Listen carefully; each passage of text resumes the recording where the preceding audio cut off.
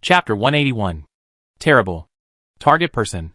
Sure enough, knowing that the pervert Wenji was dead, the attitude of the person in charge changed a lot immediately. It can be seen that he was not afraid of death, but was afraid of inhuman torture.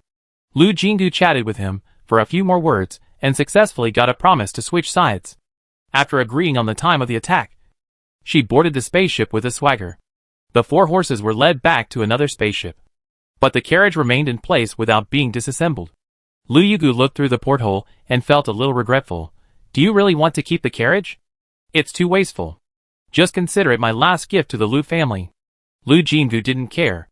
The spaceship shook slightly and began to slowly rise into the air. She took a last glance below. The gorgeous and exquisite carriage quickly shrank, and as her sight rose, she could already see the hovercraft driving madly in the distance. It's a pity that it was too far away, and she couldn't see clearly whether it was Lu Zhua or Lu Hongda's people. But no matter who it was too late. With a slight curl of her lips, she stopped paying attention to the bottom and turned to look into the cabin. Then the smile froze on the corner of her mouth. To be honest, compared with the current situation in the cabin, she would rather face the dragon's den and tiger's lair of the Lu family. Lu Yugu was also a little embarrassed, and stood up and said, I take my mother back to the room to rest. Mizuno Yumiko was indeed hidden in the abandoned old house. When everyone was attracted by the high-profile appearance of the 2 sisters, another team of Taiyuan's 6th Army had secretly gone to the abandoned old house to investigate. Lu Zhua's confidentiality work was indeed done well, but only for ordinary people. No one knows how the Taiyuan system recruited these warriors. But one thing is certain. They are all truly powerful warriors, and any one of them has the strength of one on many. In Lu Jinggu's opinion, they are all at the level of special forces. Not to mention that there are many like Lu Yi, who have very special bloodlines and magical abilities. So they quickly confirmed the location of the target person from clues. And then, there was a silent invasion. Until they met Mizuno Yumiko, they could have completed the mission without attracting any attention. However, no one expected that after they revealed their identities and told the target person, your daughter Lu Yugu entrusted you to save you. The other party was still very frightened and refused to leave the golden birdcage. I don't know what means Lu Zhui used on her. This cowardly woman didn't dare to make any resistance at all. She didn't dare to go beyond the line when someone came to help her, and even turned around to do something bad. It was her loud noise that ruined this perfect operation. In the end, they had no choice but to forcibly retreat with people, which alarmed Lu Zhua. But perhaps for Lu Zhua, Mizuno Yumiko's existence was not that important. Or he was concerned about the situation at the banquet and didn't want to make too much noise. In short, the resistance they encountered was not as great as imagined, and they still successfully retreated and forcibly brought the target person back to the spaceship. But the headache is that Mizuno Yumiko has been crying since she was taken away from the room where she was imprisoned. It's not the kind of hysterical crying, which can't last too long, but it's a low sob. It's not noisy, but it's hard to ignore it. It's especially long-lasting because it consumes little physical energy. After Lu Nianjun arrived, Mizuno Yumiko didn't feel jealous when the wife met her lover. She threw herself into her arms and started crying. The main idea is nothing more than doing this. The master will be furious, and what a terrible end will be waiting for her. Although Lu Nianjun is nominally the wife, she has no feelings for Lu Zhua for a long time. For his lovers, she feels more pity. Therefore, after being hugged by Mizuno Yumiko, she did not push her away, but kept comforting her in a low voice. It's a pity that the effect is not great. Until Lu Jinggu finished the work in his hands and returned to the cabin, the place was still filled with her sobbing. She offered to take her back to the room, but she still clung to Lu Nianjun. Once they were separated, she screamed in fear, which made people suspect that she was not scared, but had a brain problem. Lu Yugu was unwilling to use any tough measures against her mother, and the scene was a little stiff for a while. In the end, it was Lu Nianjun who offered to accompany Mizuno Yumiko for the time being. But when she spoke, her eyes were always reluctant to fall on her daughter. She smiled sweetly. Mom, we still have a lot of time. This short sentence made Lu Nianjun's eyes red immediately, and she nodded with sobs. Yes, we have a lot of time. After finally sending Mizuno Yumiko back to the room, Lu Jingdu breathed a sigh of relief. It was quiet at last. She seemed relaxed that day, but in fact, she had consumed a lot of energy. But she had not returned to her own territory yet. So she had to be more or less worried. So she did not dare to go back to the room to rest directly, but just closed her eyes and rested here. But she heard Gu Duo say, "You did a good job this time." She had always heard him speak venomously, but it was rare to hear such clear praise. She couldn't help but open her eyes and look at him. She smiled unintentionally and said softly, "It's rare." He probably didn't hear clearly, and he made a puzzled sound. She shook her head, "Nothing. Since I know what the Lu family is like, I naturally have to be fully prepared before coming. But I really didn't expect it." What? They treated Lu Jingu like this before, and they actually thought that they could get the cooperation of the so-called daughter just by making a gesture. Who gave them the confidence? As she spoke, she remembered a particularly popular saying in her previous life. So ordinary, but so confident. It is very suitable to use it on Lu Jue. When she said this, she subconsciously distinguished the original body from herself. After all, it was the original body that suffered. And if she hadn't come here to replace the other person's life, no one knew what the original body would choose. Would such a coward choose to resist? Or, based on his understanding of the original body, Lu Jue felt that there was nothing wrong with doing so. But no one will ever know the answer. I have helped you get the person you care about most out of the quagmire of the Lu family. As for the others, I am sorry that I cannot regard them as relatives. She silently expressed her attitude to the poor girl in her heart. She didn't know if it was an illusion, but she always felt that after saying this, her heart felt lighter, as if something pressing on her body disappeared. Could it be the girl's obsession? Just thinking about it, Gu Duo's voice sounded in her ears. In their opinion, since you are surnamed Lu, you should naturally dedicate everything to the family. Besides, Lu Jue probably doesn't know that you almost died on star 7133. She nodded and agreed with this speculation. If Lu Jue knew that he could still do this, then the thickness of his face would be amazing. Chapter 182 Trial Experience. After successfully leaving the range of planet 584, Lu Jingu finally relaxed completely. Leaning on the back of the chair, she suddenly smiled foolishly. Although there were twists and turns in the process this time, the result was not bad. The most important thing was that this was the first time since she came here that she completed the plan without relying on the power of others. This means that she finally has the basic power to protect herself, and is no longer a pitiful little thing that anyone can easily control. That's why she is so happy. As for how bad the Lu family is, what does it have to do with her? She had already blacklisted Lu Jue and others when she left planet 584. After several space jumps, the spacecraft arrived at its destination, planet 43. Lu Jingu looked happy. The forest park is planned to be open to the public at the beginning of the new year. You are the first group of specially invited guests. When they were still in the sky, Lun Yinjin and others were already attracted by the beautiful scenery. When they walked out of the spacecraft at this time, they all made intoxicated sounds. Lu Yugu's feeling was the most direct, and he couldn't help but exclaim, "The air here is more comfortable than Taoyuan No. 1. That's natural. The plants in the natural forest park are lush, and it is like a natural oxygen bar. How can Taoyuan No. 1 compare with people coming and going?" There are several special suspension buses parked outside the airport, which are specially used to travel between the gate of the forest park and the airport. As trialists, they must experience it once. It must be comfortable. This is a high-end suspension car specially purchased by the Sin family. Whether it is stability or internal comfort, it is a super first-class enjoyment. There are also snacks and drinks produced by Taoyuan in the car to ensure that the passengers who just got off the spacecraft can get excellent enjoyment and rest on the way to the forest park. In addition, each suspension bus is also equipped with a staff member. If the tourists are willing, she will give a rough explanation of the information of the forest park on the way, including the tour route, the division of each park, and legends. That's right. Lu Jingu also specially recalled the lost fairy tales, myths and other stories, and installed them in various scenic spots in the forest park. For example, the Moon Goddess Palace must have the story of the Moon Goddess, and the 100 Flowers Garden can tell the fairy tale of Thumbelina. As for the seaside, how can there be no legend of the Little Mermaid? In short, almost every large scenic spot has a matching story. Compared with dry popular science, these stories will certainly be more popular, at least from the trial play. Lu Yugu, the writer, has been fascinated by the story of the Fox Fairy and the Scholar, seeing her open the optical brain and work hard to record. It is believed that a similar story will be published soon. Soon they arrived at the gate of the Forest Park.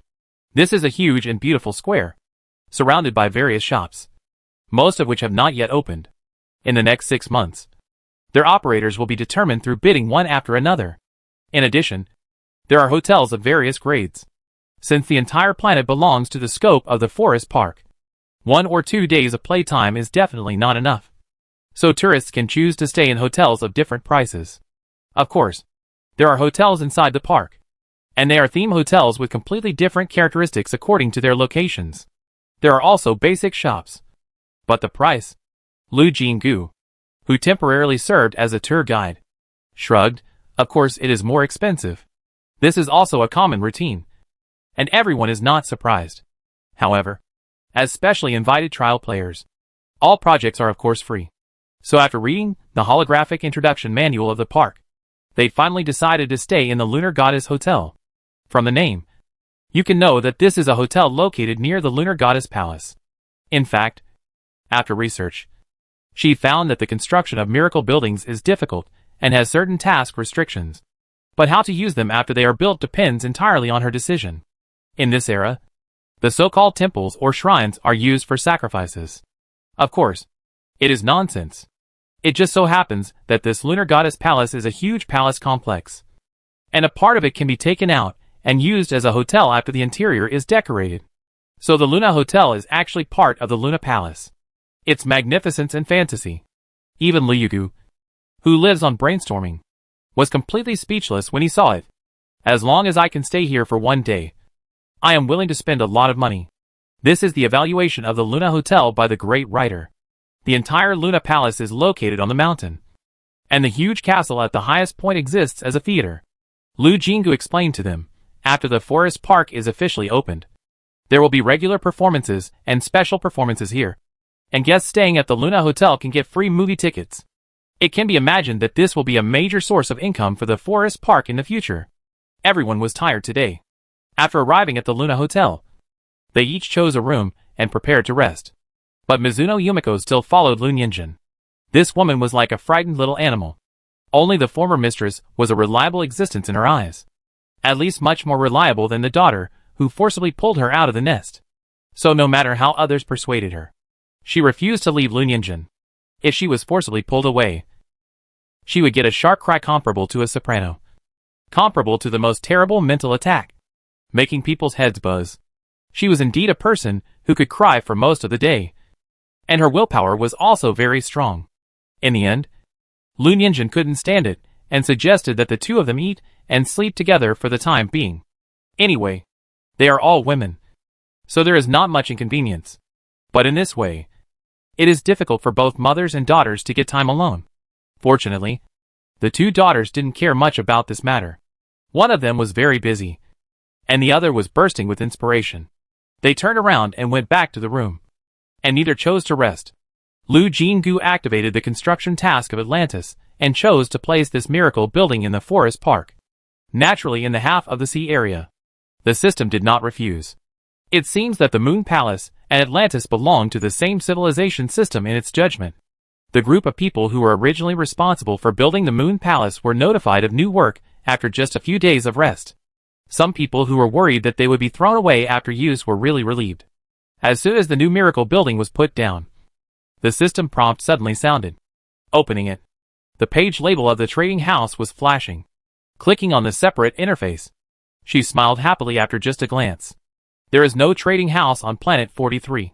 So she ran to the post station without hesitation. On the way, she met Guduo, who was studying the dragon pillar in the square. Seeing this, he asked, "What happened?" "It's a good thing. Do you want to go with me?" He seemed a little surprised by the invitation, but he still accepted it happily, and got on a carriage with her. Chapter 183 Charming Little Animals. When the two got off the carriage, Guduo suddenly sighed. "I haven't been back for a long time." Lu Jinggu was slightly surprised that he would use the word back, but soon smiled. "Yes. I'm too busy.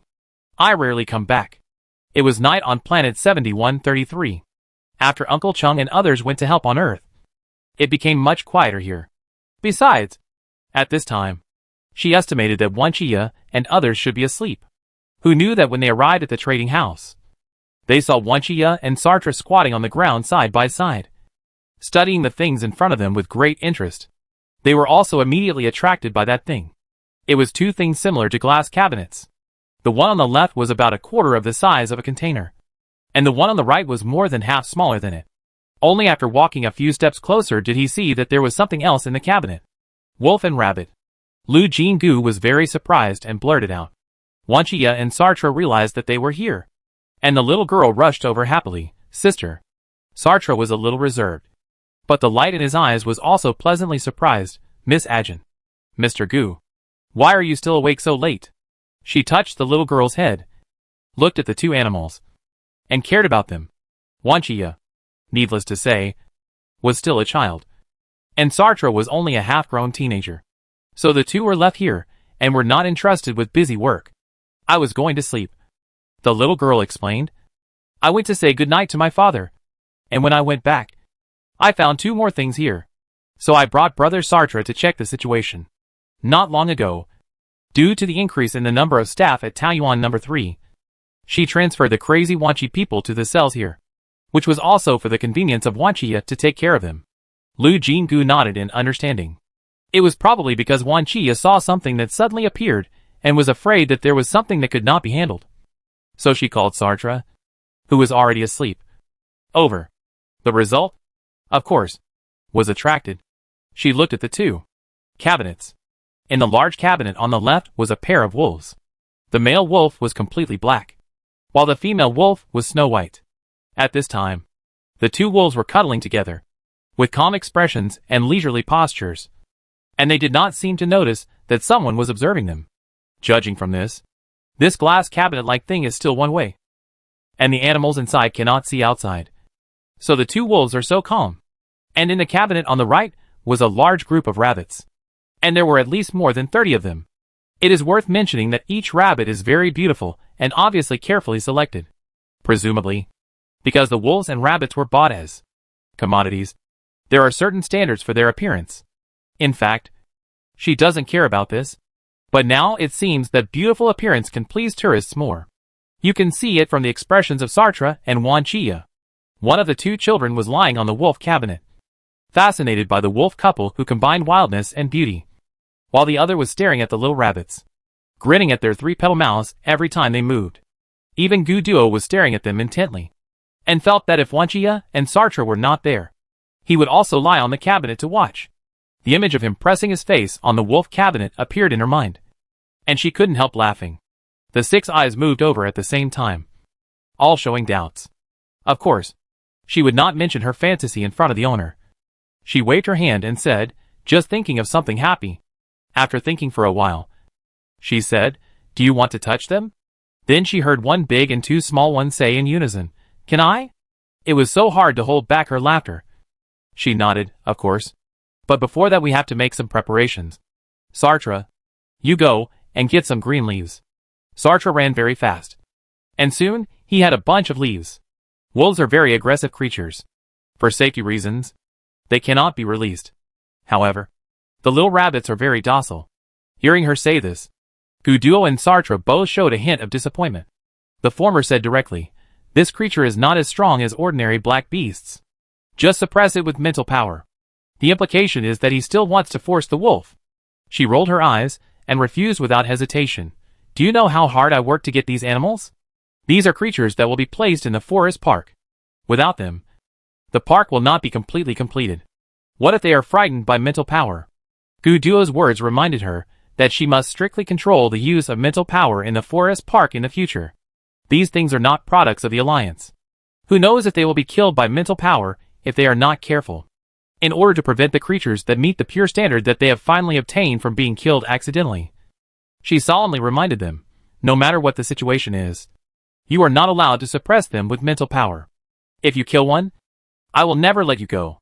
The main target of the warning was of course Gu Duo. So she looked straight at him when she spoke. He pursed his lips, nodded and said nothing more, opening the backstage of the trading house. As expected, the caravan that brought back 2 kinds of animals also came with the instructions for this cabinet. It turned out that this was called the environmental simulation cabinet. From the outside, it looked like a transparent glass cabinet, but to the animals inside, they were still in a familiar living environment, except that the gas in the cabinet was mixed with a very small amount of tranquilizer to keep them calm. With this container, the safety of animals on long journeys can be guaranteed to the greatest extent and stress reactions can be reduced. In addition to the introduction of the environmental simulation cabinet, there were of course instructions for use. She opened the rabbit cabinet according to the instructions. When the cabinet was opened, it meant that the environmental simulation would also fail. But it was not known whether the effect of the tranquilizer had not yet dissipated. And the little rabbits were still huddled together quietly. Which one do you want to hold? Xiya? She gave the right to choose the first one to the youngest child with emotion. Xiya's eyes lit up. She had a target when she was lying on the cabinet. This one. This one. Has a little star on its back. It was a pure white rabbit, with only a tuft of camel-colored hair on its back, which happened to grow into the shape of a star. She took this one out and handed it to Xiya. But the little girl was at a loss. How should I hold it? Come. Hold its little butt with one hand, and gently hold its front feet with the other hand. After taking it, let it lean on your arms, and lie on your arms. Yes, that's it. Then you can gently touch its head and back. Don't touch its ears. There are many nerves and blood vessels on the rabbit's ears, which are more sensitive. Xiya stroked the little rabbit unfamiliarly, as if holding a fragile treasure. Fortunately, this little rabbit was really well behaved and nestled in her arms. You can try a piece of vegetable leaf to see if it will eat it. Lu Jingdu encouraged. Chapter 184 Why I Don't Have One. Xiya was enjoying the little rabbit. After watching for a while, she stopped paying attention and asked Sartre which one he wanted to hug. Sartre chose a pure black little rabbit. Compared with Xiya's little star, this rabbit was much more naughty. It refused to lie on Sartre's wrist obediently, but kept climbing on his shoulder. Its mouth kept moving, causing its whiskers to rub against Sartre's cheeks. He shouted, "It's so itchy." But he was reluctant to let go. Soon he played with the little black rabbit. The regret of not being able to pet the wolf was thrown away. Finally, it was Gu Duo's turn. She originally planned to treat them equally and let him choose a rabbit. But when she caught the little black rabbit just now, she saw another rabbit by the way. It was also snow white, except for a black patch on its head, which extended all the way to its back. It looked like it was wearing black hair. But this rabbit's face looked a bit strange. It was not as innocent as other rabbits. Instead, it looked serious. At first glance, she thought of someone who always had a stern face. She lowered her eyes and smiled, and directly caught the little rabbit. Good guy. It felt like it glared at her. Holding back her laughter, she handed the rabbit over. Here, I think this one is especially suitable for you. Gu Duo had a good brain. When he saw the appearance of the rabbit and heard her words, he immediately reacted to her meaning. He was teased like this, but he didn't get angry. Instead, he brought the rabbit in front of him, and the man and the rabbit looked at each other. After a moment, he pouted, not like. Puff Lu Jingdu never expected him to say such a thing. He couldn't help laughing so hard that he held the cabinet and laughed until his stomach hurt. She laughed too hard, so she didn't see Gu Duo holding the rabbit and touching it casually, and suddenly curled her lips slightly. The cute little rabbit quickly conquered Xiya and Sartre, and the little girl was already affectionately calling them Little Star. The black rabbit in Sartre's arms was tired after making a fuss for a while, and actually fell asleep on his shoulder. He held it carefully and deliberately lowered his voice. Miss Ajin. Can I accompany it for a night? As soon as she finished speaking, she felt another eager gaze. Xiya was obviously reluctant to part with these little animals. But the little girl was sensible and didn't say anything, just silently waiting for her decision. It's not surprising that children would be attracted to such furry and soft animals. She lowered her eyes and thought about it. Rabbits are animals with strong reproductive capacity. More than 30 rabbits are enough to breed a large population. And there is no problem in giving away two. She waved her hand generously. These 2 rabbits can be given to you. Really? Both of them widened their eyes and asked in disbelief. It's more real than real gold. But you have to promise me one thing. Seeing her serious expression, Xiya and Sartre also said seriously, Sister/Miss Ajin, please speak. We will definitely obey. It takes patience to keep a pet, although the life of a rabbit is not as long as that of a human. As long as you take good care of it. It can accompany you for more than 10 years. You must learn how to take care of them, and you must not abandon them halfway. If you can do it, I will hand over the 2 little rabbits to you. Yes, the 2 said in unison, looking at Sartre's appearance. If the little black rabbit had not fallen asleep, he would probably raise his hand and swear. Okay, there are books about pets in the bookstore. You have to study hard. The 2 naturally responded again. Lu Jinggu looked at the sky and asked them to go to rest quickly. After Wanchia and Sartre said good night, they each left with their beloved pets. She searched in the Taoyuan system for a while, and then materialized a new building. Pet shops sell all kinds of pet supplies, such as Timothy grass, alfalfa, bedding, cages, etc., which can be found here.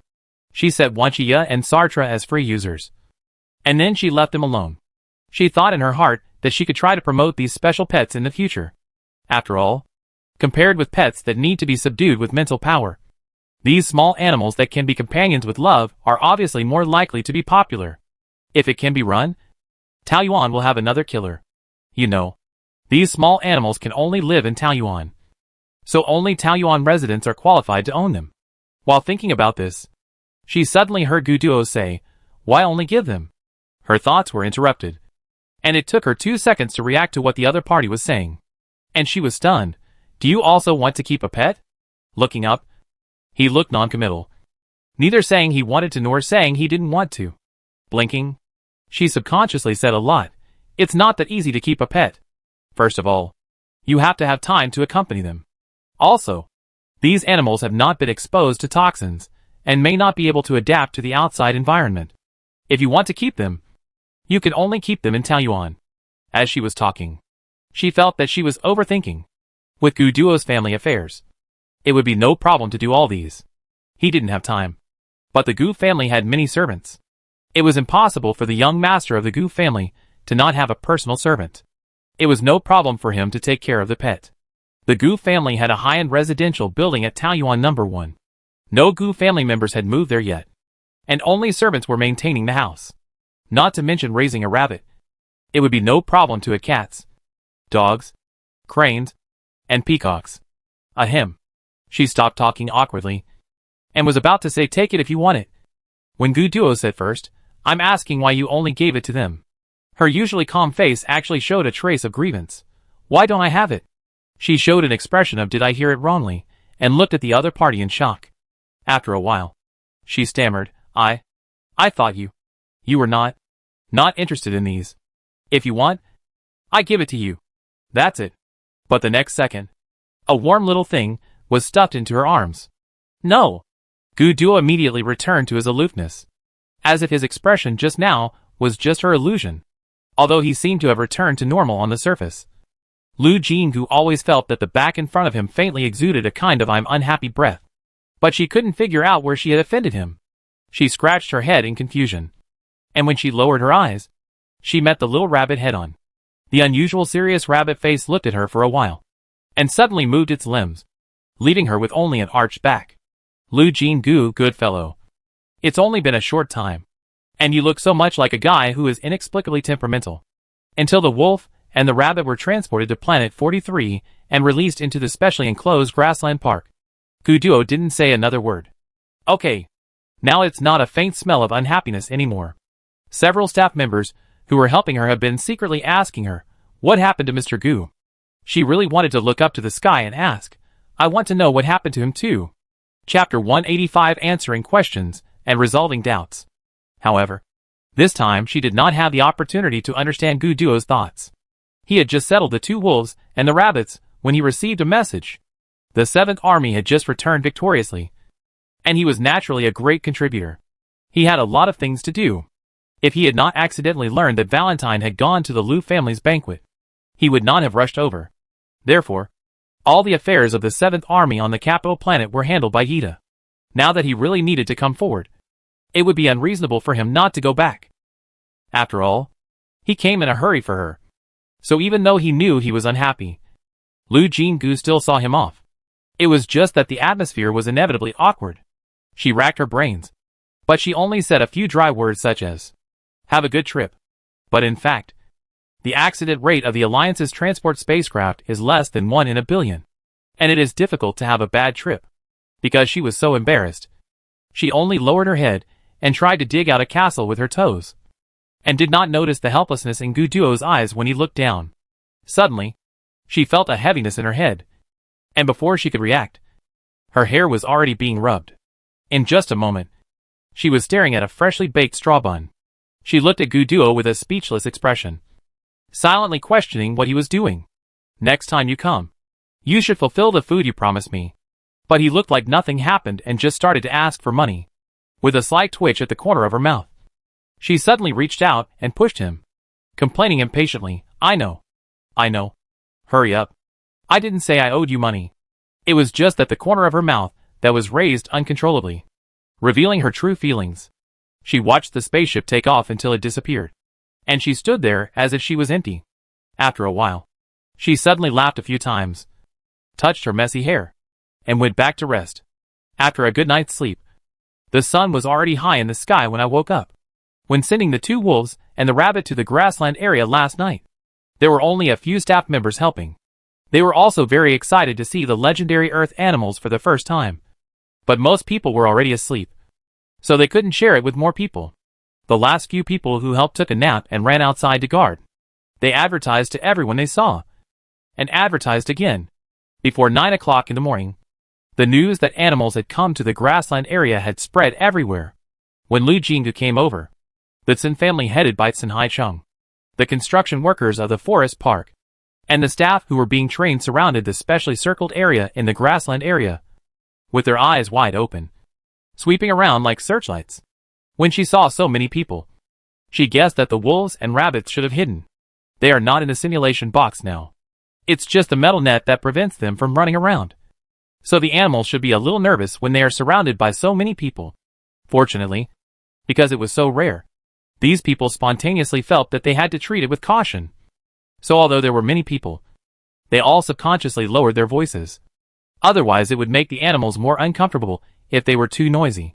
She couldn't help but reflect on herself for sleeping too soundly, coughed lightly, and patted the shoulder of the person closest to her.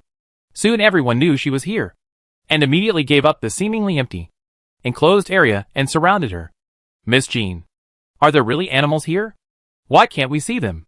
Could they have run away? I heard that they are called wolves and rabbits. Are these 2 animals good friends? Who will be responsible for suppressing these animals with mental power in the future? A lot of questions flew to her, some of which were so childish that people couldn't help laughing. And some of them had obvious characteristics of the Interstellar Alliance.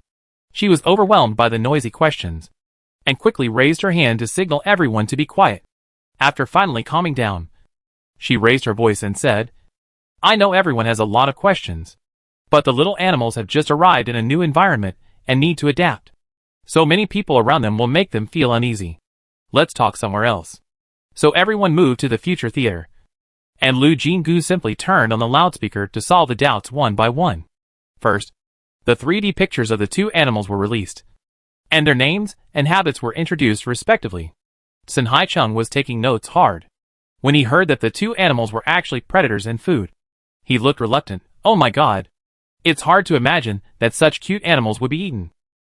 But she just sighed, and didn't express more opinions. But the future staff and construction workers were different. They all suggested, Miss Jean, this is too cruel. We can help provide food for these wolves. Can we not let them eat the little rabbits? It seems that compared to aggressive wolves, docile and cute little rabbits are more popular. In addition, she was in the position of food, which aroused a lot of sympathy. She had to explain, I understand that everyone is reluctant to part with the cute animals, but as an attempt by the Alliance to restore nature, it is very important to gradually establish a complete food chain in the forest park. Rabbits are very fertile. Once there is no natural enemy, they can breed a large population in a very short time. Rabbits are herbivores, and too many rabbits will make the grassland unable to recover. The final result is that there is not enough food, leading to the extinction of the population. The Tsin family nodded silently, which shows that they have been committed to restoring nature and have studied these theoretical knowledge. Others either suddenly realized or thought about it. Fortunately, she explained it very simply, and most people understood it. Although it was a bit regrettable. No one asked don't eat again. Compared with this, more people are worried about the problem of mental suppression. All creatures in the Alliance have more or less mental power. Even those that are not aggressive and are bred and sold as pets need buyers to engage in mental confrontation first. Only those who have enough mental strength to suppress the other party are qualified to have a pet. Therefore, pets are not something that ordinary people can have. And the number of pets a person can raise is also closely related to the strength of mental strength. Now there are 2 wolves and more than 30 rabbits. According to the usual thinking, it takes a strong enough person to suppress so many pets. Everyone is not only worried about the danger of not being able to suppress them, but also worried that the originally peaceful working environment will become worse after the appearance of the strong person who has been tried. After all, the stronger the mental strength, the more discriminated against the weak mental strength. It has become a common contempt chain in the Alliance. Facing this question, Lu Jingdu smiled and shook his head. Chapter 186 Live Broadcast of Cubs. Her response was to catch a little rabbit directly. Compared to Sartre, who was still a half-dozen children, and Wanchia, who was still a child, everyone in the forest park showed a posture of facing a great enemy. Sun Haicheng and others with strong mental power were even more focused and ready to mobilize their mental power at any time. However, the captured little rabbit only struggled a few times, and after finding that it could not escape the claws, it looked like it had no desire to live. Nestled in her arms, and looked like whatever you want. After stroking the little rabbit from head to toe several times, she smiled and looked at the stunned people, and then answered the question just now. They don't need to be suppressed by mental power. Oh my god! Sun Haicheng screamed and came over first, with a face full of eagerness to try, and stretched out his hand hesitantly. Can I touch it? Yes. Be gentle. She gave off-field guidance. Perhaps it was because it felt comfortable being touched. The little rabbit relaxed from its initial nervousness, and finally spread out like a rabbit cake in her arms, with its eyes narrowed, becoming a sleepy rabbit. This cute look attracted more people, but she did not let everyone come up to touch the little rabbit, but quickly put it back into the enclosure. As soon as it landed, the little rabbit, which was almost asleep, instantly became alert, twitched its long ears, and suddenly jumped into the bushes. Almost at the same time, a black figure rushed out, and after a missed attack, it twisted its waist nimbly and ran after the little rabbit. When the 2 wolves suddenly rushed out, many people screamed in fear. However, the male wolf probably had already seen that these strange 2-legged animals could not come in casually. So when he heard the screams one after another, he just glanced at them quickly, and then continued to hunt, looking at everyone. As expected, she found a lot of worried eyes, and she shook her head secretly. That's why she didn't let anyone touch the little rabbits directly. She thought these creatures were cute, and it was easier to develop feelings after caressing and hugging them. But what the forest park needed was nature. The birth, aging, illness and death of these animals should not be interfered with. The animals were obviously very adaptable. In the next few days, the 2 wolves fought wits and courage with the rabbits, fully showing the onlookers what the cruelty of nature was. Some of the soft-hearted and timid ones didn't want to come after watching once or twice. They all understood the truth, but they couldn't bear it, so they missed a rare scene. Even Lu Jinggu, because he confirmed that the 2 creatures were well adapted, focused on the construction of Atlantis. When he got the news and rushed over, it was too late. The 2 wolves and 4 female rabbits actually gave birth to babies. After all, she was not a biology major, and she didn't notice at first that the female wolf and the female rabbits were pregnant. No wonder the mother wolf has been lying on the ground most of the time since she saw the 2 wolves. She hasn't been seen helping with hunting in the past few days. It must be because she is about to give birth. As for the rabbits, so many rabbits are crowded together. It's strange to see them. In fact, if there were no floating surveillance cameras in the entire area, they would probably have to wait until the cubs could go out to move around before they knew that the forest park had welcomed a new life. The birth of the cubs made everyone extremely excited, and the 2 completely different new lives also quickly divided everyone into 2 factions. The mentality of almost unanimously sympathizing with the little rabbits changed. The little wolf is also cute. Okay. In the next few days, arguments between the wolf-cub faction and the rabbit faction could be heard everywhere in the forest park. Finding that everyone was more interested in the cubs, she suddenly had an idea and urgently applied for 2 new live broadcast rooms for Taoyuan Group. Unlike ordinary live broadcasts, the two live broadcast rooms with the IDs of Natural Forest Park Wolf and Natural Forest Park Rabbit did not have hosts. When people who followed Taoyuan clicked in curiously, they were first shocked by the greenery on the screen. But this impact was not lasting. After all, Taoyuan number 1 has existed for a long time, and everyone is used to the flourishing flowers and trees in Taoyuan, even if they have not experienced it in person. There are countless pictures circulating on the Star Network. But soon, the camera switched to the wolf cubs and the little rabbits. The originally few bullet comments suddenly developed in a blowout manner. Half were asking what is this? And half were screaming it's so cute. The entire live broadcast room is controlled by AI. Dozens of floating surveillance cameras above the grassland area are connected to it. AI will analyze all the images captured by the surveillance in real time, and then present the most interesting images on the live broadcast screen. At present, the judgment conditions set for the two live broadcast rooms are all cubs. So the images seen by the audience are almost all related to the two cubs. This was inspired by the extremely popular Panda live broadcast in her previous life. It turned out that for the residents of the Alliance, the cubs of wolves and rabbits were comparable to the pandas. After all, they had never seen them before. In just 3 days, the two live broadcast rooms had a group of permanent diehard fans who licked the cute cubs across the screen every day and urged the forest park to open as soon as possible 300 times a day. It can be seen that the publicity effect brought by this sudden inspiration was very good. The wolves and rabbits adapted well in the forest park, which was a very good omen for her. And they also met the strict standards of the Taoyuan system, successfully reducing the number of animal species in the forest park from 0 to 2. Although it was still a long way from 50. At least there was hope. So she immediately set animals as the caravan's top priority commodity category, and also gave a very good price, with such a double guarantee. As long as the trading partner has animals to sell, the caravan will definitely be allowed to buy some and bring them back. However, it was too troublesome to go to planet 7133 to transport the animals here every time. After thinking about it, she decided to open a trading house here. However, this trading house would not be open to the public and would only accept animal goods. So it was built in the office area that was previously divided. A separate area was enclosed for the trading house. After that, as long as the animals were purchased, they would be sent here, and then the employees would send them to the corresponding park to enclose the area. After looking through the tasks again, she found that she only needed to wait for the construction of Atlantis to be completed and the 50 kinds of animals to arrive. She couldn't help but breathe a sigh of relief. Late at night, Lu Jinggu, who had been busy all day, had already fallen asleep, but she didn't know that on planet 584. Lu Jua quietly left the manor late at night and came to the abandoned old house alone. Although this place was nominally abandoned, it was actually maintained by someone inside, so it could be used for house arrest before. But it was unpopular after all, and it looked gloomy in the middle of the night, when a black shadow suddenly appeared. It looked more like a ghost movie scene. Chapter 187. You are a major suspect. Lu Jua obviously knew someone would come, so the other party's appearance in such a ghostly way did not scare him. Neither of them had the intention of turning on the lights, and they only looked at each other with the faint light emitted by the light brain. After a long time, Lu Jua said in a hoarse voice, "The secret should not be discovered.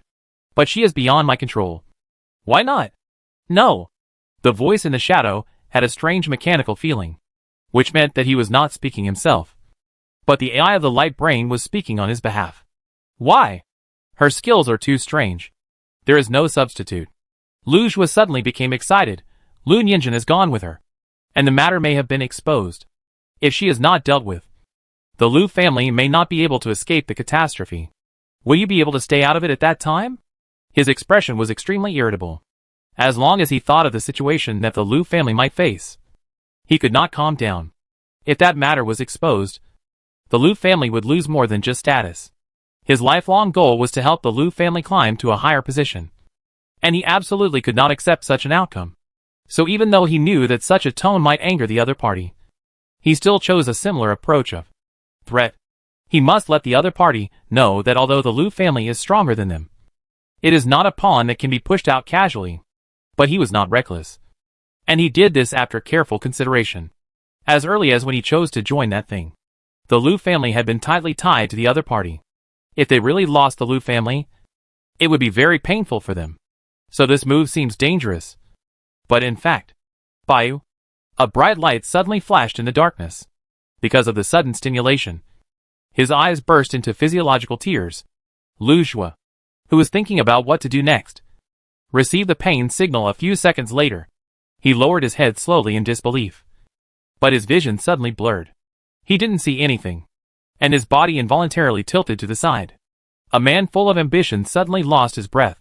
In the silence, the shadows suddenly sneered, and as if he had thrown something at Lu Xue's feet, he left quietly just as he had come. The next morning, the servants of the manor did not wait for the master's call.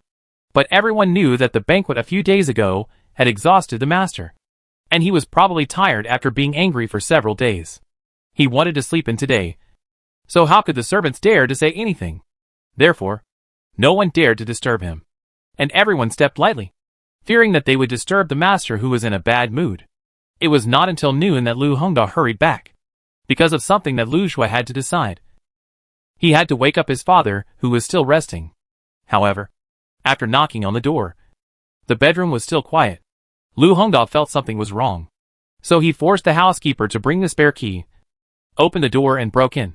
The room was empty, and the nightgown prepared by the servant last night was placed at the end of the bed as it was, and the large bed was still tidy. Lu Xue follows the example of the upper-class nobles in all his actions, and never does such lowly work as making the bed by himself. So this can only mean one thing. The owner of this room did not lie down on the bed and fall asleep as usual last night. Where is my father? Lu Hongda looked gloomy, staring at the maids, who were responsible for taking care of Lu Xue. The latter looked pale. If the master really had an accident, they who thought he was resting would naturally not escape the charge of delay. This is easy to think of. However, Lu Hongda did not have time to deal with him now.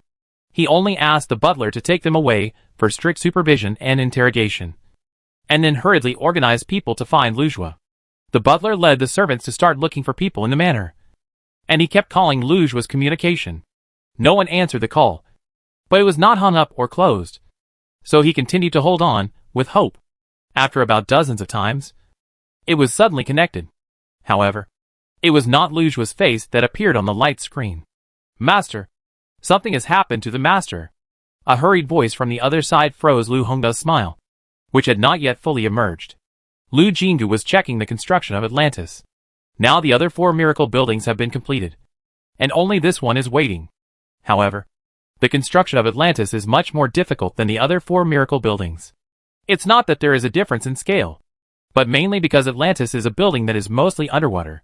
The ocean part of Planet 43 has taken shape under the blessing of the Taoyuan system, although there are no other creatures except seaweed and other underwater plants. The waves, currents and water pressure of the ocean have all taken shape.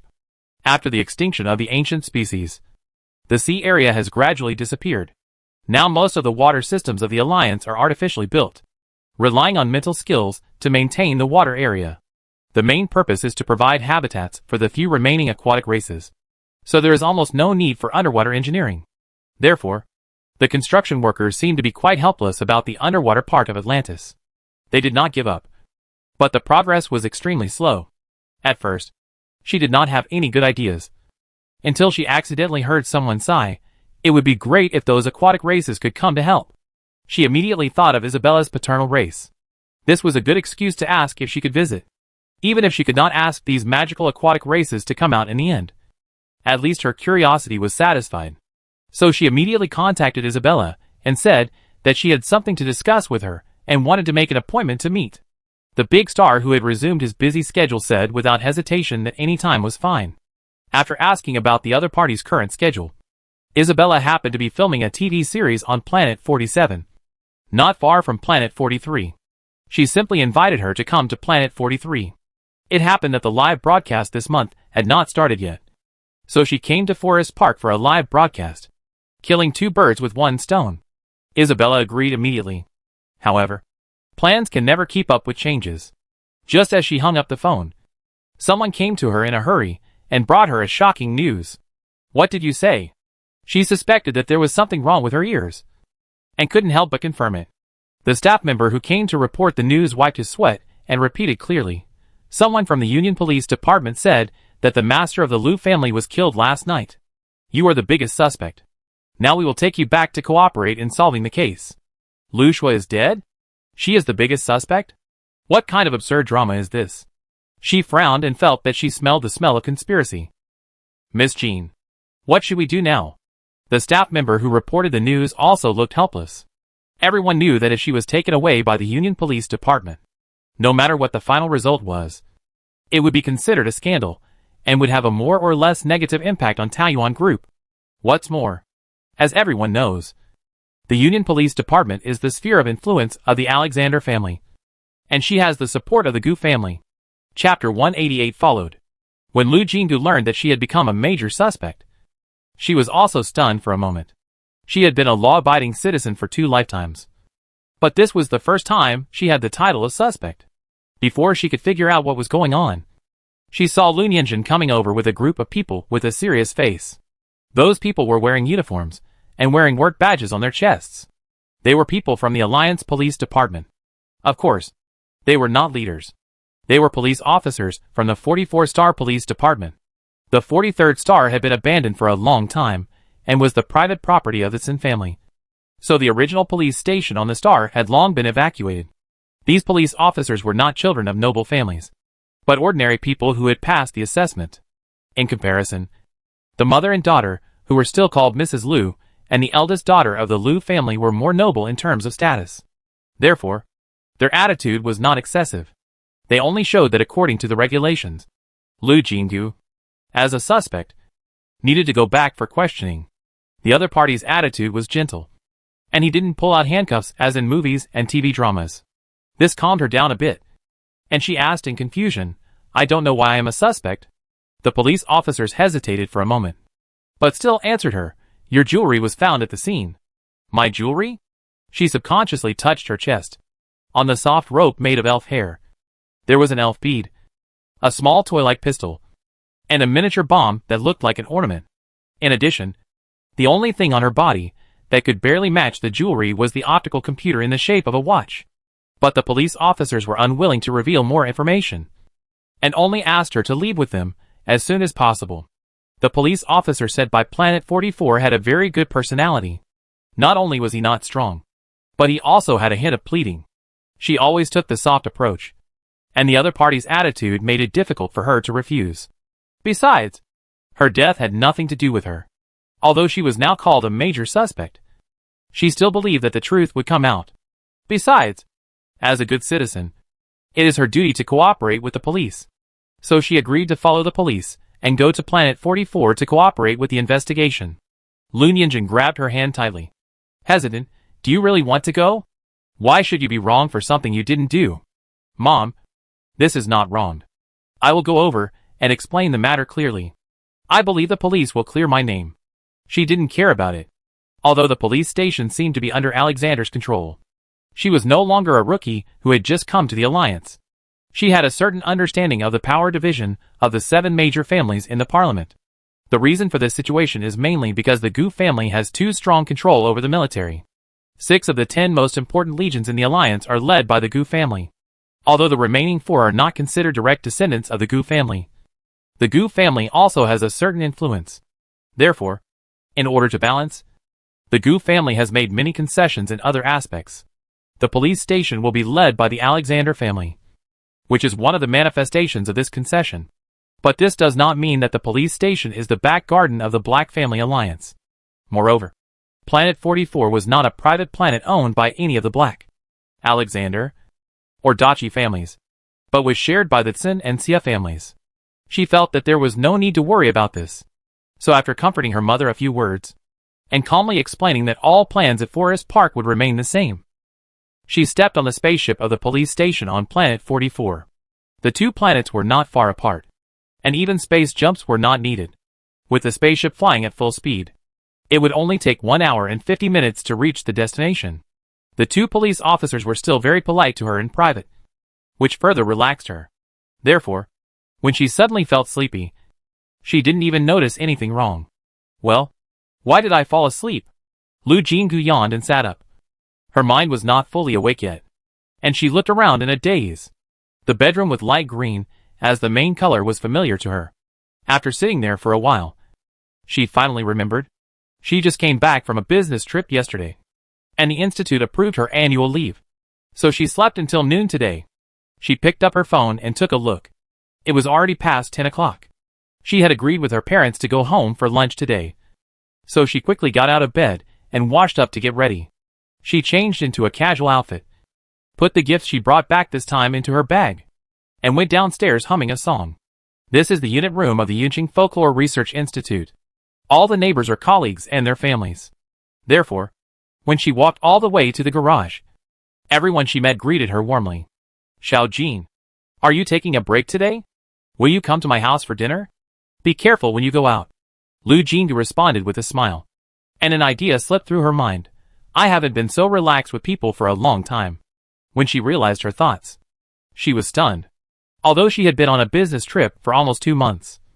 How could she have such an idea? It was obvious that she had a good time with her colleagues when she went out. When she got into the car, she was still very confused and thought hard about this question. Suddenly, a terrible picture flashed before her eyes. A sudden landslide accident, under the falling ceiling, was her and another female colleague. In a flash, she remembered that the colleague's child was just 1 year old. Instinctively, she pushed the other party hard, and the female colleague fell at the edge of the first wave of landslides. But she... Ding. Lu Jinggu woke up with a start. It turned out that the red light in front of her had turned green, and she was reluctant to start the car, which caused a horn sound from behind. Huh? When did I drive the car out? While starting the car, a trace of doubt flashed through her mind. But soon, she was fully focused on the flow of vehicles. And when she parked downstairs of her parents' house, the question was like a drop of water falling into the sea, and she could no longer find a trace. After not seeing their baby daughter for 2 months, Dad and Mom Lu naturally missed her very much. They prepared a table of dishes early, all of which were her favorite foods. In the middle, there was a large pot of bright red spicy crayfish, which made people's appetites come out at a glance. You have lost weight again. Go wash your hands and eat. Mother Lu nagging. Your job is too hard. For a girl. Here it comes again. Mom has always disliked her job of always going on business trips. Lu Jinggu skillfully winked at Dad and quickly hid in the bathroom. Sure enough, Dad said, if she loses weight, let's take her back. Peel shrimp for her together, and let her eat to her heart's content later. Just spoil her. Her job is in the mountains and the countryside. If something happens, you will regret it. Mother Lu nagging a few more words. But soon it turned into discussions, like the shrimp is big and this one is fat. After washing the hand sanitizer, she wiped her hands while looking at herself in the mirror. Suddenly, she felt that the years are peaceful and good and couldn't help sighing. As long as we can continue to live in such a peaceful and warm way, nothing else matters. After sighing, she was stunned again, not knowing where the melancholy and sadness in her heart came from. Chapter 189 I Am Your Neighbor. After a meal, Lu Jinggu's belly was full. Looking at her parents, who kept picking food for her, she acted like a spoiled child. Dad? Mom? If you keep stuffing me, my belly will burst. She exaggeratedly stuck out her belly and patted it gently. The sound was dull, and it was obvious that she was stuffing herself very slowly. As expected, every parent is worried that their children will not be full. Just like... She was suddenly stunned, and her mind was blank. Just like who? I can't remember. The more she couldn't remember, the more she felt anxious and couldn't help but keep thinking. As a result, her shoulder was suddenly pushed. She turned her head blankly, and saw the person next to her opening and closing his mouth to say something. After a while, her soul seemed to return to its place, and the other person's voice came into her ears. Xiao Jin, what's wrong with you? I was asked which design style you like. Zhou Ling, her old classmate and best friend, looked at her strangely. Blinking, she suddenly remembered what she was doing. Not long ago, she bought a house in full. This time, she came to talk to the designer about the decoration. But she felt something was strange. Wasn't she just? As she was thinking, she lowered her eyes to look at the several design samples on the table, and didn't realize that the idea just now suddenly disappeared from her mind. It seemed that she had been sitting here all the time. This designer was a very famous interior designer in Yunqing. He took out several design samples with completely different styles, each of which was exquisite. At first glance, she just thought this one was not bad. And that one was also good looking. Of course, the fee was naturally very expensive. But you get what you pay for. The other party's service attitude was also very good. Even if she was confused and ignored her for a long time, the other party didn't look impatient at all, but simply explained each design from the beginning. But for some reason, she always had a sense of unreality. She vaguely felt that it was strange that she suddenly bought a house. However, the facts were already in front of her, and she finally specified a Chinese-style decoration style.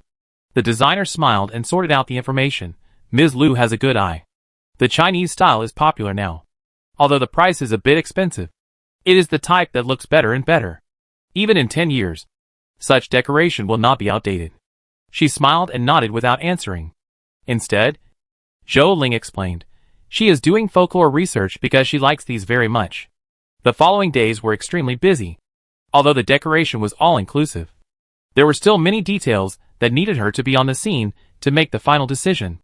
Every time she went to the decoration site of the new house, she always felt that she should be able to handle everything with a single thought. Of course. In fact, there was no such miracle. The days passed quickly in a busy manner. When she was sitting in a trance with a group of colleagues to celebrate, it was already a dinner party in the warm room of the new house. Everyone was having fun when the doorbell suddenly rang. As the host, she asked everyone to continue eating and drinking, and she got up and ran to the door. The visual doorbell faithfully reflected the people standing outside. After just one glance, she felt a buzzing in her head, and she froze in place. This face. It was as if something was struggling to come out from the depths of her mind, but was suppressed by an invisible force. Two completely different forces were fighting fiercely in her mind. She didn't feel any pain, but her mind was a mess, and she couldn't even control her body to react. The way she stood frozen at the door attracted the attention of others. Several colleagues who were on good terms ran over and asked, "What's wrong?" Then they naturally saw the person outside the door, and immediately started to make a noise. Wow!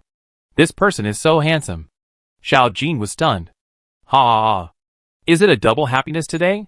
Moving to a new home and falling in love at first sight. What kind of novel plot is this?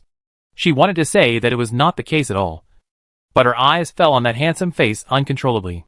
The other party stood quietly at the door, ringing the doorbell briefly at a fixed frequency, and did not show any displeasure because of not getting a response. She thought vaguely, this should be a person with a good temper, but his expression looks a little scary. Colleagues had already pressed the loudspeaker of the doorbell and asked on her behalf, "Excuse me, who are you looking for?" The man responded in a deep voice, "I live next door.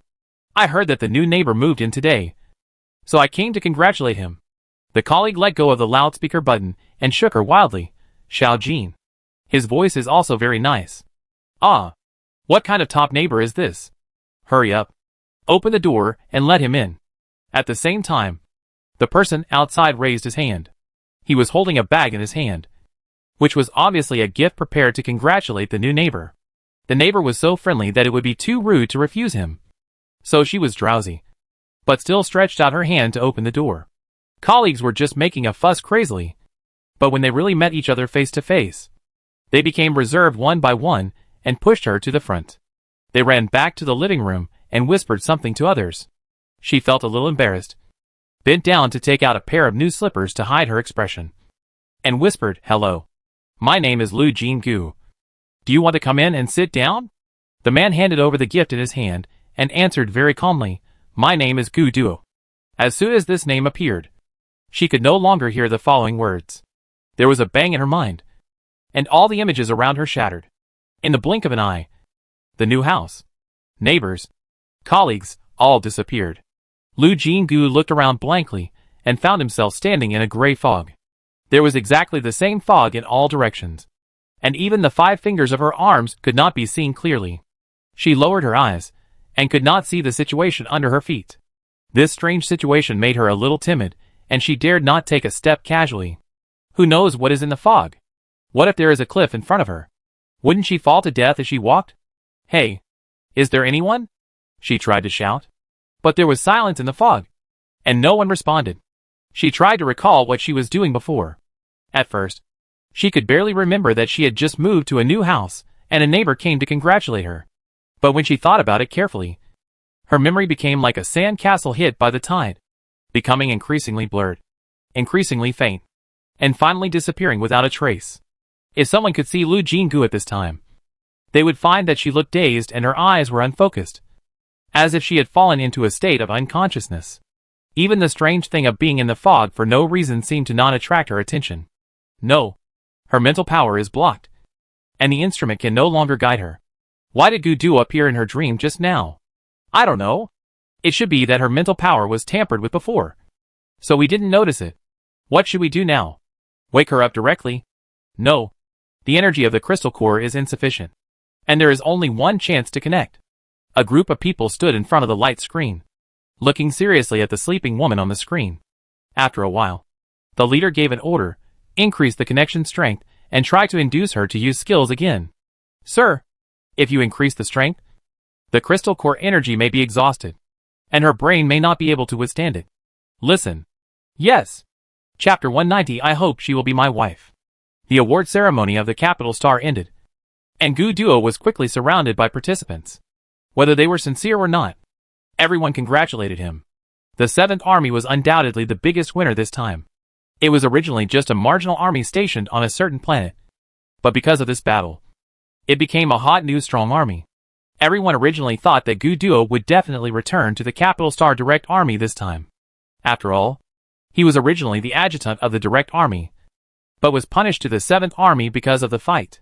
With this battle, plus the old age of the commander of the original Capital Star Direct 4th Army, he can completely replace him. In this way, he not only returned to the core of the Alliance, but also went a step further. For this result, the black side naturally did not want to see it, which meant that the Gu family's control over the Direct Army went a step further. However, this matter was too natural, and they could not find a suitable reason to oppose it. The result was beyond everyone's expectations. Gu Duo was indeed promoted. As the commander of the 7th Army, his title was Starburst. This time he went a step further and became General Xing Hung, still commanding the 7th Army. In order to match his duties, the 7th Army was expanded as a whole and allowed to become a core level. As for the station, it has not been determined yet. When this result came out, everyone was a little confused. To say that Gu Duo suffered a loss. Not only did his level rise, but the expanded 7th Army was equivalent to his direct troops, and the veterans had also fought on the battlefield with him. So the combat power under his direct control was naturally extraordinary. But to say that he gained, this kind of outpost troops can never be better and stronger than the direct troops. Not to mention that the selection standards of the army are extremely strict, and it is impossible to pass if the mental power is not above level A. It is still unknown when the gap in the core will be filled. Besides, the new station has not been confirmed. If it is sent to a remote area, it will be even more difficult to participate in the core affairs of the Alliance. But on the other hand, away from the center, the autonomy is stronger, and Gu Duo's control over the 7th Army is easier and more powerful. Everyone secretly analyzed and felt that this result must be the result of the game between the Gu Family Alliance and the Black Alliance. The two sides were equally strong, so they made concessions and came to a situation that was barely acceptable to both sides. Therefore, when expressing congratulations, they were enthusiastic but restrained. After all, in their opinion, the Gu family must hope that the most talented descendants would directly enter the core. So this result could only be considered neither good nor bad. Little did they know that at this moment, the people of the Black family did not show it on their faces, but they were very puzzled in their hearts. They naturally did not want the Gu family's influence in the army to expand further. But this result was not caused by them. It is said that it was Gu Duo's own request. Compared with those second-rate nobles, the 7 major families of the parliament naturally knew more inside information. Therefore, it is clear that the location of the 7th Army is not undetermined. But it has not been announced to the public for the time being, just because that location is too bad. If it is really announced at this moment, it is not considered a reward. I am afraid that everyone will put quotation marks in their hearts. It may even make people feel that the Alliance is blaming the meritorious officials. But that location was chosen by Gu Duo, and the Gu family actually expressed support. Even the Black family couldn't say anything against such a request. They have chosen such a bad place on their own initiative. And you still want to object? Are you going to send them to the Death Star Zone? Then, they are not fighting openly or secretly with the Gu family, but going to war directly. So the Black family not only couldn't object, but also had to persuade Gu Duo to choose a better place. Of course, the result was unsuccessful. The newly promoted admiral was very persistent and really got what he wanted. And this time, it was also agreed not to announce the location of the 7th Army. Later, they would find a suitable opportunity to make the location of the station public. And the parliament had made up its mind to find a suitable reason and never bear the blame of harsh meritorious officials. Gu Duo finally got rid of the enthusiastic crowd and sat in his own hovercraft. Father Gu Li had been waiting for a while. When he saw him come in, he smiled and said, "This time they were very surprised. Did they ask you a lot just now?" "Yes." Gu Duo lowered his head and turned on the optical brain communication. Of course, he couldn't just answer the call in such a serious occasion. He answered casually, "Let them guess." The communication interface was restored, and the bright red logo in the upper left corner was still there. His eyes dimmed slightly. His private account had been monitored for a long time. However, neither Yvette nor other hackers who were secretly looking for him could track the other party's whereabouts. And they couldn't even block the monitoring. Therefore, Gu Duo rarely used this account to contact. Anyway, he could directly use the military channel to contact his subordinates. As for his family, because there were many things involved, they would never say anything important in this public communication mode. The only trouble was Lu Jinggu's side, but he had already found time to solve this problem. Gu Li handed him a box next to him. "Here, what you want?" He opened it and saw 2 exquisite optical computers.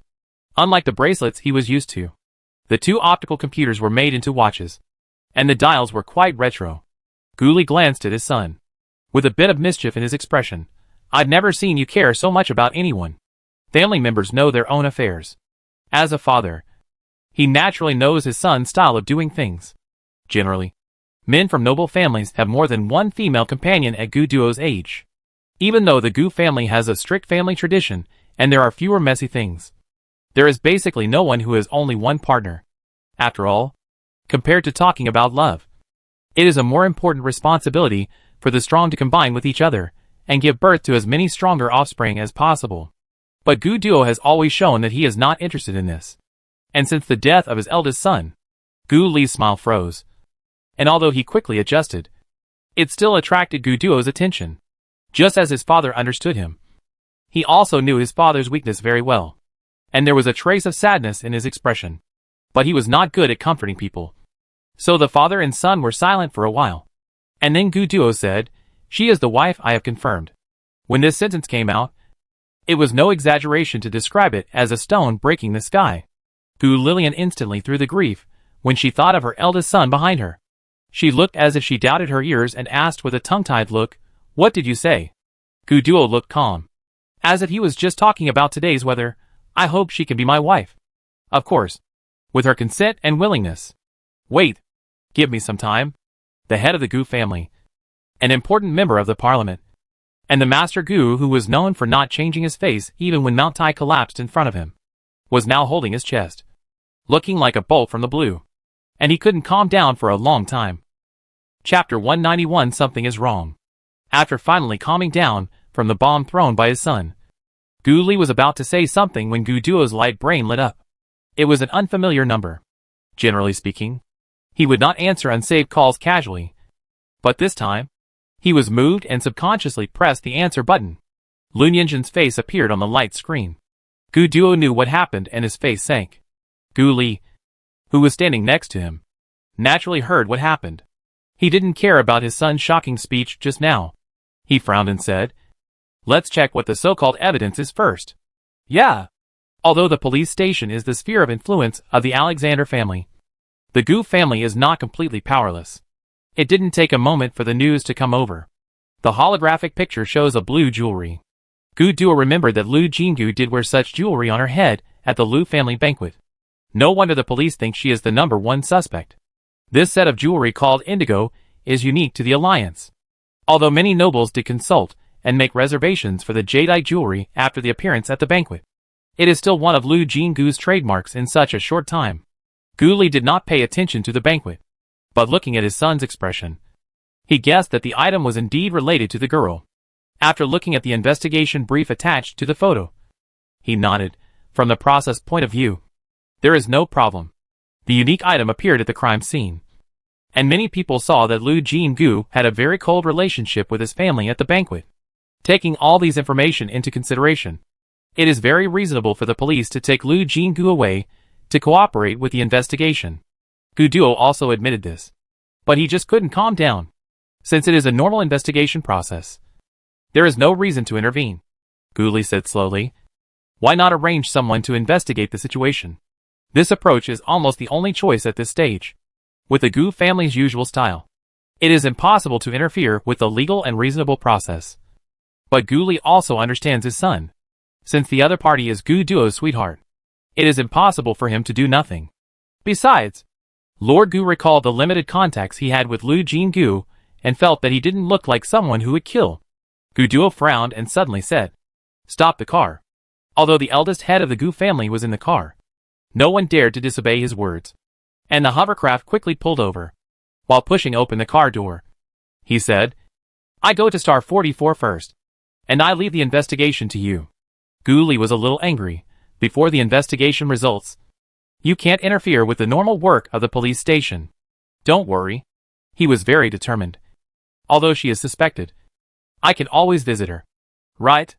Besides, he paused, but still said the next words. This is the first time she has encountered such a thing. If she is afraid, I will go and see her, which will naturally ease her emotions. He just announced so calmly. I regard her as my wife. But now he can't hide his shame when he said this. Even Gu Li. It was the first time he saw such an expression on his son's face, and he was inevitably a little stunned. Gu Duo left immediately after he finished speaking, without stopping for a second. When his father came to his senses from the shock, he had already disappeared. He could only put on a serious expression and told the driver and the secretary sitting in the front row, "Don't spread a single word of what Duo said today." Yes. Fortunately, both of them were his confidants. So Gu Li was relieved that the matter could be kept secret. But his eyes kept looking at the direction where his son disappeared, and he sighed heavily in his heart. The marriage of the most promising young generation of the Gu family is not so easy to decide. Once this matter gets out, it is unknown how much trouble it will cause. But knowing his son, he also knows that interfering will not work, and may even have a counter effect. So it is better to wait and see. He also secretly hopes that it would be best if Liu Jinggu has someone in his heart, so that the matter can be solved. When Gu Duo arrived at Planet 44, 3 days had passed since Liu Jinggu was taken away. It wasn't that he didn't want to get here faster, but 2 accidents happened along the way, which delayed him. One time, when waiting for the space jump, a pregnant woman on the spaceship in front suddenly went into labor, and the entire spaceship had to withdraw from the jump ring that was about to be opened, which delayed a lot of time. Another time, during the flight, a planet he passed by suddenly encountered a small particle storm, which sent an emergency rescue signal to all the passing spaceships around. So he could only ask the spaceship to change its route to help. Therefore, it took him nearly 2 days to finally land on Planet 44, which was originally a 1-day journey. Gu Duo did not think that this was not an accident, but investigating it would only waste more time. So after secretly contacting Yida, he pretended nothing had happened and went straight to the police station on Planet 44 as soon as he landed. The director personally met him, and when he heard that he wanted to see Liu Jinggu, he agreed without hesitation. Although according to the rules, suspects who have not been convicted can be visited, the other party agreed so readily that it somewhat washed away his suspicion of conspiracy. However, when the two met, Gu Duo's face still looked ugly. The reason was that she looked much more haggard during the few days of legal interrogation. Not only was her face dark and her body thin, but her reaction was also much slower. Therefore, his first question was, "Did they torture you illegally?" After a while, she seemed to understand what the question was asking, and she shook her head slowly and answered word by word, "No." The police officer on the side said aggrievedly, "We are all professionally trained. How could we break the law knowingly? Miss Liu is just a major suspect now. We are just summoning her for questioning according to the routine. Besides, even if she is convicted, the police will never lynch the prisoner." The police officer was very young, and was still at the age of a newborn calf, is not afraid of a tiger. Even though he knew that he was facing a member of the top aristocracy, He had the courage to explain with the support of the emotion of grievance. But after he finished speaking, he was still a little nervous and stared at Guduo, as if he was afraid that he would suddenly hit someone. However, he did not react at all, or he did not pay any attention to other people at all, but just stared at the woman in front of him. Something was wrong. It was really wrong. The person being scanned by the other person's eyes felt dizzy at the moment. She vaguely felt that she should tell Guduo what happened in the past few days, or talk about Luju's case. But her brain seemed to be broken, and her thoughts were incoherent. She just thought about what to say in the first sentence, and her thoughts were scattered in the next second, not to mention sorting out what to say. Even the opening remarks she had thought of were quickly forgotten. She still couldn't muster up the strength. She just felt very tired sitting here and wanted to lie down. In fact, she seemed to have been helped up from a bed just now, and someone helped her comb her hair and wash her face. And then she came to see Guduo. Chapter 192 Lost Contact. This is not right, Lu Jingu thought. She is not paralyzed. Why does she need someone to serve her? But she is really tired. She feels that all the bones in her body are soft and can't support the upper body to sit up. Now her mind can't concentrate, let alone think about the problem of shame. Since sitting is tiring, she might as well lie down. So under the astonished gaze of Guduo and the police officer, she slid down the chair and lay on the ground calmly. She even closed her eyes. Guduo's eyes narrowed, and he rushed over before the police officer and half-huddled the person in his arms. You can't touch the suspect, the police officer hurriedly warned and pressed the instrument on his waist at the same time. In less than 3 seconds, several other police officers pushed the door in, followed by the director. Compared to the young people who still had a lot of enthusiasm, the director and others understood what Guduo's identity meant better, even when they saw him contacting the suspect in violation of regulations. They did not criticize him, but asked with great concern, "Is Miss Lu feeling unwell? She is not in a good condition." Guduo's tone was cold, but he still maintained his rationality. "I want to take her to the hospital." The director rubbed his palms in embarrassment. "I understand your feelings, but according to regulations, Miss Lu is a major suspect. Even if she needs medical treatment, she can only go to a special hospital that cooperates with the police. Then go there." He was in no mood to dwell on this matter. "But I must follow. This little privilege is of course nothing to the Gu family. Not to mention that he has already made a concession." So the director agreed, with him watching like a killer. Sending Lu Jingu to the hospital was not delayed at all. The police station immediately prepared a hovercraft, and the director personally led the team, and the group roared to the hospital. No one raised any objections to the fact that Guduo had been holding the suspect. Under the director's suggestion, Lu Jingu didn't fall asleep. She just felt very tired, and only lying down would make her feel more comfortable. So she felt that she was picked up by someone, and the cool and reassuring smell enveloped her. The cool power slowly invaded her brain, and a thought flashed through her confused brain. This feeling seemed familiar. She opened her eyes and took a look, and then met Guduo's worried eyes. The three-strong man was undoubtedly the strongest among the group of people. He carefully controlled the fluctuations of his mental power. So far, no one had noticed his movements, and as the two people's mental powers came into contact, he seemed to understand why Lu Jingu looked like this. The mental power of a normal person would not be a pool of stagnant water. No matter how peaceful the power is, ripples will appear. And if it is a violent person, the brain is even more like a storm. The huge waves raised by the mental power can easily engulf the mind of a low-level person. But there was no fluctuation in her brain now. If the normal mental power is a pool of water, her current state is more like a head full of cotton. Even when she encountered an invasion of external forces, she did not react at all. It was not inappropriate to describe her as lying flat. Anger and fear intertwined in his eyes. Her appearance could only mean one thing. She must have encountered something extraordinary in the past few days. If he had come a few days later, he didn't know what she would have become. When he thought of what might happen, he could not suppress his surging murderous intent. He could only tighten his arms and feel the steady breathing of the person in his arms, so that he did not explode immediately. But even so, the director sitting in the front seat seemed a little uneasy, and suddenly turned his head to find a conversation. "In fact, I personally think that Miss Lu should not be the perpetrator of the murder." He was naturally interested in this topic, and he looked up at the director, but did not answer immediately. With just one glance, The director's back was soaked with cold sweat, and he spoke more cautiously. Ms. Liu said that she was on planet 43 on the day of the death of the deceased. There were indeed many witnesses during the day who could prove this. The only problem now is that Miss Liu went back to her room to rest very early that night, so no one saw her. Seeing that the other party was really discussing the case with him, Gu Duo suppressed his boiling murderous intent and said patiently, "But the two planets are far apart. Since she was on planet 43 during the day, how could she have the opportunity to go to such a far place to kill people at night? This is indeed a big flaw. And because of this, Miss Liu is only a major suspect, not a direct conviction." The director smiled bitterly, but Miss Liu's unique jewelry, her fingerprints, and a very confidential evidence were found at the scene. The director wanted to please Gu Duo. Although he pointed out that it was confidential, he did not mean to hide it.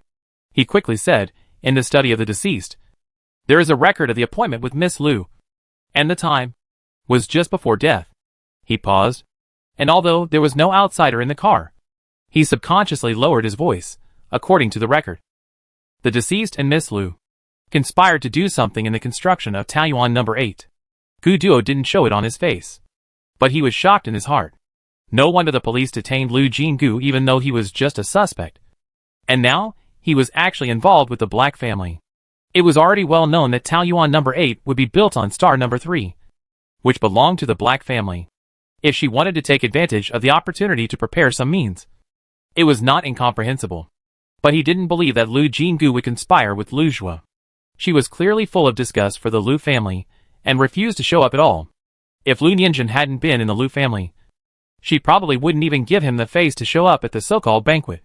But outsiders didn't understand this, and they might think that the father and daughter were not getting along with each other in order to pave the way for this conspiracy. Any case, once involving the 7 major families of the parliament, immediately became a major case. And he knew that it was not so easy to take Liu Jinggu away legally. And the involvement of the Black family also shook his original suspicion. Could it be that he was really wrong? Looking down, Liu Jinggu did not close her eyes again, but stared at his face. What's wrong? Although he was talking to the director, he had not stopped using his mental power to gently stimulate her. Judging from the feedback of the power, her brain was finally no longer like a ball of cotton, but gradually had a feeling of flowing. So he tried to talk to her. Although Liu Jinggu looked unchanged at this moment, her heart was in turmoil. Her connection with the Taiyuan system was actually interrupted. It was not that the golden finger disappeared. She could feel the existence of the system. But no matter how she called, the Taiyuan system did not respond. Various interfaces that could be opened with a thought in the past now had no response. In the Interstellar era, if it were not for the existence of the Taiyuan system, she would have died countless times. Suddenly discovering that the golden finger would also have problems, the terrible feeling of suffocation immediately gripped her heart. Chapter 193. The host becomes the guest. Although she said nothing, Gu Duo suddenly felt something. The body in his arm suddenly tensed up, and this subconscious muscle reaction showed that she was in a very nervous state. What happened? He was confused, but he was very alert and didn't say anything. He just moved his hand slightly and gently squeezed her palm. The original intention was to comfort her and tell her that he was here no matter what. However, after feeling the other party's kindness, Liu Jinggu's limbs became more stiff. She suddenly thought that if there was a problem with the Taiyuan system, she would no longer have any value to Gu Duo, who came from a top family. The two of them were very different in terms of their situations and family backgrounds. If they didn't even have the qualifications to cooperate, they would naturally have no intersection. Thinking of this, her heart tightened. Even Gu Duo's worried gaze made her feel dazzling. So she simply closed her eyes again, blocking out all the movements from the outside world, and tried to communicate with the Taiyuan system wholeheartedly. However, until the hovercraft stopped at the hospital entrance, the Taiyuan system still had no response. The director was very attentive and quickly arranged a wheelchair to come over. Seeing Gu Duo's suspicious face, he whispered, "After all, there are many people outside. If there is any rumor, it will be bad for you too." This made sense. He hesitated for a moment and put the person on the wheelchair. However, he resolutely refused to let the assigned police officers get close, and pushed her to the hospital himself. Fortunately, the full-body examination now only requires lying in a more comprehensive examination cabin. Gu Duo picked her up again and carefully placed her in the examination cabin. She closed her eyes throughout the whole process. Although her slightly moving eyes showed that she was not asleep. Her refusal to communicate made him unable to say anything he wanted to say. The examination cabin slowly closed. Milky white gas sprayed out, and various built-in instruments began to test. The director stood outside the room with Gu Duo. After a moment of silence, the director spoke cautiously. Mr. Gu, according to the regulations, Miss Lu still has to return to the police station after the examination.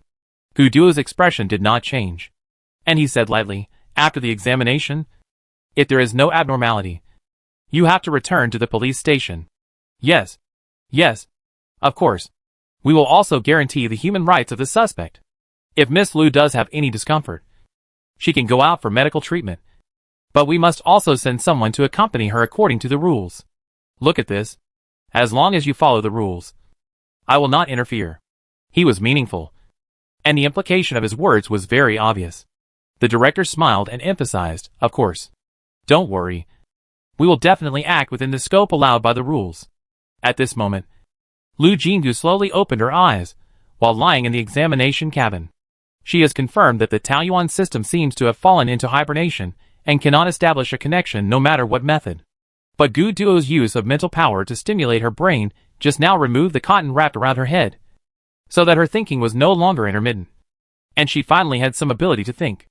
But she had no memory of what happened during this period. The last scene was boarding the police spacecraft from Planet 43. So something must have happened afterwards. Otherwise her state would not be so strange. Then the only possibility is that there is something wrong with the police station on Planet 44. Her eyebrows wrinkled slightly. And at this moment, the inspection cabin made a beeping sound, indicating that the work was over. The hatch opened slowly and automatically, helping the gas for the inspection to dissipate. And the door rang. Gu Duo walked in at the first time, and the director naturally followed closely. In this short moment, her mind turned quickly, and she still pretended to be weak all over, fearing that her eye acting was not good enough. She simply closed her eyes again. Anyway, she didn't need vision. The moment the cold breath surrounded her, she knew who was around her, regardless of whether the Taoyuan system can be restored. It is not something she can control anyway. The current situation still needs Gu Duo's help. The moment she was picked up, she quickly scratched the director's chest several times, taking advantage of the fact that the director's sight would be blocked by Gu Duo's back. 44. This was the only information that could be conveyed in a short time without attracting other people's attention. But she believed that with Gu Duo's keenness, he would definitely understand what she meant. She felt the arm under her body tighten slightly, and then relaxed as if nothing had happened. She felt that the plan was successful, so she quietly curled up in his arms. The examination results showed no abnormalities. For her strange reaction, the hospital gave the possibility that too much inner pressure caused her to be unable to rest normally, causing a slight stress state. But as an important suspect in Luju's death case, she was asking for pressure. Of course, no one said this in front of Gu Duo, but the director followed the rules and wanted to take her back to the police station, which also revealed this meaning. If it was done according to the rules, even Gu Duo would not be able to say anything against it, unless he used the power of the Gu family to forcibly take the person away. But in that case, even Gu Li would not stand on his side. But even with the hospital's conclusion, he actually didn't trust her in his heart. So how could he be willing to let her return to the police station again? Now he just wanted to put her completely under his wing. Although he couldn't use his power to suppress others, he did try hard along the way. So Lu Jinggu also heard a lot of content and pieced together what happened during this period of time when he didn't remember. In her opinion, she didn't know what happened after boarding the police ship. But it seemed that everything was normal to the outside world. She was interrogated, but because she couldn't provide strong evidence, she was still locked as the first suspect. In addition, the importance of this case was infinitely raised due to the involvement of the Black family. So the current situation came about. But after regaining her thinking ability, she was sure that she had not been interrogated.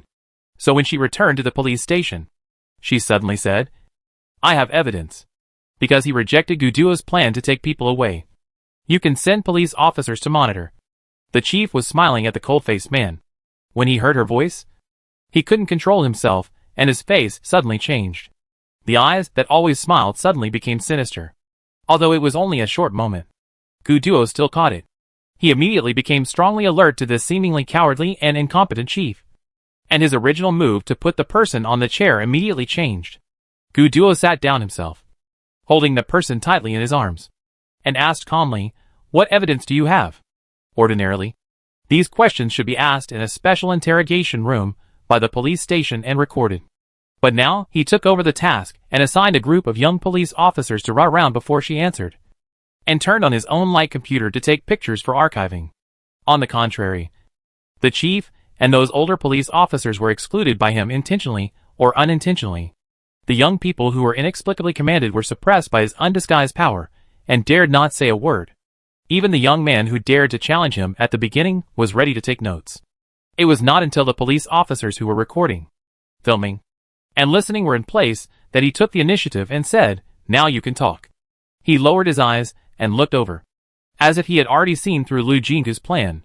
Facing his encouraging gaze, she took a deep breath and opened her mouth slightly. Chapter 194, Crossing the Bottom Line. I have evidence that I did not leave Planet 43 on the day of the incident. She had not spoken for several days, and her voice was extremely hoarse and weak when she opened her mouth. She could not make a loud sound even with all her strength. But to some people with ulterior motives, it was like a bolt from the blue, and it was difficult to hide the change in her expression. Lu Jinggu looked at the director and the people behind him weakly, and felt happy in her heart.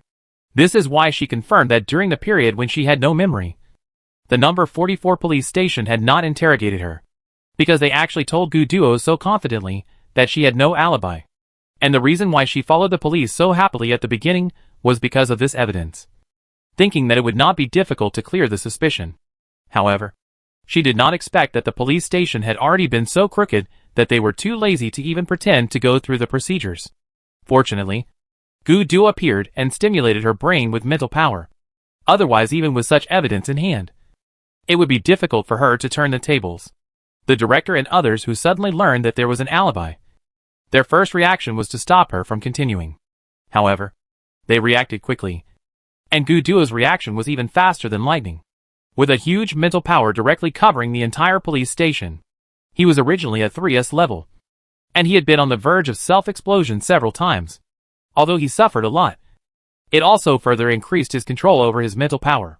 Although there were many people in front of him at this time, he could accurately put strong pressure on the selected person. Therefore, in a short while, the police officers who were preparing to take notes did not feel anything. But the director and others were already sweating profusely, and their bones were crackling all over. After a while, they could not hold on any longer and fell to the ground one by one without moving. Of course, they did not want to put on such a humiliating appearance, but the pressure was too great. If they resisted stubbornly, they would probably break bones all over their bodies.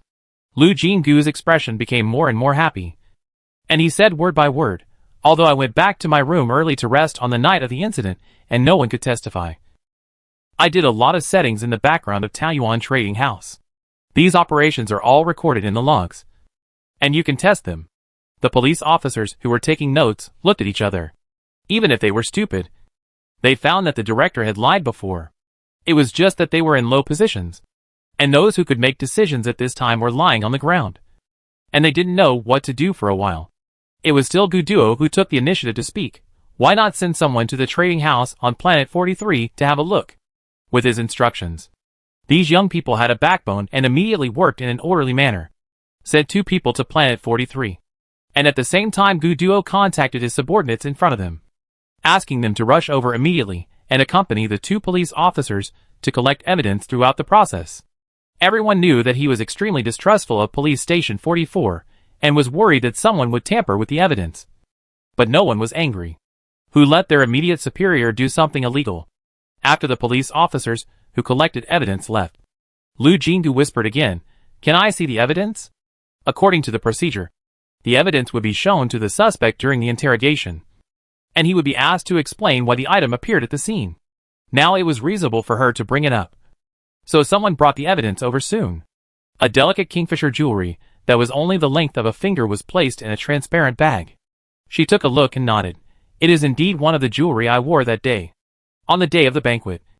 She was dressed in ancient costumes, And she wore a complete set of kingfisher headdresses on her flying fairy bun. There were 8 such small hairpins, which were only used as embellishments on the corners. She tilted her head and thought for a while, then slowly said, "This hairpin is a set of 8. Because it is small and light, it is difficult to detect if it falls at any time. I don't know how it appeared at the scene." The meaning of this was very clear. She felt that she had lost it unknowingly, so someone picked it up and tampered with it. However, Guduo said, "I don't think this was a spur-of-the-moment thing." After thinking for a moment, she understood what he meant. If killing Lu Zhuo was an impulsive act, it would be too much of a coincidence that the murderer picked up her hair accessories and put the blame on her. Not only were there her hair accessories at the scene, but there were also fingerprints. There was even a conspiracy with her in Lu Zhuo's study. It seemed that it was a long-planned plan. The other party wanted to frame her and take the opportunity to do something. Lowering her eyes, she tried to recall everything that happened on the day of the banquet again, until a certain detail suddenly popped into her mind. Blinking, she slowly said, "The most likely possibility of the hair accessories falling was probably when I was talking to my mother alone. At that time in the living room, she and Lun Yinjin were both very emotional, and they cried several times. If a hairpin was accidentally dropped at that time, it would not be easy to find. Moreover, both the chairs and the floor in the living room were covered with soft and thick cushions. So if something fell, it would make no sound at all, and could be completely ignored by the excited mother and daughter." After recalling it deliberately, she remembered more details. The living room was originally used for guests attending the banquet to rest or talk temporarily. After they came out, a maid went in to clean up immediately. At that time, her attention was mostly on Lu Zhuo. She only had a vague glance at the servant. In addition, the other party's behavior was reasonable, so she didn't take it to heart at all. If this person can be found and prove that the other party has picked up her hair accessories, this suspicion can be cleared. At this time, she said this detail, but she added helplessly, "Even if someone stands in front of me now, I probably can't tell whether it is that person." However, Guduo immediately said, "It doesn't matter. As long as you have done something, there will always be clues." He opened the light brain again, and this time it was Gu Li's figure who appeared opposite. Even if he contacted his father, he didn't put her down. Instead, she was very embarrassed and tried to struggle to get off the ground. As a result, she almost fell to the ground because she was weak all over. Instead, he was powerful and hugged her tighter. Lu Jinggu let her find a crack in the ground to crawl in. Gu Li was naturally a little surprised, but he knew his son's intentions after all. So he quickly calmed down and asked, "What's the matter?" I don't believe that his son contacted him just to show off.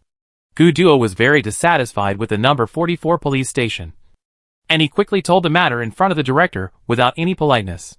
The more he listened, the more serious the other party's face became. Whether it was fighting between nobles or playing a marginal ball, there must be a tacit understanding, and some things cannot be crossed. And this time, the person who planned all this behind the scenes has obviously crossed the line. So Gu Li did not blame him for controlling the police station at all, but immediately understood his son's plan and said in a deep voice, "People have been sent to Star 584 to investigate. I will let them act according to the circumstances. As long as this person exists, they can definitely find him." Chapter 195. The investigation progressed rapidly. Both the young police officer and Gu Li's actions were incredibly fast.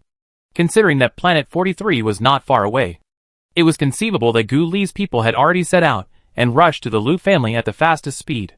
From their subsequent accounts, Lu Jinggu learned that at the beginning, they followed Gu Li's instructions and did not act in a high-profile manner. They found a reasonable excuse to go to Planet 584, not in the name of investigation. So the progress was slow for a while. But after the problem with Police Station 44 was exposed, Gu Li contacted them immediately. Since the other party had crossed the line, it was natural for the Gu family to fight back. So their attitude towards doing things changed, and they directly revealed the identities of Gu's family members and worked hard. Lu Hongdao thought they were here to do things before, but after knowing their true identities, he wanted to stop them, but was unable to do so. Among the 7 major families in the parliament, the image of the Gu family has always been close to the people, causing some people to forget their true strength. Even Blake had to temporarily avoid the edge. Those who can work for Gu Li are naturally not stupid. On the contrary, they are all very smart. Luju's death was full of doubts. But the focus was on frame-up before. But now that the problem of the police station has been exposed, these people have realized that things have come to this point after a little analysis. In fact, Lu Hongda played a very important role in it. First of all, although he was not the first person to discover the murder scene, the circumstances of Luju's death were actually exposed by him. He also discovered that the deceased and Lu Jinggu had secretly cooperated when he was tidying up the deceased's study. Secondly, various phenomena show that when the head of the Lu family was not dead, the young master had a strong control over the family, which was not consistent with the control desire that the deceased had always shown. Thirdly, Lu Jinggu said that there were several assassinations, and Lu Hongda was suspected of instigating them. But she also emphasized that because things happened one after another, she had not had time to investigate the truth. Taking all aspects into consideration, Gu Li's people always felt that Lu Hongda was suspicious no matter how they looked at him. Therefore, once they showed their thunderous power, the first person they blocked was Lu Hongda. Once the master's order was intercepted, it would be much easier to deal with those servants. Then they naturally figured out who was cleaning the living room at that time, and at the same time got the news that I haven't seen her for several days. However, these people were not vegetarians, and they found the existence of this person through clues, or traces of her existence. The maid who cleaned the living room was dead, and her body had been dealt with long ago. But it must be said that fate is so wonderful. The person who was best at doing this kind of thing under Lu Hongda was Wen Ji. But he committed suicide because he could not accept the current situation of becoming a useless person, because he failed to harm Lu Jinggu and harmed himself. So this time, the people who cleaned up were not skilled in their business, and they dug this person out after a careful search. Then among the Lu family servants who were controlled, someone recognized this person as a confidant of Lu Hongda. Although it cannot be proved who killed the maid, there is no doubt that her death is related to the master she served. No one would easily plead guilty to such an accusation. However, since the aftermath confidant was dug out, things have been out of Lu Hongda's control. The dead maid had a good sister who also worked in the Lu family. She had always kept silent in accordance with the principle of don't talk too much about the master's affairs, but suddenly stood up and told a secret. It turned out that the dead maid and Lu Hongda had been lovers for a long time. She had low mental strength. Otherwise she would not have fallen into slavery. But she was very beautiful, which happened to be the type that the master liked. So after being semi-forced for the first time, the two maintained this relationship. This little sister said that she had secretly come to her one day before the banquet and said happily, "My good days are coming." She was very curious and asked a few questions. And the other party said, "The young master wants me to officially become his lover." Everyone who heard this sentence understood that the so-called official lover means no longer being sneaky, but enjoying the treatment of concubine openly. But given the difference in status between the two, this promise is really incredible. After all, Lu Hongda has never shown the attribute of love brain. So the little sister was very worried, fearing that the other party had some thoughts that he shouldn't have, and might cause big trouble. Perhaps because her friend was too worried. The maid and underground lover vaguely revealed a sentence just complete a task to comfort her. With this confession, it is hard not to associate the so-called task with finding an opportunity to get Lu Jinggu's personal belongings, so as to complete this frame-up. Along with the investigation, the suspects who were forcibly brought here, including Lu Hongda, were also sent here. 3 days had passed since Gu Duo took up his post at police station number 44. During these 3 days, Lu Jinggu was almost inseparable from him. Although it was a little inconvenient, she knew that he was worried about her, so she had to hide the embarrassment in her heart. In fact, she did need someone to take care of her. She really didn't know what police station number 44 did to her during the time when she lost her memory. Her brain was still a little slow, but at least she could think normally. Her body was also soft and powerless, and it was quite difficult for her to walk on her own. So she had been held by Gu Duo these days, and the intimacy between the two made the young police officers understand. What the hell? She was sure that these people must have made up their minds wrong. But if she really explained, it would easily make the situation worse. Anyway, it was really inconvenient for her to act independently. And finally, under all kinds of ambiguous gazes, she chose to break the jar, since she was already relying on him as a human crutch. It didn't matter if they were inseparable. Of course, She would occasionally think that if Lu Nianjun came, the choice of person to take care of her would not be so awkward. It's not that she didn't suggest that her mother come to accompany her. But Gu Duo's words made her speechless. After you were taken away, Aunt Lu was anxious and afraid. And she had been holding on in the Lu family before. So she fell ill all of a sudden. How is my mother now? She was terrified and immediately called Lu Nianjun. Fortunately, the current medical level is much higher than that of the Earth era. Lu Nianjun was just overworked and frightened. He is fine now. But his face is still a little ugly. The other party took the initiative to ask to come. But this time she refused.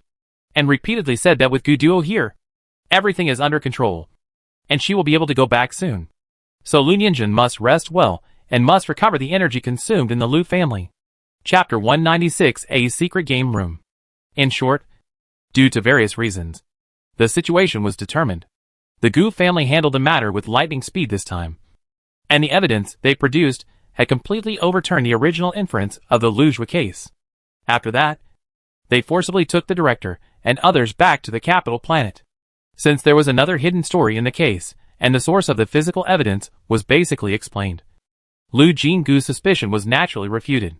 Now that Gu Duo took her away again, not only did no one say anything, but the temporary acting director also said a good word to see her off, with a lot of guilt in his words, since she already knew that someone was behind it.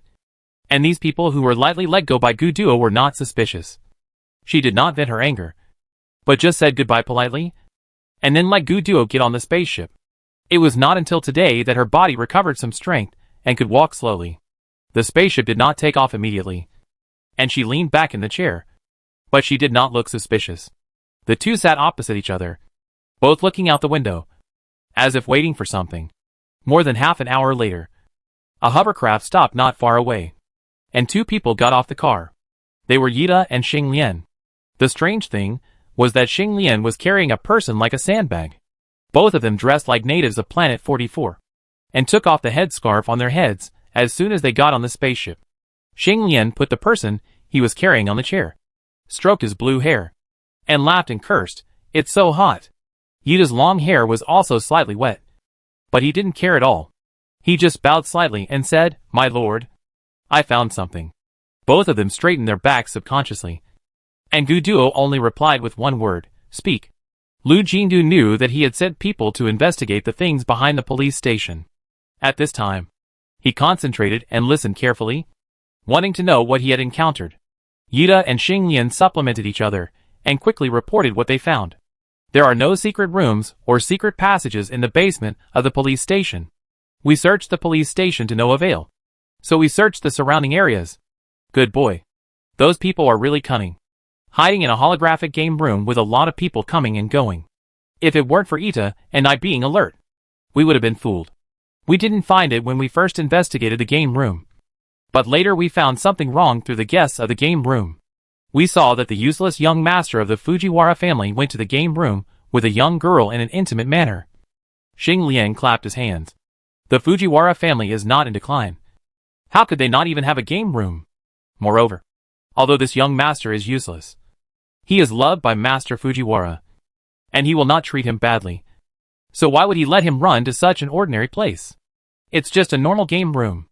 I went inside and looked carefully. This game room doesn't even have top-level rooms. It only has ordinary couple rooms. Even if the young masters and young ladies come out to have fun, don't they go to high-end esports hotels? They can go there when they are tired. Ouch. Ida took back the hand that was hitting Xing Lian's ribs without looking away, and brought the topic back to where it was.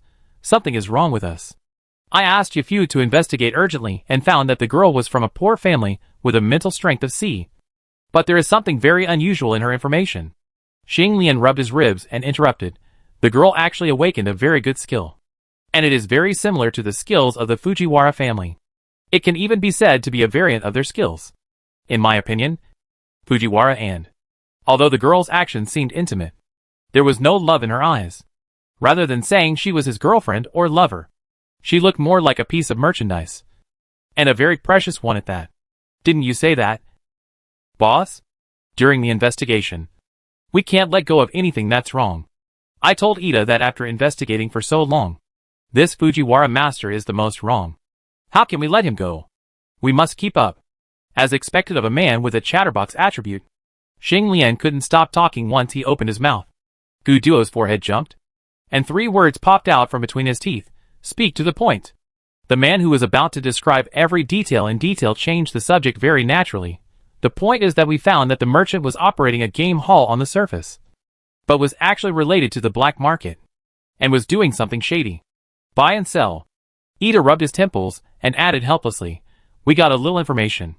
This business seems to be related to mental skills. But since we are all strangers, we were afraid of alerting the enemy, and failed to get more information. But we have been paying attention to that Master Fujiwara. Xing Lian was proud. Later, we found that he left with the bodyguards, but the female companion was gone. Ida and I acted separately. He went to keep an eye on Master Fujiwara, and I tried to find the female companion. As a result, I found that she was thrown into a dark alley. She was full of alcohol, but she didn't look drunk. Ida continued, Fujiwara got on the hovercraft and went home normally. He didn't go anywhere or contact anyone during the journey. Lu Jinggu's eyes fell on the young girl's face. Her eyes were closed and her face was a little pale. She didn't look like a drunk person with a flushed face. No wonder Xing Lian said that. Gu Duo also glanced at the girl and ordered coldly, wake her up. Since the boss said so. Xing Lian and Yida naturally didn't show any mercy. They directly condensed their mental power into a fine needle and pierced each other's brain. After a moment, the girl groaned in pain and slowly opened her eyes. When he met her eyes, Gu Duo frowned. Lu Jinggu also noticed something was wrong. This look was too ignorant. It was not the kind of confusion that didn't know what happened, but the innocence of a child who didn't understand anything. Who are you? Without Gu Duo speaking, Yida naturally took on the responsibility of asking questions. The girl looked around slowly, and suddenly her mouth shrank and she burst into tears. She cried and shouted, Dad? Mom? Whoa! Mom! Except for her appearance. She looked exactly like a child who suddenly found that his parents were not around. The ominous premonition became stronger and stronger. Lu Jinggu glanced at Gu Duo, slowly approached the girl, squatted down to look at her, and said softly, Don't cry. Don't cry. Where are your parents? Whoa! I don't know. I want my parents. Tell me where they are, and I take you back. Okay. Whoa. Do you remember your home address? Or your parents' contact number? Or is there a way to contact your family? Wawawa. No matter what she said, the other party just cried loudly, with tears streaming down her face without any pretense. She lowered her eyes and thought for a while, then looked at Gu Duo and asked, Do you have anything to eat? He paused, and after a moment hesitantly took out a candy from his pocket. Xing Lian couldn't stop talking.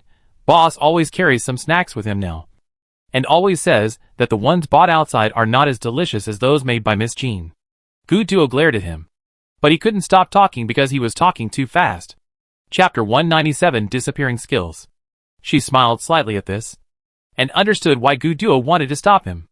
A man who was decisive in killing was suddenly exposed to like carrying snacks with him, which was somewhat subversive to his image. But now this candy was just used to test. The candies produced by Taoyuan are all cute or beautiful. This candy is just a cute little rabbit, with candy-colored packaging, which has always been popular with children. Putting the candy in her palm, she coaxed softly, Look what this is. If you don't cry, I give it to you. While carefully observing the other person's expression. Even if an adult wants to pretend to be a child, there will always be some shortcomings. Moreover, Xing Lian and others have investigated the background of this girl. The other party has no acting experience. Unless she is really gifted, it is difficult to avoid revealing her feat in various tests. However, the other party really has no flaws. While wiping her tears, she peeked at the candy in her palm. The crying sound was a little smaller, but she couldn't stop immediately. Finally, the candy was given to her, and they basically concluded that the girl's mind had indeed returned to her childhood. Now she could only say her name, and the rest of the information was unclear. Looking at the person who was sobbing softly while sucking the candy, Lu Jinggu was shaken. Could it be that this incident had nothing to do with her experience? After all, the two people woke up in very different states. While hesitating, he suddenly heard Gu Duo's voice. Her mental power is not right. Among the group, only she reached level 3s, and her mental power could easily invade other people's brains, so she could naturally detect subtle changes. now that he said that the girl's mental power had problems. No one doubted it. However, what happened specifically still needs to be checked with professional equipment. After thinking for a moment, he asked Yida to retrieve the girl's information. The other party's life experience was quite tragic. She lost her mother at a young age. After her father remarried, the new family treated her badly. She left home early to live alone. Fortunately, she was still able to do well. At the age of 15, which was the last moment of the golden period for awakening skills, she really awakened a very good skill. Although sea-level psychics are now marginalized, she still has the possibility of living a good life with this skill. Seeing that a new life was waving at her, the sudden arrival of love added a bit of happiness to her life. It seemed that God felt that she had suffered enough, so he returned all the joy of life to her during this period of time. Gu Duo wanted to see her information. Of course, he didn't want to know her life. After scanning a few times, he said lightly, Xinglian went to watch the game hall. Yida sent a message. Take off. We go to planet 43. As for this girl, the information showed that her father and stepmother had not been in contact for a long time. So he was too lazy to bother and took her away directly. After arriving at planet 43, he went to Taoyuan number 1 through the post station. This place is no longer the city with only Taoyuan buildings. Many original merchants and industries of the Alliance have moved in one after another, which can better meet the various needs of residents. Among them, there is a hospital. The girl was handed over to the professional psychiatric department for examination, and they sat in the corridor waiting. The results came out quickly, and Lu Jinggu saw one of the lines of words at a glance, and his eyes shrank. Mental power level C. No skill awakening phenomenon. This is impossible, she blurted out. The investigation data clearly stated that the girl awakened a very good skill. But now, the results did not detect the existence of any skills. The Alliance has been developing mental power for so many years, but it has never heard of awakened skills disappearing. Encountering such an incomprehensible thing, she subconsciously looked at Gu Duo. But he looked at the line of words in the report thoughtfully, and after a while he said, no wonder her mental power is not right. She suddenly realized that this abnormality came from the change of skills. There will be a slight difference in the feelings of 3 strong men between people who have awakened mental skills and those who have not awakened skills. It's just that Gu Duo encountered such a situation for the first time, and he didn't react to the reason of something wrong just now. But how could her skills disappear? This is too incredible, she murmured to herself, and suddenly thought of something. Opened her eyes wide, and the sound spilled on her lips. Gu Duo also turned his head suddenly, and in a flash, he understood that the other party had guessed the situation that seemed horrifying and incredible, but was very likely to be the truth. Gu Duo immediately said, Yida, let Yafute find a way to monitor the communication of the young master of the Fujiwara family. If their guess is true, the young master will turn over one day. I'm afraid he can't hold back. Yes. Yida obviously noticed it, and while answering, he had already dialed the communication. Gu Duo sent a series of messages to Xinglian, asking him to keep an eye on the game hall. However, just as the message was passed, Xinglian's reply came, there is something unusual in the game hall, or someone has been noticed investigating. From the concise language, the situation on his side is quite urgent. Gu Duo replied, keep an eye on it. If things can't be done, your own safety is the most important.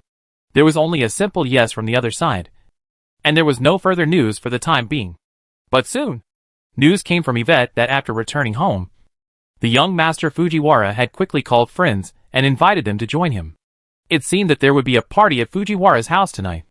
Just by coincidence, Yvette found that one of the invitations was sent to the communication number of a soldier in the 7th Army. There was no need to ask the soldier, and he directly retrieved his enlistment file to check. Only then did he know that he was a friend of the young master Fujiwara in his childhood. However, after both of them turned 12 years old, the soldier quickly awakened his skills, but his family suffered an accident and quickly declined. So he joined the army in the hope of reviving his family. Although the young master Fujiwara had a good level of mental strength, he was a rare high-level unskilled person. According to the contempt chain of spiritual power, the high-level ones despise the low-level ones. Among the same level, those with skills will also despise those without skills, and those with more skills will despise those with fewer skills. These are all unwritten rules. If a commoner has high spiritual power but no skills, At least he can find a stable job. But in a noble family, Fujiwara is a waste. Therefore, he was often ridiculed by other families. And his childhood playmates gradually became estranged because of the sharp contrast between the two sides. Judging from the resume of this soldier, he is also one of the alienated people. Therefore, he was very confused when he suddenly received the invitation. But for Guduo and others, this is an opportunity. He quickly made a plan and directly issued a secret mission to the soldier in the name of the direct superior of the 7th Army. Fortunately, the 7th Army had just received an award, and the station was not yet confirmed. Actually, it had not been announced yet, and almost all members were on vacation. So the invited people had a lot of time to attend the party. Chapter 198: The Unbelievable Truth. Guduo had arranged the affairs of the Fujiwara family. Since Lu Jingu could not intervene, he refocused his attention on the Taoyuan system. Now that she had returned to Planet 43, she and Lu Nianjun had a good time to comfort each other. After both mother and daughter confirmed that the other was fine, they were relieved. But she looked calm on the surface. But she was always carrying a heavy burden in her heart. If the speculation about the game hall was true, she could understand why the Taoyuan system had no reaction. But even if she had some guesses, she subconsciously refused to believe it emotionally, and only hoped for the best. However, this expectation did not last long, and Guduo had already received news. The soldier's mission was completed very easily, because the young master Fujiwara really lived up to expectations, and invited him to the party for only one purpose: to show off his awakened skills. According to the other party, his skills were awakened suddenly. Although the general theory is that 12 to 16 years old is the golden age for awakening spiritual power skills. Once you pass the age of 16, the chance of awakening skills will become smaller and smaller every year. When Fujiwara was nearly 30 years old, the chance was less than 1 in 1,000. But no matter what, there is still the 1 in 1,000 possibility. Right? So those who don't know the inside story only thought that this guy is too lucky and couldn't help but congratulate him verbally. The soldier with an important task also asked a few more questions about the details of the skills as instructed. It was not difficult to get the answer either. Didn't Fujiwara want to be proud of himself and not announce it to the world? It's just that the family's strength is not enough to do it. Therefore, after Lu Jingu got the news, he was basically sure that the missing skills of the young girl had been transferred to Fujiwara. She felt cold all over and shook uncontrollably, which scared the person opposite. He came over in a flash and let her lean on his arms. Guduo was so perceptive that he had already noticed that she was in a bad mood. He had a guess now and asked in a deep voice, "Could it be that your skills are also?" Her heart was broken. The Taoyuan system was so abnormal that she was afraid that it was indeed affected. This was the basis for her survival in the Alliance. Once she lost it, her mental power was at the peak of sea level at this time. If she just lived as an ordinary person, she could still maintain it. But after so many things happened, could she still get away with it after losing her support? The fingers on Guduo's arm clenched unintentionally, and turned white because of the force in the past. Guduo lowered his eyes and took a look. He was more and more sure of his guess. A raging fire ignited in his eyes, but it disappeared without a trace in the blink of an eye. Helping the person to sit down, he said in a deep voice, "Don't be afraid. Your skills are so unique that the person who robbed you can't hide it even if he wants to keep a low profile.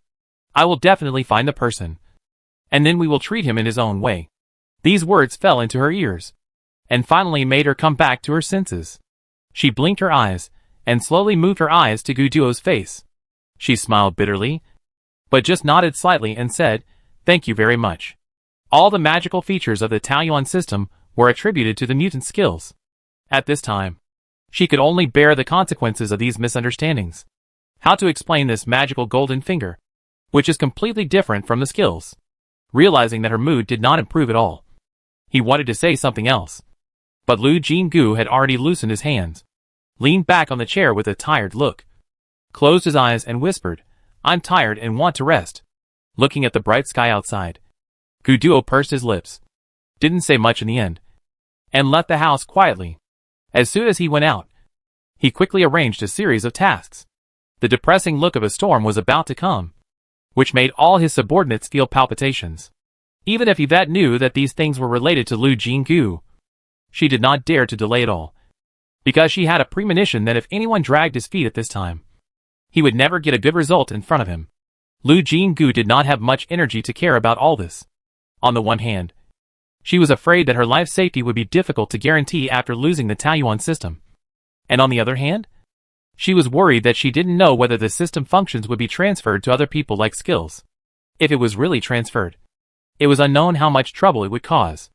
With human greed, would the other party believe that she got the system by chance?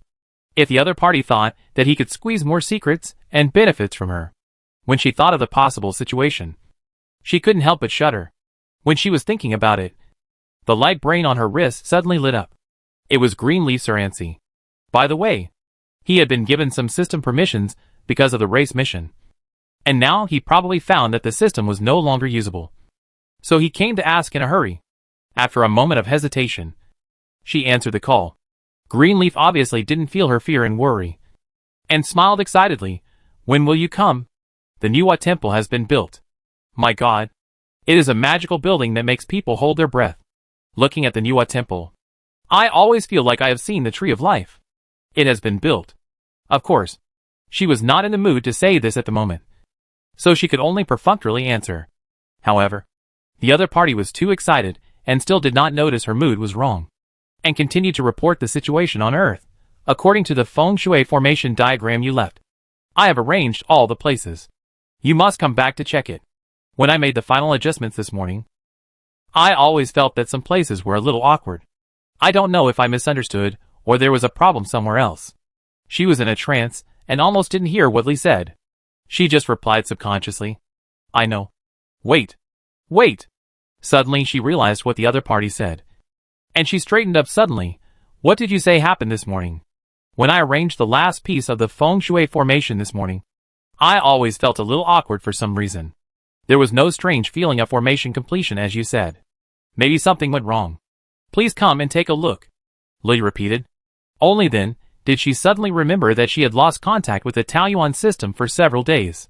If there was really a problem with Lee, why would he delay for several days to contact her? So he didn't notice anything at all. She was a little excited and said immediately, I'd be there right away. After saying that, she hung up the phone and ran out. Gu Duo had finished arranging the tasks and was wandering downstairs, knowing that she was in a bad mood. He didn't want to disturb her at this time, but he didn't dare to stay too far away. After all, it was too unbelievable to have skills taken away. Although he was determined to catch the man and treat him in his own way, it was unknown whether he could successfully take back the skills. What if this transfer can only be one way or one time? So he could understand Lu Jinggu's sadness, and was afraid that she would be upset for a while. So he stayed here in person. So when she ran out in a hurry, she bumped into him. Chapter 199. It seems to be exposed. Where are you going? Gu Du of course asked. Towards the earth. Together. Lu Jinggu did not refuse. And the two climbed onto the carriage and set off soon. It was obvious that the post station was used to move quickly between the various paradises. But she still felt uneasy. She knew that there was nothing outside the window when the carriage was running. But she still couldn't help but stick her head out from time to time. Gu Duo suddenly said, This is for you. He handed over a bag. She had no intention of accepting the gift at this moment. So she just glanced at it and asked casually, What is this? My personal account has been monitored. He did not hide it. I can use the military channel to contact Yida and others.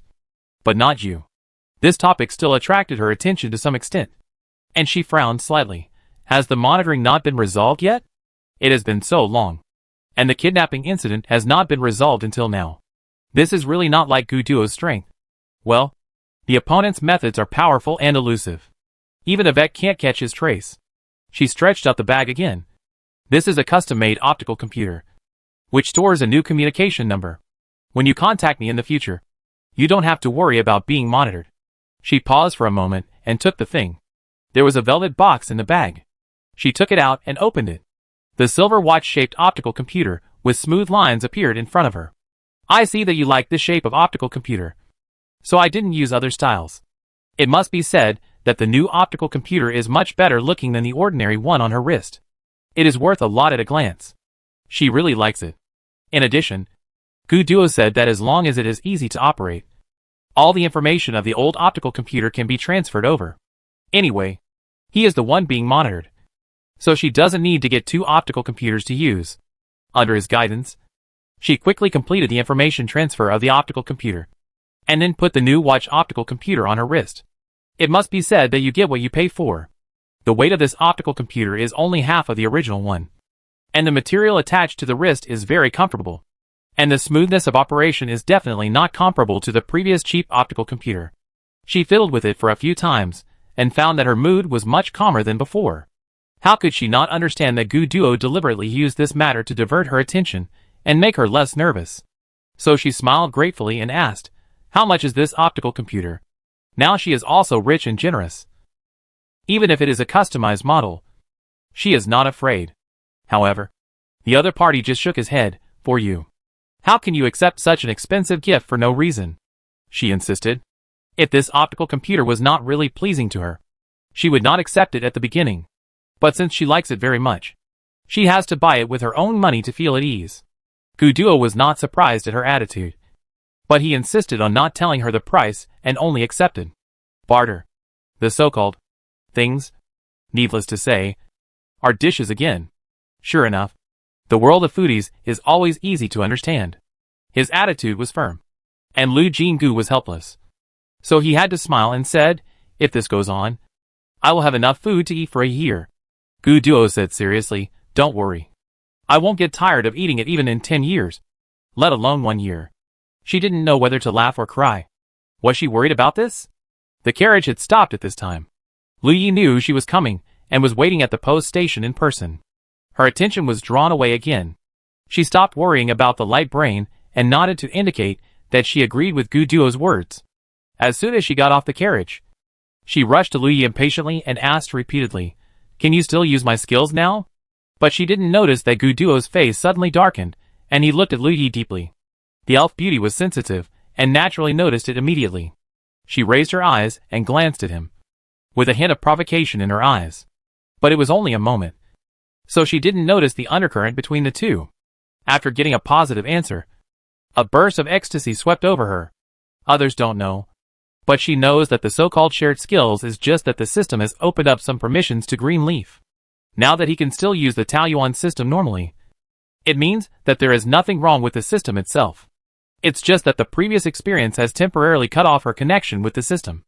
Although she doesn't know how to recover, at least she knows that the Taoyuan system is still there, which makes her feel relieved. Greenleaf mentioned the feeling of unfairness again, and she finally had the mood to think about this problem. As for why, of course, she had to go to the scene to see it. So he pulled Greenleaf and said, "If you feel something is wrong, take me to see it." He hurriedly took 2 steps, and then remembered that there was another person. He turned his head and smiled. "The project on the Earth has been completed for the most part. You can look around." Gu Duo said nothing, but followed him. This meant she refused. She said helplessly, "I hope you don't feel bored," and followed Lu Yi to check the situation. The feng shui formation was originally provided by her, so any problems would be discovered quickly. It turned out that a few details were not done well. The feng shui formation of the flower-growing family is already profound and unfathomable. As the saying goes, a slight error can lead to a great error. Such inconspicuous details completely destroyed the effect of the entire feng shui formation. No wonder Lu Yi felt awkward. After she made some adjustments, the feng shui formation was completed, and the warm wind suddenly blew, blowing the fragrance of flowers everywhere, refreshing the heart. "It's so comfortable." Lu Yi closed her eyes and took a deep breath in ecstasy. "It feels like I'm back in the embrace of the Tree of Life." Gu Duo repeated thoughtfully, "Tree of Life?" The intoxicated person was stunned, and Lu Jinggu was also stunned. Forgot that Lu Yi had disguised himself, and no one knew his identity as an elf. Now that she had made a mistake in her words, it seemed that Gu Duo had already noticed something was wrong. The two of them turned their heads to look over, and indeed saw him staring at the green leaves with a sharp gaze, with deep doubts in his eyes. "Ahem. This feng shui formation is fine." She forcefully changed the subject, pretending not to see Gu Duo's suddenly darkened expression. "Let's go see the Nuwa Temple. This is a goddess who occupies the most important position in the mythology of the flower-growing family. She is also very happy to have built this miracle building. The Nuwa Temple is a complex of buildings built on the mountain, and the mountain is also part of the miracle building. The overall mountain is strange, dangerous, handsome, and beautiful. Even without the buildings and the exquisite carvings, it can be rated as a 5A scenic spot. However, with the complex of the Niwa temple and the stone carvings of various shapes, the whole mountain has added solemnity to the strange peaks and beautiful scenery. And it feels very shocking when you look at it from a distance. Even though Guduo's mind was surging, he was deeply attracted the moment he saw the Niwa temple. The three of them spiraled up the steep mountain path, and it took them quite some time to reach the largest building on the top of the mountain. The stone statue of Niwa stood on the top of the mountain, and the temple was in front of her. Lu Jinggu subconsciously tidied his clothes, and then slowly stepped inside. Chapter 200 Update. There are now 4 completed miracle buildings. She has been to the Moon Palace and the Snow Queen's Palace. The Moon Palace is even used as a hotel. But she didn't feel anything special. Guanghan Palace is not large and has been completed. The biggest feeling when entering is coldness. Even the most noisy people will probably appear to be pure and unselfish inside. But in general, there is no excessive feeling. So when she entered the Niwa temple and was covered by a powerful force, she was not mentally prepared at all. Except for her. Guduo and Lu Yi had no reaction. Fortunately, although this force is so strong that people can't help but tremble, it is not aggressive, but only makes people feel worship. Guduo frowned slightly, suddenly grabbed her arm, and asked in a deep voice, "How are you?" "Nothing." Biting her lip, she looked up at the temple. This temple on the top of the mountain is very empty. Perhaps because there is a huge stone statue of Niwa standing behind it. There is no statue in the temple, but it is not empty. In the middle, there is a round hole in the roof of the temple. Directly below the hole, there is a square offering platform, on which is placed the phantom god crystal. But since it is enshrined here, she thinks it may be more appropriate to call it the 5-colored god stone. And this scene reminds her of the ancient round sky and square earth theory recognized by the flower planting family. Among the 3 people present, only she has a soul from the flower planting family. So why only she can feel this power? She has already had a vague guess. When this thought popped up, she suddenly felt something. She quickly checked the Taoyuan system, only to see that the entire system was flickering, and the unstable sound of crackling was endless. She couldn't help but open her eyes wide. It's good to have some movement. It's good to have some movement. Perhaps only a few seconds passed, or it lasted for a long time, and a familiar interface popped up in front of me. A line of system prompts appeared steadily on the panel. A certain civilization system source power was detected, and the system is about to be updated. Huh? So there is such a thing as an update in the Taoyuan system? The sudden update prompt did not give her any choice, and a progress bar appeared below the prompt, which seemed very inconsiderate to the user.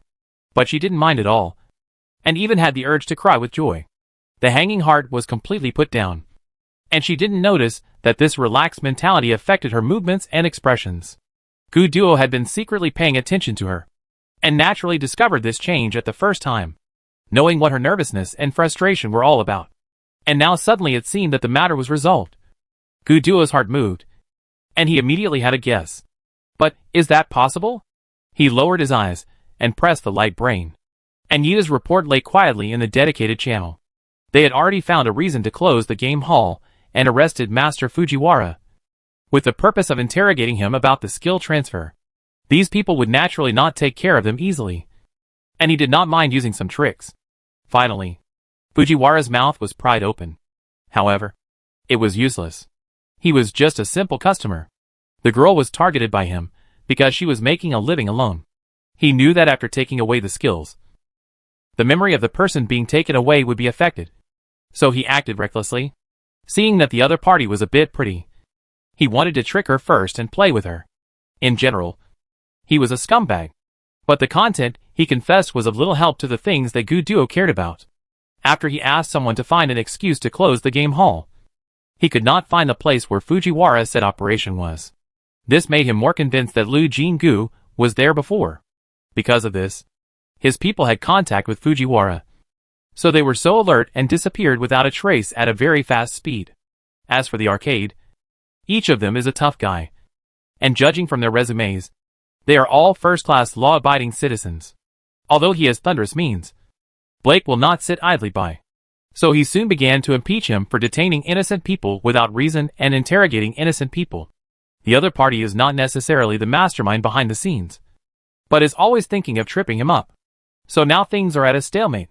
He has not found any evidence, let alone the plan to snatch the skills back. But now it seems that this snatch may not last long. Looking at the woman who obviously exudes a pleasant atmosphere, he is not without doubts. After all, judging from Fujiwara's situation, the girl's skills are just like his natural awakening. Without any rejection reaction, Liu Jinggu naturally didn't know what he was thinking. He calculated the speed of the progress bar and found that this update would take at least 1 day and 1 night. So he temporarily ignored the system. She turned to study the system prompt just now. Mythological origin power. This word is very unfamiliar. But if she only looks at the word origin, she can guess some of its meaning. After all, in the civilization of the flower planting family, Nuwa is an important deity who created life, and can be called origin, and this power actually caused the system to update, and she didn't know what it was for. It was the first time that the Taoyuan system was updated in such a long time, and her curiosity was very strong.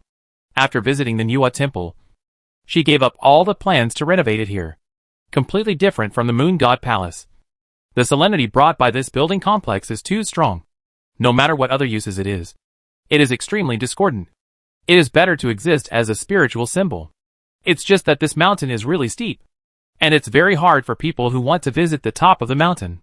After thinking about it again and again, she decided to build a landscape elevator next to it so that tourists who don't want to climb the mountain can go up the mountain quickly and conveniently. But the price of the elevator is very expensive. Greenleaf didn't quite understand this behavior and couldn't help asking. She was in a good mood to laugh. So she answered while laughing, because I still hope that capable people can climb up by themselves. As for why, maybe because she has a kind of Hua family soul. She has a natural respect for the Nuwa temple, and she hopes that visitors can take a good walk along this mountain path and look at the mythological sculptures along the way. It was almost dusk on Earth, and she was in a very good mood. Suddenly, she said, I owe you a few dishes today. Guduo's eyes lit up. She really showed off her skills for a while. Squirrel mandarin fish, braised lion head, cold sea cucumber, abalone porridge, all of which were dishes she had never made before. It is said that after the establishment of the seafood base in the forest park of Planet 43, although it is not a biological species, it has greatly enriched people's food baskets. She herself has eaten seafood several times to satisfy her cravings. But it was the first time for Guduo, and he showed an intoxicated look with just one chopstick. But after a moment, he didn't care to taste it carefully, and joined the fight with Greenleaf for food with great dissatisfaction. Chapter 201 update completed. After finishing the meal, Guduo refused to clear the account, saying that the dishes he had promised were his reward, and now sharing with others did not count. I never expected him to be so stingy all of a sudden. Liu Jinggu was both amused and angry, but because she was in a good mood, she finally agreed to his nonsense, and agreed to give him a table alone in the future, pay off the debt. The next few days were calm, and she took Lu Nianjun and others over. After all, Planet 43 was not a place to live for a long time. But Taoyuan 6 on Mars had been almost completed, 2/3 of which were mid-level residential buildings, and 1/3 were high-level residential buildings. She was naturally privileged, and she directly bought a high-level residential building at an internal price, and settled Lu Nianjun, Mizuno Yumiko, Lu Yugu, and the servants who left the Lu family with her here. After such a period of calm, and with Lu Jue dead, Mizuno Yumiko finally stopped crying so much. But she still didn't like to go out, staying at home all day, and she was a little depressed. Lu Yugu saw it and remembered it in her heart. However, her mother had such a personality, and it would not be easy to change it even if she wanted to. Fortunately, her job allowed her to stay at home, so she started a new series while accompanying her mother. And it was only at this time that Liu Jinggu knew that her sister had already snatched a property in Taoyuan No. 1, and originally planned to live there with her mother. However, the comfort level of intermediate houses is very different from that of high-end houses. Not to mention that Mizuno Yumiko likes to stick to Lu Nianjun. After thinking about it, Lu Yugu still shamelessly lived here and paid the rent. As for the property in Taoyuan No. 1, she rented it out. Not only did she not lose money, but she made a profit. There is no way. The population of Taoyuan No. 1 has been rapidly expanding. It is no exaggeration to say that every inch of land is worth a lot of money. If you want to buy a house there, you may not be able to do it even if you have money. So now, I don't know how many people are openly or secretly staring at Taoyuan number 6, rubbing their hands, and waiting for it to be sold to the public. What they don't know is that Liu Jinggu has already planned for Taoyuan number 6. The original plan was to publicize it to the public in the next few days. But it happened that the Taoyuan system was updated. So she temporarily held back and planned to see what changes would be made to the updated system before making any plans. After all, she was not sure what the system would become after the update, in case the functions were restricted or changed. The development plan of Taoyuan Group would of course have to be changed accordingly. In short, these few days were spent in trivialities and waiting. On this day, she cooked by herself, had dinner with her family and Gu Duo who came uninvited, and took a walk. Not long after she fell asleep, she vaguely heard a ding sound. Her heart skipped a beat, and she suddenly opened her eyes and subconsciously called the Taoyuan system. The management interface that had not been seen for a long time finally popped up, and a line of system prompts appeared on it. System update completed. Do you want to check the new features immediately? Yes or no? Is there any need to think about this? Of course. Choose yes. After a while, a full update document popped up. After reading it carefully, I found that in addition to those small updates, such as interface changes, there are several important points worth noting. The first is that in view of the previous attack, more advanced system protection has been updated. She guessed that the so-called attack was related to the skill seizure incident, although no evidence has been found yet. She is 70% to 80% sure that someone must have wanted to steal her skills at the beginning. But no one knows that the so-called mutation skill is just a smokescreen. The Taoyuan system is not a skill, so it did not succeed in seizing it. But presumably that process still caused some impact, which prompted the Taoyuan system to automatically improve and update the system protection. With her confidence in the Taoyuan system, she is sure that if she encounters the danger of skill seizure again, there will be no problem. The second important update is the appearance of a separate civilization interface. Clicking it open, there is a vast civilization system like stars.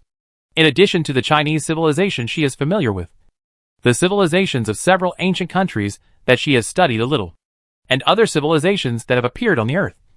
There are also various incredible ones, such as Cthulhu civilization, Elf civilization, Mermaid civilization, etc. There are too many, and she can't read them all.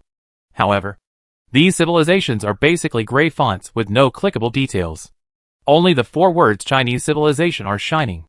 Clicking in addition to the introduction of the civilization system, there is also the degree of civilization recovery. The progress bar now has a little color as thick as a hair, and the progress is almost 0. There are related instructions below the progress bar. The construction of Nuwa Temple and Guanghan Palace has contributed to the progress of recovery. Among them, the 3 words of Nuwa Temple are even golden. She seemed to have some understanding. It seemed that the reason why Chinese civilization was in a state of recovery was precisely because of this miraculous building recognized by the system as the origin. In this way, the Moon Goddess Palace, Atlantis and the Snow Queen's Palace should also belong to a certain civilization. But the origin did not appear, so the civilization system was still not lit up. Looking at the extremely complex civilization system in this system, she couldn't help but feel fortunate that she did not have the obsessive-compulsive disorder of collecting achievements. Even if she spent her whole life, she could not light up all these civilizations. If she had obsessive-compulsive disorder, she would have to scratch her head every day. However, if she could revive Chinese civilization, she would be willing to do her best. Not only because she had the core of a flower grower. There was another important reason. At the end of the progress bar, a card gift box exuded a dazzling brilliance, and both its appearance and light showed its unusualness. Obviously, if she could fill the progress bar, she would be able to open a big gift package. According to the game experience in her previous life, the more difficult the task, the better the reward given in the end. As for the difficulty of reviving civilization, she really couldn't imagine what would be hidden in this gift box. If she couldn't think of it, she would be more curious about it.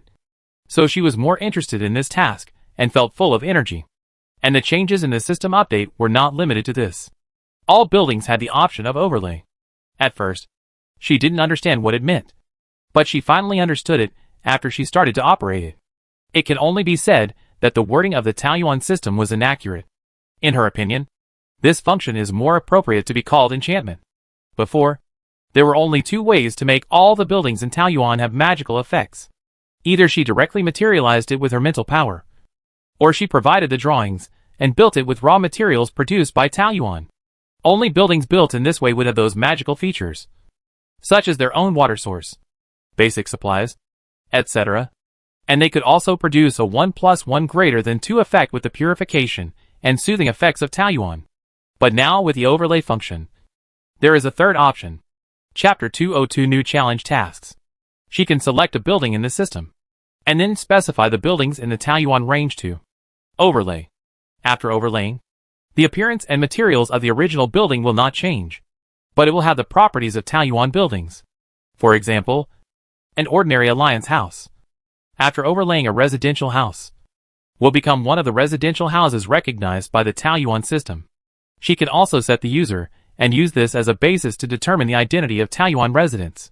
By analogy, Taoyuan's various shops and special buildings can also use this overlay function to enchant. At first glance, this function does not seem to make much sense. But she quickly reacted. As the level of Taoyuan's main body gets higher and higher, there are more and more available buildings. If a Taoyuan is entirely materialized by her mental power, it is naturally unrealistic, and she will be trapped here for the rest of her life. Unless the construction limit of Taoyuan is very low, then it will not be a problem to build all of them. But this is contrary to the characteristics that Taoyuan system has always shown. Now even the civilization system has emerged. Assuming that there is no upper limit to lighting up the civilization system, there must be at least an equal number of Taoyuan to match it.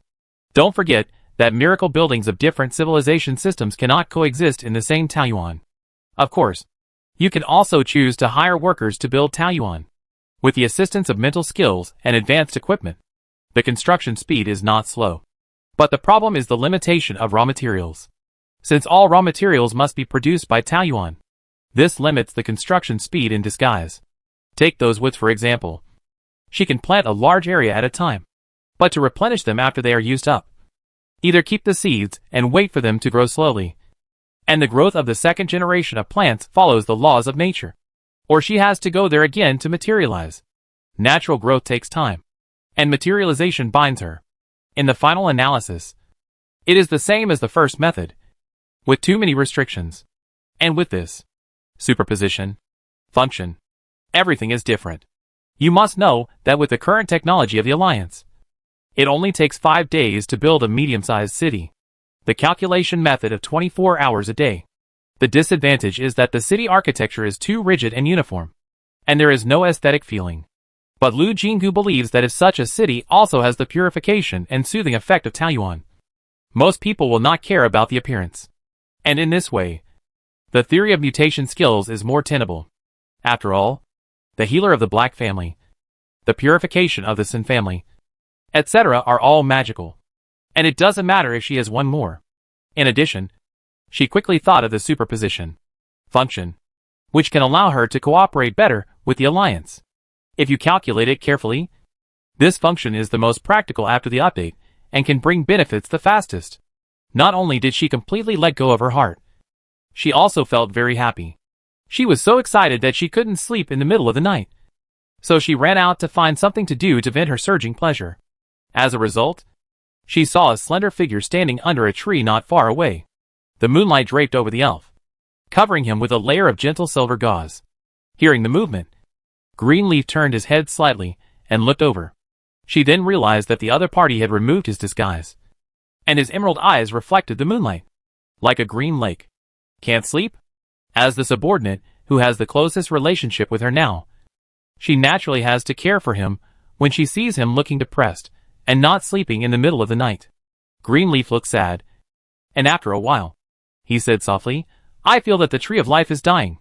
What? She was very surprised. Elves are all children of the tree of life. No matter where they are in contact with the mother tree and can feel every change of the tree of life. Tears welled up in her emerald eyes. And the elf beauty looked so fragile at this moment, but not long ago. I felt a terrible sense of suffocation. The mother tree of life is suffering from the invasion of death and may not be able to hold on for too long. How could this happen?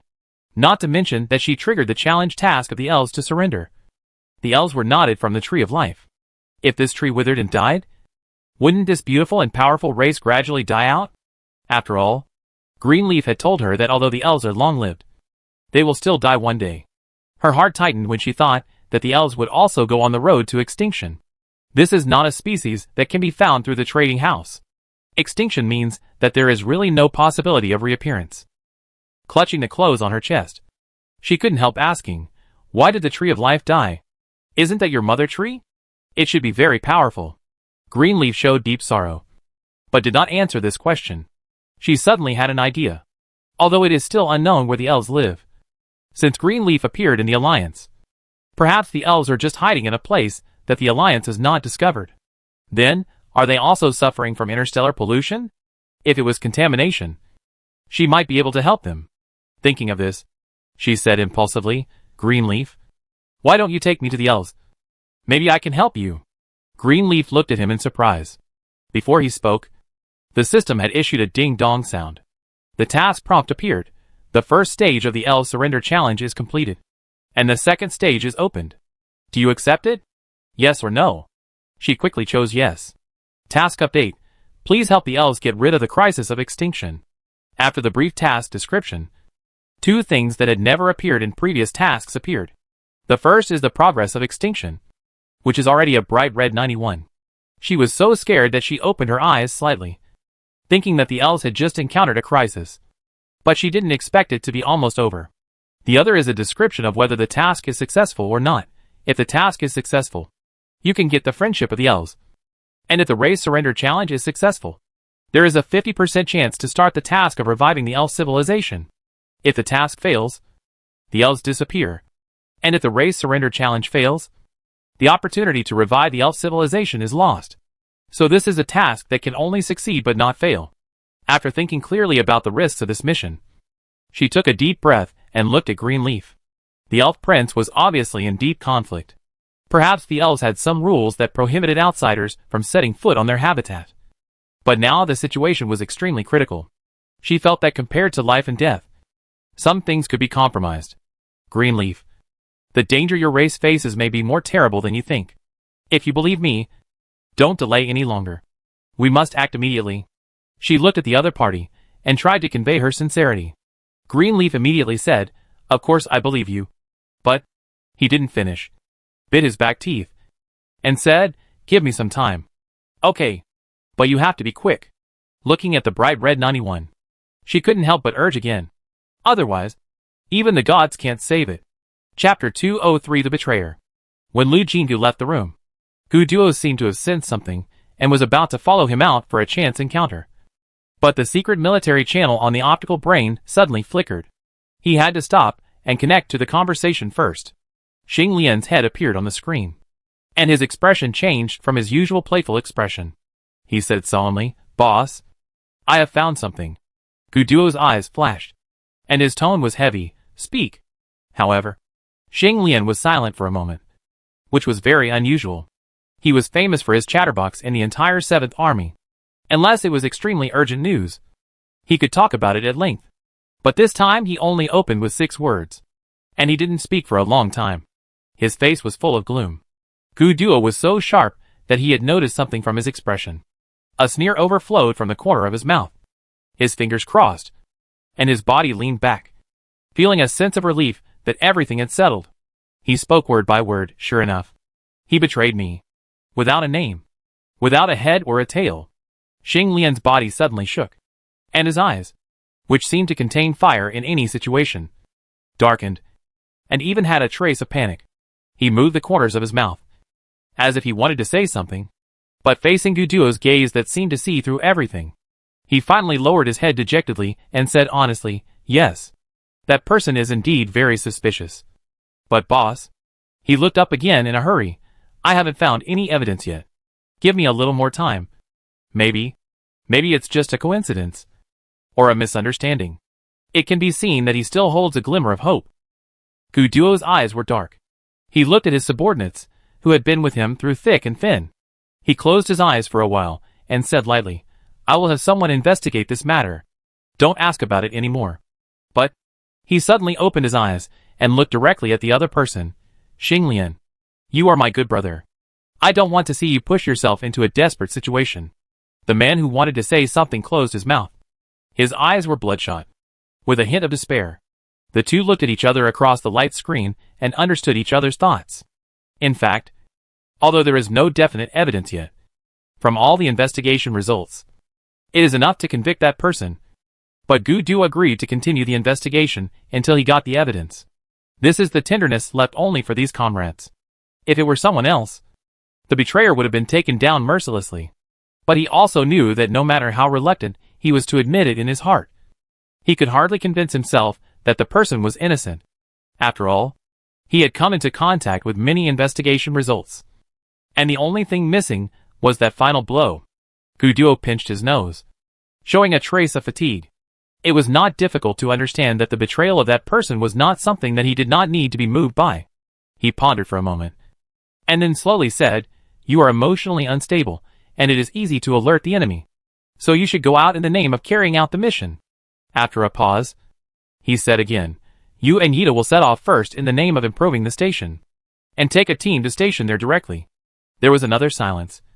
Xing Lian's lips trembled slightly, but he finally nodded solemnly, "Yes." Gu Duo quickly gave a formal order, and Xing Lian and Yida each led a team and boarded the spacecraft to the new station of the 7th Army. In addition to regular training recently, the 7th Army has no other tasks.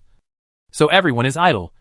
So they flocked to see them off, and even envied them a little that they did not have to stay idle in the central area. After all, it is the heart of the alliance controlled by the capital star, and there are many rules. The 7th Army has been wandering outside the central area for too long, and everyone feels constrained. Yit was also among those seeing them off. The three of them were Gu Duo's confidants. This time, her brother and Xing Lian were sent out to perform tasks. But she had to stay here because she had to solve the problem of Gu Duo's private account being monitored. Logically, she should be a little depressed. But she didn't look reluctant, and everyone didn't find it strange. Everyone knew that her heart was tied to the boss. If the boss hadn't always been uninformed in terms of emotions, and was so majestic, they would have started to make a fuss long ago. Now, they could only exchange glances secretly, expressing a tacit understanding of Yit's thoughts. However, Xing Lian and Yida's expressions today were surprisingly similar.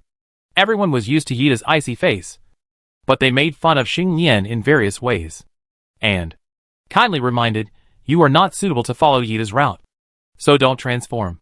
Xing Lian forced a smile, played with everyone for a while, and seemed to have returned to normal. So everyone didn't think much about it, just thinking that he liked the hustle and bustle by nature, and everyone knew the 7th Army's base.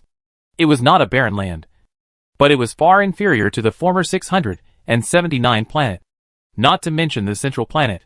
So it was okay for others. But Xing Lian's personality made it difficult for him to go to the desolate base to open up. However, he and Yida were the boss's trusted generals, and they could only take care of the base first, which was understandable. So everyone looked at Xing Lian with sympathy and teasing eyes, and had a big fight with him. Only Yida's eyes were slightly depressed, and his eyes moved back and forth between him and his sister. However, he has always been serious and aloof, and he stood in the cabin early, and the whole person was shrouded in the shadow of the spaceship, and no one saw his expression. Not long after, the spaceship finally took off, and Xing Lian made an excuse and planned to go back to the room to rest. His and Yida's status in the 7th Army was under one person, so they naturally had independent rooms. Once they retreated to the room, it would be difficult for others to see him. So as soon as he entered the door, Xing Lian's face fell. This was the first time in his life that he felt laughing, and it turned out to be such a tiring thing. Rubbing his sore cheeks hard, he fell hard on the bed, and his heart was more convinced of the boss's arrangement.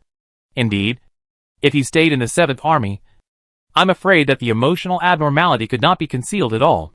However, when he really left, his heart was uncontrollably clenched. He was afraid that the boss would really get some evidence, but he also hoped that the matter would be concluded quickly. He knew very well that if there was such a betrayer lurking around the boss, something bad would happen sooner or later. Not to mention, he pursed his lips, and his expression was surprisingly cold at this moment. If there was evidence, he would have no choice, because no matter what, he would never do anything that would be disadvantageous to the boss. Just as he was thinking about it, the doorbell rang, proving that someone was visiting. There were only 2 top generals on this spaceship, and he made it clear that he would go back to his room to rest.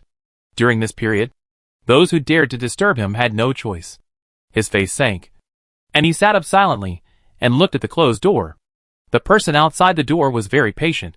He stopped after ringing the doorbell 3 times, waited for a while, and then pressed it 3 times again. The rhythm and time were grasped exactly. It did not make people feel irritated, and conveyed his intention to insist on meeting. Chapter 204 Hurrying for Time. The 2 people, one inside and one outside, were silent, but silently showed each other their determination of not wanting to see and must see. In the end, the person outside the door won the tug-of-war. Xing Lian rubbed his short hair hard, pulling the short hair like steel needles into a mess, and stood up and pulled the door open. Without even looking at the person outside, he turned around and walked towards the bed, asking in a rough voice, "I just fell asleep and was woken up by you. What's the matter?" Xing Lian believed that he had contributed the best acting skills of his life. But the one who walked in just chuckled, turned around and closed the door tightly, then looked at him with an unfathomable look, and slowly uttered a sentence. "What are you and the adults planning?" Xing Lian paused, and after a moment, he quickly asked back, "What are you talking about?" In response to him, Ida sat down slowly. Seeing the other party's calm appearance, he was suddenly overwhelmed. Whenever Ida puts on this posture, it is silently telling you, "I have plenty of time and patience to waste time with you." And there is no doubt that he is the one who can't waste time every time. Xing Lian couldn't help but wail in his heart, thinking why didn't the master find a reason to send Ida out alone, but let them act together. He really can't fool this little trick. Gu Duo didn't know that his good subordinate was complaining about him in his heart, but frowned at the busy people in front of him. After a few days of consideration, Lu Yi said that if Lu Jinggu had time, he hoped that she could visit his hometown. She was of course interested in the hometown of the elves. Counting the backlog of work at hand, it was found that except for the miracle building Atlantis, the follow-up plan of Taoyuan No. 6, and the construction of Taoyuan No. 7 belonging to the Black family, there was nothing to do for the time being. Even if she was not there, she could hand over the first 2 items to others. But the construction of Taoyuan No. 7 was originally something she had to do herself. But the system update came at the right time. She went straight to the person in charge of the Black family, saying that the group's technology had been updated recently, and a new cooperation model could be adopted. Although the style of Taoyuan is good, it is impossible for everyone to like it. Moreover, the main planet where the nobles live has actually been developed very well. If you really want to build a city, the land is tight. After all, not every family is like the Sin family. Because of their advocacy of nature, there are many vacant lands on the planet after the extinction of ancient species. The reason why the construction of Taoyuan No. 7 has not started for a long time is actually related to this. But now it is different. You only need to plant flowers and branches, and the area covered by the giant trees is the scope of Taoyuan recognized by the system. Then, with the superposition function, the existing buildings within the range are given Taoyuan functions, and a complete Taoyuan can be created. So as soon as this cooperation model was sent over, the Black family showed great interest. They have been able to compete with the Gu family for many years, so they are certainly capable. With a little research, you will know that this innovation of technology means that Taoyuan Group has a wider future. Originally, they could only build a new city on a planet with suitable space. Even with the help of builders and various mental skills, it would take a certain amount of time for each Taoyuan to be open to the public, and the speed of promotion and popularization would naturally be limited. But now it is different. As long as the original cities of the Alliance are willing, they can cooperate with Taoyuan Group, and Taoyuan will appear one after another. How much profit can there be from this? The professionals of the Black family just calculated casually, and the result was enough to make people breathe harder. The new cooperation model was quickly passed, and Lu Jinggu boarded the spacecraft with a flower branch. Gu Du insisted on accompanying him. With him, she could indeed avoid many conspiracies and tricks, so she did not refuse. The escort team did not bring any, and only brought green leaves alone. It was this decision that made Gu Du frown recently. He felt that these 2 people had a secret, and they didn't intend to tell him. This feeling of being excluded made people unhappy. But he couldn't ask. In what capacity should he ask? He knew very well that he was still a collaborator in Lu Jinggu's eyes. At most, he was a considerate collaborator, and a closer relationship might be questionable. And he had already keenly noticed that she had an extraordinary trust in the soldiers recruited by Taoyuan. Of course, so far, the actions taken by the Taoyuan army were worthy of this trust. Even the commander of the capital's direct army said to tie them up. So who would be loyal if they were not loyal? In short, he was unhappy and curious in his heart. But he could only endure the sour look like a bug gnawing at him, staring at the two without saying a word. But Lu Jinggu didn't notice his rich inner activities. She was yearning for and curious about the else, and just wanted to complete the construction of Taoyuan No. 7 as soon as possible, and then follow Lu Yi to take a look. That was the place where the noble and powerful races, which represented the purity of nature, lived in all fantasy novels. Just thinking about it made her excited. Inspired by this emotion, her work motivation was unprecedentedly high. Fortunately, the previous plan for Taoyuan No. 7 was almost complete. After all, Taoyuan Group was a monopoly. Even a strong company like Black had to compromise on many things. For example, she didn't plan to give them the building. All the building materials available were carefully selected, even if they had appeared in other Taoyuans. The Black family could not do anything unless she gritted her teeth and refused to take them out. This item was argued for a long time before the building required by Taoyuan No. 7 was finally determined. And the Black family had already divided the locations of these buildings. After getting off the spaceship, the other party wanted to show their strength and invited them to rest in the Black family's castle. But she waved her hand. These empty formalities are unnecessary. Let's get started directly. The attitude of "I'm very busy and I'm in a hurry" was fully demonstrated. The person who was in charge of receiving them was Hawk King, who had met them in Taoyuan No. 1. Hearing this, his smile remained unchanged, but a trace of contempt flashed in his eyes. But she didn't care at all, and just kept urging, "Hurry up and start." Hawk King had no choice but to take her to the location that had been agreed upon. The branches were inserted, and soon a giant tree was born. According to the Black family's wishes, the most advanced pure metal style of the alliance was chosen. This giant tree unexpectedly grew into a metal tree. It didn't look like a plant at all. You could feel it when you touched it. There was vitality under the metal appearance. This giant tree was amazing, and her subsequent actions made the accompanying Black family staff and servants look heavy. Chapter 205 No. 7 completed. The scope of Level 1 Taoyuan is not large. According to the agreement made before, she will upgrade Taoyuan to Level 3 for the Black family. In fact, they wanted a higher level Taoyuan, but several negotiations failed to achieve their goal. Lu Jinggu did not deliberately embarrass Black. He set the qualification of Taoyuan for sale to the highest Level 3 after calculation and consideration. After all, if it is only used for living, Level 3 Taoyuan has the highest cost performance in terms of area and cost. In addition to being larger in area, Level 4 Taoyuan will also provide some construction qualifications, but they are not among the optional buildings she provides. And the size and area of the planet are different. For a smaller planet, Level 3 Taoyuan can almost cover the entire planet, and there is no need for further upgrades. The planets in the center are like this. They have a high status and are in the absolute hinterland, but their area is not large. After all, only one of the most important members of the noble family lives on a planet, and the area of a small planet is enough for them to play. In the face of all the facts, coupled with the insistence of the Taoyuan group, the Black family finally had no choice but to accept the Level 3 Taoyuan. Seeing is believing. When they really stood in the range of the Level 3 Taoyuan, they slightly calmed down the dissatisfaction of the Taoyuan group's refusal to continue to upgrade them. She didn't care what these people were thinking, but began to check the location and function of the building with Hawk King for the last time. Once the superposition function is chosen to be used, it cannot be recovered unless the building is completely destroyed, so it must be used with caution. Then it was the turn of the Blacks, who were either in the open or not to be shocked. She began to use the superposition function again and again. Compared with using mental power to materialize the building, the superposition function consumes only 1/10 of the mental power, but the fluctuation caused is more in line with the state of using skills. This undoubtedly adds strong evidence to the mutation skills. As she used this function again and again, the appearance of the building in front of her seemed to have a stream of light flashing. But when she looked closely, there was nothing. In just 10 seconds, she had turned to the next building. Hawk King no longer dared to show any disrespect to her. But he was still worried. He hurriedly followed her footsteps, but secretly winked at her. And other servants went to check the building. According to the requirements of the Black family, the building needed to have the function of a cloth shop.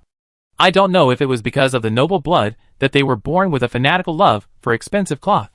Among all the shops that can provide luxury goods, the Black family took a fancy to this one at first sight. Lu Jingu certainly had no objection, and she also set the product level very considerately. Cloth naturally has expensive and cheap, and the sales level can be set by her.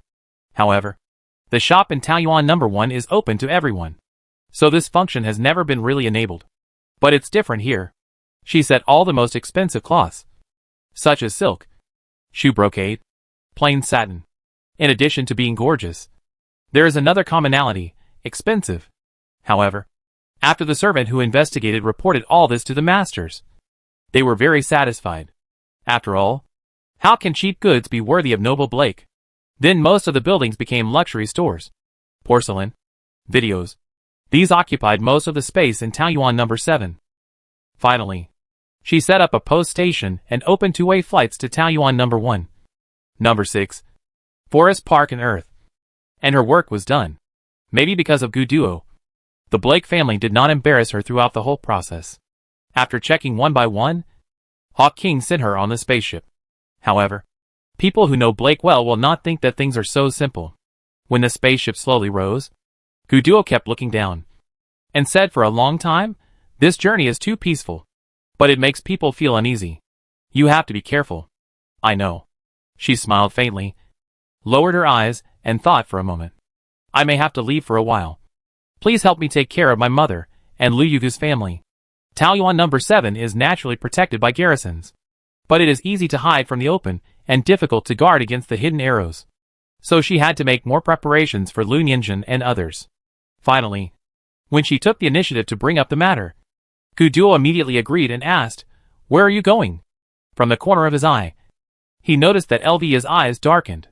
For some unknown reason, the elves were unwilling to reveal their home. She heard that she was allowed to go there mainly because Lva vigorously promoted the matter of the incarnation of the goddess of nature. Although she firmly disagreed with such a title, she also knew that if she hadn't taken advantage of this misunderstanding, it would be extremely difficult for her to go to the elves to take a look. So she didn't deliberately embarrass Lva, and just smiled faintly at this question. "There may be something wrong with Lva's hometown. I will go and take a look. If I can help, I will help." Guduo knew her ability, so he had no doubts about this statement, and immediately asked, "Where is his hometown?" Although he was in the army, it was impossible for him to run around with her. But if he knew her whereabouts, he could respond faster if he needed help. I believe that everyone understands this point without saying it. So he did not explain much, just waiting for her to give an answer. But she just shook her head. Lui's hometown has its own customs. She doesn't want to reveal the location, so I can't say it. Guduo's face sank, and just as he was about to say something, Lu Nianjun called in. So she got up and walked to the porthole to make the call. He swallowed the words that came to his lips, and turned to look at Lui. Even though he always knew that he had an outstanding appearance, every time he saw Lui, he was secretly shocked by his beauty. Yes, beautiful. Lui's face transcended the difference between men and women, but it would never make people feel a little feminine. No wonder it is often heard that someone was so crazy that he refused to eat or drink because of seeing Li's face. Therefore, whenever Li appeared in public, he would wear the armor of Taoyuan army to cover up his excessive appearance, which reduced the impact a lot. Fortunately, he was strong. Otherwise such a face would bring so much trouble. Guduo had a wide range of experience, but he had only felt this kind of attraction that did not distinguish between men and women in one person. So he was sure that Li's ancestors must have mixed with non-humans, but he had not yet figured out which race they were. Many races have completely disappeared in the torrent of history. Even if he was well informed, it was difficult for him to accurately find the answer he wanted. Moreover, no matter how smart he was, how could he guess that Li actually came from a legendary race? But no matter how beautiful Li's face was, Guduo still had a hard time having a good impression of him. He said coldly, "You should know how many people are staring at her now. Where is your hometown? If you don't tell me, I won't agree to your leaving." Before, when Lu Jingu chatted with him, Lu Yi had been keeping silent with his eyes closed. During this period, he could feel the sigh of the tree of life every day, and the majestic vitality was slowly fading away. At first, it was only a thread, but now this feeling has become as thick as a thumb. The speed of the tree of life's decline is accelerating, and it is far beyond his expectations. Every elf is closely connected to the tree of life, and the withering of the mother tree has also brought him great pain. Therefore, during this period, he has been enduring the torture of a knife cutting in his body, and he has no interest in doing anything. However, when he heard Gu Duo's words, he suddenly opened his eyes and looked at him fearlessly. Chapter 206 Disagreement. Li said word by word, "She is free. What qualifications do you have to stop her?" Gu Duo did not answer immediately. Of course, he had several answers to this sentence. When he first realized his feelings, he also thought of using more direct means. The Gu family is indeed the most down-to-earth nobles. But at some point, things in the bones are still thought through. He is the proudest genius of this generation of the Gu family. What can he not get?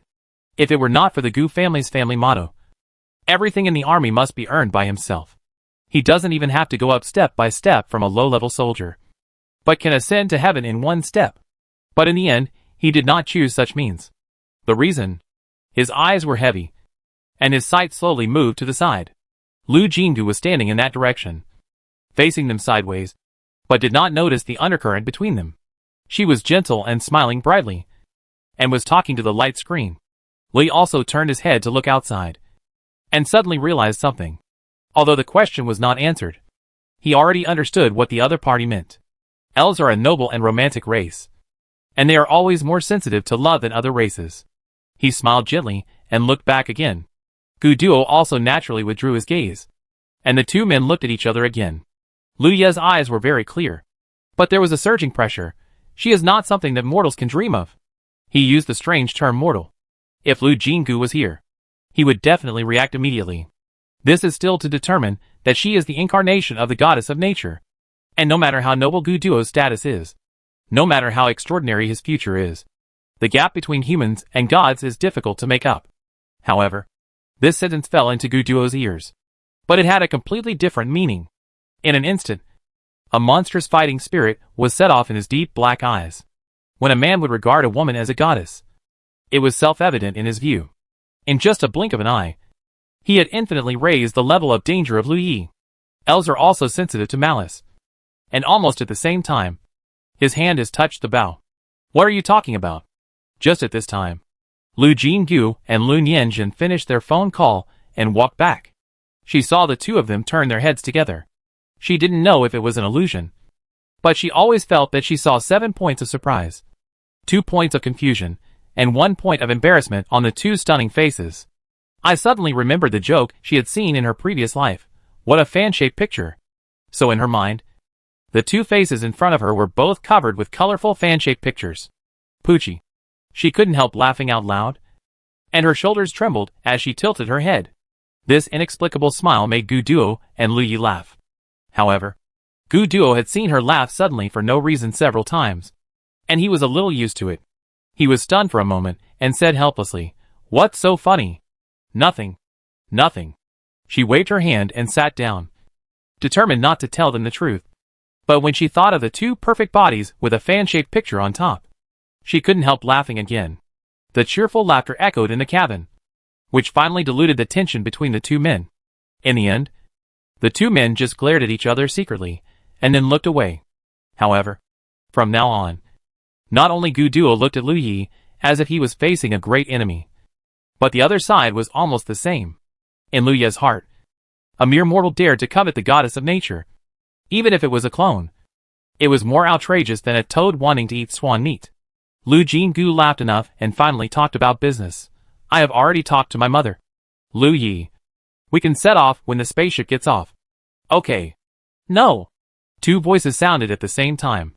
She looked left and right, but saw that the two people were staring at each other like cross-eyed. It is understandable. After all, Lu Yi is concerned about his hometown. But Gu Duo has an attitude of "I don't agree." The elf beauty must be unhappy. As for why Gu Duo was so unhappy, she also had her own judgment. She lowered her eyes and thought for a while, then stood up and said, "Gu Duo, I have something to tell you. After that, she stood up and walked towards the door. And then stopped at the door. The meaning of applying for private chat was very clear. Gu Duo stood up and followed. He did not forget to glance at Lu Yi. But unfortunately the latter had unlimited trust in Lu Jinggu, and felt that since she decided to leave, she would definitely be able to set off on the road home soon. So she was checking her equipment and did not pay attention to him. The two sat in the restaurant.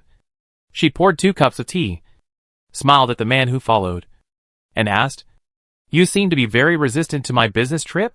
That's right. She felt that her action was just a business trip. So she was very surprised why he had such a big opinion. Most of the time, she still respected this opinion.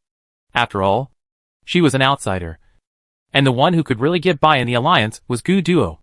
Taking a sip of tea, Gu Duo slowly said, "Although many planets in the alliance have been developed in name, they are still full of dangers in reality. I am worried." The last 4 words were said with great caution, which brought out a warmth that was hard to ignore. Lu Jinggu was startled, and it took a while for him to suppress the restlessness in his heart. He smiled lightly and said, "Green leaf is very strong, and my current mental strength is enough to protect myself in most cases. You don't have to worry about me." Not to mention, because she could see that the other party was really worried, she revealed a little about her future plans. The Wanchi clan's affairs need to be resolved, and I must make this trip. Why? He doesn't look like a member of the Wanchi clan. Well, just think of it as a practice to resolve the Wanchi clan's affairs. But in fact, of course, it was because this involved the task of racial surrender. Among the tasks of upgrading Taoyuan to level 5, only this one was stuck. And the system once prompted that the solution to the Wanchi clan's problems was in the level 5 Taoyuan. So she had to make this trip anyway. But obviously, this reason was not enough to convince Gu Duo. He still looked disapproving and patiently explained how she was now arousing envy, and how many people were secretly trying to attack her. Although she didn't know these details as well as Gu Duo, she guessed them. So she didn't look panicked, but looked thoughtful, and unconsciously touched her collar with her fingers. After a while, she smiled and said, "I show you something after the spaceship docks." As the time they met and her personal strength continued to increase, and Gu Duo helped to conceal Huan's spiritual power, the trust between the two that was once in jeopardy was slowly rebuilt. So she decided to reveal another trump card to the other party. The spaceship docked on planet 43, and the 3 of them immediately returned to planet 7133 through the post station, asking Lu Yi to wait for a while. She took Gu Duo to the private warehouse and asked him to wait outside. Watching her disappear into the heavy metal door, he frowned slightly. There was clearly just a building in front of him. All metal buildings were not uncommon in the Alliance, but for some reason, he felt a sense of hidden danger. Chapter 207 Reassurance. Gu Duo thought about it, and tried to take a few steps forward. When he was only 2 steps away from the metal door, he suddenly stopped. The sense of danger intensified. He looked at the building inch by inch, but still found nothing. But his intuition told him that there was a terrible energy hidden under the calm surface. It is certain that there are terrible attack weapons hidden in this building, but I don't know how they can be hidden so tightly. He did not continue to challenge the defense of this building, but stepped back a few steps. The feeling that made people's backs cold really faded a lot. Lu Jinggu had found what he wanted and took out a sample each. "Take a look at these." Gu Duo no longer paid attention to the building, and lowered his eyes to look at her palm. There were several things lying in her palm, with different shapes, and the only similarity was that they were all cute. "What is this?" He picked up one of them, and held it in front of his eyes to observe. She couldn't help but smile. It must be said that these things looked more like toys at his fingertips. "Be careful," she said, holding back her laughter. "This is a weapon." Surprise appeared in his eyes. He obviously couldn't connect the two, but he still changed from holding to holding, and put the small toy-like object in his palm to observe carefully. After a moment, he still shook his head. "I can't tell it's a weapon." Even he couldn't see it. Lu Jinggu believed that if it was someone else, it would be even more impossible to connect these things with weapons. Picking out a pistol, she smiled and said, "Let you see." Aim at the empty space in the distance and fired a shot. After a slight movement, a fist-sized pit appeared silently on the ground. Gu Duo's eyes widened. He didn't need to walk over to observe carefully. He could sense the power of this shot with his mental power. Although it was not the strongest he had seen, it almost consumed no mental power. In comparison, it was better than the common conventional weapons in the Alliance. How could he not be surprised? It was the shape. Sensing that Gu Duo looked at the pistol with a bit of silence, she laughed again, waving the thing between her fingers. She smiled. Is it powerful enough? Very powerful, he answered honestly. It is a weapon that ordinary people can easily use. He could really see the most important feature of this gun in a glance. Gu Duo hadn't finished his words yet. Can it be mass-produced? After a pause, he couldn't help but add, can the appearance be modified? Ha ha ha. She bent over with laughter, shaking her head vigorously. The answer to both questions is no. I didn't make these things. I just want to tell you that I have enough power to protect myself. She introduced those toys one by one, with a previous pistol as a demonstration. Gu Duo had no doubt about their power. But the more he looked at them, the more helpless he looked. It's hard to imagine what kind of bad taste would make these lethal weapons so cute. After the introduction, Lu Jinggu had already started to hang the bits and pieces on his body. Gu Duo then realized that these things were not only cute, but could also be hung on the body as jewelry. The earrings are miniature bombs. The ring is a powerful electric shock device. And the bracelet contains a powerful poison that can kill in 1 second. In less than 5 minutes, she has armed herself to the teeth. More importantly, he feels that this outfit is not out of place at all. Lu Jinggu's appearance is not gorgeous. Because of her youth, her cheeks still have baby fat that has not completely disappeared. Once she smiles, she will unconsciously bring a bit of innocent and cute feeling. Such an appearance is very deceptive. He fantasized for a while, and felt that if he didn't know in advance that the accessories were weapons, he couldn't imagine that such a cute and harmless girl had things that could kill people all over her body. She turned around, and was very satisfied with this look. She tilted her head and asked him, "Do you believe that I can protect myself now?" Gu Duo was quite amused.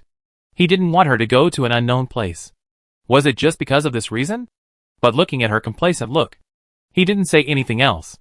He just sighed and nodded. I believe it. She was even more complacent. Just in case, she took 3 more flower branches and put them away, and then prepared to look for green leaves. It's best if these weapons are not exposed. She was not surprised to hear this reminder suddenly, but nodded in understanding. I know. She completely understood what Gu Duo was worried about. The alliance is now increasingly developing in the direction of strict hierarchy, and those with strong mental power are gradually becoming rulers. But if ordinary people have these weapons, they are highly concealed, do not need strong mental power to assist, and have sufficient lethality. Then this development will inevitably cause chaos. So if someone finds out that she has such a weapon, I'm afraid some people who are looking forward to the new order will definitely attack her to prevent future troubles. Greenleaf was standing under the giant tree. The crisis of the Tree of Life made him look very bad. He closed his eyes when he stood under the tree, as if he was trying his best to endure something. Wan Chia and Sartre stood a few meters away and looked at him. They didn't dare to approach him. But after Lu Jinggu appeared, they smiled and ran over. He first said a few words to Sartre, and then sent him to the warehouse to help him get some easy-to-store food. Then he whispered to Wan Chia, "Sister is going on a long trip. If everything goes well, we can set off to star 7444 when I come back." The little girl's eyes burst into a burst of surprise. So take good care of your father and others during this time. There is hope as long as you are alive. Yeah. Wan Chia's eyes were shining with tears, and he nodded very hard. After Sartre brought the food and told him to look after the house, the 3 of them prepared to leave. This time, she did not plan to go with Gu Duo. She and Lu Yi boarded the carriage of the post station first under Gu Duo's complicated gaze. The destination this time was Taoyuan number 3. All the land on number 3 has been developed and utilized to the maximum extent. Now the robot team here has expanded several times, and a big harvest can be harvested almost every half a month, which can basically support the sales of Taoyuan Group's online store. Because mechanized planting is adopted, not many employees are needed. Basically, there are about 5 people on duty here every day to maintain the machinery. After the 2 got off the carriage, they did not attract anyone's attention. It happened that this was what they hoped for. The 2 left one after the other.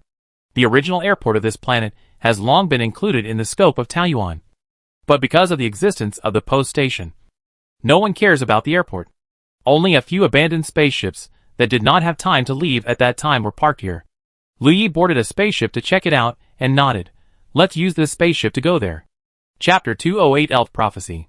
When Lu Jingu heard that they were going to take a spaceship, he thought that the elves were hiding near the 6752 star. After all, if they passed through the space jump station, they would definitely not be able to hide any information. She never expected that the elves had always been her neighbors. But soon she realized that she was completely wrong.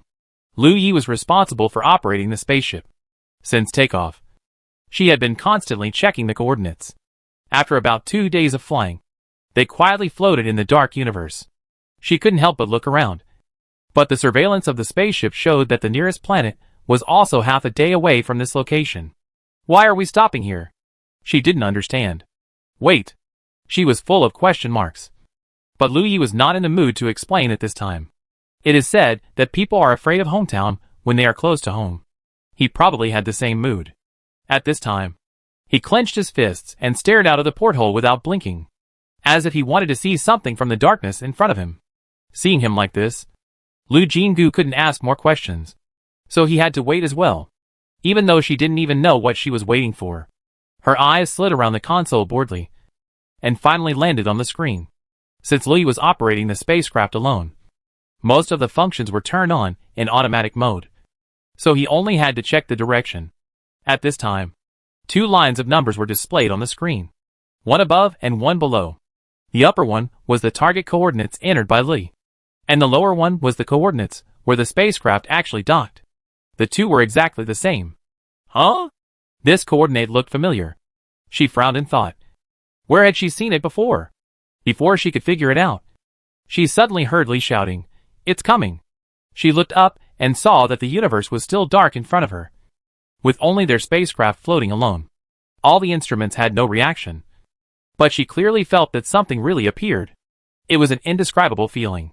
She couldn't see, hear, or smell, but her brain just felt the existence of it. Lu Yi suddenly whispered sorry, and then hugged her tightly. Before she could be surprised, she felt a violent vibration around her body, and an invisible force swept the spaceship. It was a pity that this was just a small civilian transport ship, and it only lasted 3 seconds in the invisible storm before it fell apart. The expected feeling of suffocation and weightlessness did not appear, and Greenleaf's mental power surged out, forming a layer of green light around the two people. The next second, the invisible storm swept them in. Even with Greenleaf's power as a buffer, she was still hit by the power of the storm. The whole mental power was violently shaken, and she couldn't breathe because her chest was pressed up, and she fainted directly. I don't know how long it took to slowly wake up. Before I opened my eyes, I could smell the sweet fragrance of flowers in my nose. The pleasant bird song was not far away, and under her was the soft but slightly prickly grass. She thought vaguely, could she have returned to the Earth that had not entered the interstellar era? The joy of returning to the Earth supported her to wake up in a second and quickly opened her eyes. Greenleaf's worried face appeared on her face. Uncontrollable disappointment surged up, making the elf beauty a little at a loss. What's wrong with you? So she is still here. Shaking her head, she grabbed the hand that Greenleaf stretched out and sat up. Then she observed privately. She and Greenleaf were on a grassland at the edge of a forest, and the birdsong came from the forest. At first glance, the environment here is better than Taoyuan. After all, except for the animals deliberately raised in the forest park, other Taoyuans can't achieve birds singing and flowers blooming. And the environment here is lively. Birds with long and beautiful tail feathers sing loudly at the top of the tree. Squirrels drag their fluffy tails and jump through the branches and leaves. And the figures of various small animals flash from time to time between the tangled tree roots. Everything is lively and beautiful. But she noticed something wrong. Perhaps because she lives in Taoyuan most of the time, she is particularly sensitive to interstellar pollution. In this seemingly beautiful place, she smelled the breath of pollution. The dull pain in her lungs was the best proof of her breathing. She had no time to be happy about seeing the living nature again. She frowned and asked, "Is this place polluted?" The corners of Greenleaf's mouth were pursed into a straight line, and she nodded slowly. He tightened the bow and arrow on his body and whispered, "Please follow me closely. We are still a little distance away from the elves' settlement." Okay. Greenleaf led the way, and the two walked into the forest together. It can be seen that this is a forest that has existed for a long time. There are huge ancient trees everywhere, which are so lush and leafy that they can only be surrounded by several people. Therefore, as soon as I walked in, I felt a blackness in front of my eyes, and it took a while to adapt to such a deep light. The atmosphere of walking in silence was too awkward. She couldn't help asking after a while, "What did we just experience?" That is the only channel connecting our tribe to the outside world. Only when it appears can we leave here and go to the outside world, or come back from the outside world. Blinking her eyes, she took a while to digest this sentence. So we are not in the original universe now. Yes and no. Greenleaf thought for a while and explained. A long time ago, a brilliant figure appeared in the L's. When he was at the peak of his strength, the tree of life gave a prophecy. He looked empty, as if he was immersed in memories, but his feet were not slow at all. Lu Jingu noticed that he did not trample on any plants, even low weeds. In the prophecy, the world will usher in a terrible disaster, and any race, planet, force, will perish in this disaster. Her attention was attracted by this sentence, and the current raging interstellar pollution immediately emerged in her mind. If Taoyuan hadn't appeared, the poisonous fog would sooner or later spread to the entire alliance, and it would not be an exaggeration to call it the end of the world. What happened later? The elder of my race took the entire race, along with this land, away from that universe at the cost of his own life. She opened her eyes wide in surprise. We are still in the universe, but no one can see or touch us. This is the eternal pure land, the last home. Greenleaf's eyes were full of admiration for the elder. However, this emotion did not last long, and soon turned into deep pain. However, as the days passed, we were isolated from the world, and could not get any news from the outside world. Slowly, the prophecy of the end of the world was forgotten, and replaced by various legends and stories from the outside world. Some young elves have developed infinite curiosity about the outside world. She nodded silently. This is normal. Not everyone is willing to live an isolated life. Chapter 209 Dudu. What happened next? She curiously pricked up her ears and waited for the next words. But Greenleaf didn't say anything for a long time. She turned her head and saw that his face was full of pain, which scared her. Are you okay? Nothing. The elf shook her head gently. If you allow, let me take you forward, so that we can get back faster. She could understand the other party's feelings and nodded. Okay. Then Greenleaf stood still. He closed his eyes slightly, pressed his hands on the tree trunk, and his lips moved silently, as if he was muttering. Suddenly, she heard rustling voices in her ears. Blinking, she suddenly reacted and touched the slightly raised ornament under the collar. There was a bead given by Greenleaf, which could hear the sound of plants. When she first got it, she couldn't sleep because of the noise. Later, under the guidance of Greenleaf, she slowly learned to control it. Now, if there weren't many plants making noises nearby, she could easily block those invisible whispers. And she didn't take the initiative to communicate with the plants at this time. Obviously because the number of plants whispering around her far exceeded the upper limit of her ability to block. Looking at Greenleaf's actions again, she suddenly realized that the elf beauty was talking to the plants. Listening carefully, she could faintly hear words like Prince, return, communication, and so on. She couldn't help but suspect that plants also have dialects. Anyway, the tone here doesn't sound like Mandarin, and she still has a hard time listening. After listening for a while, she simply emptied her mind and stopped listening to those chattering and incomprehensible whispers. Not long after, there was a sudden movement in the depths of the forest. Judging from the swaying shadows of the trees, it was not a small thing approaching rapidly. She immediately held the toy in her pocket. This is a primeval forest. If there are birds, it is not surprising that there are beasts. Moreover, there are legendary species such as elves, and there may be monsters. She was curious and nervous, and subconsciously took a defensive posture. Greenleaf saw her nervousness and took a step forward to cover her behind her, but comforted her. Don't worry. It should be a friend, not an enemy. Having said that, such unknown things are always worrying. The huge movement finally came from far to near. She could clearly distinguish the location and stared at the dense bushes. Then she saw that any thinner, relatively speaking, trees were shaking violently, which made people suspect that they would be broken by the giant monster that had not yet appeared in the next second. Finally, a huge, white head squeezed out from the woods, followed by a huge body. Lu Jingu took a breath. This is a white giant bear. Just standing there was already full of oppression. She estimated that her height was only up to the joint of the bear's legs. If the giant bear went crazy, it could probably blow her away in one breath. Such a giant beast was no longer something that ordinary weapons could deal with. She subconsciously tensed her body. If it really didn't work, she could only use her mental power. When she looked at the giant bear, the behemoth slowly lowered its head, and a pair of black pearl-like eyes looked straight at the two of them. It was obvious that it had discovered them. She was very alert. Woo woo woo. Wow wow wow. 3 question marks slowly appeared on Lu Jingu's forehead. If she heard it right. The bear suddenly burst into tears. 2 tear marks flowed down its furry cheeks like a stream, dripping on the ground, as if a local heavy rainstorm had fallen in that area. Such a contrast caught people off guard. She was stunned and unconsciously let go of the toy in her pocket. Boom, the ground shook, and she quickly held onto the tree trunk to stabilize herself. It turned out that the giant bear sat on the ground with its buttocks, raised its thick and wide front paws to cover its furry face, and cried even more sadly with all its concentration. What on earth was going on? When she was confused, Greenleaf moved. He slowly approached the bear, and the tall and slender elf actually looked petite in front of the giant beast. He raised his arm with all his strength, but could only barely pat the joint of the giant bear's raised front legs. And then he patted there with all his strength. Lu Jingu was terrified. This was the unchangeable fear of humans towards wild beasts. Don't cry. Am I back? She picked her ears and felt a sense of helplessness in Greenleaf's voice. The giant bear continued to cover his face and sob, but she seemed to see the other party peeking wildly from the gap between his claws. This world is really fantastic. This bear is not only ridiculously large, but it seems to be able to communicate.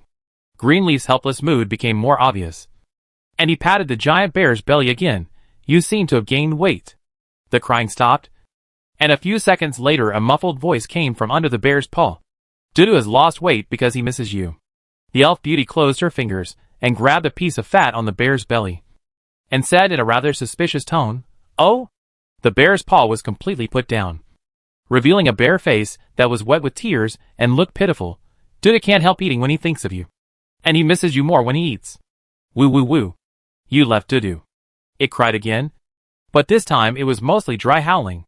The corners of Lee's eyes and eyebrows were full of apology. Sorry, Dudu, but you are too big.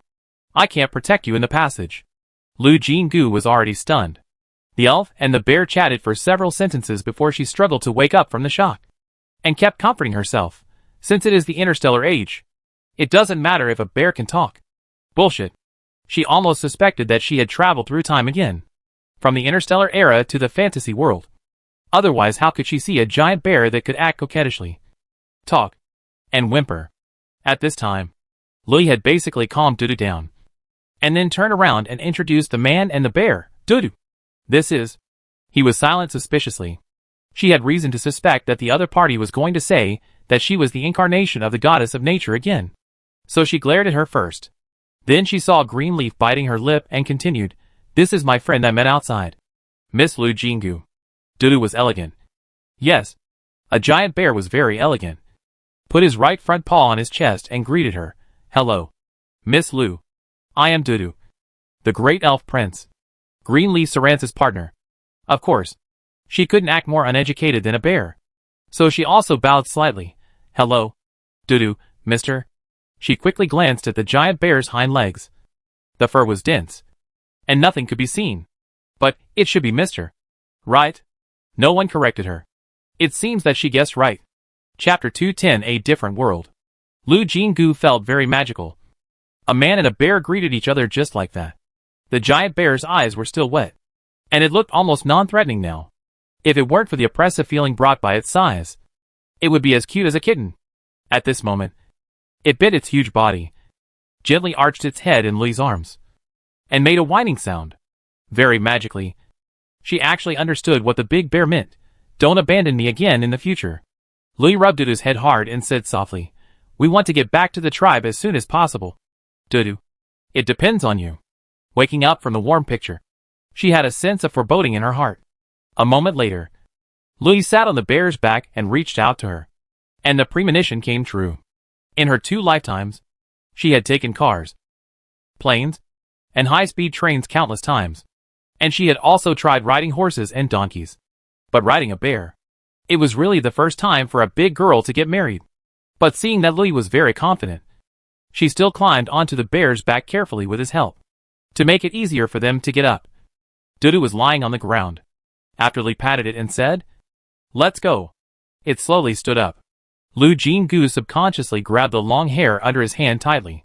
This feeling was so exciting that she always felt like she was rolling back. When Dudu accelerated from jogging to running in a few seconds, she finally knew where the ominous premonition came from. It was so fucking exciting. She had never driven a racing car, but she was sure that the feeling now was that of a convertible racing car without a helmet. The oncoming wind could almost blow her down directly. This was after Lee sat in front and blocked part of it for her. The strong wind on her face was really uncomfortable. She instinctively lowered her head, and her head hit Lee's back. He was startled, and suddenly realized, "Sorry. I forgot." Forgot what? She was so blown by the wind that she couldn't open her mouth, and couldn't ask. The next second, the violent wind suddenly disappeared. The moment the terrible feeling of being taken away by the wind at any time disappeared, she noticed the change, stood up and felt it, and found that it was not an illusion. The mouth was finally able to speak normally. And she asked curiously, "How did you do this?" "This is the innate ability of my people. We can control the power of the wind when needed." Greenleaf tilted her head and looked apologetic. "But most of the time, we enjoy the wind and prefer to dance with it. So I forgot just now. I'm sorry." "It's okay. It's okay." At this time, the speed of Dudu is still terrible, but without the interference of the strong wind. As long as she doesn't move around, there is no need to worry about falling off the broad bare back. She freed a hand to smooth her hair and answered, "Elves are really a magical race. Wind control? What a magical word. Although some people who have awakened this skill can also use their mental power to control the wind. They are definitely not as easy as Greenleaf. She didn't even see the other party move just now, and the wind seemed to be really connected with him. And as far as she knows, even the strong who have awakened the skill of controlling the wind can't do what Greenleaf just did, standing still in the strong wind, as if they have become one with the wind." Then, she discovered another magical thing. They are now in a primeval forest. Dudu is running at full speed like this. Who knows how many branches he will hit? But in fact, they didn't even touch a branch. After observing carefully for a while, she finally confirmed that she was not wrong. Those branches were actively avoiding them. She couldn't help but ask loudly, "Is this also your ability?" "What? These trees?" Greenleaf understood and smiled, and shook her head. "No. The elves have lived in this forest for generations, and they love us very much." She had heard in her previous life that some scientists have confirmed that plants also have emotions. But this was the first time she realized that this silent life would also have such a protective behavior. Amidst all the sighing emotions, the picture in front of her suddenly became clear. It turned out that there was a different world in the depths of the forest. At first glance, she felt as if she had seen a peerless oil painting. The waterfall in front of her was like a silver thread. The blue lake was like a gem, and large patches of colorful flowers spread all the way along the lakeshore. The natural magic brought together dozens of colors harmoniously, without any discomfort caused by excessive brightness. At the end of the lake, there was a huge plant whose top could not be seen from such a distance, and shadows could be vaguely seen swaying between the branches and leaves. She felt something in her heart, and looked at Greenleaf. As expected, he looked like he was happy and sad, with tears in his green eyes, and nodded gently, "That's the tree of life." Dudu slowed down and led them along the lake. As they got closer to the tree of life, she could see clearly that the closer the tree was to the ground, the fewer leaves it had. But the branches were particularly strong. On these branches with few leaves, but strong branches, there were small houses with unique shapes hanging on them. And the shadows she saw before were not illusions, but many elves moving up and down the trunk lightly. Busy and busy. An elf suddenly saw Dudu's figure and laughed in surprise. "Dudu is back." Then she saw the figure on the giant bear, and was even more happy. "Your Highness is back." She took a palm-sized conch from her waist, raised it to her lips, and blew it. Soon, the tree of life was filled with rustling sounds. Many elves ran over. When they saw that it was indeed Greenleaf, they all showed ecstasy, and jumped down the tree one by one and ran over. Lu Jinggu's figure was almost completely blocked by Greenleaf. She could only see a few pictures from the slight shaking of his hair. And suddenly, she felt that her eyes were full of long legs. As expected of the elves, at a glance, there was no one with an ugly face or a bad figure. Dudu stopped, and Greenleaf looked at the gathered tribesmen motionlessly. But she could feel that the other party's body was very stiff. This abnormal tension made her suspicious. Could it be that there was something else behind Greenleaf's departure from the elves? It was not that she had not asked before, but he had evaded the question, so she did not insist on asking. Now seeing Greenleaf's performance, she was a little worried. But judging from the expressions of his tribesmen, they should all welcome him. Greenleaf slowly moved aside, revealing the people behind him. In an instant, the atmosphere changed. She suddenly realized that it was not Greenleaf who was nervous, but her. The elves who had just planned to warmly welcome Greenleaf took several steps back. The murmurs were also clear to her, because there were too many elves talking at the same time. The prince brought back a human? The elders said that the mother tree does not allow outsiders to appear. The prince violated the will of the mother tree. The prince betrayed the mother tree. Clang, all the elves took off the bows and arrows on their backs. Chapter 211 Situation changes. As if he had already guessed the reaction of his fellow tribesmen, Greenleaf moved and hid Lu Jingu behind him again. Such an action made the elves more agitated. The originally hesitant attitude became firm, and the arrows were raised and aimed at Greenleaf. This scene made her heart tighten. She could feel that the fighting power of these elves was not weak. Greenleaf would definitely not get any good results with a one-on-many situation. Besides, he had no intention of fighting against his tribesmen. At this time, Greenleaf said, "I feel that the mother tree is weakening. So I brought this distinguished guest. Maybe there is a way to save the mother tree." The elves were in a commotion again. After a while, a beautiful female elf stood out from the crowd. She stood in the front and looked over, with scrutiny in her deep green eyes.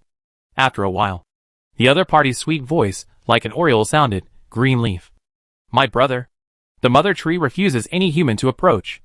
They will bring disaster. If you have not forgotten this prophecy, you should kill the person behind you immediately, instead of letting her deceive you with sweet words."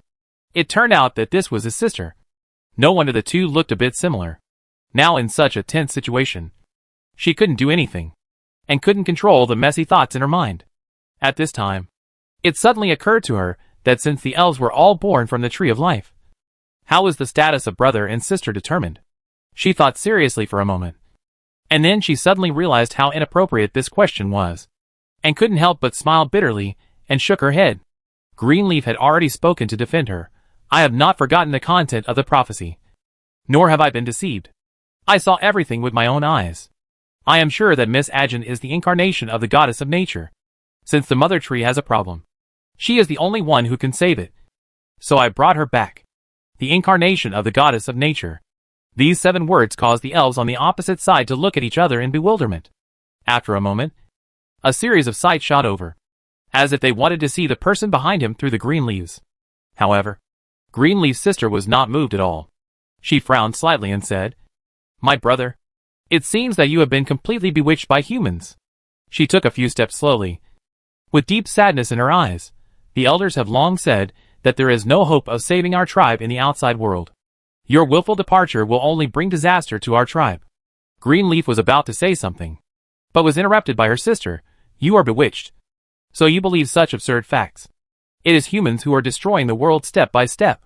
If the goddess of nature wants to come, how could she choose to appear among humans? Moreover, she clearly carries the stench of pollution. Brother, you brought her into our hometown, which is accelerating the death of the mother tree." Every pair of beautiful eyes flashed with tears, and many elves silently looked up at the Tree of Life. Lu Jingu also looked up. This time she looked at the huge plant more carefully, and found something wrong in the lush branches and leaves.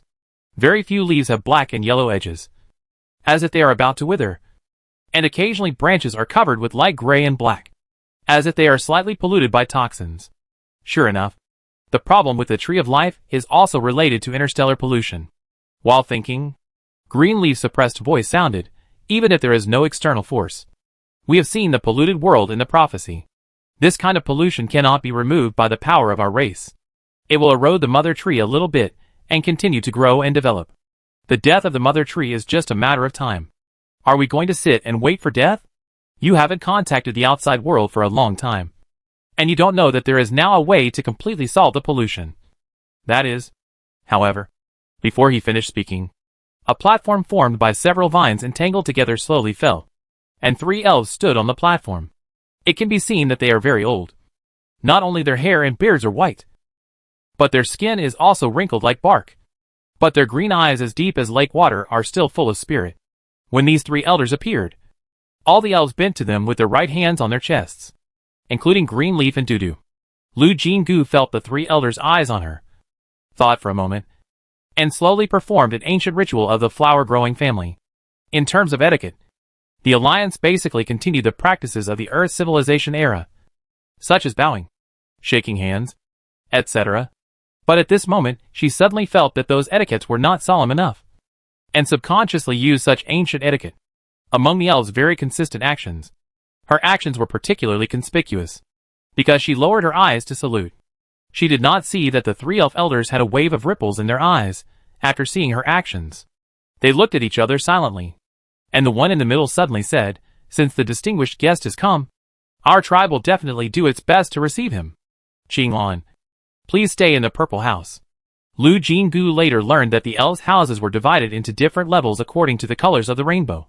The purple one was the most luxurious. In addition to the royal family and the elders, only the most distinguished guests were qualified to stay there. So it is not difficult to understand why all the elves were surprised after the elders gave such an order. And Qinglan, Lui's sister, couldn't help but show an expression of "Did I hear it wrong?" But the elders did not change their minds and ordered again, "Lui, come with us." They moved slightly to the side of the platform, obviously leaving a place for Lui to stand. However, the beautiful elf did not act immediately, but looked over with concern, obviously worried that Lu Jingu would be in trouble if she was not there.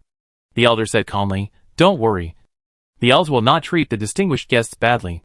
At the same time, Qinglan put away her doubtful look, walked closer to her, and bowed slightly. "Dear guest, please forgive my previous rudeness." In fact, the elves were mainly confronting Greenleaf just now, and she didn't feel offended. So she shook her head and said, "Nothing. I don't mind." Qinglan still maintained that posture. "Then please follow me." She glanced at Greenleaf. He hesitated for a moment, but still nodded slightly. Since he agreed, she had nothing to hesitate about, and followed him openly. Another platform made of vines fell down, and when she followed Qinglan to step on it, Greenleaf just stepped on the platform of the elders. So the 2 vine platforms rose rapidly, and soon her sight was blocked by the thick trunk of the tree of life, and she could not see the situation of that platform. This natural elevator was more stable and comfortable than expected. I don't know how it was done. It was open on all 4 sides, but there was no wind at all during the rapid ascent, and it didn't shake at all even when pulled by 4 vines. It just took a long time to ascend. However, she also saw that the elves were probably divided into different levels based on the location where they lived on the Tree of Life, and the guest room assigned to her by the elder was obviously of a very high level, because the elevator finally stopped. She stepped onto a platform made of intertwined branches under the guidance of Qinglan, and when she looked up, she could vaguely see the outline of a golden building. Chapter 212 Dinner of the Elves. Qinglan also looked up after noticing her gaze, and said after a moment, "That is the palace where the king of my tribe lives, and it is also the birthplace of every elf." After a brief introduction, Qinglan did not intend to explain in detail, but walked to the house in the middle of the platform. From the fact that this house is not hanging on the branches, it would be quite troublesome for her to enter and exit such a house. But it is firmly standing on a fairly spacious platform, which is enough to show its uniqueness. The house looks like a huge pumpkin, but the color is gorgeous purple, with long vines decorated like ribbons, and large flowers slanting on one side of the pumpkin handle. It is simply a small house in a fairy tale. Qinglan pushed open the door, and her gentle voice was flat. "Dear guest, please take a rest for a while, and the elders will hold a banquet for you later." She pointed to a flower vine hanging in the middle of the house. It was like a chandelier, and the blooming flowers were the lamp part. "If you need anything, just say it to it, and my people will prepare it for you." How magical! Lu Jingu's eyes lit up, and he felt that it was worth the trip. The world of elves is indeed completely different. Qinglan seemed to have finished her introduction, and made a gesture of invitation. In fact, judging from her attitude, she was not relieved because the elders treated her as a guest. So she kept a lukewarm attitude. But Lu Jinggu didn't care. She just smiled and said thank you, and walked into the house. As her mental power improved, she became more and more sensitive to danger and malice. She didn't feel any discomfort in Qinglan's series of actions, and the lovely house in front of her. And the Taoyuan system interface that had been open all the time was silent. So she could basically rest assured. When she walked into the house, a sweet fragrance floated up. After careful identification, it seemed to be emitted from the house itself. This smell is sweet but not greasy, which makes people feel quite comfortable. In some ways, it is similar to the air in Taoyuan. After standing in the middle of the room for a while, she felt someone's gaze on her back, and she couldn't help but look back. For some reason, Qinglan's expression eased a lot, and she nodded slightly at her and said, "You should rest first. I still have to go to the elders.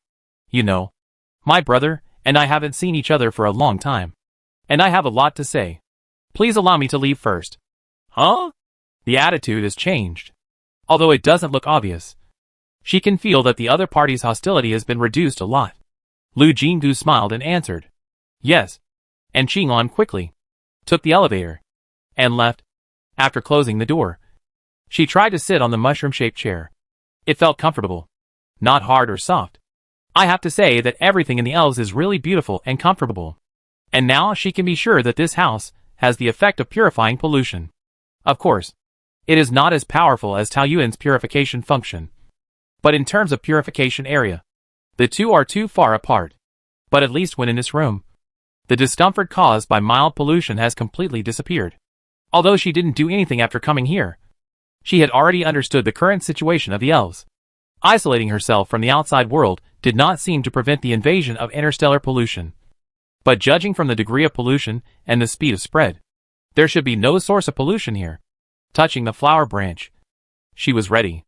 Presumably, when Greenleaf explained the situation clearly, there would be another paradise here. However, she never expected that this wait would take half a day. During this time, the elves sent dinner. Although the ingredients were a bit monotonous, at least they were not living on nutrient solution, nutrient paste and nutrient blocks. No wonder Greenleaf was willing to stay in the barracks for the food of Taoyuan. He was different from those alliance members, who had eaten nutrient XX since childhood, and could not accept the sudden change from eating to eating X. Lu Jinggu took the opportunity to chat with the elf girl. And only then did she know that although they still maintained the custom of eating, in fact many foods had become extinct. And now the elf home she saw was also a shrunken version. According to the elf girl's memory, the space they could move in originally extended beyond the grassland where they landed, across a rushing river, and on the other side of the river were several long mountains, and then a plain connected to the sea. The part where the plain connects to the sea is called the Pure White Beach. It is the boundary between my tribe and the Merman tribe. However, the Merman tribe is also a very gentle race. I heard from the elders that the relationship between the two tribes is very good. We will use various fruits, cattle and sheep to exchange seafood with them. The little girl swallowed hard while speaking. I heard that seafood is very delicious. Lu Jinggu laughed. It seemed that no matter where she went, there would always be a lot of foodies. She tasted the food of the elves. It was not bad, but very bland. The staple food was a tuber similar to potatoes and sweet potatoes, with only a hint of sweetness. The main dish should be the meat of some animal. The chef had a good grasp of the heat. Unfortunately, due to the impact of pollution, many plants became extinct, so there was not enough seasoning to assist. So the fishy smell of the animal meat was difficult to remove. The vegetables were pretty good. She couldn't recognize the species. They were probably species unique to the elves. They were crispy and juicy. Just a little special salty and sweet sauce would make them very delicious. The soup was mushroom soup, but strangely, it didn't have the unique freshness of mushrooms. According to the elf girl, mushrooms have tasted like this since she could remember. But the elders have lamented that these mushrooms are becoming less and less flavorful. In general, this meal was not very delicious. Of course, it depends on what you compare it with. In order to thank the little girl for delivering the meal and chatting with her, she took out a can of star candy. This was made by her own hands, and was originally one of the gifts she prepared specially. After all, it would be rude to visit someone empty-handed. But she didn't expect that the situation would be like that after arriving at the elves. So she couldn't take out the gifts in time. It's okay to take out some now to thank them. These star candies are light golden, piled in the glass jar like countless small stars. And just from the appearance, they are very popular with the elves. She also found that Greenleaf particularly prefers beautiful food, so she carefully selected the gift. Sure enough, the elf girl's eyes lit up when she saw the jar. When she heard that this was a thank you gift for herself, she became even happier. The elves are obviously not a race that likes to shirk responsibility. The little girl accepted the gift generously, thanked her and said that she would share it with her friends, and then left the house with the plate. Before leaving, she told Lu Jinggu that if she wanted to go out for a walk, as long as she walked to the edge of the platform, the vine platform would sense it and come to pick her up. Chapter 213 Elf Palace. After that, she was curious and walked around. The attitudes of the elves she met were completely different from before, and they were obviously more friendly. She was curious about the life of the elves, so she was willing to talk to them. So she learned a lot about the elves, and she saw that these elves, who had never left their hometown, were much simpler than Greenleaf. No one talked that night. The next day, she finally met Greenleaf and the elf elders again. The meeting place was very close to the Golden Palace. It was slightly lower than the palace. It was also a lavender building, but it was much larger than the guest room she lived in. The appearance was not a cute pumpkin, but a more solemn feeling. After walking in with the leading elf, she saw the elders bowing together. The idea of respecting the old and loving the young still exists in the bones of the flower-growing family. She quickly returned the ancient etiquette. Greenleaf walked silently to her side and stood. Judging from his indifferent expression, the previous conflict should have been completely resolved. However, she still felt Qinglan's sight, following her brother's movements. When she saw Greenleaf standing half a step behind her in a humble manner, surprise flashed in the eyes of the female elf. The three elders were much calmer. Just a glance, without showing any emotional fluctuations. After an elf offered nectar water, the elder in the middle slowly spoke. Greenleaf has told us about your deeds. Your ability is really shocking.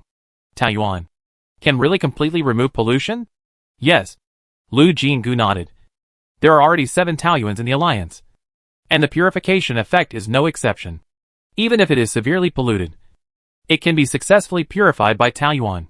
Qinglan's expression fluctuated, and it can be seen that she was trying her best to suppress her emotions. The three elders still looked calm, but the sudden light in their eyes betrayed their mood. She could sympathize with them in her heart. After all, suddenly seeing a glimmer of hope and despair, anyone would be excited and nervous. The elders looked at each other and said in unison, "Please save our people." She nodded without hesitation and said openly, "That's why I came." The expected long discussion did not happen. After she finished speaking, the elf elders immediately took her to the Golden Palace, the place where only the royal family lived and gave birth to elves. She first went to see the elf birth pool. It's amazing that the mother tree they mentioned was not an exaggeration, but a fact. The tree of life above the Golden Palace will regularly produce large, oval fruits. There are special elves responsible for taking care of these fruits. When the stems connected to the branches change from green to yellow-brown, it means that the fruit is ripe. The elves will carefully pick them and transport them to the birth pool opened in the palace. This is a huge petal-shaped pool with only a shallow layer of light green liquid that can only cover the back of the foot. The bottom of the water was soft and white sand. According to the elders, the sand came from the pure white beach. She immediately remembered what the elf girl said yesterday. The pure white beach was the border between the elves and the mermen. Sure enough, after the elders finished their introduction, they sighed with regret. It's a pity that when our tribe moved here, we had limited power and could not take care of the farther places. I don't know how our merman friends are doing. She exchanged glances with Greenleaf silently.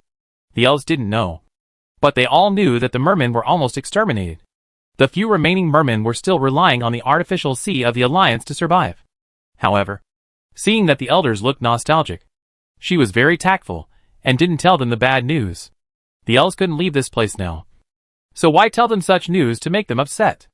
After missing their old friends for a while, the elders began to worry about the current situation. Originally, there were 18 such birthing pools. Even with so many, they were all filled to the brim. However, as the situation worsened, not even one of the birthing pools could be filled. Indeed, she looked into the pool and saw only 5 spars, fruits, which looked quite malnourished. So the elves are now not only facing the dilemma of the pollution of the tree of life, but also the problem of a decrease in offspring. But perhaps the crux of these two problems is actually the same. After looking at the birthing pools, the elders walked deeper into the palace. Qinglan was hesitant to speak. She noticed the other party's strangeness, but did not ask. Just followed the elders inside. On the contrary, Greenleaf, who had been silent all the time, suddenly whispered, "The branches that will bear elf fruits are fixed. The elves are used to treating the elves born on the same branch as family members of the same lineage. So that's why. No wonder they still call each other brother and sister. And parents. My sister and I were both born from the highest branch of the mother tree. That branch bears fruit much slower than the others. Before my sister and I were born, that branch had not borne fruit for more than 100 years. The fruit that was born before that was our mother, the queen of the elves now," Greenleaf explained again. She nodded to show that she understood. And suddenly a hazy green appeared in front of her. Looking closely, it turned out to be a green gauze that was softer than smoke, dividing their position and the inner room. Through the gauze, you can vaguely see a huge golden four-poster bed inside. Lu Jinggu, ? This looks like a place like a dormitory. Is it really okay to go directly to the queen's bedroom for the first visit? The three elders stopped and said in a deep voice, "Qinglan, Greenleaf, you can take the guests in to have a look." The doubts in my heart became even greater. The three elders looked reluctant to offend the queen, but they let her, a first-time visitor, enter the bedroom directly. Is this the special etiquette of the elves? While thinking, I saw the elf brother and sister had walked to the veil, one on the left and the other on the right, and made a gesture of please to her. "Okay, since you don't mind." She stepped into the veil. Without the veil to obscure her vision, she saw that there was a person lying on the four-poster bed. No, it should be said that a beautiful elf. She closed her eyes, and her long and thick eyelashes cast a faint shadow. She had a small and delicate nose, red and plump lips, and mysterious silver hair like moonlight spread like seaweed, covering most of the soft feather pillow. Qinglan and Li walked to the bedside and looked at the sleeping elf queen, with the same sad look on their faces. "Queen, she..." For a moment, Lu Jinggu didn't know how to organize his words. He was afraid of being too direct and hurtful, and also felt it was too shocking. So he stammered out 3 words, and then simply shut his mouth. Chapter 214. Difficult to make a decision. Mother is not dead. Lui denied this first, but her voice was still full of grief. But if this goes on, death is only a matter of time. No, Mother will not die. Qinglan excitedly waved her arms. No, Mother is the most powerful elf. She will never die like this. However, Lu Jinggu could see that the female elf's aura was strong on the outside but weak on the inside. This sentence was more of a self-consolation than a refutation of Li, or the kind that she herself did not believe in. Her eyes fell on the queen's face. From her complexion alone, there was nothing wrong with the beautiful elf queen. Her complexion was ruddy, and her lips were not pale. She looked like she was just asleep, but the aura around her was very inconsistent, with a deathly aura that was hard to ignore. She had seen this aura before, on star 6752, when Dabai entered the mine to investigate and almost transformed into a black beast in front of her. He had this faint deathly aura on his body, but there was more of a chaotic and painful aura. She guessed that it was because being corroded by the poisonous fog would bring terrible pain, and becoming a black beast was a process of losing reason. As for the death aura, it was easier to understand. After all, if a creature could not survive it, it would die directly. So was the queen corroded by the poisonous fog? She did not quite understand the current situation.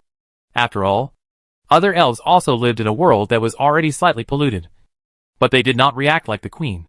It was Greenleaf who explained in time, the life of the elves comes from the mother tree, so they could also feed the mother tree with their lives. The mother gave her life back to the mother tree, trying to take the damage on behalf of the mother tree. That's it. No wonder there were traces of pollution and erosion on the queen's body. However, from the actual situation, this method has limited effect. Otherwise the tree of life would not have withered. Qinglan continued, since the mother chose to feed the mother tree, she has been sleeping. At first, the decline of the mother tree did ease, but recently the withering speed of the mother tree has intensified. I am worried. She did not finish her words, but everyone present knew what she was saying. Greenleaf looked at him sincerely. Please save the elves and my mother. I will try my best. But there is a problem now. The most important thing for the elves is the tree of life. This tree is related to the continuation of the entire race. According to them, the special power of the elves also comes from the mother tree. And the Taoyuan giant tree is obviously not an ordinary tree. Now the elves are worried about whether there will be any negative impact when the two trees are together. After all, in order to purify the mother tree, the scope of Taoyuan must overlap with it. No matter how it is upgraded, the crown of the giant tree will cover it. If the tree of life is affected, it will also affect the elves in disguise. But Lu Jingu is not absolutely sure about this problem. The elves are not a dictatorial race. Especially after the elf queen fell asleep. They will hold a race meeting for any major event related to the entire race. Not surprisingly, the elves are divided into two completely different factions. The older elves hope to act cautiously, and never do anything that may affect the tree of life, before investigating it clearly. The young elves were more adventurous, thinking that if you don't venture into the tiger's den, you will get the tiger cub. If the pollution continues, the elves will sooner or later face death. So it's better to give it a try. She naturally explained the relevant situation of Taoyuan in detail, and played several videos of Taoyuan stored in the optical brain. The rest can only be decided by the elves themselves. However, the two sides quarreled fiercely. She listened to the repeated arguments for 2 days, and felt a little tired. Greenleaf saw this, and invited her to go out for a walk. Although this area is separated and hidden separately, the area is not large. But the scenery is not bad. If you are willing, Dudu and I will take you to relax.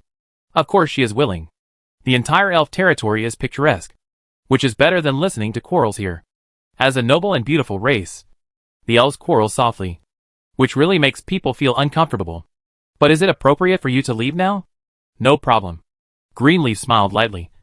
I have already made my attitude clear, and I will not change it because of any persuasion.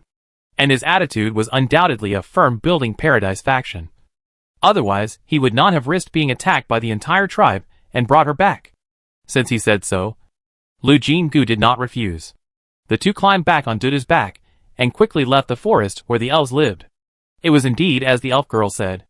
After crossing the grassland outside the forest, a rushing river appeared in front of them. Greenleaf took her to the end of the river. In fact, it should not be called the end. This space was stripped out of the original universe by a powerful force. To put it simply, it is like a piece of a puzzle that was taken away from the whole. So this world has boundaries. And the end of this river is one of the boundaries.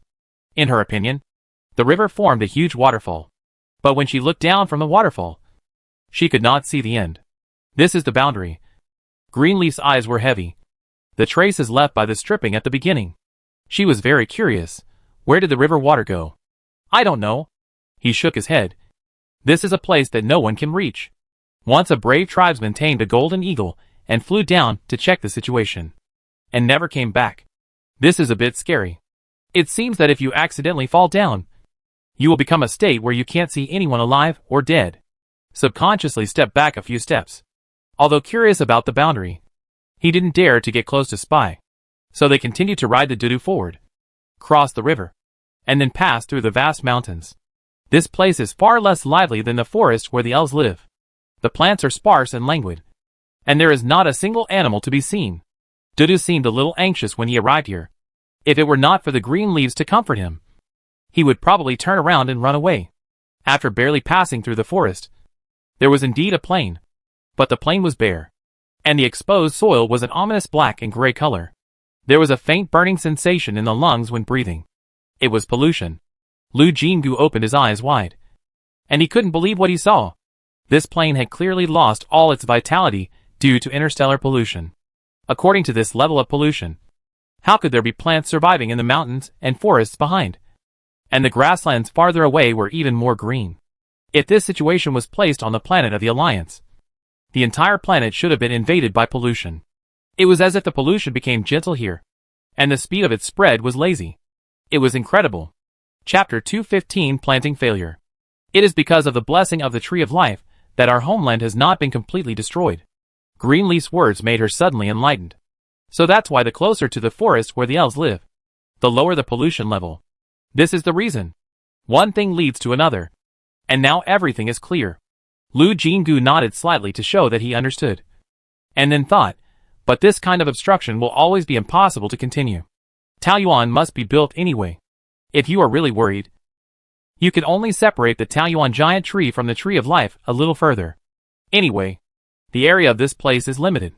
Even if the giant tree and the tree of life are separated in a straight line from south to north, they only need to be upgraded to level 3 to cover all the positions. After looking around the world, she and Greenleaf returned to the elf forest. It turned out that the elves were in chaos. The queen's condition suddenly worsened. Not only that, the few remaining elf fruits in the birthing pool also shriveled. This means that the elves that have not yet been born in the fruit have died, which is also extremely bad news for the elves. Even if the elves are long-lived, they will gradually die out without the birth of offspring. The bad news is far more than that. The withering degree of the tree of life has intensified again. The branches near the Golden Palace have begun to die on a large scale. If you can fly high in the sky, you will see that the crown of the originally lush tree of life is now missing a piece here and there, like a patch of baldness. The elves never expected that the situation would suddenly deteriorate so badly, and they could only suppress their worries first. They didn't care whether the Taoyuan giant tree had an impact on the tree of life. After all, if it continued like this, it would be a question whether the tree of life would still exist. At the moment of life and death, everything else had to stand back. So the elves suddenly reached an unprecedented unity. Taoyuan must be built. And immediately, Lu Jingu came here for this. Of course he would not object. The critical situation made the elves more efficient than ever before. It took only a few minutes to determine the location for planting the flower branches. It was not far from the tree of life. As long as the peach garden was upgraded to a higher level, it could cover it. After determining the location, she took out the flower branches and poked them directly into the soil. However, an accident happened. The moment the flower branches touched the soil, the system prompt popped up. Similar energy bodies are detected nearby, and Peach Garden cannot be built. Along with the prompt, there was also a map with a huge red dot marked on it. Judging from the location, it was the Tree of Life. At the same time, a resistance came from the soil, and the flower branches that should have been planted easily became difficult to move. Greenleaf and other elves were around, watching her movements with expectation and nervousness. But they saw her suddenly stop. The other elves were still confused. But Greenleaf immediately reacted. Is there a problem? He had seen the birth of several peach gardens with his own eyes, so he asked this question. That's right. Lu Jingu sighed and tried again, but still failed. We were only worried that the Taoyuan giant tree and the Tree of Life would affect each other. But we didn't expect that there is no room for two tigers in one mountain. The existence of the Tree of Life here makes the Taoyuan giant tree impossible to plant. The elves were in an uproar. Greenleaf's face turned pale, and she couldn't help asking, is there really no way at all? Wait, let me think about it. In fact, she was asking the system, is there a solution to this situation? The Taoyuan system was silent for a moment, but still gave an answer. The power of the Tree of Life is the weakest when it sprouts. And perhaps, it may be able to merge with the Taoyuan giant tree. 3 consecutive uncertain words made this answer look particularly unreliable. Rubbing her temples, she relayed the answer to the elves. There was another commotion, and the young elves had a confused look in their eyes. Some couldn't help but loudly refute. The mother tree has existed since ancient times and has never had a childhood. This kind of thing is simply unrealistic. No childhood. She couldn't help frowning. But she always felt that the Taoyuan system would not give a method that could not be tried at all. She went to see the elf elders again, but found that they looked solemn, as if they were recalling something. Elders, if there is a way to make the Tree of Life sprout, why not give it a try? Hearing her question, all the elves looked at the 3 elders. In the end, it was Greenleaf who asked the question in everyone's mind. Elder, does the mother tree really have a juvenile period? After a period of silence, several elders finally sighed and said, this matter is a long story. Originally, this is a secret of my tribe that has been forgotten, and you should not know it. But now it seems that this is really God's will? Like the young elves, Lu Jingu did not understand what the 3 elders were saying at all. He only knew that this matter seemed to involve an ancient secret. But at this point, keeping it secret was no longer important. The elders thought about it again and again, and finally told the whole story. It turned out that the legend that the young elves knew about the birth of the Tree of Life and the universe at the same time was not the truth. In fact, the Tree of Life, like other plants, sprouted, grew, and grew from a seed. But unlike other plants, There will always be only one tree of life in a universe. Once another seed sprouts, the original tree of life, no matter how lush it is, will wither. The growth and withering of the tree of life was just a normal alternation of life in the vast universe. The only special thing is that its number is always only one. But as time passed, I don't know from when, the first elf fruit was produced on the tree of life. From then on, there was a beautiful race in the universe. As the first elves grew from ignorance to strength, they began to interfere with the rise and fall of the tree of life in turn. After all, it takes too long for a seed to grow into a tree that can bear elf fruits, which means that the continuation and rise and fall of the elves will also be greatly affected.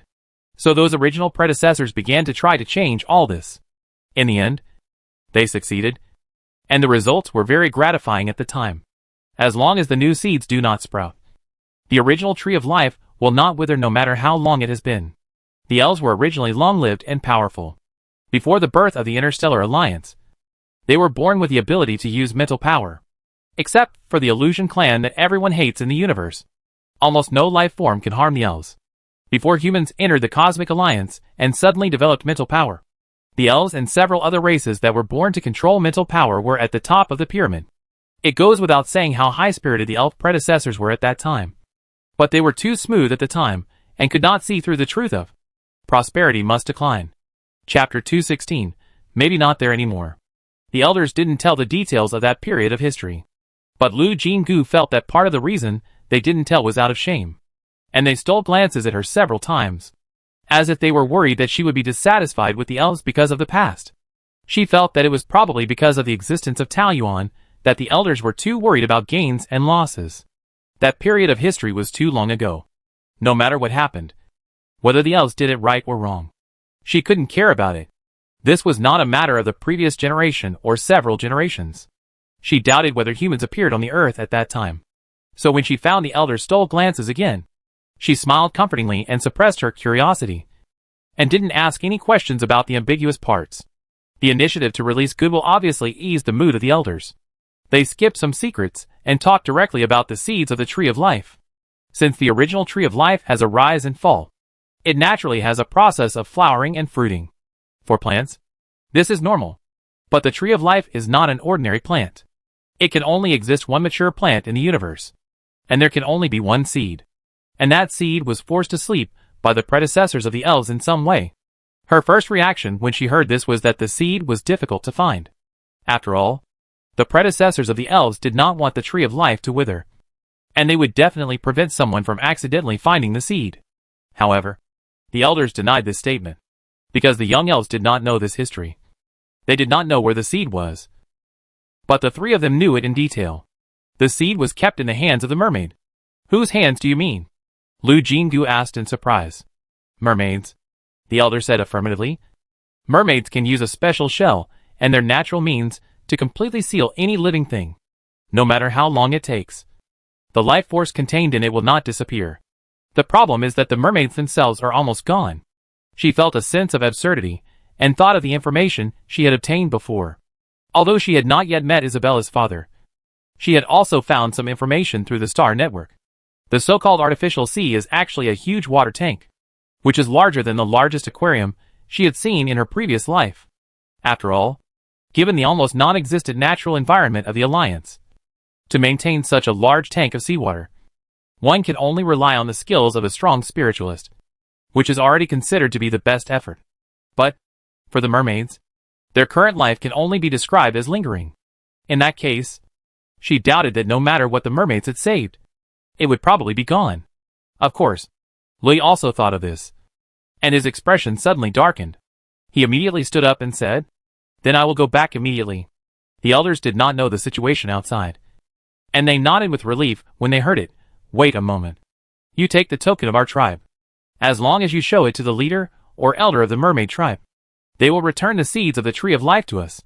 Lu Jinggu and Li looked at each other, and both saw a bitter smile on each other's face.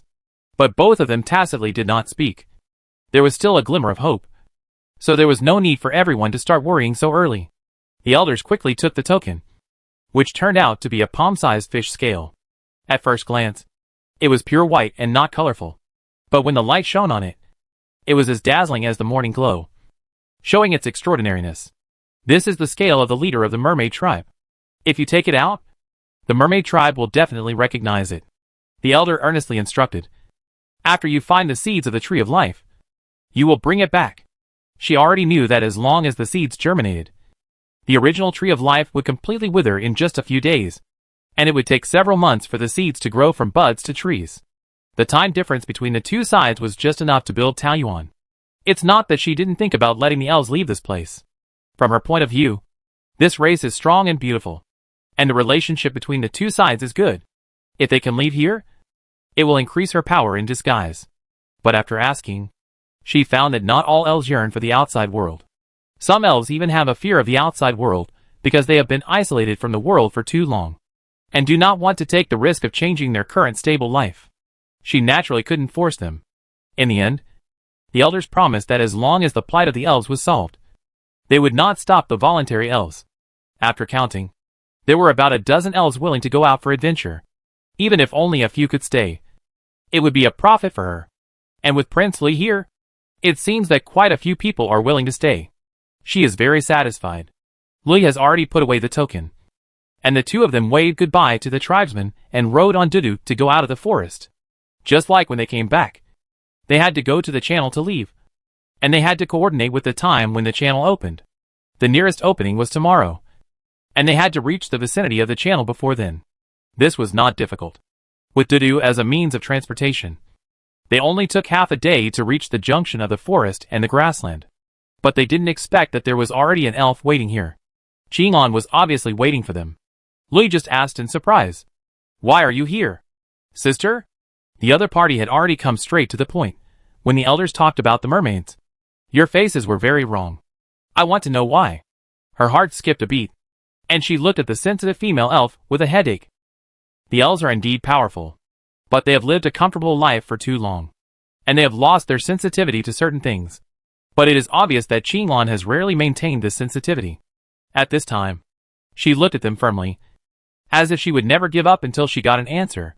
Greenleaf was also a little distressed. He thought quickly while sliding down the chute. When he was about to find an excuse to cover it up, Qinglan spoke again. "The situation of the mermaids is the same as ours, or even worse, right?" Greenleaf was stunned when he was about to speak. Lu Jiangu looked at him with some sympathy. Obviously, Qinglan had already guessed it in her heart, and the excuses she found in a hurry were almost impossible to convince her. Sure enough, the beautiful female elf followed and pressed on step by step, staring at her brother's eyes, and repeating all kinds of speculations. It fully demonstrated what it meant to say, "I've said everything. Let's see if you have any excuses to perfunctory me." Elves are not creatures that are good at lying, not to mention facing their own sister. And in such a sudden situation, Greenleaf's panicked look has betrayed him. Qinglan's face was also not very good. From her brother's emotional fluctuations at certain moments, she already had a definite answer. So the seeds of the tree of life may no longer be there. Chapter 217 Blown Away. After this conclusion was spoken, the three of them fell silent at the same time. It was their silence that made Qinglan more certain of her answer. The beautiful green eyes were suddenly filled with sadness. She looked straight at Lui and suddenly asked a question without a beginning or an end. "What method are you going to use?" Lu Jingu blinked blankly, not understanding. But it did not prevent her from seeing Lui's panic for a moment. That was the instinctive reaction when the secret thoughts were exposed. And from Qinglan's performance, that method probably was not a good thing. She couldn't help asking Lui, "What are you going to do?" "No, nothing," the elf beauty answered with some difficulty, and her eyes drifted away subconsciously, not daring to look at her. But he forgot for a moment that his identity as Taoyuan First Army had not expired. According to the rules, he could not talk to her. So before he finished his denial, he was stopped by an inexplicable force, and he was stunned for a long time before he showed an embarrassed look. But although he couldn't lie, he still kept his mouth shut, obviously not intending to tell her that method. Qinglan suddenly exploded, and she rushed forward and raised her hand to grab Lui's collar. The latter subconsciously resisted, but suddenly lost her strength in her angry roar. "Who do you think you are? A great hero of the elves?" Bang! Because of her sister's action, Lui's back hit a tree, making a loud noise. Even if the elves are the darlings of nature, it will hurt to be suddenly installed like this. There was a trace of pain between Li's eyebrows. But he smiled at Qinglan. Sister, I have never thought about it this way. But some things are my responsibility and my sins. And I should solve them. That is not your responsibility alone, Qinglan yelled. The corners of her eyes quickly turned red, and tears adorned her eyelashes. But she stubbornly refused to fall. Do you think you are absolving yourself? I will not accept it. I will never accept it. When he said the last sentence, his voice was almost a roar. But the person facing this anger still looked calm, and his smile even had a soothing meaning. He whispered, I am not thinking about atonement. I know that sister does not need those. But the matter was indeed caused by me. And as the prince of the elves, I should stand up at the moment of life and death of the race. Sister, mother did this, and I will not look back. Qinglan's lips trembled, as if he was suffering from great pain. Lu Jinggu had no idea what they were talking about, but he could see that both elves were in pain, even though Lu Ye's expression didn't seem to be related to pain. She always felt that she should comfort him in this situation, but it was hard to speak casually when she didn't understand the situation. Just as she was hesitating, she heard Qinglan say, Are you the only prince of the elves? I'm still a princess, so let's go together. Sister, why? You are the only one who has obligations and responsibilities to the people. So I should just sit here and enjoy the fruits of their labor? That's not what I meant. Lu Ye's face flushed. But we're all gone. Before he could finish, Qinglan had already loosened his collar, and while adjusting her own clothes, she said calmly, The royal family is just a symbol, and our presence will not affect the lives of the people. Not to mention that there are still 3 elders. With them, the clan will not be in chaos. It doesn't matter whether you or I are there. But you also said that mother has set an example. Would I be afraid of death? But if the seed is really gone, you may not be able to accomplish that thing with your own strength. But you and I are born together, and our strengths can complement each other. If we really have to use that method, it will be more convenient to act together. After being interrupted several times in a row, Lui was quite helpless. But he could see that his sister had already made up her mind.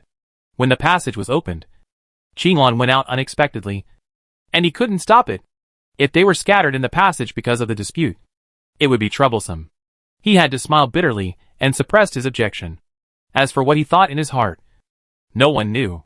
The brother and sister quarreled inexplicably, and suddenly reconciled as if nothing had happened. Seeing Lu Jinggu speechless for a while, he asked, What are you talking about? Lui pursed her lips, as if thinking about how to answer her. Qinglan, however, had no scruples and said directly, This is the secret of our tribe. Sorry, we cannot reveal it to you. Since he said it so directly, she could only accept it, and nodded without saying anything more. The 2 elves waited for a while, and the passage finally opened. Duda held Li's collar reluctantly, and after being comforted for a long time, he walked into the woods, looking back every few steps. Lui still said, I'm sorry. One hand tightly held her waist, and the other hand held Qinglan's, and the 3 of them jumped into the passage together. The world was spinning again, but she was mentally prepared, so it wasn't too uncomfortable. As long as they survived this moment, they would return to. Something strange happened. A strange wind suddenly blew in the passage, and Lui roared. But the sound was blown away by the wind as soon as it came out, and it didn't reach her ears at all. Lu Jingdu felt that the arm around her waist suddenly became slippery, and she couldn't use normal force, and she couldn't help but slide out. She tried to grab Lu Yi in a hurry, but the electric current from nowhere hit her fingertips. Her palm suddenly went numb, and she missed the best opportunity in a blink of an eye. She screamed that no one could hear, and was swept away by the strong wind. The last picture in her eyes was Lu Ye's panicked face. He tried desperately to catch her, but the terrible wind took her far away. The next second, the feeling of suffocation came up, and in panic, she suddenly remembered that this was in the universe. She quickly mobilized her mental power and covered her body with it. And then she felt her oxygen-deficient brain was a little more comfortable. But this was not a permanent solution. Mental power was not an oxygen tank. This method of use consumed her power very quickly. She quickly estimated that if she could not leave the passage within 3 minutes, she would face the situation of dying from lack of oxygen again. The strong wind continued, and she was blown so hard that she could not maintain her balance at all. She kept rolling 360 degrees and was pushed into the depths of the dark passage. and the light that symbolized the exit was still invisible. Time passed by minute, and her mental power soon ran out. She felt heavy in her heart. Once her mental power was exhausted, she would face more than just the difficulty of breathing. As soon as she thought of this, she felt something cold slowly coming out from the depths of her mind. Fuck. Are you calling Chow Chow? It's as good as it gets. She quickly called the Taoyuan system. Fortunately, as soon as the holographic image of the giant tree appeared, Juan's mental power shrank back and continued to play dead. However, before he could breathe a sigh of relief, the feeling of suffocation came again. His mental strength was completely exhausted. Chapter 218 Exposed. Lu Jinggu struggled subconsciously, but no matter how hard she tried, her lungs could not get a breath of life-saving air, and her heart sank to the bottom of the valley. She could not think of any other way to save herself, except to let Juan's spiritual power appear again. But now she was alone outside, far away from any Taoyuan. If she allowed Juan's spiritual power to move, she might never wake up again. After struggling for a moment, she felt a burning sensation of lack of oxygen in her lungs. Gritting her teeth, she planned to close the interface of the Taoyuan system. The strong wind suddenly stopped, and she watched the passage suddenly crack into a huge gap. The gap generated a huge attraction, and she couldn't help but lean over and disappeared into the gap. At the same time, Lu Yi and Qinglan were vomited out of the passage hand in hand. The small spaceship was still quietly floating not far away, and the two elves quickly operated their spiritual power to move closer to the spaceship. Feeling the gravity returning to her body, Qinglan leaned against the wall with a pale face and said reluctantly, "Is it so terrible to enter and exit the channel once?" Recalling that she was blown around by the strong wind in the channel, she felt nauseous and couldn't help but retching several times. She looked at her brother with a hint of admiration. Lai was in no mood to explain.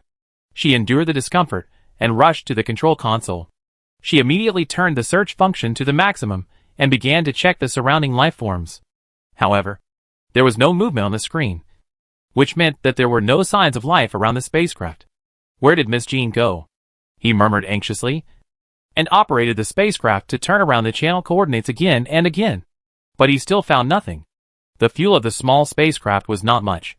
After circling several times, the fuel reserve began to alarm.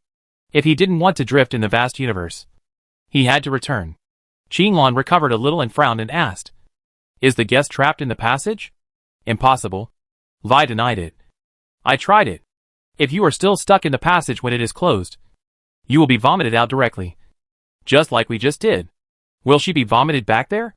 "That's impossible. Without the guidance of the elves. The passage is one way for foreigners." "Where did she go?" Lai also wanted to know this question. He searched around the passage for the last time and still didn't get anything. He could only suppress his uneasiness and temporarily return to planet 6752. He intuitively knew that this matter could not be concealed. But after thinking about it carefully, he found that no one else could tell this matter except Gu Duo. Lu Jinggu's status is important now, and there are countless people in Taoyuan group who are eyeing her covetously.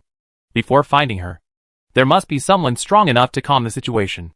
Although he was a little displeased with Gu Duo, he still dialed his communication with the mentality of putting the overall situation first. The call was quickly connected, but before Lui could speak, the other party's face changed, and he hung up the call. Lui? ? No one answered the call again.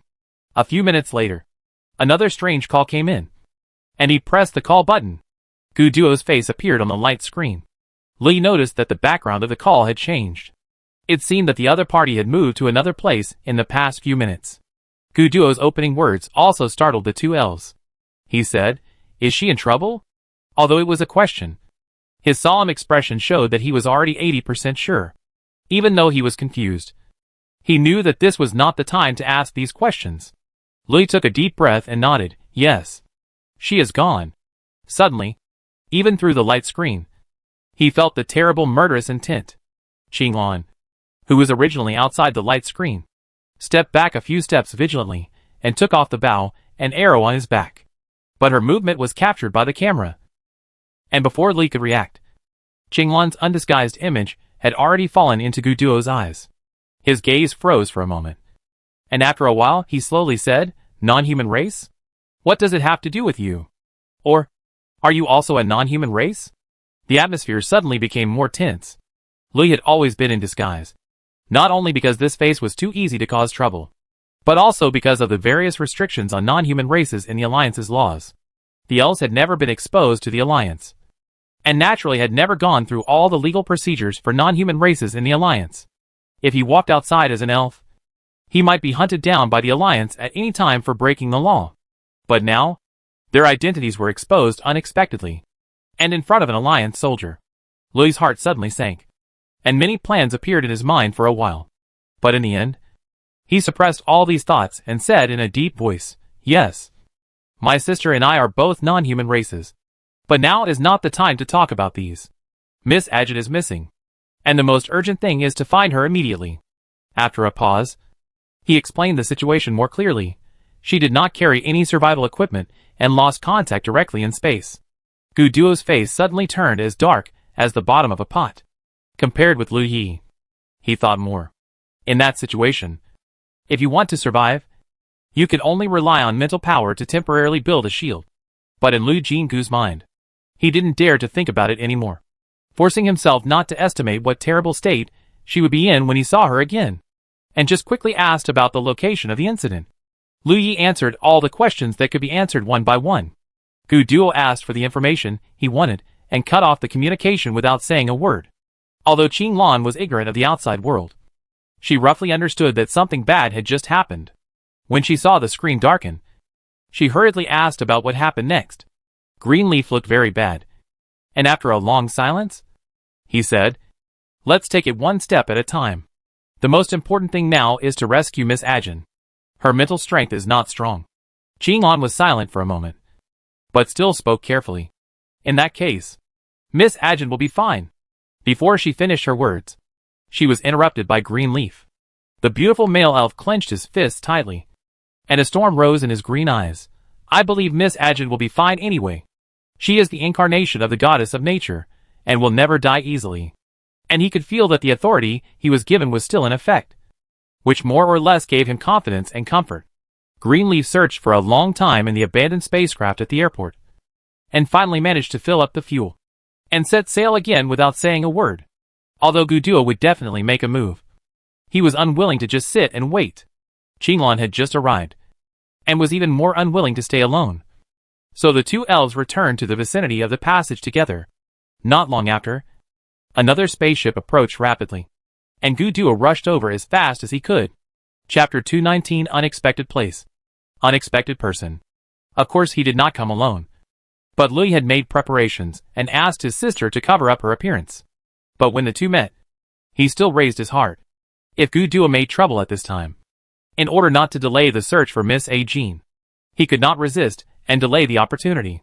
So when he boarded Guduo's ship, he repeatedly told his sister to be patient no matter what happened. But he was still worried, because he knew that compared to himself, who had carefully concealed his identity in the Alliance for many years before being recruited into the Taiyuan army, his sister had always lived in the hometown of elves and was a respected princess. So her temper was naturally much worse. However, to Lui's surprise, Guduo did not mention the identities of the two, but confirmed the coordinates of Lu Jingu's disappearance again, and then sent out reconnaissance ships one by one, starting to search outward in circles, with the channel coordinates as the center.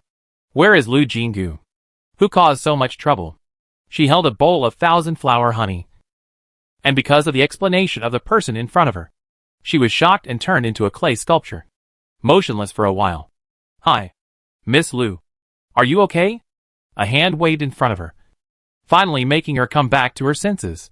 Putting down the bowl in her hand, she rubbed her temples hard, and asked several questions in a row with 12 points of disbelief. "So you are the natural walker who disappeared more than 10 years ago in the Sin family?" "Yes. After you appeared here inexplicably, you have never been able to find a way to go back?" "That's right. And do you think this is the legendary elf hometown?" 8 out of 10. Looking at Sanzhou's face with a teachable expression and nodding repeatedly, she felt her head hurt even more. In the passage, because of the danger of suffocation, she almost let the spiritual power of Huan out, and the passage suddenly cracked. Yes, it literally cracked.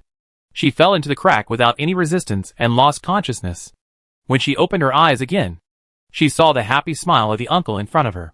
After a friendly exchange, she got the above shocking news. She looked outside the yard. First of all, it should be explained that the house where Sinjo lived was said to be built by himself bit by bit. It was a very primitive wooden house with a single door and courtyard. The roof was covered with thick thatch, revealing a sense of simplicity. Outside the house, a small courtyard was separated by bamboo, and she was sitting in the middle of the courtyard at the moment. Therefore, the view was not blocked. The house was located on the sunny side of the hillside, a relatively flat place, the so-called standing high and seeing far. From this position, you can see the beautiful gem-like lake not far away, and on the other side of the lake, a huge tree with leaves shining like green crystals in the sun. Following her line of sight, Sinjo also looked at the big tree and said mysteriously, "Over there is the residence of the elves. They call that tree the mother tree. Unfortunately, the elves do not welcome me to enter their territory, so it is impossible to observe it more closely." He sighed with regret, retracted his gaze and said, "But this place is really magical. There are not only many extinct ancient species, but also many magical lives that I have never seen. If I can bring them back to the Alliance, I will definitely be able to revive nature. By the way, reviving nature is the dream pursued by all of us in the Sin family," he added. Lu Jinggu nodded. "I know. I have contacts with the current head of the Sin family, Miss Sin Yuqing, and her sister Sin Haicheng, and I know that they have made a lot of efforts to find you." Sinjo was slightly startled. Obviously, he didn't expect that she actually had a relationship with his family. It took him a while to come back to his senses, and his voice trembled. Are they okay?" "All fine." "Then have you seen my son?" once he asked. He was a little impatient. "His name is Sin Nuo. I have heard of this name." She told the truth. "But I haven't seen him in person. But Haicheng often mentions him. He is doing well, has an idol he likes very much, and has good cooking skills. He now lives in Taoyuan No. 1 and has become good friends with his idol. As far as I know, the two often discuss new dishes together." Cooking skills. Sinjo looked doubtful about his hearing. As a member of the Sin family, he certainly knew what cooking meant. But after the extinction of the ancient species, this skill had lost the conditions for displaying its skills and gradually declined. Now it has only become a piece of knowledge full of old flavor in the pile of old papers. What is Taoyuan No. 1? This name is similar to the digital number of the Alliance. But he inexplicably felt that this should not be a new city opened by the Alliance. She then introduced Taoyuan in a logical way, but did not mention the relationship between Taoyuan and herself. Sinjo's eyes widened, and as soon as she finished speaking, he immediately asked in disbelief, "So, now there is hope for the revival of nature? You can say that." He was suddenly sad and happy. If he hadn't supported his arm on the stone table in time, he would probably fall to the ground because of his emotional fluctuations. Lu Jingyu could only vaguely understand his mood, although Sinjo looked very satisfied and full of hope. A person came to a foreign land inexplicably. His light computer couldn't be used. He couldn't find a way to go back, and the Aborigines were not very friendly to him. All the situations he faced were enough to drive a person crazy. If it weren't for the lush vegetation and various animal species here, he might have given up long ago with the idea of if I go back, I can achieve the goal of reviving nature with what I have gained here. But now, he suddenly learned that all these years of hard work and persistence were in vain, and that Sin family's goal had the possibility of being achieved. So he couldn't help but feel mixed emotions. She couldn't help but worry that once his obsession was dispersed, his spirit would not be able to hold on. After thinking for a while, she said in a deep voice, "To be honest, the revival of nature is mainly due to my mutation skills. If I can't go back, the efforts I made before will be like flowers in the mirror and the moon in the water, which will be scattered at the touch." As soon as these words came out, they really attracted Sinjo's attention. He asked quickly, "What do you mean?" "My mutation ability can use mental power to materialize plants and buildings, which is somewhat similar to a builder. But the things I materialize can resist the invasion of interstellar pollution, and the polluted places can also be quickly purified." My God! Although he has been isolated from the world for many years, his knowledge and vision are still there, and he immediately understood the importance of this mutation skill. He stood up suddenly and walked around, and waved his hand. "No. You must go back. Not me. It's us." She stood up with a smile. "Uncle Sin, your children are also waiting for you. And Sin Yuqing and Haicheng have never given up the hope of finding you." Sinjo seemed to choke, but quickly stabilized his emotions and nodded. "Yes. We should all go back. Chapter 220 Distress. The question now is, what should they do? Sinjo naturally cooperated with all his strength, and quickly explained the situation he had found out. Unfortunately, because the elves were always wary of him, and everywhere he looked was the territory of the elves, so what he found out was very limited.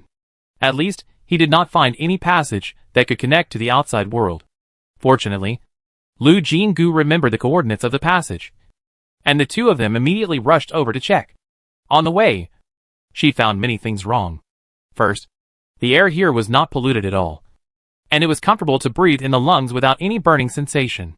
Second, the lake in front of the Tree of Life was larger and more beautiful than she had seen before. In addition, there were more animals than she remembered. The hometown that Greenleaf took her to was not without animals, but they were basically hidden in the forest of elves, and there were few living things in the grassland outside the forest, not to mention the mountains on the other side of the grassland, which were even more desolate. Now, even from a distance, huge birds can be seen soaring from the mountains. Apparently, there are many animals living there. He asked Sinjo and got a positive answer, because the farther away from the Tree of Life, the fewer traces of elves' activities there are. So he once deliberately walked far away. There are many animals in that mountain range, some of which he has never seen before. Fierce and beautiful.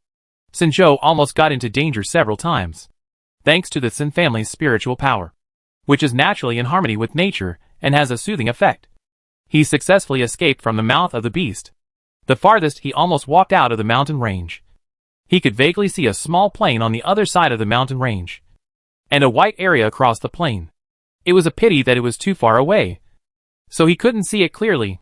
But when Lu Jinggu heard white, he already had the answer. The white beach is the boundary that divides the territory of the elves and the mermaids. It was really strange. This place was obviously the elf homeland she had been to, but it was different from there in every way. She tried to get close to the elves and asked about the existence of green leaves and blue orchids, but it did not cause any reaction from the elves. She only got the warning of don't get close. The elves' reaction did not seem to be fake, as if they really did not know their prince and princess. This was very puzzling. Could it be that more than one elf territory was cut off? But why are the scenery and patterns of the two places so similar? Sinjo was also very surprised to hear that she had been to another elf territory. After listening to her brief introduction of the situation of that elf tribe, he said they should be two different tribes. The reason was that according to his secret observation, the king of this elf tribe was a male elf. Since the layout of the two territories is so similar, he also gave a seemingly absurd but reasonable reason. Perhaps the elves have such habits and have fixed requirements for the terrain, environment, and scenery of the territory? And since the elves are the darlings of nature, if they really want to change the terrain of a place to meet their preferences, it is not a difficult thing. At present, this reason seems to be the only explanation. While discussing, the two rushed to the coordinates and waited there for 3 days, but did not wait for the passage to open. Perhaps the location of the passage in this territory has changed. She had to admit that Sinjo's guess was very likely true. So she took out the second plan and tried to communicate with the plants.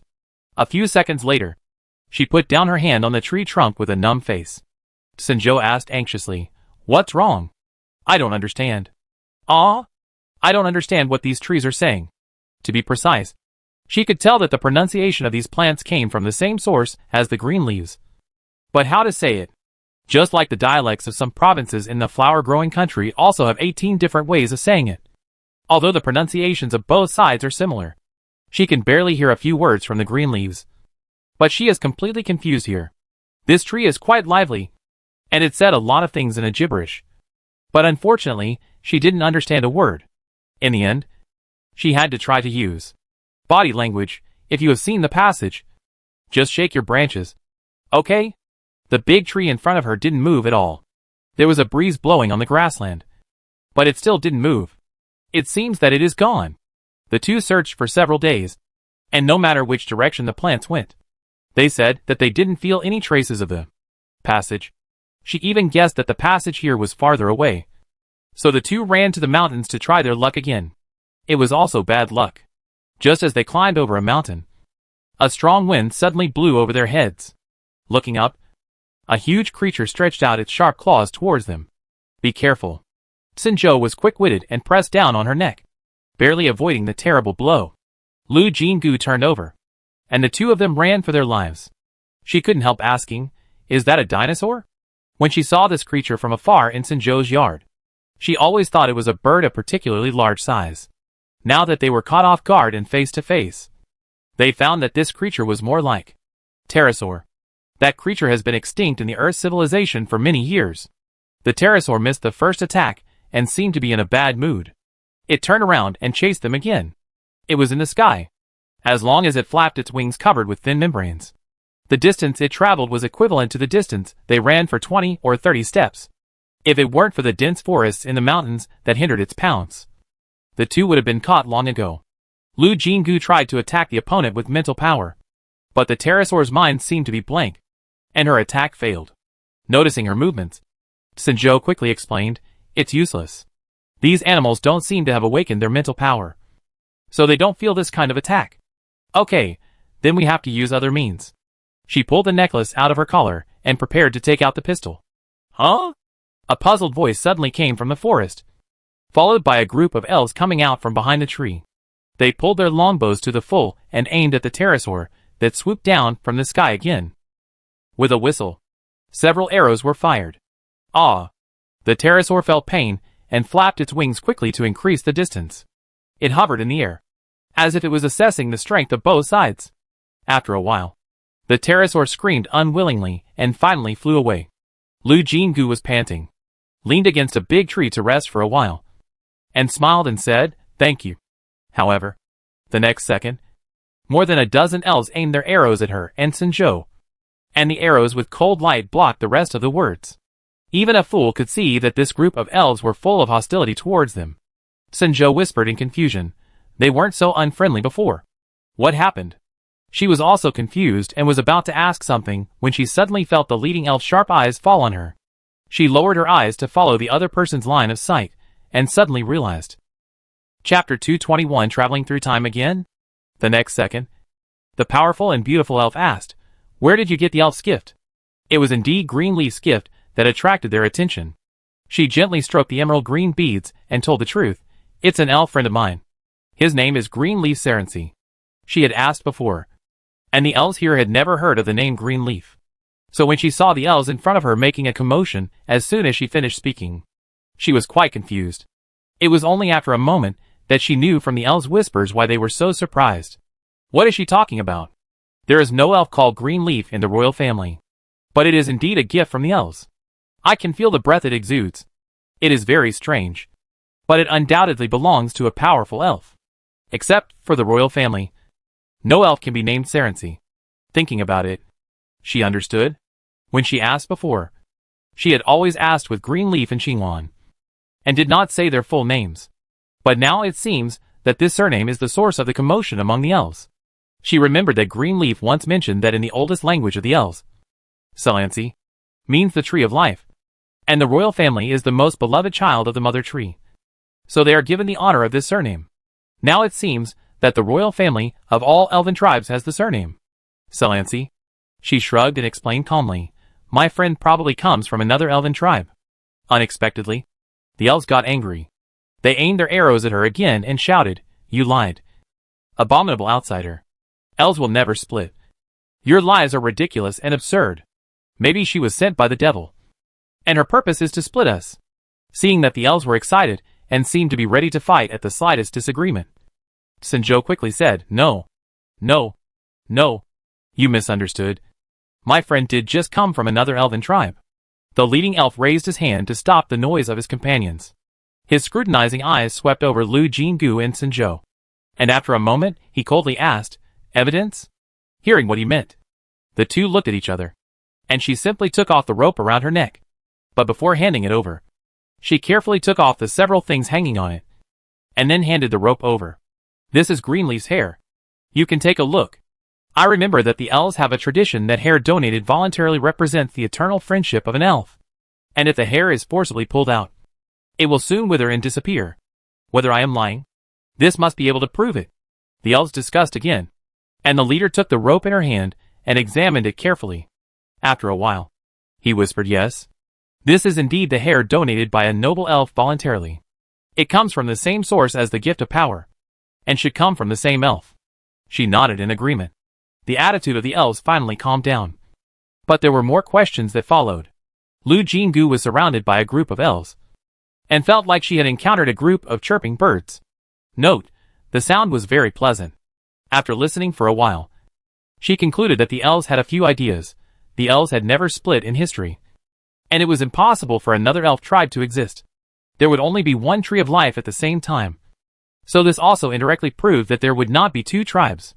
From ancient times to the present, the surname of the elven royal family is Saransi. But they are sure that there has never been a prince and princess named Green Leaf and Blue Orchid in the royal family. So the elves were very curious about where she got to know the elves. According to them, elves rarely leave their homeland from birth to death. In addition to having high requirements for the environment, staying near the mother tree will also make the elves feel more comfortable. She was also at a loss. She originally thought that this was the powerful elf predecessor who used some means to cut out multiple elf worlds. Judging from the fact that there was no pollution in this world, this behavior similar to a cunning rabbit has 3 burrows was obviously very successful. But now it seems that her guess was wrong. During the communication with the elves, she accidentally mentioned the powerful elf predecessor. Unexpectedly, the leading elf was startled and said, "Ling Song? That's our prince." What? Lu Jingu and Sinzhou were dumbfounded. After further questioning, they learned that the eldest son of the current elf king was named Ling Song Sarangsi. She was shocked and subconsciously asked, "Is there a high rate of duplicate names among the elves?" Impossible. The other party immediately gave a negative answer. When each elf fruit is born, other elves only need to look at this fruit, and his or her name will naturally appear in their minds. This is the gift of the mother tree. At least in the history of the elves, I have never seen an elf with the same name. The other elves agreed respectfully, yes. In the eyes of the mother tree, every elf child is unique. They bowed in the direction of the elf forest, showing their respect for the tree of life. However, these words fell into her ears like a bolt from the blue. A ridiculous guess was about to come out. She did not enter another separated elf world, but went back in time and arrived at the era when the elves were once prosperous. So, did she travel through time again? This incredible guess was soon confirmed indirectly. After confirming that she did have the eternal friendship of an elf, other elves also regarded her as a distinguished guest and offered to protect them. It's just that this group of elves left the Tree of Life for a mission. She and Sinzhou didn't want to waste their time, so they decided to go on the road together, looking for traces of the passage while avoiding danger. Unexpectedly, this decision further confirmed her guess. These elves have 2 tasks to complete.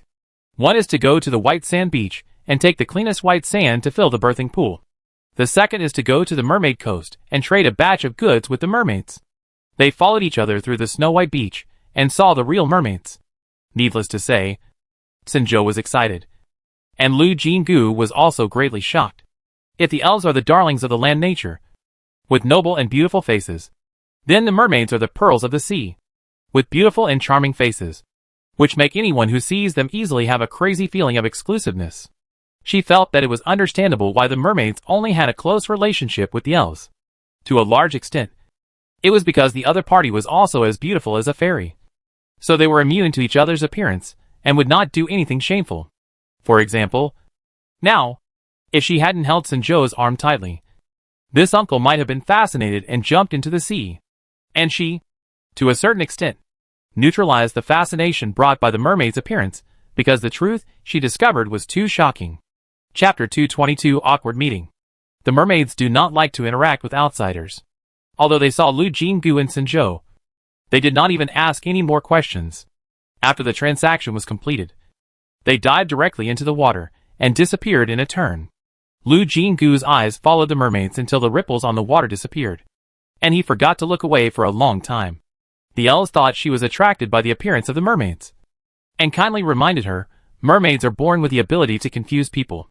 If you meet mermaids on the water, don't stare at them casually. She came back to her senses and forced a smile.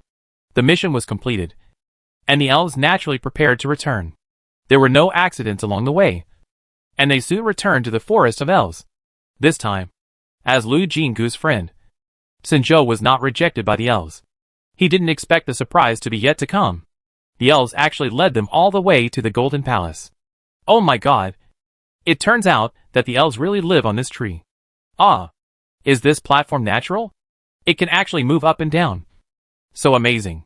Oh my god. This place is so beautiful. The elves have a great aesthetic sense. He was sighing all the way, as if he was Lu Lao entering the Grandview Garden for the first time. When he saw the Golden Palace, he was directly shocked, and it took him a long time to recover from the beautiful and solemn building in front of him. Lu Jinggu was also concentrating on looking at the surrounding buildings, but he was comparing them with his memory. The location of most of the elves' houses was different, but when she reached the top, she saw the familiar lavender house and platform, and the almost unchanged Golden Palace, and she couldn't help but sigh. The elf leading the way looked at her strangely, but she was not in the mood to explain at this time. She just straightened her clothes and waited to meet the Elf King. After checking her bead, the beautiful Elf King said, "The breath on this bead is unfamiliar, but it does belong to the elf royal family. It's really interesting. Could it be that there are royal family members of our clan who are wandering outside and don't know it?" The other elves all laughed softly. They knew it was just a joke. Since the first elf was born on the Tree of Life, no elf fruit has been left outside. Moreover, if there are unhatched elf fruits wandering outside, it is impossible to hatch successfully. The Elf King did not laugh. He seemed to think of something and looked at the guests inexplicably. Lu Jinggu was still thinking about how to reasonably ask to see the Elf Prince. That is, Lingsong Serency. However, before she could speak, she heard the Elf King said in a deep voice, "Please ask the prince to come over. His Royal Highness the Prince took people to inspect the territory this morning. Notify him to return immediately." It can be seen that the elves were very surprised by this. But the Elf King's attitude was too firm, so no one objected. Soon someone drove a large white bird into the air and chased in the direction of Lingsong. Watching all this in silence, new doubts arose in her heart. I always felt that the Elf King seemed to know something. But the beautiful king did not mean to explain, but said lightly, "Please take a rest for the two guests and taste the specialties of our tribe. When Lingsong comes back, we will talk again." What can they do? Of course, the guests follow the host's wishes. Soon, a banquet was set up in the palace. Sanjo lowered his voice and said, "You still have a way. I have been here for so long, and I have only traded a small amount of 1,000-flower honey with the elves. As a poor food refugee, he had never seen many of the foods on the table before. He was already salivating at the smell of the fragrance. The elves' pursuit of beauty is reflected in all aspects. These dishes are even placed very carefully. After they were served, even the Elf King showed a hint of arrogance. Lu Jinggu suddenly remembered that if this was really the most prosperous period of the elves, humans were still unknown at this time. This race was at the top of the pyramid of intelligent life in the universe, and must be very advanced in all aspects. In their eyes, she and Sanjo, two strange races, probably belonged to the category of country people, and it was normal for them to think that this table of food could shock them. However, she tasted it, and the taste was only ordinary. On the contrary, Sanjo was shocked and almost couldn't stop eating. The Elf King, who was sitting at the top, was not surprised by his reaction, but looked at her curiously for several times. Perhaps it was the natural pride of the elves that made the beautiful king unable to hold back and ask, "Are these foods not to your liking?" "Not really," she said carefully, "but I'm not very hungry yet." As soon as she finished speaking, she felt several eyes sweeping across her stomach, and her stomach also made a gurgling sound, and did not hesitate to dismantle the host's stage. This is embarrassing. Apart from a silly smile, she didn't know how to face this situation for a moment. Just at this moment, a male elf walked in and said with an unexpected look, "Our tribe treats each other with sincerity, but this guest would rather starve than try our food. Does he look down on our tribe?" As soon as he walked in, except for the Elf King, the other elves subconsciously stood straighter, and the respect in their expressions was very obvious. She immediately guessed the identity of the visitor, and sure enough, the next second she heard the Elf King say, "Lingsong, don't be rude. He is the strongest in the history of the elves." Even Sanjo temporarily put down the food in his hand and looked at him curiously. However, Lingsong Serency obviously had no interest in him, and his eyes were only fixed on Lu Jinggu. Although he didn't say anything after the Elf King spoke, his attitude was obviously very dissatisfied. I couldn't help but sigh secretly. Why did I bump into him at this time? From what I have heard about the deeds of Prince Lingsong, he is a typical elf supremacist. Now I think her attitude towards the elves is problematic. If I can't resolve this misunderstanding, I'm afraid it will be difficult to contact her calmly in the future. And now she is trapped here, apart from the elf prince in front of her. She can't think of any other way to break the deadlock. Feeling the other party's sword-like gaze, she couldn't help but sigh again. Suppressing her helplessness, she raised her head calmly and said, "In my country, even if there are opinions, they will be expressed in a more tactful manner. So what I said just now is not to look down on the elves, but as a guest. I don't want to make the host feel embarrassed and uncomfortable. Having been with Greenleaf for so long, she certainly knows that although the elves are arrogant, they are not arrogant. As long as the opinions put forward are indeed supported by evidence, they will instantly become humble." So after explaining her actions just now, she immediately said, "To be honest, the taste of these foods is indeed average. I am used to eating delicious food in my hometown, and it is really difficult to accept it for a while." Chapter 223 The Prize. As soon as these words came out, it was no surprise to see the elves in a commotion, except for a few who glared at her with Ling Song. There was also an elf with a quick temper who blurted out, "Where is your hometown? The delicacies of our elves are even willing to be tasted by mermaids. The food from your hometown may make mermaids excited?" The reason why he used mermaids as an example is because mermaids have particularly fragile stomachs, and their five senses are particularly sharp. She couldn't help but think of Isabella. The big star only inherited half of the mermaid bloodline, but she was far beyond ordinary people in this respect. Thinking of the time she had dined with Isabella, she suddenly smiled and said to Ling Song's questioning eyes, "It's useless to talk too much. Let's just speak with facts." Her reaction was beyond the elves' expectations, and Ling Song couldn't help asking, "Do you mean you want to compete with us in cooking skills?" "It's not a competition." She looked modest. "It's just a friendly exchange. Food should be open and inclusive, and I am willing to contribute to the promotion of my hometown's food." She is not stupid. If she wants to break the current situation, she has to get along well with the elves, which makes the atmosphere full of gunpowder, which is not worth the loss. Sure enough, after hearing what she said, the attitudes of the other elves relaxed a little. Only Ling Song, who was not sure whether to say that the strong were born different or what, refused to give in at all, and said in a cold voice, "Since you want to challenge the elves, you have to offer some prizes." Lu Jingdu felt helpless, but at this point, it would be bad if she retreated, and it would be easier for Ling Song to look down on her. So she could only say, "I wonder what prizes His Royal Highness wants." She glanced at the Elf King while saying this. She just wanted to talk to Ling Song on an equal footing, and of course she didn't want it to be too awkward. So she still hoped that this beautiful king would control the situation. At least not let the situation become leaving a hand or something out of control. However, except for the first sentence, this king did not move at all. Although his eyes met hers, he just smiled faintly and still didn't speak. Okay. It seems that this elf king believes in ruling by inaction. She could only cheer up, thinking that if Ling Song made two outrageous demands, don't blame her for not giving him face. Even a clay figure can still be angry, and she is not a clay doll that can be twisted and shrunk by anyone. She never expected that the prize proposed by Ling Song was still beyond her expectations.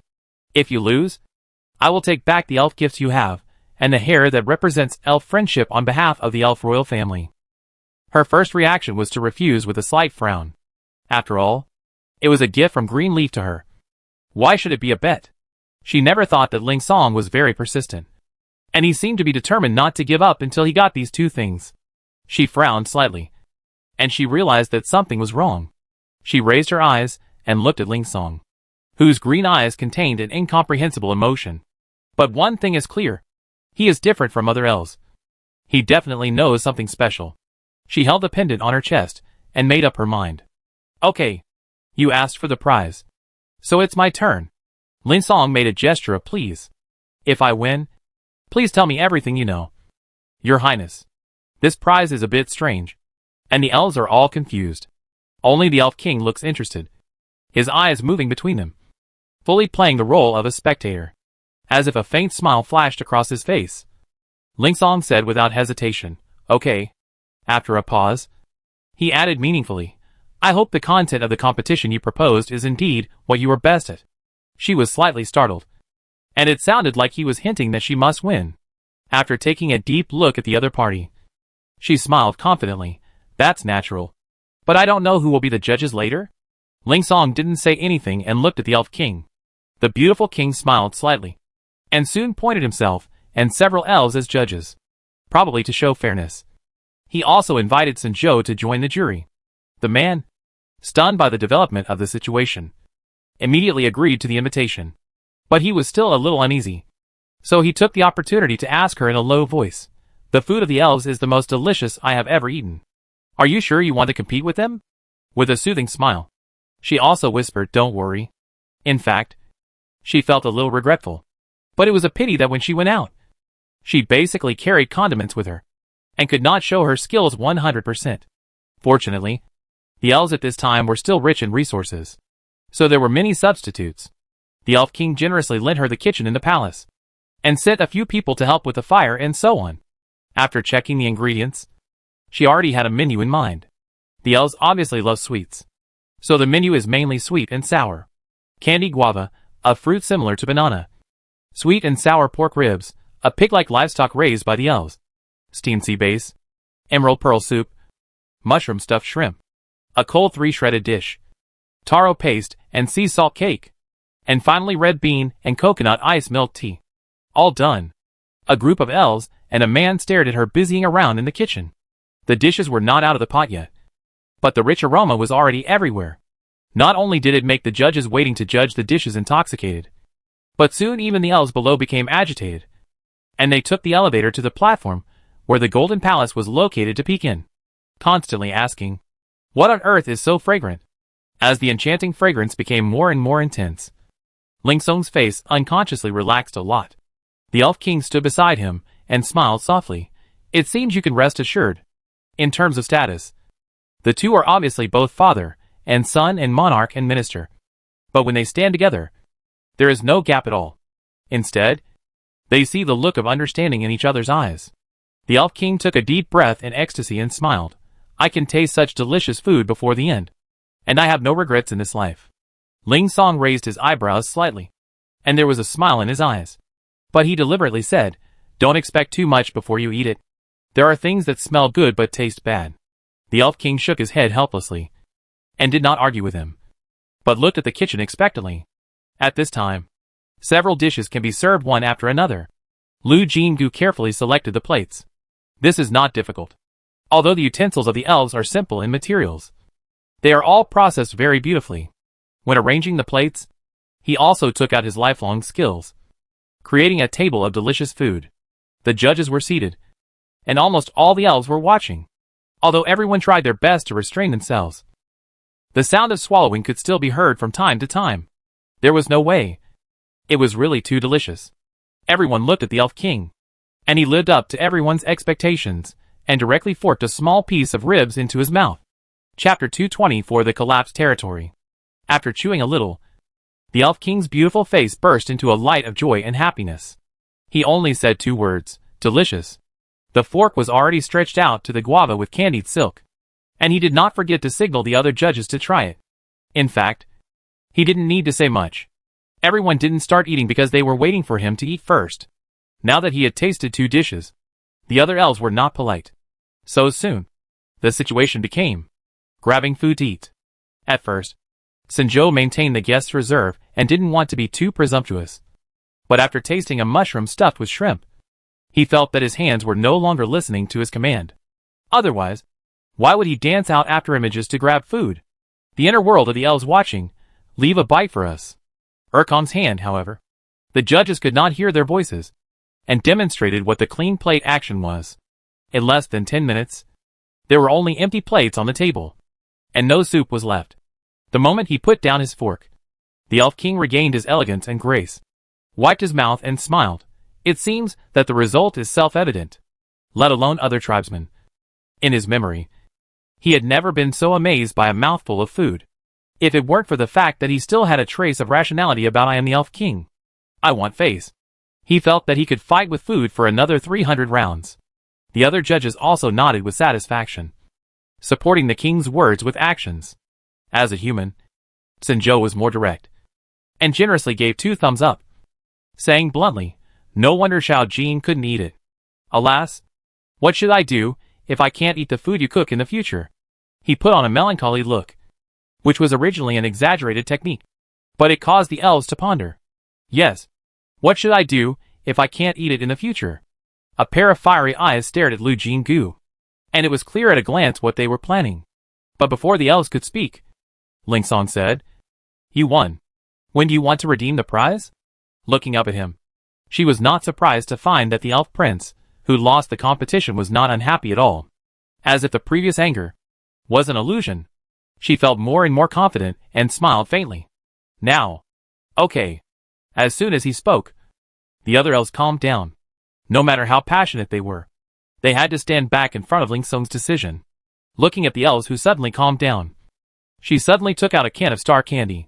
"Let everyone taste it." As she spoke, she waved at Sinjo, and then turned around and left with Ling Song. There were enough star candies in this can, so many that all the elves could get a small piece to taste. They didn't need to look back. Just listening to the cheers would tell how happy they were. But her smile was a bit bitter. When she saw Ling Song waiting at the edge of the platform, she found that his eyes, staring at the Golden Palace, were also filled with sadness. The platform made of vines slowly stopped. He seemed to hesitate for a long time, and then he suddenly seemed to make up his mind. He looked away and stepped onto the platform, saying calmly, "Follow me." Lu Jingu signaled Sinjo to follow. This natural walker who had been lost here for many years didn't know what happened, but he was keenly aware of the weird atmosphere. So he stepped onto the platform without saying a word. Ling Song just glanced at him lightly, and didn't refuse to fulfill the lottery. The vine platform slowly descended. The platform was open on all sides, so you can clearly see the surrounding scenery while moving. So she soon noticed that as the platform passed, everything from top to bottom was frozen. The laughter in the palace stopped abruptly. The leaves moving with the wind suddenly froze, and the butterflies dancing among the flowers suddenly stopped. After the strange stillness, the colorful suddenly lost color. Starting from the top of the tree of life, everything quickly lost color and presented a decadent gray-white color. The faded waves chased the platform, but they still took a step forward and stepped on the solid ground before the tree of life completely lost its color. The next second, the huge tree of life turned to ashes. The silent collapse and silent disappearance brought a shock like a bolt from the blue. Sinjo suddenly opened his eyes wide, and the words "what happened" came to his mouth, but solidified again because of the following changes. The collapse did not stop at the tree of life. The land under their feet, the blue waves in front of them, and the mountains in the distance collapsed. But in just a few minutes, the world within sight became nothingness. But strangely, outside the mountains, the line of pure white dividing the deep blue still existed peacefully. That was the territory of the mermaids. After the elves collapsed completely, it still stayed steadily on that side. Sinjo suddenly grabbed the clothes on his chest tightly. As a natural walker, this scene brought him great pain, and it was almost difficult to maintain his sanity. Finally, he let out a beast-like howl and asked hoarsely, "Why is this happening?" Feeling that he was looking at her, Lu Jingu slightly turned away. There were some things that she was not qualified to explain. Ling Song's eyes seemed to be surging with huge waves, but he firmly kept those surging emotions in his eyes, and stared at the place where life once stood without moving. Silent sadness permeated around him, and infected Sinjo. The pain of watching everything destroyed in nature slowly subsided, and he suddenly covered his face with both hands and suppressed his tears. After an unknown amount of time, Ling Song finally spoke. "Bubbles are bubbles after all. No matter how real they are, they will eventually burst. If you didn't come, maybe I would always indulge in these bubbles, deceiving myself that everything is still beautiful. Fortunately, you are here." But there was absolutely no sense of relief in his tone. His sadness was so obvious that Lu Jingu couldn't control her tears. Fortunately, Ling Song was a very strong elf. He finally controlled his emotions and said lightly, "Let's go." Without explaining where to go, he just led the way in the direction of the deep blue. The two hurriedly followed, walking in such a strange place.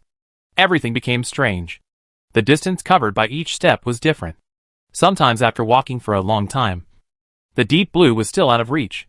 Sometimes, just taking one step, the destination was suddenly much closer. Sometimes, it seemed that the direction had deviated, but they clearly did not turn at all. But no matter how the situation changed, Ling Song's steps were firm. After an unknown amount of time, The three took a step, and suddenly felt something under their feet. The soft gravel dragged their soles. And not far away, the sound of waves hitting the reefs was clearly audible. The pressure of moving in such a strange place was not small. Finally, they stepped on the ground, and Lu Jingu and Sinzhou couldn't help but breathe a sigh of relief.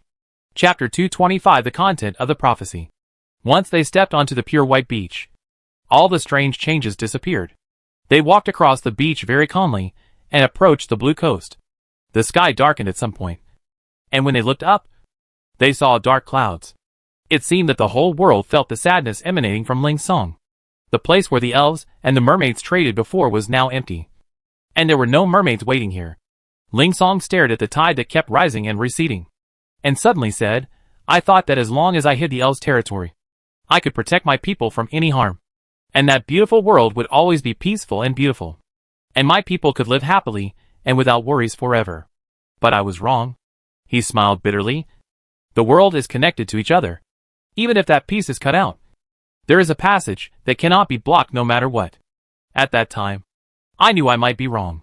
He looked over, and Lu Jingu felt the scrutiny on her. But there was no malice in the other's eyes. So she looked back calmly. You came from there, right? Although it was a question, Ling Song's tone was very sure. She had no intention of hiding anything and nodded. Well, when Lu and I were on our way back from the elves, something suddenly happened in the passage. The strong wind blew us away, and then the passage split open, and I fell in here. Sinzhou had been listening quietly, but couldn't help but add, I was in a similar situation. Ling Song smiled bitterly again, and said slowly, maybe this is really God's will. After a pause, he asked, what's wrong with the elves? Undoubtedly, this is what he cares about most. But the answer to this question is destined not to make him happy. She told him the current situation of the elves one by one. Ling Song closed his eyes painfully, and said after a while, I still couldn't escape. I heard from the elves that you got a prophecy. So you cut the elves' territory out of the universe. What kind of prophecy was it? It was a very terrible future. He was silent for a moment before speaking. The black fog enveloped the whole world, and all creatures were groaning, crying, and howling. Some creatures died quickly, and their flesh and blood quickly melted, leaving only white bones. Some creatures mutated in pain and became monsters that could only live in the black fog. She and Sinzhou subconsciously clenched their fists. The prophetic picture mentioned by Ling Song was completely consistent with interstellar pollution. He closed his eyes and recalled, not noticing that something was wrong with them, and continued to tell the prophecy of the future. I saw an army of monsters. They were not afraid of the black fog, and they were almost invincible. All the races that resisted suffered the terrible end of genocide. This was information that he had never known before. And Sinzhou blurted out, impossible. The black beasts have no mind, and they have nothing left except the instinct to attack. How can they form an army? Lu Jingu thought of the Wanchi tribe who knew no pain and were not afraid of death. And the attack that Gu Duo encountered, if someone really secretly manufactured and controlled these terrible war weapons, as long as the number was sufficient, it would be no problem to form an army. Ling Song, who was interrupted, was not displeased by the refutation and questioning, but said seriously, this is the picture of the prophecy. I am just relaying it truthfully. Sinzhou wanted to say something, but was stopped by her, Uncle Sin. There is indeed a black beast outside that is suspected to be controlled by someone. What? The man was shocked, and soon thought of more problems. His face turned pale quickly. Someone is trying to control the black beast. How dare they? How dare they? His tone was sad and angry, which showed that he had already understood how terrible the consequences of this incident would be. However, if the person who secretly controlled all this had taken the future of the world to heart, he would not have done this in the first place. She sighed deeply. It was meaningless to talk about dare or not now. She asked Ling Song, is there anything else in the prophecy? Yes. The following content is the reason why I decided to cut off the elves' territory. Huh? This is very unexpected. Isn't it because she saw the terrible future that she did this? Perhaps her expression betrayed her thoughts. Ling Song explained, the most important purpose of everything I did was of course to protect my people. But, before I did that, I always believed that doing so would also leave a spark for the world. Spark? She repeated in confusion. Yes. In the prophecy, the black fog soon enveloped the entire world. and the monster army was invincible. But suddenly a spark appeared in despair. At first, only one light spot lit up. And slowly, one light spot after another lit up, gradually connecting into one piece. The black fog was dispelled, and the monsters were purified. Ling Song showed a yearning look. The prophecy ends here. But I believe that if the fire continues to spread, the world will eventually return to peace. She suddenly realized. So you think that separating the elves' territory is the way to preserve the fire? Besides this, I can't think of any other way to avoid the black fog that permeates the entire world. But the moment I succeeded, I knew I was wrong. He smiled bitterly. Absolute isolation does not exist at all. That passage leaves the possibility of the elves being invaded by the black fog. At that time, my tribe will not even be able to escape. The cutting operation is irreversible. So the only way to remedy it is to find a way. So there is this? Yes. This is the only way I can think of to remedy it a little bit. Ling Song looked at the endless sea. I know that our ancestors gave the seeds of the tree of life to the mermaids for safekeeping. But the mermaids cannot leave the sea. It is more difficult to cut their habitat than to cut the elves' homeland. No one can do it. So I made an agreement with the mermaids, the strongest of the mermaids, and I burned all our strength and life together. With the help of the special environment of the channel, we stabilized a period of time to preserve the most important things for both tribes. He took a conch from his waist and blew it, accompanied by the waves. The sound spread far and wide. After putting it down, he continued, in our plan, when the two tribes are really at the critical moment of life and death, as long as someone with the blood of the two tribes approaches the passage, this constant time segment will be opened and the key items for the revival of the two tribes will be obtained. At that time, whether it becomes a fire or finds a new clean place to start over, at least our race can continue. A fishtail was looming in the waves in the distance, and the mermaids heard the sound of conch approaching. Chapter 226: The Sudden Test. Before the mermaids reached the shore, Lu Jinggu took the opportunity to ask, "But why are we here?" As she spoke, she pointed at herself and Sinzhou. According to Ling Song, she and Sinzhou did not meet the conditions for opening the time fragment. He was just an accident. Ling Song shook his head. We did this because we had no choice. We had no idea what kind of accident would happen. And he just happened to run into this accident. As for you, he pondered for a moment, when you appeared here, I already felt that you were not an accident, but destined. I think it may be related to the two elf items you carried with you. Touching the beads hidden in the collar, she felt that this statement was acceptable. No matter why you are destined, there is no turning back now.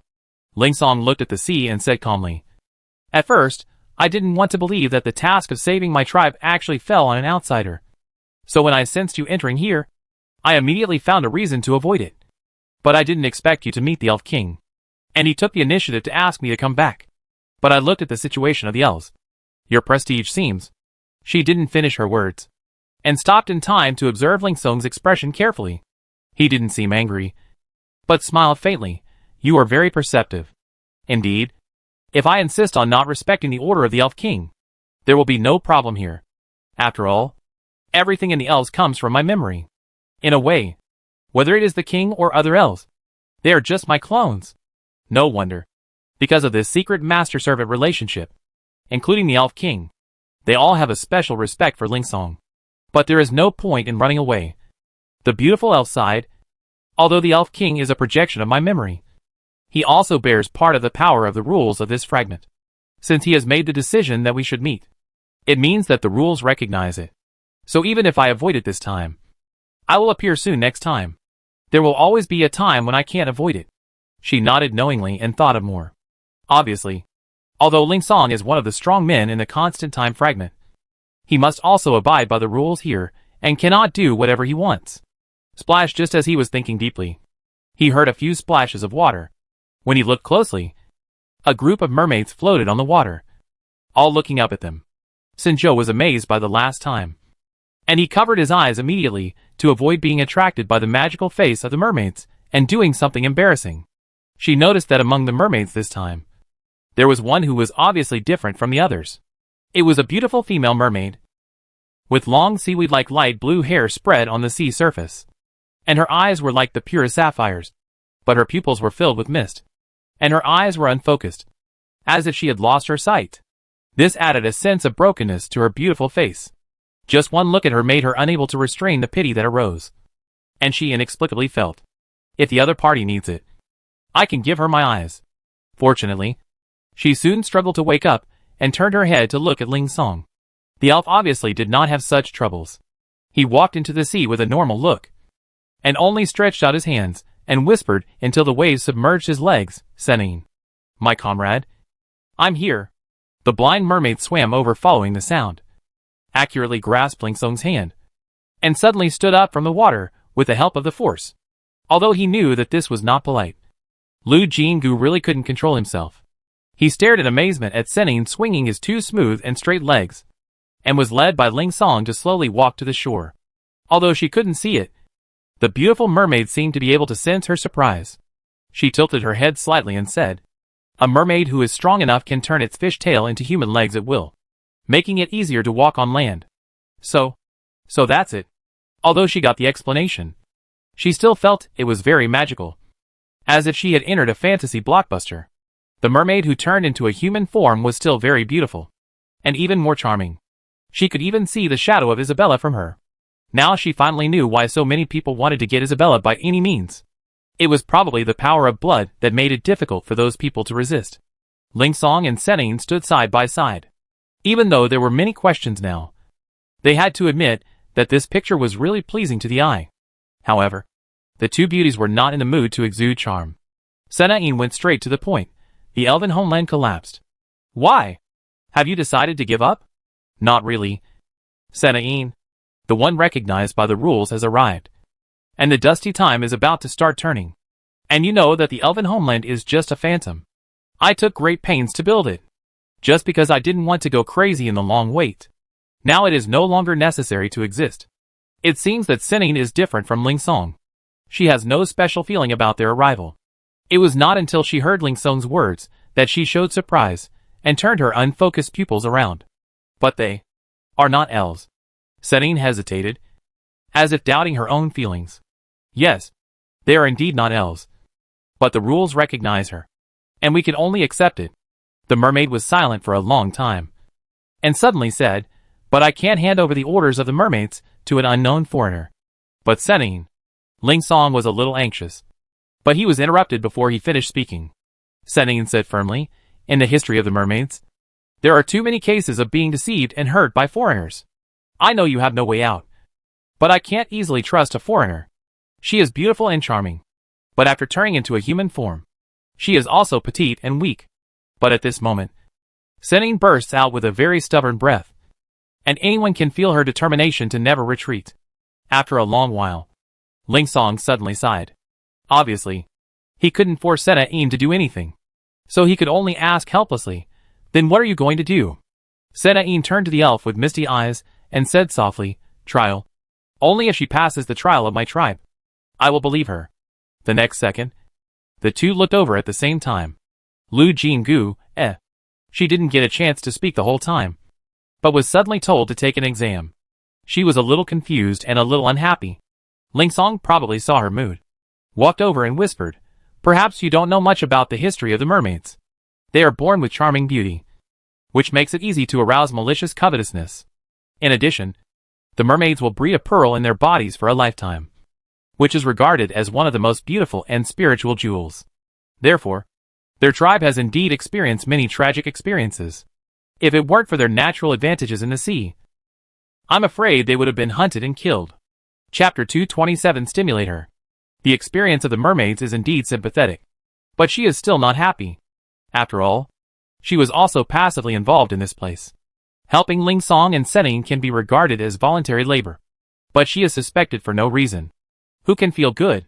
Besides, Senin's personality is completely different from her beautiful and soft appearance. When Ling Song played the emotional card, she interrupted the elf again and said in a deep voice, "I just simply don't trust foreigners. It has nothing to do with what the mermaids have experienced." The unfocused eyes stared at Lu Jingu with a hint of provocation. "Ling Song, I advise you not to be so naive. The rules clearly confirm that you must have the blood of one of our two tribes to enter this period of time. But now there is a problem with the rules. It may not be that she did something. Maybe her appearance here is the result of deliberate planning. Good guy. He even developed a conspiracy theory. rolling his eyes. Lu Jinggu was about to say something, but someone got the first. Sinjo put his hand down at some point, looked at the mermaid seriously and said, "But I am here by accident, which proves that your rules are not so strict. Instead of suspecting an innocent person, it is better to investigate the so-called rules and find loopholes." He had a tone of talking about the matter at hand, but it sounded completely ironic to the mermaid. She was furious, and the silver fins behind her ears suddenly opened wide, reminiscent of a cobra ready to attack. Ling Song immediately walked over and grabbed her, saying, "Calm down." The mermaid didn't say anything. However, the next second, Sinjo suddenly cried out in pain. His mental power surged out crazily, surrounding his body and forming an isolated space. With this layer of protection, his face, which had suddenly turned pale due to pain, recovered a little, and he asked incredulously, "You attacked me with ultrasound?" Only then did she know what happened, and she became secretly alert in her heart. I can't believe that the mermaid who looks weak has such a bad temper, and uses ultrasonic waves to attack, which is too concealed. The mermaid's attack is too traceless, and Ling Song didn't notice it until this time, and his face sank, saying, "You are too much." The accused mermaid slowly turned his head and showed a strange look. "Ling Song, you didn't want to be questioned before. The situation is different now." The elf looked really angry, and his tone was very stiff. "You also know that it takes too much power to solidify the time fragment. Even if we are willing to give everything, how long can we support it? It's so hard to see hope." Saying, "I don't want your suspicion to ruin it." The elf, who was full of longing in the mouths of Lui and others, suddenly looked over, and there was a hint of pleading in his eyes. Lu Jinggu knew what he meant. He was probably the person who knew Senin best in the world, so the elf hoped that she could give in a little, at least not let Senin continue to be hostile to them. But she has always been a person who is soft-hearted and not hard-hearted. It's okay that Senin suspected them for no reason, but he attacked them after a disagreement. If it weren't for Sinjo's good mental strength, that attack might have caused some consequences. However, she wanted to save the elves, and the key to leaving here still depended on the two people in front of her. She lowered her eyes and thought about it, and then operated on the optical computer. It was naturally impossible to connect to the star network here, but fortunately, a few photos she wanted were saved in the local album. So Senin, who was arguing with the elves, suddenly saw a photo. To be precise, she sensed it through special means, so she could discover the essence faster, without waiting for Lu Jinggu to ask. She had already frowned. The blood of the mermaids. No, this blood is not pure. The beautiful face suddenly became gloomy. The mermaids have fallen to the point of leaving only hybrids. Shameless. Lu Jinggu had known before that the mermaids had a very special breeding pattern, regardless of gender, as long as they themselves did not want to give birth to offspring. This could be avoided. That is why, although mermaids were imprisoned as playthings in history, almost no mixed-blood offspring were born. Because this proud and radical race believes that giving birth to offspring for those who play with them, and confusing the blood of their own race is a very shameful thing. But they don't know that those who treat them as playthings are more at ease playing with them. I'm getting off topic. From Sena Yin's reaction, it can be seen that this race is really proud of its pure blood. That's why they know that the person in the photo has mermaid blood. But they still treat him with insulting names. Heh. Lu Jinggu let out a loud sneer, which immediately attracted Sena Yin's attention. With undisguised hostility in his misty eyes, the mermaid asked coldly, "What are you laughing at?" "I laugh at you being trapped in this time, not knowing the current situation of your own people, and still mocking their efforts to continue their race." Sena Yin's face became darker. She seemed to understand something, but she was unwilling to believe it and asked, "What do you mean by this?" "I mean, the mermaids are almost extinct. If you want to keep your blood pure, you must have enough people of the same race to cooperate. As far as she knows, there are less than 10 mermaids living in the artificial sea of the Alliance. They are basically related within 5 generations, and cannot reproduce at all. Impossible." The voice of the mermaid is originally like the legendary siren, with a strange sense of charm. But Sena Yin is angry and frightened at this time, and is afraid of the possibility of extinction of her own race. So she raised several octaves at once, and her voice was sharp and piercing. At the same time, whether intentionally or unintentionally, her voice also had the effect of sonic attack. Suddenly hit by such a voice, Lu Jinggu felt his brain buzzing, and his eyes went black. She and Sinjo acted in unison, suddenly raising their hands to cover their ears. But it was of little use. A figure suddenly flashed in front of them, and the light green mental power suddenly opened up. And at the same time Ling Song's angry voice sounded, "Senin, don't force me to fight you." The Mad Merman was furious. "Come on, Ling Song. I was not afraid of you in the past, and I am even less likely to be afraid now." They actually started fighting after a disagreement. Lu Jingu was speechless for a while. She didn't want to wait here for the result of the battle between the two strong men. And the time fragment existed because of them. Who knew what chain reaction would be triggered if the two fought? Taking advantage of Ling Song's spiritual power, she stuck her head out and spoke quickly. "Nothing is impossible. As a human. No. As a mermaid. You have to respect the facts. In the era we live in, the elves are already legendary creatures. No one thinks they really exist. Mermaids are lucky and have not become legends. But there are only 7 or 8 pure-blooded mermaids left. They can only live in an artificial sea, which is a huge fish tank. They are depressed every day and may face the fate of complete extinction at any time." Ling Song smiled bitterly and whispered, "Don't say it." She didn't listen and continued to speak quickly. "You agreed to Ling Song's plan to give your people a bright future, right? Then why are you wasting time here now? I don't know if the speed of time here is the same as outside. What if one day here is 10 years outside? When we get out, the last few mermaids may not be there. By then, even if you have any backup plans, what's the point if you're gone?" Chapter 228 Reaching an Agreement.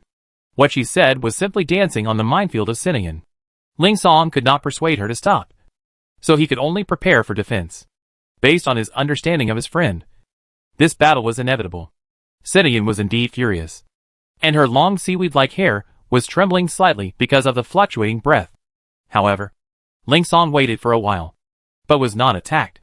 He looked at Sinian strangely, but found that the other party was like a deflated balloon, and suddenly lost his fangs and claws. Sinian's face was full of pain, and his voice was trembling slightly. "What you said, is it true?" Lu Jingu breathed a sigh of relief. It seems that this bet was not wrong. No matter how bad Sinian's temper is, and how much he hates foreign races, his heart for the mermaids is indeed genuine. After coming out from behind Ling Song, she called up some information cached in the optical brain. "Of course it's true. Now the Alliance is deeply troubled by interstellar pollution, and some races have disappeared from the Alliance forever." The information she found was some records of her previous chat with Isabella. At that time, she was planning to visit her father, and the topic of the current situation of the mermaids was brought up during the chat. Senin looked at the text, and her lips were trembling. It can be seen that she didn't want to believe this. Yes, who would like to believe that their own race is almost extinct in the future? Senin closed her eyes, and her voice had returned to calm. "I still say that, if you can complete the trial of my race, I can trust you foreigners once." Senin. Ling Song was anxious. Lu Jingu was also surprised. He didn't expect the other party to be such a stubborn person. He was obviously shaken in his heart, but still insisted on testing her. But in this way, I don't know how much time will be wasted. I don't have to make things difficult for her. Senin raised her hand to stop her friend's persuasion. "But if she can't pass the test, she can't get close to our clan's secret treasure. There's nothing we can do about it." Ling Song frowned slightly. "I didn't know the mermaids had such a rule. The secret treasure is the most important thing to our clan. Even if the elves have a good relationship with us, such a secret cannot be exposed at will." Senin said it directly, which made it impossible to refute. Ling Song looked at him in embarrassment. Now no one knows whether this is true or false, but they have no choice but to treat it as true.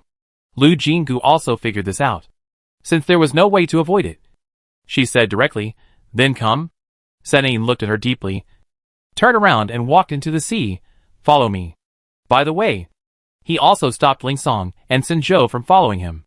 When both of them were half in the water, she handed over a pearl-shaped object and said lightly, "Press it on the bottom of your tongue, and you can breathe freely in the water." "Is there such a magical thing?" I took it curiously, and put it in front of my nose to smell it. There was no peculiar smell. I licked it carefully again, and there was no strange smell. While she was doing this, Senin had already dived into the water. Her legs swayed on the water, and when she fell into the water, she was already a long and beautiful fishtail. In the water, the mermaid's movements were so relaxed and comfortable. In just a blink of an eye, Senine swam a long distance. She didn't dare to delay any longer, and quickly put the pearl in her mouth, pressed it tightly with her tongue to avoid swallowing it accidentally, and dived into the water. She could swim, but she had only been to places like swimming pools, and she would wear goggles, swimming caps, earplugs, and other equipment. This was the first time she swam in the sea without any preparation, so she subconsciously closed her eyes and held her breath when she entered the water. But the imagined suffocation did not appear. Instead, she felt a kind of happiness of like a fish in water. Something passed by her, and she could not help but open her eyes. It turned out to be other mermaids. They had followed Senine to the coast before, but did not go ashore. Instead, they had been playing and waiting in the nearby sea water. At this time, they surrounded her, and she didn't know what method they used, so that she didn't need to spend much effort. As long as she gently moved her hands and feet, she could easily swim forward with them. Senine stopped in deeper water and waited for her to get closer before swimming to the bottom of the sea again. The world in the sea was magnificent and magical. She watched it all the way with her eyes fixed, and couldn't help but think of the sea on Planet 43. That was the ocean built by the power of Taiyuan. Although some marine life had been obtained through the trading house and put into it, it was still far less than here. How great it would be if all of this could be reproduced. It would be a great pity that such a beautiful scenery would never be seen again in the world.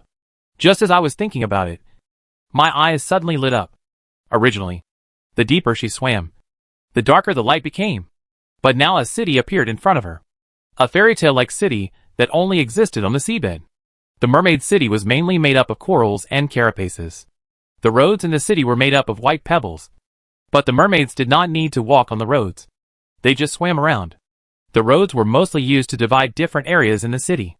The most eye-catching thing in this city was, of course, the huge coral platform in the center, on which a scallop as high as 5 stories was shining with charming light. As soon as they arrived in the city, the mermaids dispersed, and only Senine was still leading the way. They landed on the platform, from which they could overlook the entire mermaid city. It was at this time that she noticed that the city was not as complete as it looked from a distance. There were damaged places everywhere. Although some places were not completely damaged, there were always some holes in the inconspicuous places of the shells. You have to know that these carapaces are the houses of the mermaids. With so many large and small holes, they are no different from dangerous houses. After taking a quick look at the mermaid city and seeing it clearly, she couldn't wait to ask, what exactly is the trial about? Senine pointed at the huge back shell behind him and said lightly, this is the guardian spirit of our tribe. Since the city began to fall into ruin, it has fallen into a deep sleep. As long as you can wake it up, the trial will be completed. What? She almost thought she was hallucinating. Your guardian spirit can't even wake up by itself. So you want me to wake it up? She suddenly felt that she was a fool for agreeing to the trial. This Senine was clearly deliberately making things difficult for her. But the other party's words shook her mind again. When we fixed this period of time, Ling Song and I had few options, and finally chose this period of time. But after we fixed the time segment, we found that there was a natural enemy of the mermaids in this sea area. But the fixation was over, and it was forced to stay in this period of time just like us. Senine said, pointing to the dilapidated houses. It can't leave the sea area, so the city has become its only hunting place. Day after day, our city has become like this. Our guardian spirit fell into a deep sleep because he couldn't bear to see the mermaids and this city being killed and destroyed by natural enemies bit by bit. If you can solve this problem, you can naturally wake it up. Chapter 229, I do the decoration. As soon as the words fell, a huge black shadow suddenly appeared in the sea in the distance. Lu Jinggu instinctively opened his eyes and looked over. Senayian's face changed, and he suddenly rushed out like an arrow, making a high-pitched sound like a dolphin. The mermaids who were originally busy with their own things in the city stopped moving, then threw down the things in their hands and swam towards the guardian spirit. Several other mermaids swam around Senine, and they swam around the treasure platform in unison. The deep blue spiritual power emanated from their bodies, and as they swam, a circle of protective shields formed around them. The huge black shadow approached and finally revealed its true appearance. A shark-like creature. But she was sure that biological sharks were definitely not so huge. From a distance, it was about the size of 10 Titanics.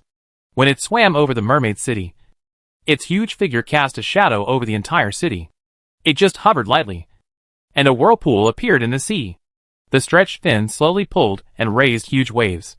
The deep blue mental barrier collided with these forces and shook slightly for a moment. Sinian and her people were still reinforcing the barrier, but it was obvious that their power could not cover the entire underwater city. So she saw with her own eyes how the damage came about. The huge shark was hovering over the city and saw the mermaids hiding in the barrier. It swam over. The huge body brought terrible pressure, and Lu Jingu felt a sense of difficulty breathing. Fortunately, the barrier laid by Sinian was powerful enough, and no matter how the opponent collided and bit, it still stood firm. But it was obvious that every time the opponent attacked, Sinian's people turned pale.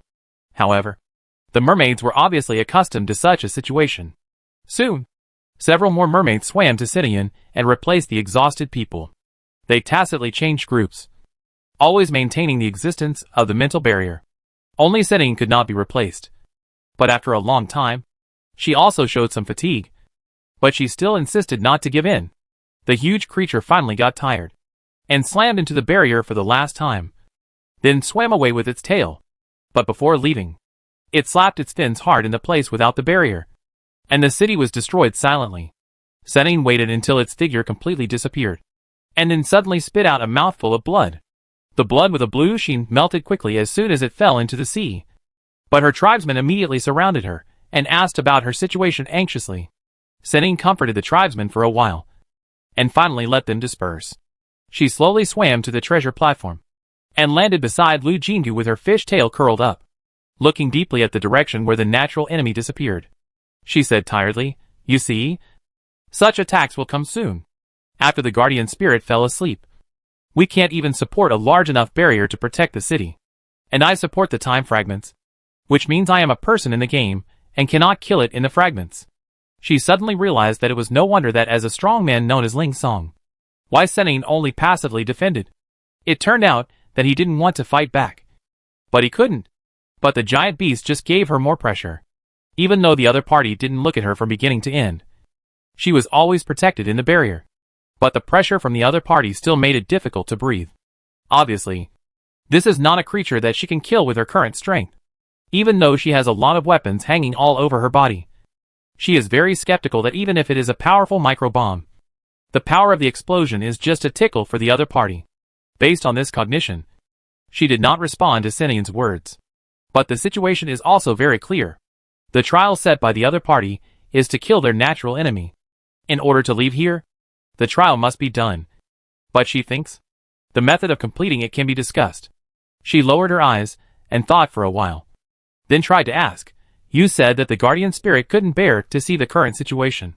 So it fell asleep?" "Yes. As long as it is killed." She waved her hand. "That creature is too powerful. You should know that it is impossible to kill it with my strength." Sinian narrowed his eyes slightly, and his tone was a little unhappy. "You haven't tried it. Sinian, you are a strong man comparable to Ling Song. Can't you really sense my strength? Are you guilty of saying this?" The other party was silent. It seems that this direct questioning method really made her a little speechless. After a while, Sinian calmed down. "Then you can't complete the trial. It's not that I have to embarrass you, but I can't wake up the guardian spirit. And I can't take out the sacred objects of the two tribes. If I can't get those two things, according to the rules, the time fragment will not be completely broken. Although the elf's homeland is gone, you still can't get out." "I guessed it." She nodded. "But I think if the goal of the trial is to awaken the guardian spirit, we may have another way to go." Sinian's eyes were full of questions. She took out a flower branch and asked with a smile, "Do you suggest that I redecorate your city?" Sinian, Yes. This is the trial method. She intends to take a different approach. Killing the natural enemies of the mermaids and preventing attacks from occurring is certainly an effective way to awaken the guardian spirit. But unfortunately, they are not strong enough to attack the enemy. And those who are strong enough are bound by the rules and cannot take action. So this method does not work. Then think about it from another angle. As long as the attack is ineffective against the mermaid city and will not continue to destroy the city, the guardian spirit will not exist. The premise of Camp Bear to Watch does not exist. And construction is her forte. It's just that the utopia built in the time fragments is likely to become a disposable item. Fortunately, there are still many flower branches. and it is still within the acceptable range to waste one. After she explained the function of Taoyuan to Senin, the other party still looked confused, but reluctantly agreed to her decoration plan. Looking at the location of the treasure platform, this area is the best preserved place in the Mermaid City, and there is not enough space to plant Taoyuan giant trees. So she chose the area that was just destroyed by the giant beast.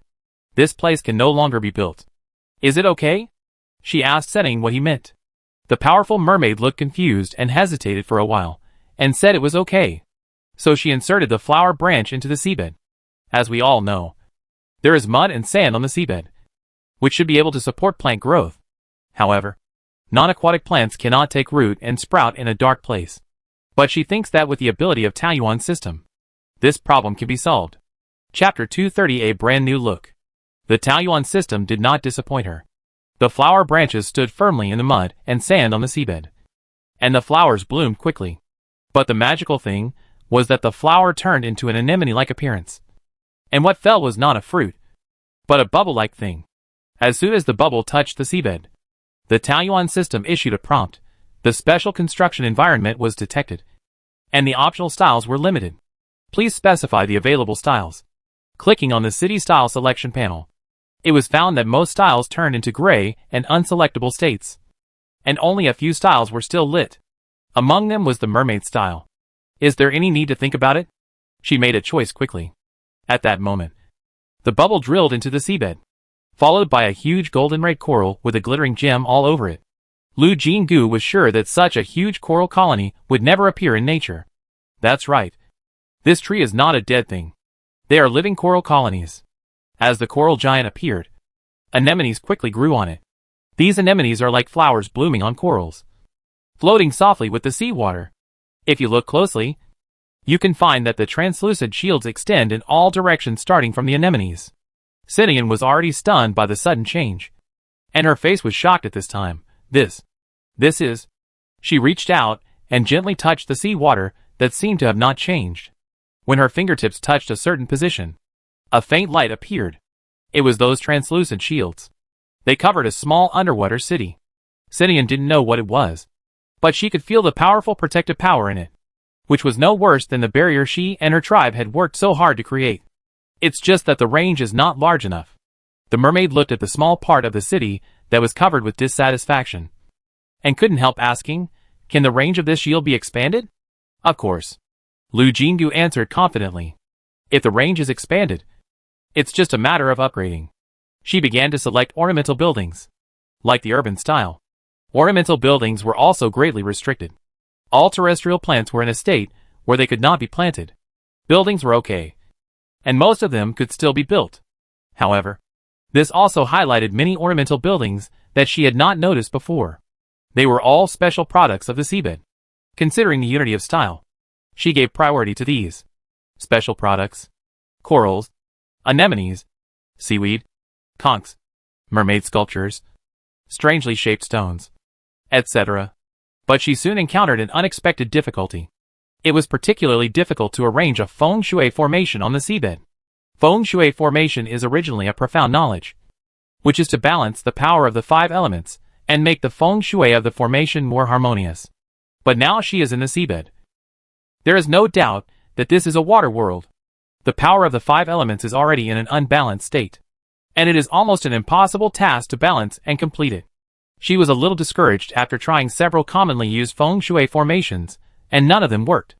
In fact, without feng shui formations, as long as there are enough ornamental buildings, the purpose of upgrading can be achieved.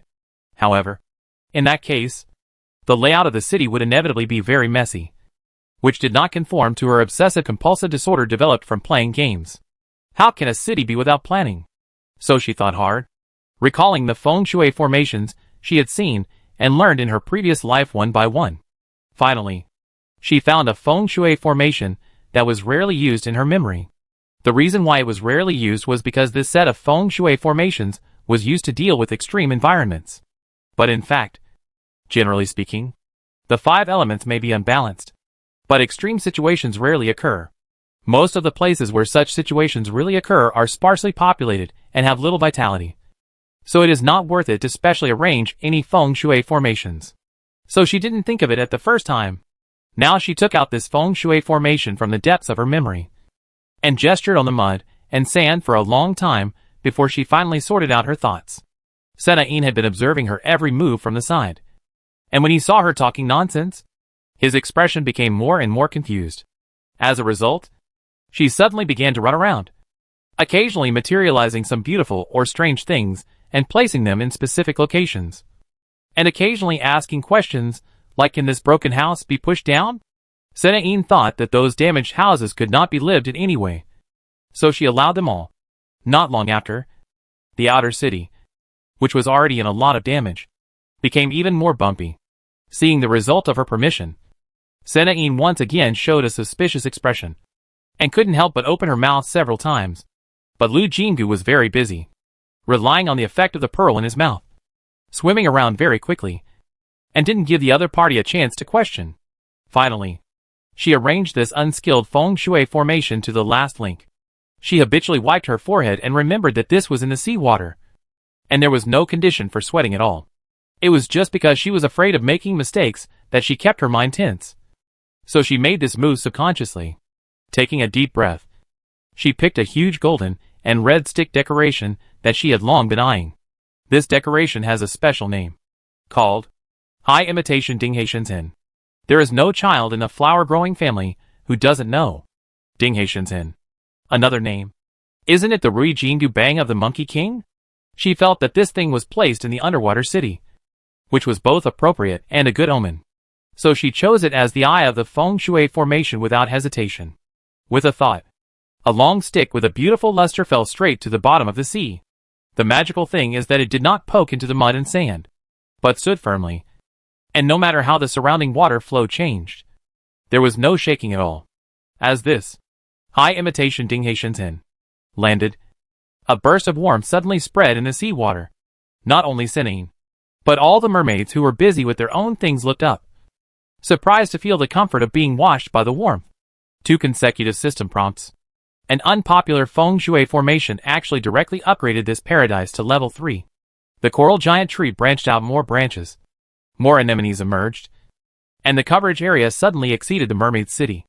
The translucent shield naturally became larger, and now the whole city was protected, no longer afraid of the attack of natural enemies.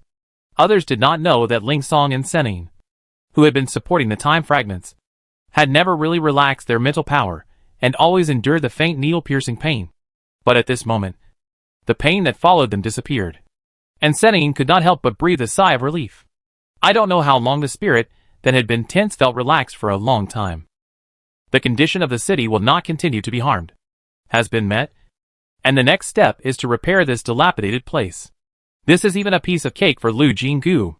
He cleared out all the damaged backshell houses and replaced them one by one with the buildings that come with the system. He also built some new buildings by the way. However, in half a day, the whole city has been completely renewed. The mermaids floated in the water, looking at their completely different homes. Each of them was extremely excited. The joyful emotions emanated from their spirits, and soon spread to every corner of the city along the seawater. Chapter 231 learned some rare knowledge. A magical thing happened. As the mermaid's happy mood spread, the whole city seemed to come alive. This is not an exaggeration. The mermaid city buildings were originally mainly various large shells. Originally, these shells were tightly closed. If a mermaid wanted to go in or out, they would lift the shells manually. She originally thought that this was the normal state of their lives. But now she knows that it was because the whole city was scared. Now the atmosphere is relaxed, and all the shells slowly open, hanging there at different angles, which looks particularly interesting. When the mermaids go in and out, the shells will open a little wider, and when the mermaids leave, or knock gently inside, they will close again. It's an automatic door. She also found that the shell buildings she built through the system actually have such automatic switch properties, which are not inconsistent with the original buildings. As the whole city came alive, Senaine was suddenly shocked, and then swam quickly to the city center. When she looked sideways, she found that the giant shell on the treasure platform was slowly opening. A soft light shone, like a dreamy moon, hanging high above the mermaid city. Every mermaid cheered and bowed in the direction of the treasure platform. As the soft light spread across the entire city, The entire city began to glow with a pearly color. Instantly, her appearance soared, and she looked even more fairy tale-like. Lu Jingu also swam over slowly. Just as Sena-in finished bowing and turned back, his bright eyes fell on her. The next second, this mermaid warrior with a bad temper suddenly rushed over and gave her a big hug. Well, she was a little flattered. After hesitating for a moment, she raised her hand and hugged the other person. Sena-in's voice was full of excitement. Thank you. You restored our city. And the guardian spirit also awakened. She smiled, then this trial. Before she finished speaking, the other party had already said, passed. Passed? That's good. Sena-in led her to the front of the huge shell. Because of the soft light, she couldn't see the contents of the shell from a distance. But now standing next to the shell, she could finally see the scene inside. There was no huge shell meat as imagined. In addition to a soft light, there were only a few things lying quietly in the shell. The first thing on the left was a rugby ball-shaped thing, brown with green color, and exuding vitality. At first glance, it reminded people of life. She guessed that this was the precious seed. Sure enough, Sena-in stretched out his arm and took out the football first. This is the seed of the tree of life. We have sealed its vitality through special means. But as long as we bury it in the soil and water it, we can wake up this seed. She reached out to take the seed, knowing that it was related to the future of the elves. She felt that it was as heavy as 1,000 pounds in her arms. She moved cautiously and voluntarily, fearing that she would accidentally bump into it. Sena-in took out the second thing. It was hard to describe what it was. It was a round and huge one. At first glance, it looked like the finest pearl. Looking closely, it seemed to be a pool of light blue seawater. There seemed to be translucent objects the size of ping-pong balls floating in the seawater. Sena-in's words scared her. This is the egg of the mermaid. What? She was shocked. Even though she encountered all kinds of magical things after she came here, and even the elves and mermaids, races and fairy tales, appeared, she still couldn't accept the fact she heard. So she looked shocked and couldn't help asking again, what do you say this is? The eggs of the mermaids. Sena-in answered as a matter of course. Don't you know that mermaids lay eggs? Thank you. I really don't know this. After some popular science, she finally understood that pure-blooded mermaids are twins. Although adult mermaids are generally more than 2 meters long from head to tail tip, mermaid eggs are only the size of ping-pong balls. And it takes 20 years for a little mermaid to hatch from an egg, and for the little mermaid to be able to live independently. However, mermaid eggs are also special. As long as they are kept in this special seawater and properly preserved, they can remain dormant in the form of eggs for hundreds, or even thousands of years, until they return to a suitable environment and can still hatch and grow successfully. After learning these little-known facts, she didn't dare to let Sena-in know the thoughts that came to her mind. It is really reasonable that the mermaids are on the verge of extinction, with a reproduction model similar to that of giant pandas. Wouldn't it be difficult for the race to continue? There is no XX mermaid protection base here. I have to say it is really amazing. The pearl water ball in Sena-in's hand contained a total of 180 mermaid eggs. According to her, these eggs were also solidified in time. So although the storage time limit has greatly exceeded the upper limit, the activity is still very good. But after leaving here, please find a suitable place for them to hatch as soon as possible. After all, so much time has passed. And when time starts to flow again, something might go wrong. The beautiful mermaid entrusted it solemnly. And then she wanted to see the things handed over to her. Lu Jingu was so scared that she waved her hands repeatedly. No. No. No. I dare not take this. These are 180 lives. No matter how brave she is still a little afraid. Don't worry. Sena-in smiled. I will give you a container in a while to protect them from ordinary external forces. But what if it is an extraordinary external force? She was now full of panic, and couldn't help but want to argue. However, Sena-in saw that she really didn't dare to touch the water ball. So she put it back into the big shell, and picked up the third thing. This is a small sculpture whose material is hard to tell. It is a mermaid sitting on a reef and combing her hair. This is a statue of the first generation of our mermaid ancestors, symbolizing the history of us mermaids. There is no need to worry about problems with this. So she took it boldly. As a result, as soon as she got it, she heard a ding sound. Miracle building detected. The construction conditions of Mermaid Bay activated. Do you want to start the Mermaid Bay construction task? Yes or no? Her eyes lit up. She never expected such a surprise. But now is not the time to build. She held the statue tightly and heard Sena Yin's introduction. We mermaids did not live entirely on the seabed. Our ocean is connected to this beautiful bay. Half of the mermaid city is on land, which is convenient for mermaids, who can change their legs at will. They can live on the shore or in the sea at will. Sadness appeared in her blue eyes. It's a pity that a natural disaster destroyed the bay. From then on, mermaids can only live on the seabed. Lu Jingu's heart moved, and he suddenly blurted out, "Don't worry. I will find a way to rebuild the mermaid bay." Chapter 232 Take it all away for you. Sena Yin was a little surprised and a little happy. You actually know about the mermaid bay? Of course. She couldn't say that the system just prompted her. So she could only smile and say, well, I only know a little bit. It's good to know a little bit. The attitude of the beautiful mermaid has changed 180 degrees. Foreigners don't care about the history of mermaids at all. They just value the value of mermaids. Thinking of those sad histories, Sena Yin's expression was a little angry again. But she quickly adjusted herself and said to her apologetically, of course. I can be sure that you are different from those evil foreigners. I was too suspicious before. Sorry. She waved her hand indifferently, looked curiously at the inside of the big shell, and asked, it seems that there are a few things in it. Yes, but they probably won't be used, Sena Yin said sadly. Why? The other party took out the remaining items one by one. This is the heavenly feather clothes of the feather tribe. This is the sky spear of the orc tribe. This is the Comoros tribe. Wow. It's either a legendary race or a name she has never heard of. She was really impressed and touched them one by one. Unfortunately, the system remained silent. Suddenly, a wonderful ding sounded. Miracle building detected. Giant bird nest construction conditions activated. Do you want to start the giant bird nest construction task? Yes or no?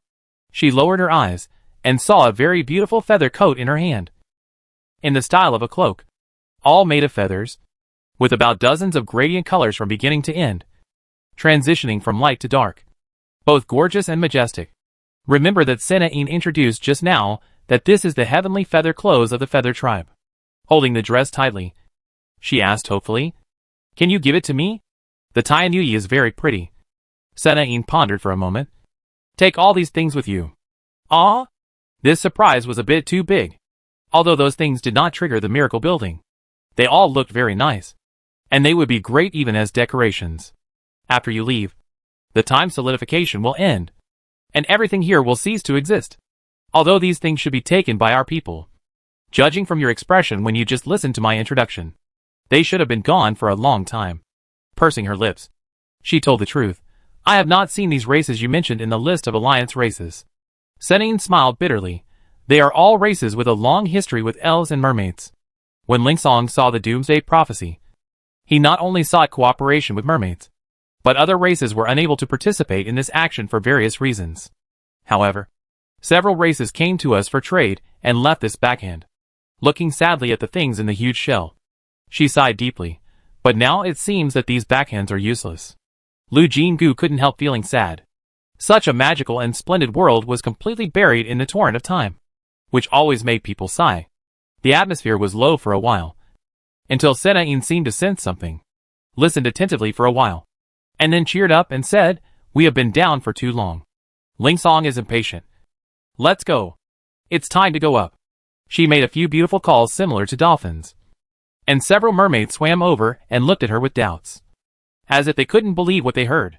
After a while, Lu Jingu knew why these mermaids were confused, because Sena Yin asked them to lift the shell of the guardian spirit and send the huge shell to the sea surface. She followed closely, a little unbelieving her guess in her heart. Do you want me to take the shell away? Yes. Those things that are specially preserved must be placed in the shell of the guardian spirit and cannot be left for a long time.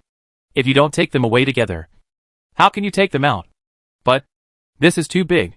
She couldn't help but be amazed, and swam to the shell and gestured for a long time. With such a huge size, she couldn't hold it even if she opened her arms. Sena Yin was amused by her appearance. With this smile, the natural charm was greatly enhanced. She was stunned for a moment, and forgot what she was going to do. She was caught by Sena Yin, and shook before she came back to her senses. She quickly moved her eyes away, and dared not stare at the other person's face anymore. She said, oh my God. Now I can imagine how difficult it is for my friend with merman blood to live safely until now. Sennin was calm now. And even the question of mixed blood could be answered calmly. She asked curiously, "Is it the person you showed me?" She. What kind of person is she? Lu Jinggu recalled his interactions with Isabella and smiled widely. She is a very good girl. As far as I know. Her life path is not smooth. Because of her blood. She also has the natural ability to attract other people's attention.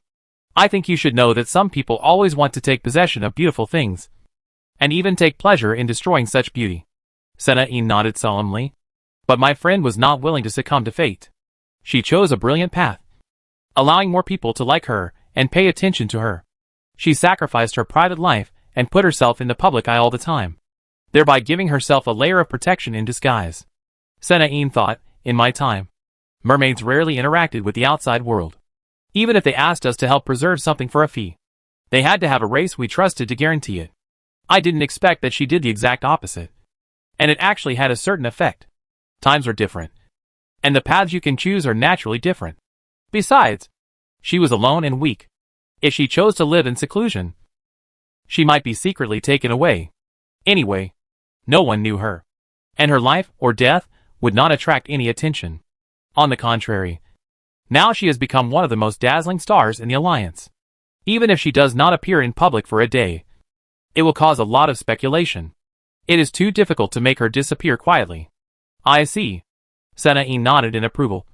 It seems that this mixed blood descendant is really smart. I think if you can meet her in person, you will definitely like her very much. Lu Jinggu, of course, spared no effort to speak for his friend. Sennin just smiled. In terms of time span, I can be her ancestor for who knows how many generations. Solidified time will only disappear, not advance. And I will naturally not exist in the future time. This sounded ominous. And she asked nervously, what does this mean? What will happen to you and Ling Song in the future? Chapter 233 The Song of the Mermaid. While they were talking, there was a sudden splash. It turned out that they had floated to the surface of the water. Ling Song and Sinjo were both standing in the water. When they heard the noise, they looked over. Seeing that she was back in one piece, they were relieved. Sinjo hurried over to pull her out of the water and handed her a coat that he had taken out from somewhere. She found a big reef to shelter herself and quickly changed her wet clothes. She didn't feel it when she was in the water. But once she got ashore, the feeling of having her clothes soaked was too uncomfortable.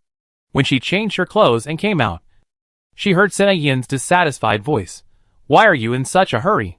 Can I still eat her? It's self-evident who she was referring to. Lu Jinggu smiled secretly, thinking that your attitude before. Didn't it make people worry about this? I hurried over and explained with a smile. Don't worry. I have passed the test. Everything is fine. There was another splash. And the mermaid swam a little slowly with the big shell.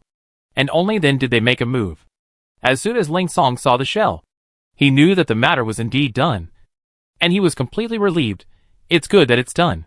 Sinjo curiously circled around the big shell. It's so rare to see such a big one. It's very rare. She smiled with pursed lips. And it's very heavy. What do you mean by that? We have to take this away later. Sinjo had a "are you kidding me" expression on his face. Sennin suddenly held her hands tightly. The future of my tribe is in your hands. Ling Song also performed an L salute and said in a deep voice, please. Their attitude was so solemn that Lu Jinggu also felt solemn. So she said solemnly, I swear that I will do my best to help the elves and mermaids. As they were about to part, Sennin seemed reluctant to leave, and felt a little confused about the big shell. She and Ling Song had been waiting alone for so long for the future of the race. And suddenly everything was about to end. She could no longer control what happened next. And her worries were beyond words. However, this was a fact that no one could change. After all, in fact, the two strong men had already passed away. Therefore, no matter how much worry she had, Sennin could only let go. Ling Song took the opportunity to say, Sennin and I will contact the solidification technique in a while. And you will be ejected from this period of time immediately. But we can no longer provide help with what to do afterwards. Sennin did not take back the bead given to her, but took out another one and handed it to Sinjo. In the universe, this bead is not as effective as in the sea, but it can also provide you with about 30 minutes of breathing time. I hope you can find a way to solve the dilemma before then. 30 minutes is indeed not long. But they can still use mental power. The combination of the two methods can greatly extend the time they can survive in the universe. Moreover, she believed that Louis would not give up looking for her. So as long as she went out, she could immediately try to contact her, which would not be a big problem. So she nodded to show that she understood. Sinjo was even more excited. He was finally able to go home, which was more important to him than anything else. He didn't mind bringing a huge shell with him. He took the initiative to find a rope and tied the shell tightly on his back. After all, they had known each other for a while. The sadness of parting spread faintly, and Ling Song wanted to say something but stopped. But if she didn't say anything now, she would never have the chance again. So she urged, "Ask anything else you want to ask." I thought he must want to ask about the elves. But after hesitating for a while, he asked an irrelevant question, "Where is your hometown? I have never eaten such delicious food." Puff. She couldn't help laughing out loud. The elves' foodie attribute is really inherited from the same line. After laughing, she became melancholy again. In the eyes of Guduo and others, she was just the useless lady who was once despised by the Liu family. No one would ask her this question. But she had wanted to hold her chest high and proudly say many times, "My hometown is on Earth, a country called flower planting, and I am a descendant of Yen and Huang." She looked at Ling Song seriously and said word by word, "My hometown not only has delicious food, but also has a long history and splendid culture, which is no worse than the elves." However, she had no chance to go back to that beautiful country. When she thought of this, she couldn't help but redden her eyes. Ling Song felt her mood, and after a moment of silence, he suddenly said, "It's a pity that I don't have the opportunity to visit your hometown." He looked at her deeply and added, "I think that place must be very good." "Very good. Of course." She nodded vigorously. "In my heart, that is the best place." Sinjo had already tied the shells, and Sitting came over. "You can start." The short conversation ended, and Lu Jinggu took the opportunity to turn his face away and rubbed his eyes. When she looked back, she saw Ling Song standing on the shore with a bow in hand, and Sitting floating on the sea. She began to sing to the sky. The singing of the mermaids was as fascinating as the legendary siren. But this time Lu Jinggu and Sinjo were not confused, because the singing was filled with deep sorrow. They seemed to see a dying mermaid singing its last praises to its distant homeland. As Sinian's tone became higher and higher, the sky seemed to have heard the sound of something breaking. Sinjo suddenly pulled her sleeve and whispered, "Look at that." She looked in the direction he pointed, and then she found that the blue ocean began to disappear from the position where the sea and the sky met in the distance, just like the disappearance of the tree of life before. Before she could react, Ling Song also moved. He suddenly bent his bow and put on the arrow, and with a whoosh, the arrow shot into the sky. The beautiful elf warrior did not stop, and continued to shoot arrows into the sky one after another. The strange thing is that the arrows flew into the clouds and did not fall down, as if there was really a target behind the clouds for them to stop. More and more mermaids emerged from the sea. They surrounded Senna-in and joined her singing. Each mermaid looked at the sky eagerly, as if they could see their lost hometown there. Tears fell unconsciously, and Lu Jinggu quickly covered his mouth to prevent the crying from ruining this sad chorus. The speed of the ocean disappearing was getting faster and faster, and it was about to reach the shore. Ling Song's quiver was empty, and the mermaid singing reached the highest part. Crack, crack, crack. The sound of something breaking continuously sounded, and Ling Song and Senna-in looked over together. They did not speak, but their eyes revealed the same meaning. Lu Jinggu nodded solemnly, and finally said, "I will do my best." Before the promise was finished, the foot suddenly felt light. She and Sinjo fell down together. The next second, the whole world shattered, and they were thrown out of this period of time. Chapter 234 Safe. The two moved in unison, both hurriedly stuffing the mermaid beads into their mouths, and pressing them firmly with their tongues. The suffocation eased, but it was still a little uncomfortable, as if there was a sticky feeling when breathing, and people had to breathe in extra hard to succeed. Sinjo was completely accidentally involved in the time fragment. It was a blessing from God that he was intact. At that time, all the objects on his body and the spaceship were destroyed, including the optical computer. So now he could only try his best to protect the big shell, and nothing else can be done. And Lu Jinggu was much better. At least all his belongings were intact. And the first thing he did was to turn on the optical computer and prepare to contact Lu Yi. Unexpectedly, before he could move, a cool mental power suddenly wrapped up. What a familiar feeling. I quickly looked up and looked around, and saw a spaceship suddenly stopped in the distance. A moment later, a small spaceship flew out and quickly approached their location. The distance between the two sides was getting closer and closer, and she could see Gu Duo's face from the porthole. She couldn't help scratching her head, thinking that the speed of time in the time fragment was different from that in the outside world. She had only been in there for a few days. Why did Gu Duo look so haggard? His eyes were dark blue. His beard was growing, and he was probably thinner, with his cheekbones protruding a lot. Feeling that his eyes were always fixed on her, she suddenly felt a little uncomfortable, and couldn't help coughing lightly and talking to Sinzhou to distract herself from that feeling. He is here to save us. Sinzhou was naturally very excited, and his eyes were shining as he watched the small spaceship approaching. The hatch opened, and the two of them naturally moved closer to that side. At this distance, the two of them only needed to control their mental power, and they could successfully enter the cabin in a few minutes. However, a figure shot out from the hatch, and she fell into a warm embrace. Gu Duo rushed out without even wearing any equipment, and hugged the person tightly.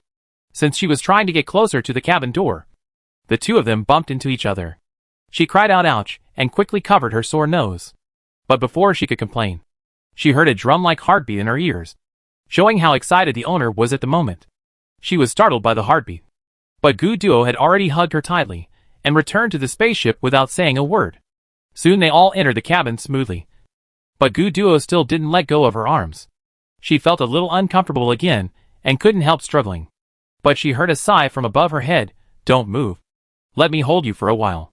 There seemed to be a bang in her head, and her cheeks were burning. You're gone, and I can't find you. I'm going crazy, Gu Duo added. Sinzhou seemed to understand something, and silently walked away with the shell on his back. Anyway, the internal structure of this kind of spaceship is very similar, so he won't get lost. He just glanced at them meaningfully before leaving, which was caught by her. So the feeling of embarrassment became stronger, but the struggle slowed down. She burrowed into the other's arms like an ostrich, secretly comforting herself. I was lucky to be embraced by Gu Duo's beauty. Time seemed to stretch, and it seemed like a long time had passed before Gu Duo slowly loosened his arms. Lu Jinggu hurriedly stepped back a few steps, trying to hide her blushing face. But she heard Gu Duo sigh again and rubbed her head hard. Her hair was all sticking up, and she raised her hand in dissatisfaction. What are you doing? Haven't you heard that the head can be broken, but the hairstyle can't be messed up? She wanted to say something playful and quickly break the ambiguous atmosphere, but Gu Duo didn't smile at all, and said solemnly, what did you say before leaving? No danger. I have the power to protect myself. Don't worry. He repeated the previous conversation sentence by sentence, his face getting colder and colder. What's the result? She opened her mouth and found that she couldn't tell. These are what she said. But the fact is that accidents are always everywhere. From Gu Duo's posture, it can be seen that he is looking for her. Otherwise it is impossible for the other party to lock her position immediately after she was ejected. And this really saved her and Sinzhou. So facing this question, she couldn't say a word. Yan Ni's mind had long been scattered, and she honestly bowed her head and admitted her mistake. I'm sorry. I was careless. Gu Duo didn't speak, but she could feel that pair of sharp eyes staring at her. She continued to review, although this is really an accident. I'm sorry to make you worry. The other party was still silent. For some reason, she felt a little wronged, and she pursed her lips and reluctantly said, I will be more careful in the future. There was another weight on her head, and she was about to shout, Don't touch my hair. Gu Duo's hand slid down, hooked her neck, and pulled her into his arms, hugging her tightly again. He bowed his head and whispered in her ear, Do you want to have a next time? My heart would stop if it happened again. Whether it was this sentence or the current posture of the two people, the ambiguity that had just dissipated suddenly burned again. Her heart was pounding so hard that she couldn't speak for a while. She even couldn't find the strength to struggle because her blood seemed to be boiling. But at this time, the more silent she was, the more ambiguity she let grow. She even had a feeling that something must happen next. In fact, Gu Duo's face seemed to be getting closer and closer. She subconsciously opened her eyes wide, and then closed them tightly for some reason. She had a feeling that I'm not nervous if I can't see you. Miss Jean. A cheer suddenly broke the increasingly tense atmosphere between the two. She didn't know where she got the strength, and pushed Gu Duo hard. Turning her head, she saw Lui and Qinglan running over from the other end of the corridor. The sound just now was made by Lui. The two elves rushed in front of her. Lui was too excited and opened her arms to hug him. Then she was bounced out. Lu. Jean Gu, Fortunately, Gu Duo had no intention of killing. He just used his mental power to eject the person. But the meaning of not allowing him to get close was expressed very clearly. Strangely, Lui was not annoyed at all, but stood still with a face full of shame. Miss Jean. It's all my fault that I couldn't protect you. Sorry. Sorry. Sorry. Qinglan, who was standing by, was not as excited as her brother. But she was also ashamed. In the elves' code of conduct, she was a guest who helped the elves. But they let her encounter unknown dangers, which was very rude. She waved her hands quickly. This is not your fault. It can only be said that it was inevitable. And I didn't encounter any danger. Speaking of this, she suddenly saw Gu Duo's face full of disbelief. She paused and changed her words. Well, there are little dangers. But overall this trip is a good thing. I brought back good news. She couldn't wait to share everything with them. But before she could say anything, Gu Duo suddenly took her in a strong embrace and said in a deep voice, Go wash up first.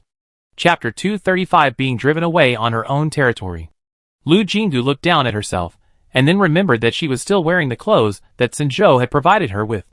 Of course, it didn't fit her well. And in fact, it was a bit rude. After all, it was just a long coat. She was too excited before, and didn't feel it. But now she felt uncomfortable all over. Afraid that if she moved, she would be exposed. She immediately agreed to Gu Duo's proposal, and said to Lu Yi, Let's talk later, and quickly followed Gu Duo away.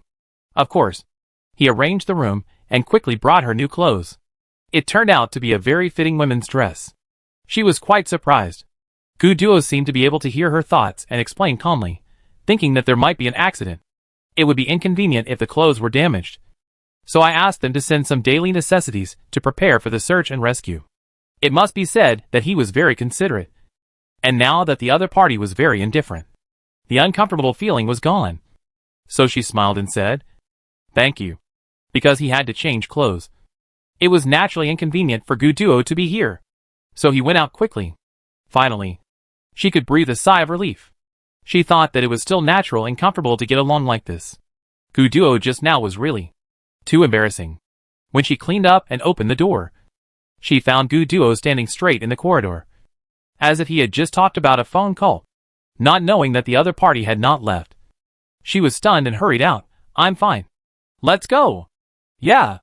Gu Duo led the way in front with a normal look. But for some reason, she always felt that the other party was in a bad mood at the moment. And there was a chill all over his body. Could it be that he had received some bad news in the communication just now? But it was not convenient for her to ask. So she had to suppress her doubts, and follow the other party to the meeting room. Sinzhou was also here, and the big shell was placed on the conference table. Qinglan sat on the left of the shell, and looked at it curiously. Lve did not sit down, but stood by the conference table. When she heard the noise, she looked over immediately. Miss Jean. He ran over again, but he restrained himself from hugging her.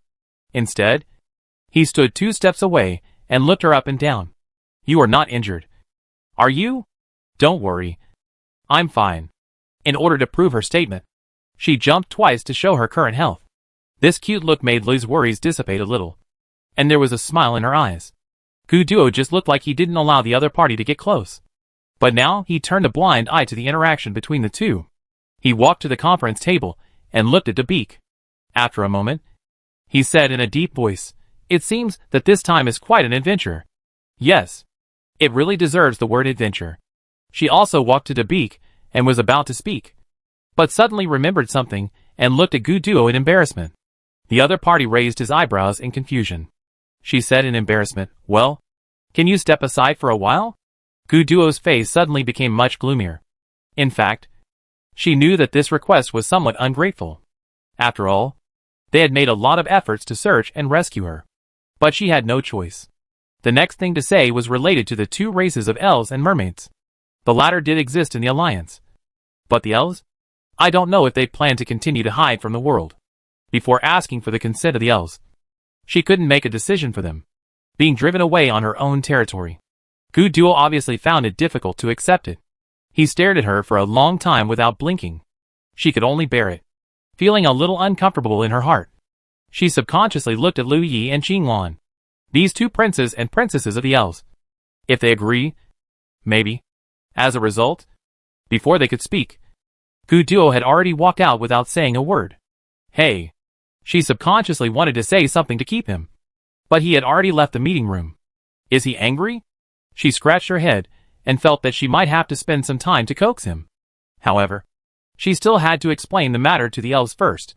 After all, Senin said that the things in the big shell might lose their activity faster after the solidification time. So they were actually competing with time. Thinking of this, she couldn't help but take a closer look at the big shell, and she felt that it looked much older. Could it be that the power of time has begun to show? Her heart tightened, and she felt more urgent. She didn't care about Gu Du anymore. Turned back to the conference table, and said, "What I want to say now is related to the future of the two races." Greenleaf and Qinglan looked serious. She sorted out her thoughts, started from being involved in the time fragment, and told all her experiences. Sinzhou supplemented it on the side. After all, he stayed in the time fragment longer, and saw and experienced more things than her.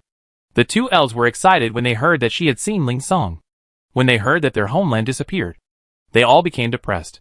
When they heard Ling's song and Senian's explanation of the time fragments, they knew that the two strong men had disappeared with the time fragments, and they showed pain again. Lu Jingu could understand their feelings, but now he had no time to indulge in the past. During the time she was talking, Sinzhou's appearance had obviously changed. Originally, he was a handsome middle-aged uncle with black hair and no wrinkles on his skin.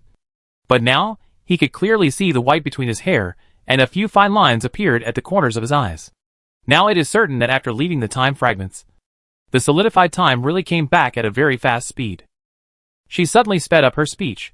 Now the seeds of the tree of life, the chaos of the mermaids, and some sacred objects of some possibly extinct races are all stored in the big shells. But if they are delayed for a long time, these things will also lose their activity. So now you must make a decision immediately. Without her detailed explanation, Lui and Qinglan naturally understood the meaning of this decision. If the elves still intend to live in seclusion, then they will have to return when the passage opens next time. As long as they plant this seed, the original tree of life will wither from the moment the seed speaks. And they will take this opportunity to plant the giant tree of Taoyuan. It will become a real paradise. And if the elves are willing, it will become a legend forever. Qinglan's first reaction was, go back. This is the idea that has been instilled since birth. But she controlled herself in time before she said it, and looked at the prince next to her. When they met in the elves' homeland before, she could still treat the prince as a naive child. But after Lu Jingu disappeared, Lui was worried but handled the matter in an orderly manner. In the chaos, he still did not forget to disguise the images of the two, and a series of actions made her clearly realize that the prince was no longer the willful child. On the contrary, because she had been closed in the elves' homeland, she had been far behind in terms of knowledge and character. So at this moment, she subconsciously looked at Lu's reaction. Sure enough, I saw that the prince's face was in deep thought, as if he was making a very difficult decision. Chapter 236, Making a Decision.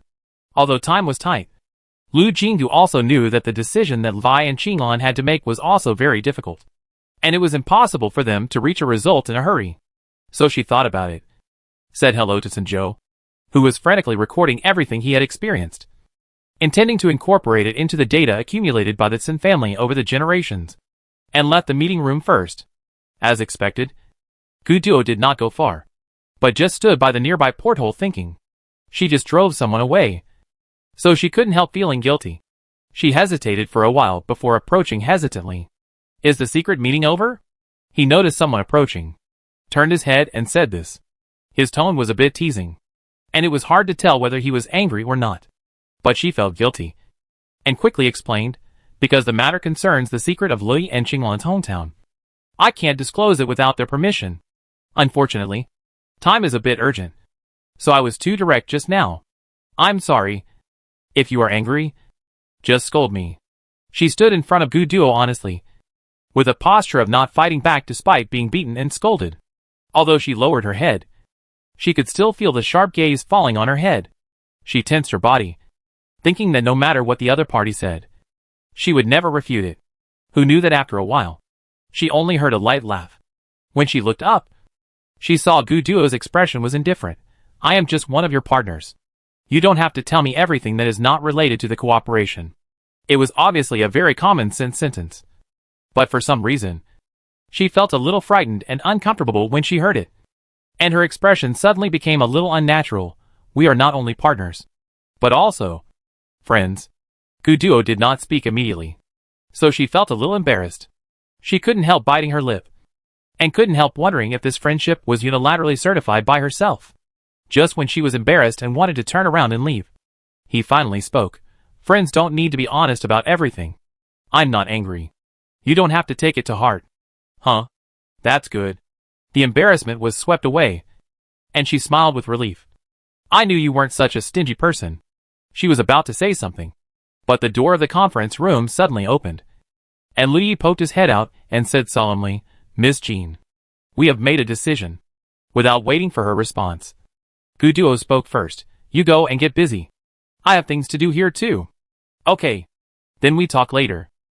She didn't feel anything strange, waved her hand and ran away, because she was in a hurry to discuss the Tree of Life. She went straight into the conference room and didn't see Gu Duo's expression, which suddenly became extremely complicated. He watched her enter the conference room until the door closed, and his eyes were reluctant to move away for a long time. But in addition to the lingering and sad accident, that sight was more deep pain. After an unknown amount of time, he suddenly turned his head, as if he had to rely on this drastic movement to move his eyes away from the door. Unaware of the situation outside, Lu Jinggu was asking the two L's, have you made a decision? Yes. LVE was firm. Miss Jean, I want to bring everyone out. Have you thought it through? She was not surprised, but she still confirmed again and again. Once the arrow is shot, there is no turning back. Once the elves are exposed, it is basically impossible for them to live in seclusion. The two beautiful elves looked at each other, and this time it was Qinglan who spoke. We have indeed thought it through. She let out a long breath, as if this could eliminate the last trace of doubt in her heart, and repeated it again. We have thought it through. LVE explained their decision. Although it can protect my people, it also limits our development. Besides, the changes outside are changing with each passing day. It is better to catch up now. Not to mention, he suddenly smiled, it is the great moment of natural recovery. As children of nature, how can my people be absent at such an important time? It seems that they have indeed thought it through. So she stopped talking and only asked them what they planned to do. Greenleaf had obviously thought about it a long time ago, and immediately said, I want to trade with you on behalf of my tribe. My tribe has a lot of gems, and is willing to exchange them for funds. Please help us buy a planet. In fact, this is also a plan she has thought of. And buying a planet alone as a place for the elves to live can also provide a buffer for these elves, who have been away from the world for a long time. So she immediately said, okay. But the closer the planet is to the heart of the alliance, the higher the price. And the original owner may not be willing to sell it. But in terms of living convenience and safety, the planets in the heart of the alliance are naturally much better than the edge. If you want to buy such a planet, I'm afraid it won't be possible in a short time. She thought that no matter whether Taoyuan can completely solve the problem of interstellar pollution in the future, at least for now, living on the edge of the alliance is very dangerous. Unexpectedly, when she was already thinking about whether to ask Gu Duo or Sun Yuqing for help, Li said firmly, Miss Ajin, I have an unwelcome request. He was so serious that Lu Jinggu subconsciously tensed his mind and said quickly, just tell me. As long as I can do it, I will do my best. I hope to settle our new home near you. The elf beauty looked at her hopefully, but she was stunned for a moment before she reacted. Lu Yi was recruited from Taoyuan barracks. He had lived on star 7133. So this nearby refers to the vicinity of star 7133. She did not answer immediately. You must know that Taoyuan headquarters has been hidden well by her, just to leave a way out for herself just in case. But the appearance of the elves will definitely cause a great sensation no matter how you think about it. If they settle near star 7133, It seems that it will be exposed sooner or later. As a member of Taoyuan First Army, Lui was vaguely aware of the status of Taoyuan headquarters, so he did not urge her after he finished speaking, but just waited for her reply quietly. But the eyes of the two elves inevitably showed hope. Facing such a gaze, she could not say no. What's more, Lui added, I swear in the name of the Mother Tree that I will not expose your homeland because of the existence of the elves. People have said this. It would be too hurtful for her to refuse again. So she nodded and approved this plan. The next step is to find the planets near star 7133 to see which one is the most convenient to buy. Fortunately, this is not difficult. The information of almost all planets in the Alliance can be found on the Special Planet website. And such remote places are not favored by the top wealthy families. So there will be no planets with hidden information. Hey, it turns out that these planets are theirs. She suddenly noticed the information of several nearby planets. Chapter 237 I want to buy those planets. The names shown on the information of the planets she singled out are very familiar. She tilted her head to think about it, dragged a communication number from the blacklist and dialed it. The light screen soon lit up, revealing a shocked face. Little Miss Luge was secretary and confidant. Dongxing asked cautiously, Why did you contact me? After her suspicion in the case of Lu Xue was lifted, Gu Duo certainly couldn't ignore the follow-up. He had already found out that the information pointing to her in the study was forged. And the person who could do all this was Lu Hongda. So this cheap brother became a suspect in the death case. The last time she heard about him was that he was taken away for investigation. As for what happened afterwards, she never asked because she didn't care at all. Occasionally, she heard Lu Nianjun and Lu Yugu chatting, and knew that the Lu family was in chaos. But Dongxing, the deputy, was struggling to support it. This is also the reason why he chose to contact the other party. Looking at the person on the screen, she could probably imagine how chaotic the Lu family was. Otherwise this elite figure would not have looked so haggard, with eye bags almost falling to his chin. Dongxing was also full of trepidation. The performance of this young lady, who had always been on the edge of the Lu family, was beyond everyone's expectations. If the master had not died suddenly, and the young master had not been taken away for investigation, Dongxing felt that he must be very miserable now. After all, one of his jobs before was to monitor the young lady and prevent her from having the opportunity to contact Lu Nianjun and expose the fact of disguised exile. Therefore, he had a great responsibility for the young lady hiding so many means and powers without exposing them. At least in the eyes of the master, it must be his responsibility. It must be said that now he is so dedicated to maintaining the situation. In addition to leaving the Lu family and having nowhere to go for the time being, it is also to be able to make up for his mistakes so as not to be settled by the subsequent people in power. No matter what, the shadow left by Lu Jingu was still very strong. So when he suddenly received her call, he was very nervous and cautious, for fear that he would be led into trouble again. Sensing his mood, Lu Jingu smiled faintly, becoming more and more mysterious, and asked, How is the Lu family recently? No matter what Dongxing thought in his heart, a sincere smile appeared on his face.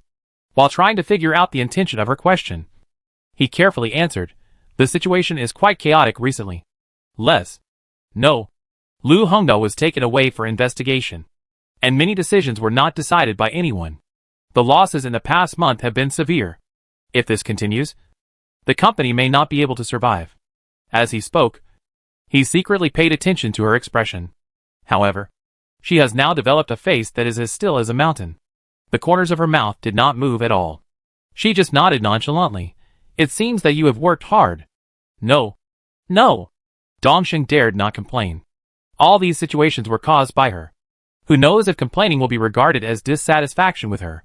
He wiped his sweat nervously, but still couldn't figure out the meaning of this phone call. Lu Jingu finally let him go and mentioned his purpose. I just learned that the planets 7131 to 7135 are all under the name of Lu Hongda. Dongxing has worked in the Lu family for so many years and has strong business ability. He immediately remembered the information of those planets and said quickly, Yes. Those 5 planets were originally mineral planets. They were birthday gifts for Lu Hongda when he was 10 to 14 years old. Good guy. As the eldest daughter in the family, the original body has never been treated like this. Lu Hongda had her own planet when she was 10 years old.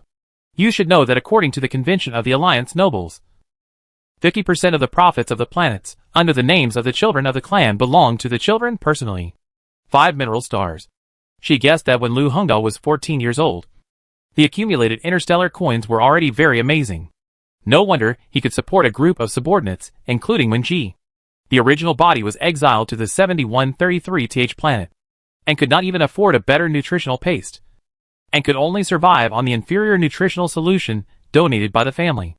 Thinking of this comparison, she couldn't help but feel unfair for the original body. This look fell into Dongqing's eyes, and naturally understood as her own dissatisfaction, and quickly closed her mouth. She secretly regretted in her heart. Why did she explain more? After feeling sorry for the original body for a while, she suddenly realized something. So sending me to the 7133th planet was also decided by Lu Hongda. Right?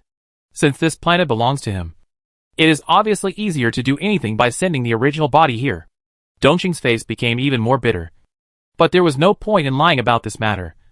So he nodded helplessly.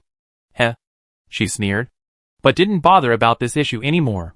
Anyway, there were too many grudges between her and Lu Hongda.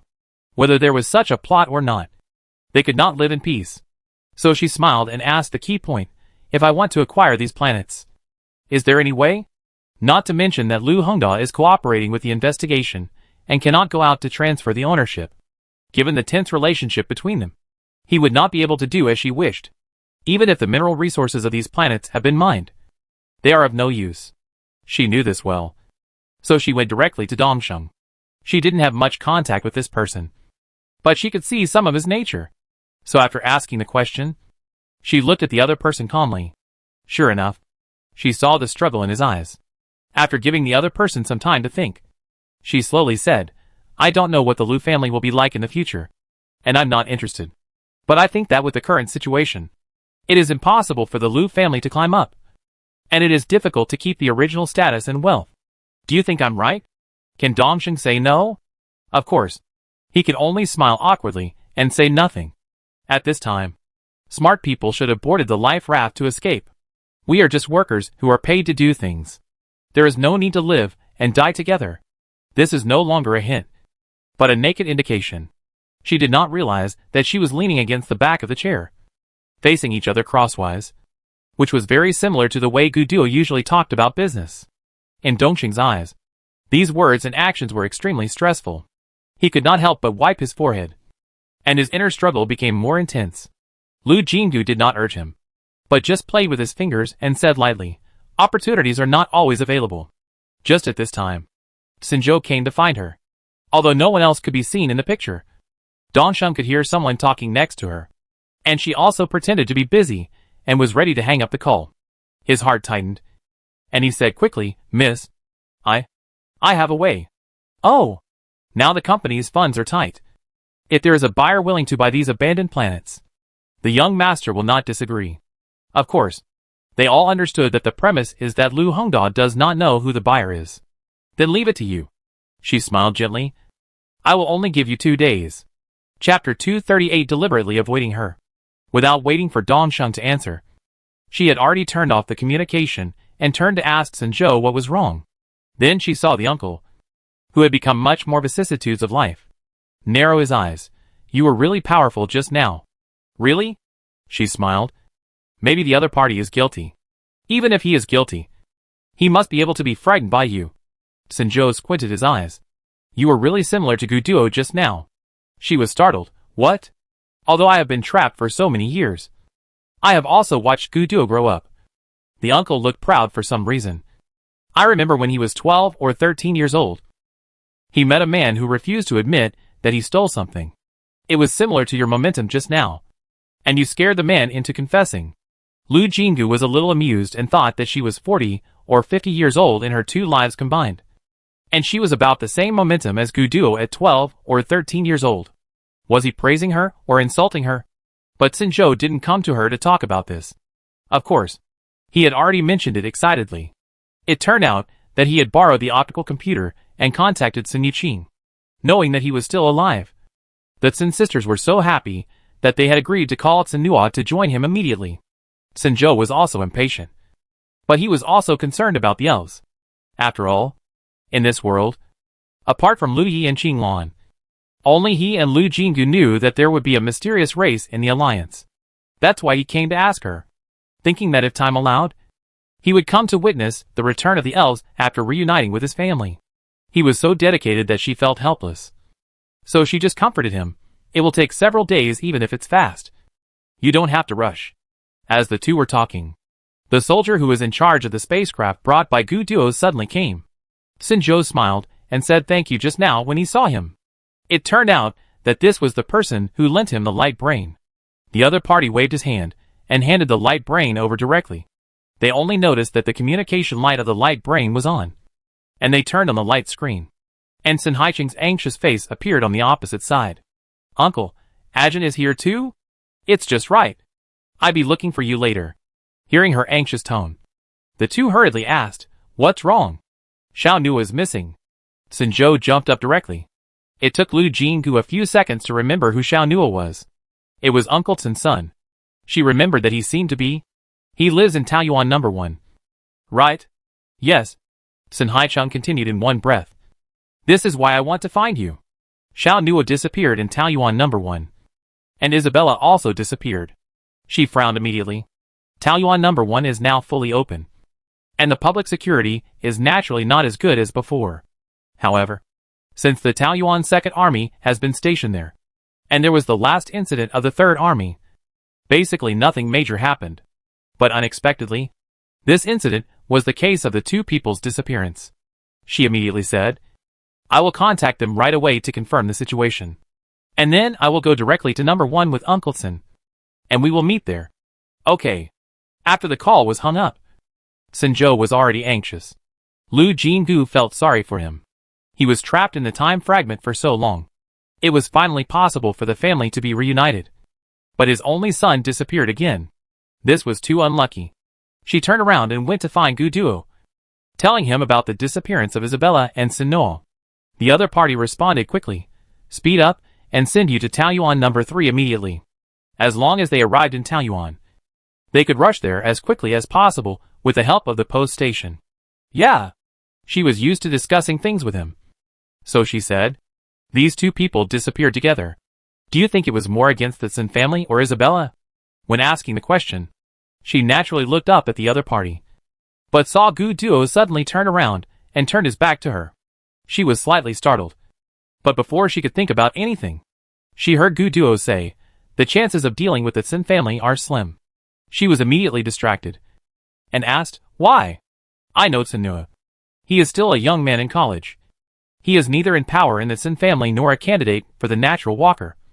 His mental power level is average, and he has not awakened any skills. She understood that if someone really wanted to cause trouble for the Tsun family, they would not choose to start with Tsunua. It is true that the Tsun family has never treated Tsunua harshly because he is a useless person. But it is undeniable that he is not a threat to the Tsun family. The Tsun family will find a way to save him. But it is impossible to hurt his bones for his safety. It is very realistic, but also reasonable. She nodded and said to herself, then it is probably for Isabel's sake. Tsunua is her die-hard fan, and the two have become good friends recently. Maybe he happened to run into the idol in danger, and was taken away when he wanted to help. The more she thought about it, the more she felt that this was possible. She subconsciously walked to Gu Duo, looked at him sideways, and asked, Gu Duo, do you know who has bad intentions towards Isabella and wants to possess her even if it means breaking the law? Gu Duo's eyes fell on the window, and he did not look back as usual. A trace of doubt flashed through her mind again, and this time she caught this feeling. Gu Duo seemed to avoid eye contact with her. Once doubts arise, she will subconsciously pay attention to more details. Gu Duo's body leaned slightly to the outside, with his hands in his pockets.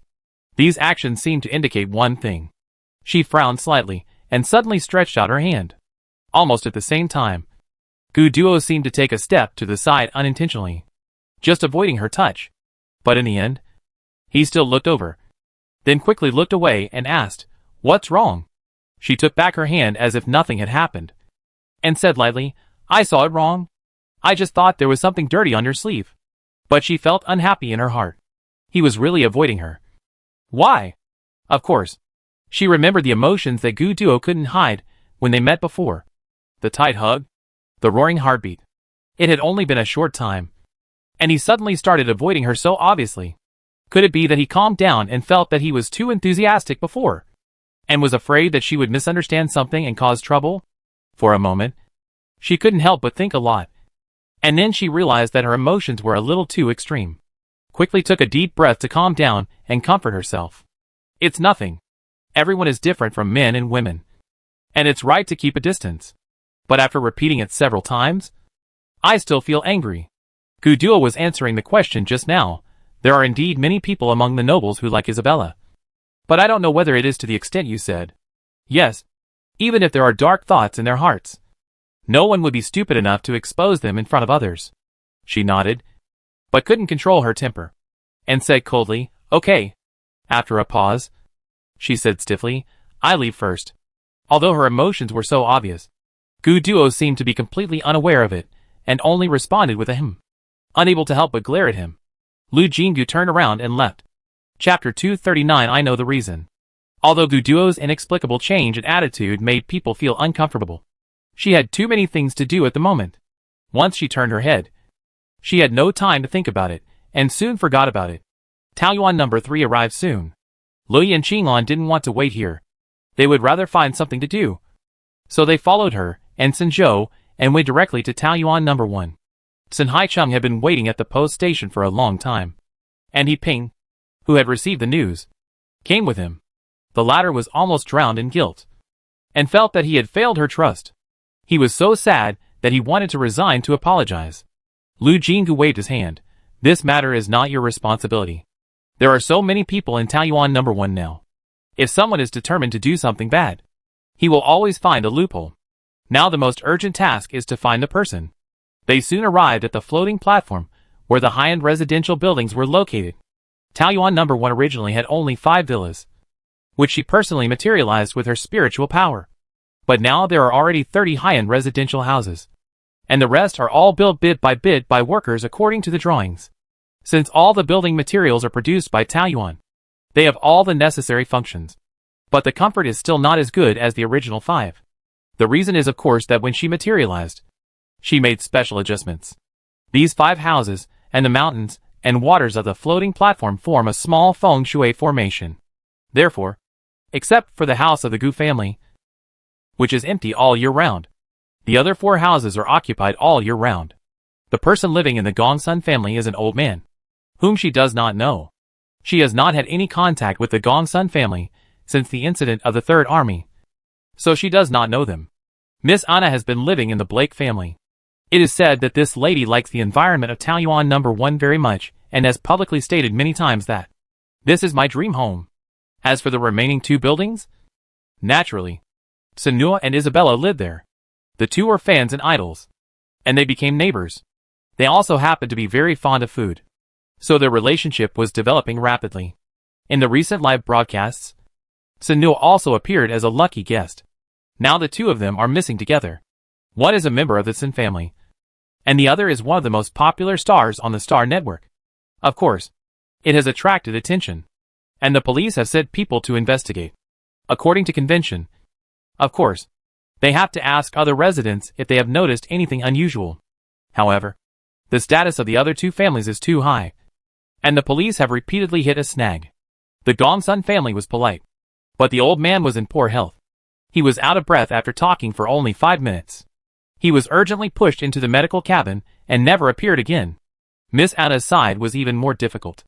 The housekeeper who Lu Jingu still remembered drove the police out directly, and was very angry about their visit, thinking that this was damage and insult to Miss Anna's reputation. Because of the surname Black, the police officers who came to investigate the situation did not dare to say anything. And finally they could only go to the homes of Senua and Isabella to investigate. But these 2 places were obviously cleaned carefully, and no clues were left. However, it can be seen from this that this is not a case of impromptu intention, and it also makes her doubt the speculation that Senua was implicated. After all, the Tsin family's house was also cleaned carefully, which means that Senua was kidnapped in his own home. Then he could not be implicated because he saw the idol have an accident. So who did the person who did this for? And what was the purpose? This question became confusing again. According to Sun Haicheng, she talked to Senua yesterday. Xiao Nua was very excited. He said that he had a surprise for me and my sister in a few days. He also asked us to come over for dinner. He would personally cook a table of dishes to entertain us. Sun Hai-chung recalled everything carefully. I asked him why he was so happy. He said that we would know when the time came. By the way, I remembered that he mentioned that he would not hold the family back in the future. She couldn't help but sigh. This child is really something. We never felt that he held the family back. As long as he grows up happily and lives a good life. That's the best. Sun-jo listened to his little sister recalling what her son said. And his worries became heavier. He rubbed his hands and walked around the room. Where did Xiao Nua go? He is just an ordinary person. What's the benefit of kidnapping him?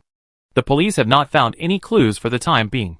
The person who did this is obviously very smart. There is nothing wrong with all the surveillance of Taoyuan No. 1. It seems that 2 living people have evaporated in reality. Just when he was at a loss. There was a sudden noise outside. When they went out to take a look, they found a woman trying to come in, but was stopped by the police. The police were about to arrest her. Lu Jingyu recognized that this person was a member of Isabella's team. She had seen him several times during video conferences, so she quickly helped her out. The woman rushed in and said in a trembling voice, Miss Jean, my name is Hualien, and I am Sasha's agent. Before she could speak, Hualien whispered again, please save our Sasha quickly. When she said this, her voice was very low, as if she was afraid of being heard by the police officers not far away. Lu Jingyu and the Tutsun family members looked at each other, and they all realized that something was wrong, and hurriedly led the people into the courtyard of the residential house. It was open here, and difficult to be eavesdropped. Hualien also saw the benefits of this place, and was not as nervous as before. Lu Jingyu immediately asked, do you know who took them away? Unfortunately, Hualien shook her head. I don't know who it was, but I know the reason. Hurry up. Before she could speak, Sun-jo had already rushed up. Glancing at him, Hualien cautiously did not speak. This is Sun-nua's father. She hurriedly helped to introduce. Hualien listened and really let down her guard. Instead, she grabbed Sun-jo's arm and said quickly, Xiao Nua has awakened an amazing skill and has been targeted. Sha should have been taken away with him. What? The incident was beyond their expectations, and even Lu Jingyu couldn't help asking. In Hualien's somewhat inarticulate narration due to nervousness, they finally knew the possible cause of the incident. Since Sun-nua moved here, he quickly became good friends with Isabella because of their love for food. In addition to the need for live broadcast, the two often get together to study food. Sun-nua is particularly talented in this area. Isabella praised his craftsmanship several times. The only one who can be compared with Ajin. At first, no one noticed anything wrong. But suddenly one day, Isabella and Hualien's mental power advanced together. Although the alliance now relies heavily on mental power in all aspects, ordinary people rarely encounter situations where they need to drain their mental power all at once. Therefore, unless they go to check it out specifically, or there are strong people above S level who check it out, it is difficult to notice the level of mental power. But it just so happened that an unexpected situation exposed the abnormality of Isabella's mental power. Chapter 240 No Suspicious Person. After that incident, Isabella noticed that her mental power seemed to have changed. So she secretly bought a private measuring instrument and came back to test it. Her mental power level has always been in the middle of B level. But this time the test result showed A level. It's not the kind that just touches the edge, but the real A level without any water. This shocked them all. You know, mental power will not increase after birth. This is a rule known to all alliance members. Afterwards, Hualien also secretly measured and found that her original C-level mental power had also reached the peak of C-level. And if she moved forward a little bit, she could rush into B-level. The two women were puzzled at first, and they didn't understand why such a miracle would happen to them. Until Sun-nua came to them happily with the newly developed dishes. Isabella suddenly thought that the only different experience they had recently was that there was an extra Sun-nua in their lives. She and Hualien are nominally an artist and a manager, but in reality they are like sisters. So when it's time to eat, as long as Hualien is there, she will eat with her. So Hualien also ate a lot of Sun-nua's dishes. The more they thought about it, the more they thought it was possible. Relying on her understanding of Sun-nua's personality, Isabella invited him to take a mental power test as well. Unexpectedly, Sun-nua told him that he had secretly tested it a long time ago. His mental power was originally A, but now it has reached A+. And he is only one step away from S. One may be a coincidence. Two can barely be considered an accident. And if all three are like this, what else can we say? Lu Jinggu and the Tutsin family members were also shocked when they heard this. Sun Haicheng suddenly reacted. Xiao Nuo said that he would give us a surprise. Could it be this? It must be. Sun Zhou rubbed his palms vigorously. I know my son. He always feels that he has low energy and has not awakened any skills. He is a burden to the family. If he really has such a skill, he will be very happy. Lu Jinggu said, such a unique and powerful skill, if leaked, will definitely cause an uproar. As soon as the voice fell, the three looked at each other again, and they all saw each other's thoughts. Maybe it was because this skill was exposed that the disappearance occurred. However, since the mental power of the three people has been improved, how could Huolian survive? The three people couldn't help but cast suspicious eyes on each other. Huolian said quickly, Sasha had a project to discuss yesterday. I went out early in the morning and just came back to know about it. This is easy to check. With the ability of the Sun family, it doesn't take long to get Huolian's itinerary. As she said, she took an interstellar flight to Planet 80 yesterday. The pictures taken by various surveillance cameras along the way were put together to fully show her route. After getting off the flight, she stopped a floating taxi and went directly to a famous entertainment company. This company is currently planning a large-scale outdoor reality show. Isabella is indeed on the list of invited guests circulated on the internet. According to the agreement records of both parties, this itinerary was confirmed more than half a month ago, and the date was confirmed before the increase in mental power was discovered. As for Lu Jinggu herself, she still believes in the relationship between Huolian and Isabella. In terms of status, besides the fans who pay attention to the ability of the agent because of the star's life and work, ordinary people rarely focus on the agent. So even if someone planned this disappearance, it is not surprising that the staff around Isabella were missed. It can improve the level of mental power. Even if ordinary people know this skill, they will know that it is impossible to monopolize it.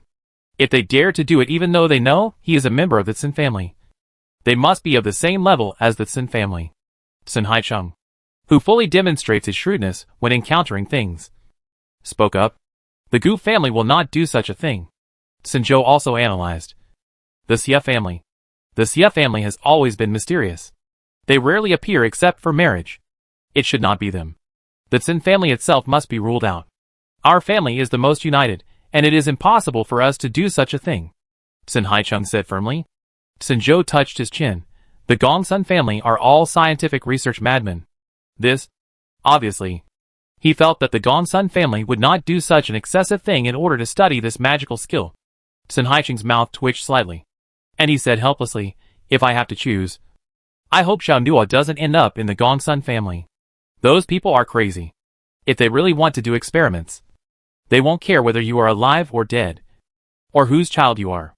Lu Jinggu's mouth twitched as well.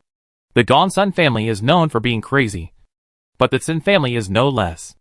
Sun Haicheng dissed the Gongsun family and got back to business. I think it's more likely that Blake, Alexander and the Dachi family are the ones who will do anything to achieve their goals.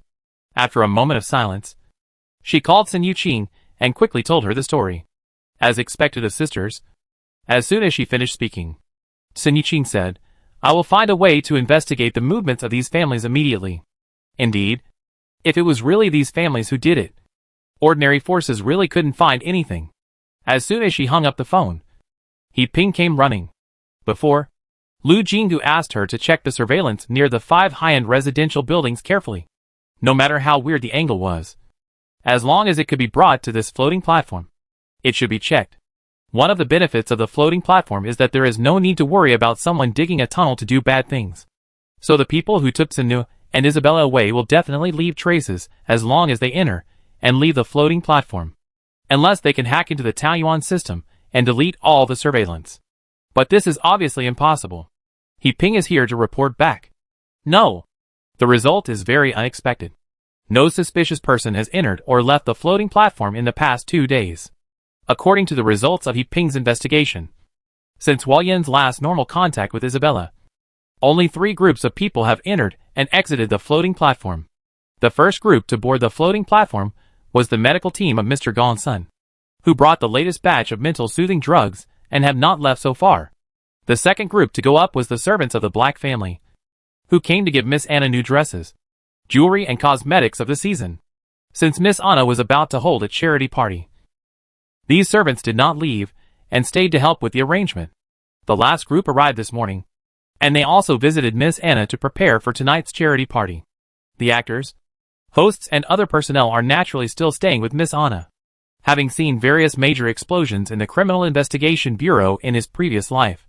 Lu Jinggu immediately guessed, these three groups of people carrying various large luggage in and out will not attract attention. Maybe they have not left the floating platform yet, but are waiting for an opportunity to transport them out inconspicuously. Chapter 241 Miraculous Development. Sun Haicheng frowned. It's very likely that if we can check the luggage of these people, we might be able to find them right away. These two families are not easy to deal with. The police officers went to question them before but got no results. It may not be easy to check their luggage. Sun Zhou frowned so hard that he could kill a fly. He wished he could take his place in his son's experience. Lu Jingdu thought that if it really didn't work, he could only ask Gu Duo for help. He had many capable people under his command, so he must be able to do this kind of undercover investigation work easily. It was just that because of Gu Duo's previous attitude, she always felt like there was a thorn in her heart, and she didn't want to take the initiative to find him again easily.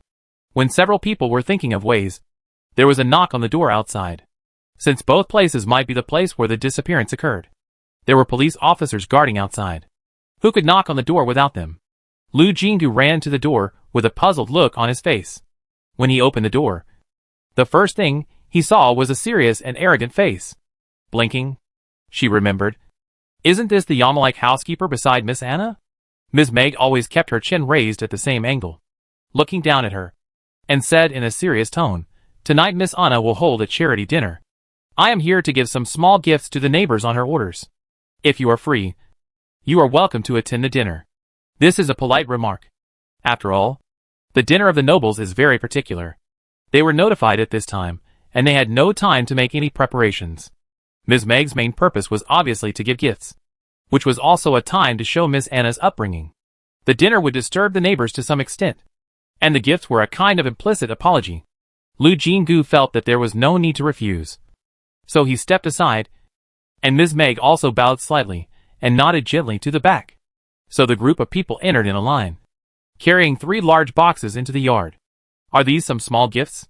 She was speechless for a while, and casually responded to Ms. Meg's farewell words. After they left, she looked out again. Except for the uninhabited Gu family, Miss Anna's servants were coming in and out. There was also a group of people knocking at the door of Isabella's house next door. But of course no one answered. Those people waited for a while, and left with the gifts. She took a special look and found that those people were also carrying 3 large wooden boxes. Good guy. It seems that the noble's definition of small gifts is completely different from that of ordinary people. Probably not in terms of volume, but in terms of value. Sun Haicheng and others heard the noise and actually followed, but they just didn't show up. Now she closed the door and went in. Huiyin was saying, Miss Anna has a mild temper. Every time there is an event at home, she will give gifts to the neighbors. She has also invited Sasha several times. But Sasha herself doesn't like this kind of banquet occasion and basically doesn't go. Every time? Such a big box? She just heard this and couldn't help but be amazed. Huiyin shook her head, no. Most of the time it's just 1 or 2 small ornaments. The kind that are not expensive but very delicate.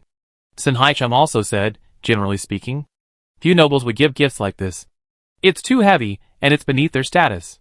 Lu Jinggu laughed. Then why did Miss Anna this time? While speaking, she opened the nearest box. Her voice suddenly interrupted. She was stunned for a few seconds, and then suddenly rushed to another box and opened it forcefully. After her face changed, she ran to the 3rd box, opened the box and saw the people inside. Then she breathed a sigh of relief and looked up at the others.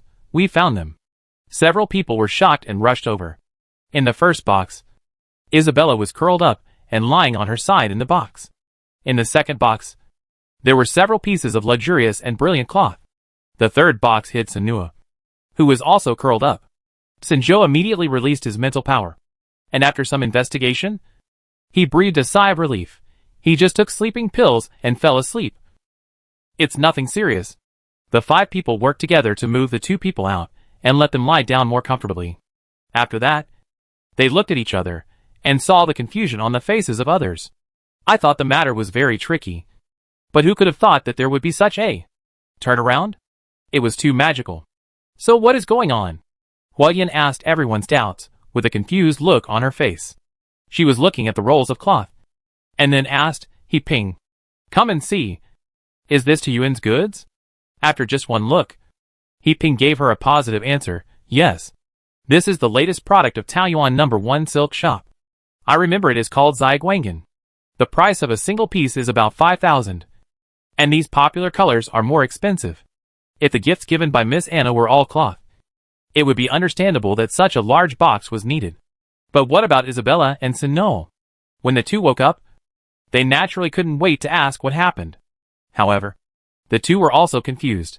They were not kidnapped directly by violence, but the food was tampered with. The two ate together, so they were naturally tricked together, and soon fell into a coma. It was not clear what happened afterwards. It was impossible to find clues from the two victims. So Lu Jingu had to make a somewhat incredible guess. Could it be that the kidnapper was mixed in the two groups of people preparing for the dinner, and originally planned to put the people in these boxes, and then take them out of Taoyuan No. 1 openly? But Miss Anna accidentally mixed up the gift boxes, and sent them out as gifts.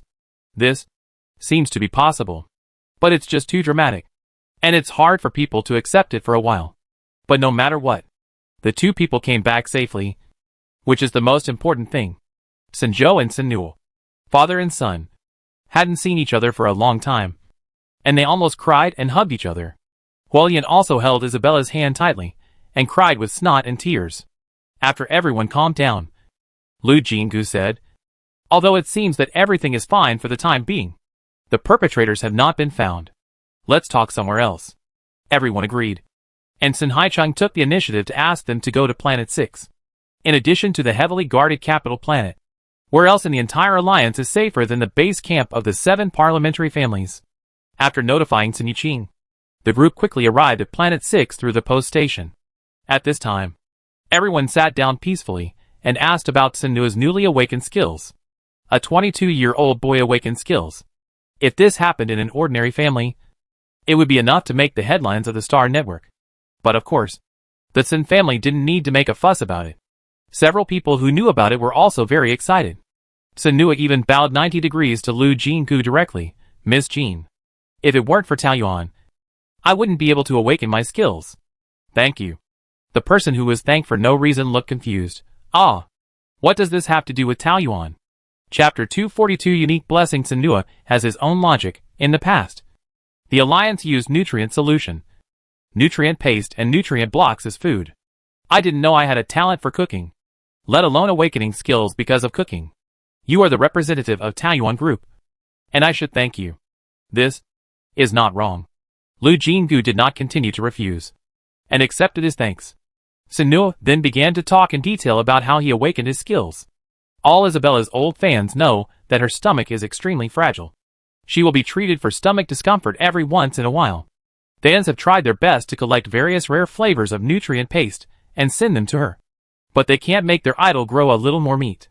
Therefore, after discovering that his idol actually likes the ingredients produced by Taoyuan, Sinua immediately started to learn cooking by himself. After Isabella started to eat regularly, he became more motivated to practice, and secretly looked forward to the day when he could let his idol taste the food he made himself. At the same time, as a member of the Sun family, he has a good impression of all natural products.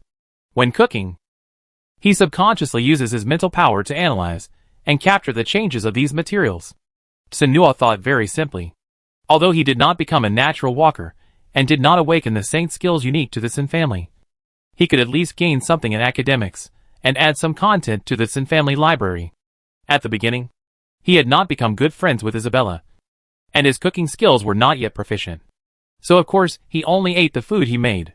Later, after he and Isabella became friends from idols and fans, his cooking skills had already made great progress, and the two often ate together. Not long after, he used his mental power while cooking, and suddenly felt something was wrong.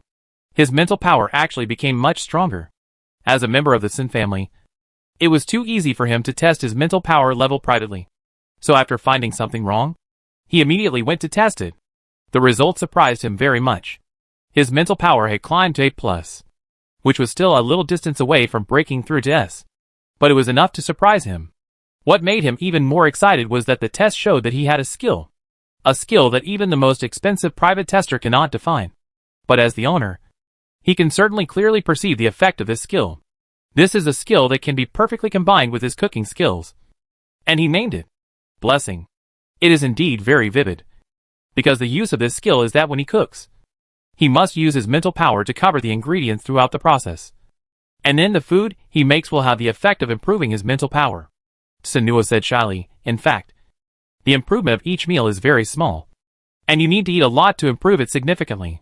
So Isabella and his mental power level will be improved more. While Hualien does not often eat with the two of them. So the improvement is less. Fortunately, the agent escaped and provided them with clues. Although it seems that they have not used them at present. Knowing the situation of his awakened skills, they still have many questions. Senua used the Sen family's private mental power detection instrument and wanted to surprise his family. So he naturally did not alarm other people. So there was almost no possibility of leaking the news. Isabella looked very bad and said softly, I'm afraid this matter is still caused by me. Hualien seemed to think of something and lowered her head in shame. It's really possible. It was said before that it was because of an accident that they noticed the change in Isabella's mental power. In fact, it was at the shooting site. And Isabella was endorsing a new household robot brand. This latest model of robot requires mental power to reach at least level A, which is a high-end route. Even if ordinary families have the money to buy it, their mental power is not enough to drive it. Although Isabella's public mental power level is level B, it is not in line with the requirements of the endorsement. But who can make her famous and popular? Especially among the nobles. There are more people who like her. So she still took the endorsement. There are naturally many endorsed products at the shooting site. As a result, an accident occurred while waiting for the scene. A heavy prop hanging in the air fell down and was about to hit someone. Isabella was also in a hurry, and her mental power rushed towards the robot placed next to her. Then, unexpectedly, she successfully drove the robot and caught the falling object at the critical moment, avoiding casualties. This was an accident, and Isabella and Hualien were also shocked at the time. But the two insiders were knowledgeable and thought of the key point in an instant. They did not make it public at the time, but only discussed it in a low voice, and then tacitly pretended to be frightened and did not tell the director team that it was Isabella who just controlled the robot. But there were many people present at the time, and it is not impossible that someone noticed this. Once they noticed the change in Isabella's mental power, it would not be difficult to find Senua's existence. After the two explained the situation, they also felt that it was most likely leaked this time.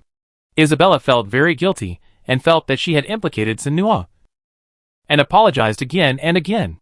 However, the young man was very open-minded and said nonchalantly, "We were safe this time. Just treat it as a dream. Besides, we are friends, and we should share the difficulties." As he spoke, his face blushed and he whispered, "I am an elder of Isabella's Universe fan club. I am actually very happy to have such a special experience with my idol." Senjo covered his face with his hands, and he couldn't bear to see his son's diehard fan. Senua's blessing skill was too amazing, and it was a new skill that had never appeared in the league. They didn't dare to underestimate it. They experimented for several days in a row and finally figured out the rules of this skill to increase mental power.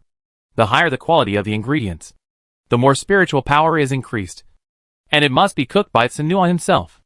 This is not surprising. The more powerful the skills are, the more restrictions they have, which is easy to understand. The Sen family discussed for a long time and finally decided to openly promote Senua. Just like Isabella's choice before, his skills are hidden, which gives people with bad intentions room to operate. Only when everyone can get the benefits provided by Senua, and these people check and balance each other, no one dares to act recklessly. Lu Jinggu is also very interested in his skills. Her spiritual power will continue to improve because of the existence of illusions. This is a problem that bothers her. If it is exposed one day, it is impossible for everyone to help her cover it up like Gu Duo and Sen Yuqing. Now that Senua has appeared, this matter is much easier to solve. Sen Yuqing also thought of this. Before publicly announcing the skill of blessing, she deliberately talked with Senua alone for a long time, and then gave her a look of done. and then took Senua to attend the press conference. Chapter 243. Of course, there are hidden dangers. It is no surprise that Senua's skills shocked the entire alliance and immediately became the most popular on the Star Network as soon as they were announced. Once the mental power level is stable, it will not change. This is something that the entire alliance has long recognized. The older generation remembers the tragedy caused by the attempt to increase mental power, and they are even more secretive about this matter. So once Senua's skills were exposed, they immediately caused a very heated discussion. Will this skill have hidden dangers in improving mental power? This is the question they are most concerned about. Naturally, some reporters receive certain instructions and ask this question directly. Sun Yuqing accompanied him with a calm face, and the main person answering the questions was of course the protagonist Senua. The young man's face became serious, and he nodded and said, "Of course, there are hidden dangers." There was an uproar at the scene. No one expected that he would actually expose his shortcomings. But he suddenly smiled mischievously. At present, the biggest hidden danger is the possibility of gaining weight. When he said this, he couldn't help but think of his idol's complaint some time ago. "I gained 2 kilograms on the scale today." He was young, and no one would mind even if he suddenly made a joke on this occasion. Instead, it caused bursts of laughter. Many reporters directly used this terrifying title, "Blessing." The skill may have terrible sequelae, adding 3 exclamation marks. It seems that the content should be very creepy. Countless netizens clicked in and read the report at a glance. Countless black question mark faces suddenly appeared in front of the light screen. That's it? That's it. What's the big deal about gaining weight? At most, I can run 10 kilometers a day. As long as it can increase my mental strength painlessly, I am willing to have an extra 20 kilograms of fat on my body. The believer promised to buy XXL clothes in the future, just in exchange for a leap in mental strength. For a time, various jokes emerged on the internet. Generally speaking, everyone was very optimistic about the skill of blessing and expressed their willingness to accept blessings. After explaining the skills in detail, Senua's task was basically completed. So he sat down with a sunny smile and stopped talking. Sun Yuqing took over the task of speaking. What she announced made everyone feel reasonable. The Sun family will cooperate deeply with Taoyuan Group to maximize the effectiveness of the blessing skill. After a while, the official websites of Taoyuan Group and Sun family will announce the relevant procedures. I hope that friends who receive blessings can pay more attention. People with similar status to Sun Yuqing couldn't help but sigh. Although the head of the Sun family of this generation always looks like he doesn't care about worldly things, he is not inferior to others in terms of means and business acumen. Just this one sentence not only attracted everyone's heart, but also further consolidated the cooperative relationship between the Sun family and Taoyuan Group. And this matter was not done at all. After all, Senua also said that the blessing skill would only be effective if the pure natural ingredients produced by Taoyuan Group were used. It is also normal for the two sides to cooperate deeply. However, Taoyuan Group is very popular now, and there are countless people who want to cooperate with it. Why did such a giant like the Sun family produce Senua, which made them more closely tied to Taoyuan Group? I don't know how many people have such thoughts in their minds. But it's also fate.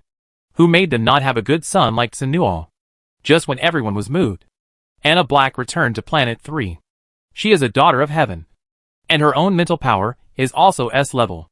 The blessing skill is not very useful to her, so she didn't care much about this press conference. On the way back, she simply closed her eyes and rested.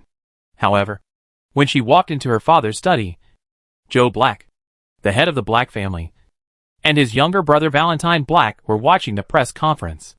At this time, the press conference was almost over, so Anna sat down and watched it with her father and uncle. In fact, it was just some polite words, without any substance. But the two brothers watched it very seriously. Only after the screen was turned off did Joe let out a sigh and sighed meaningfully. The Sun family is really blessed by the god of fate. Valentine stroked his fiery red hair and said with regret, "If Senua was born in the Black family, maybe I could copy this skill. Now he is the only one and can't accomplish anything. Scarcity makes things valuable." Valentine has already anticipated the future scene.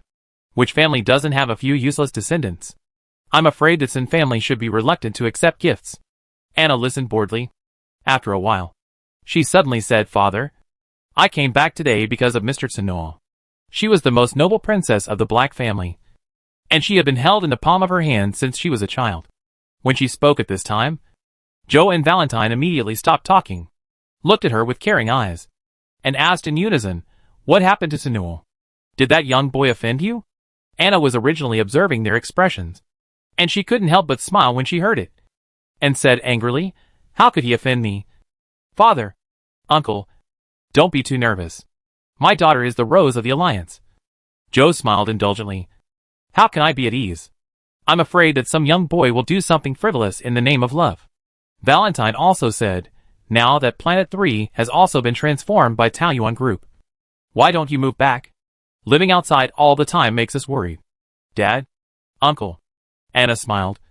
"With Ms. Meg and the guards at home, I am safe. And I like it there. It is more convenient to hold various activities. Don't persuade me. After all, she is the most beloved daughter/niece."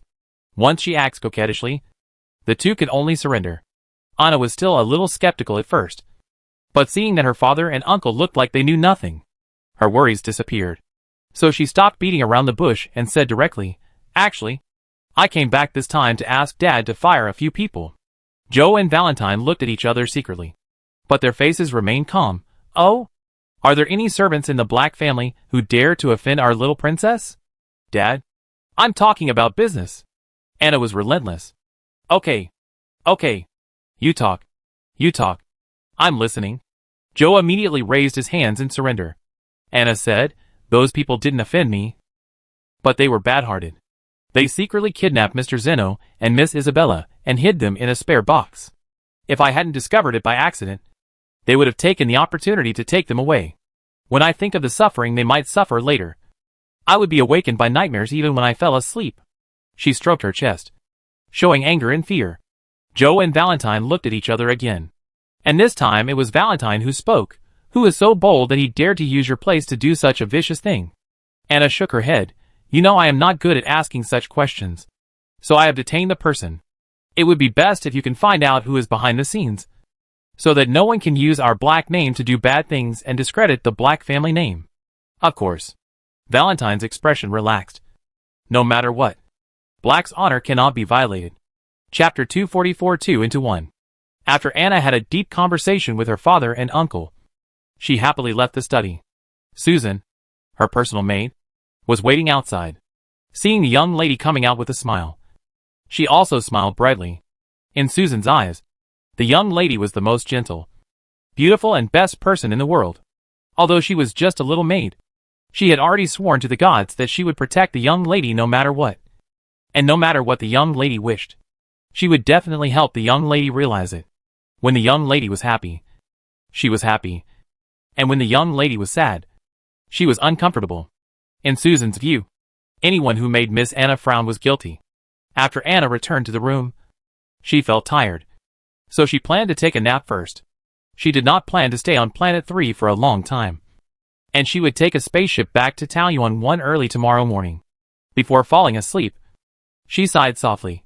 It's a pity that the station on Planet 3 doesn't have a flight with Taoyuan number 1. It's still too tiring to take the spaceship. She just said it casually and closed her eyes to rest. But Susan remembered it in her heart and became dissatisfied with Taoyuan Group. Whoever makes the young lady unhappy is a bad person. Anna fell asleep, and she could rest temporarily as a personal maid. But Susan did not go to the servant's room, but stayed in the living room outside, so that as long as the young lady had any needs, she could serve the young lady at the first time.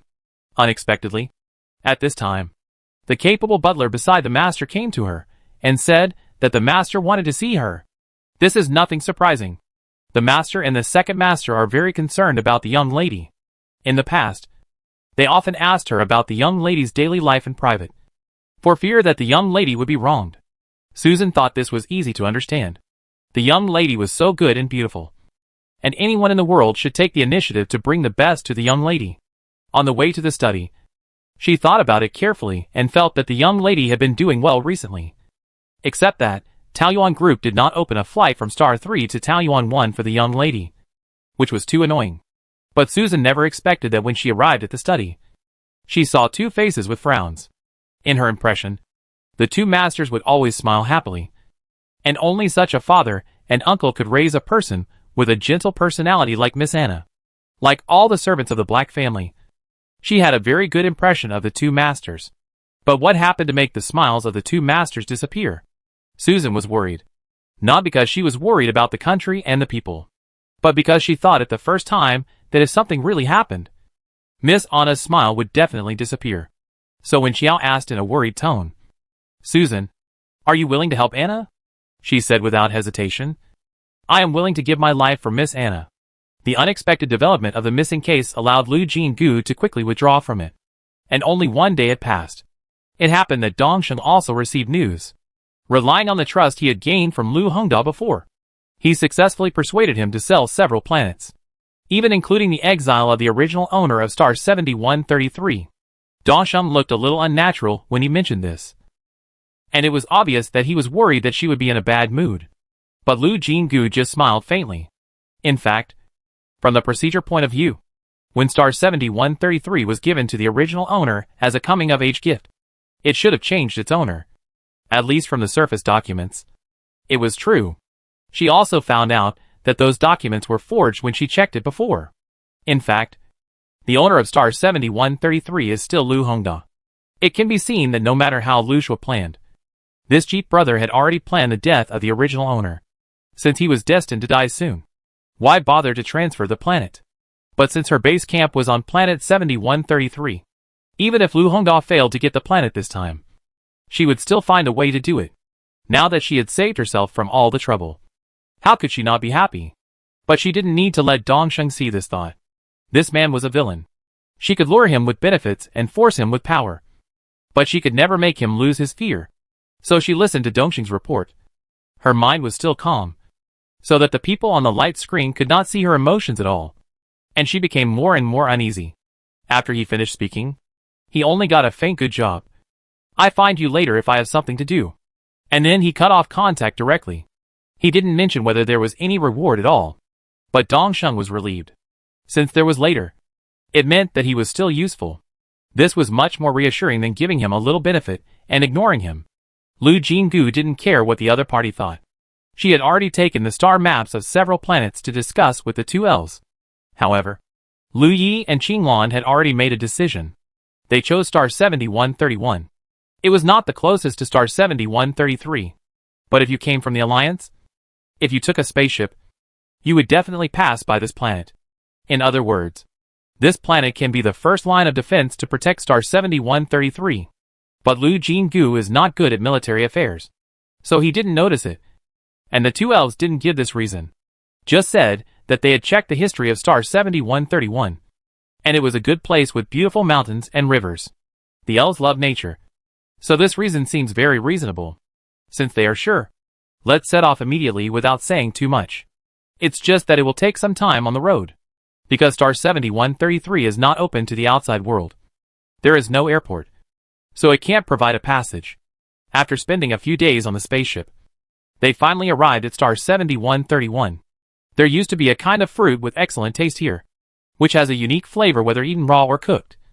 But with the extinction of ancient species, the plants on this planet also disappeared very quickly.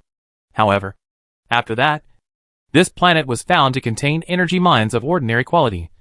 But the reserves were not large, so it was quickly mined out. Star 7131 completely lost its value and was abandoned in less than a few years. Now there are only a few ruined city ruins left on the planet, which are no different from garbage to the elves. According to Greenleaf, the Alliance buildings have no aesthetics. He would rather live under the sky than live in an ugly house. So after planting the flower branches, Lu Jinggu followed their wishes and chose to destroy the original traces in the expansion of Taoyuan. And those city ruins disappeared completely. The seeds of the tree of life were planted together with the flower branches. To a certain extent, their guess was right.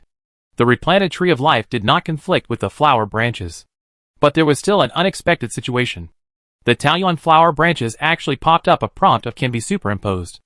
After Lu Jinggu tried to confirm, the Taoyuan flower branches and the tree of life actually merged into one. Chapter 245 upgraded again. The city style option turned gray in an instant, and the style was automatically determined to be the elf tribe.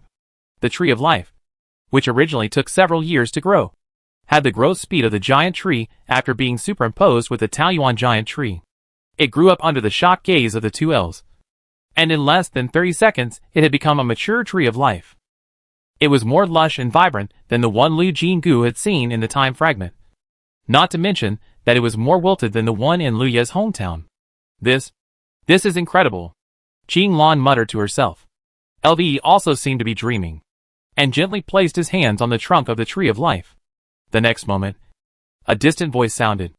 I seem to have had a very long dream. Qing Lan was even more excited, and the whole elf hugged the tree of life directly. Liu Jinggu subconsciously raised his hand to cover his heart.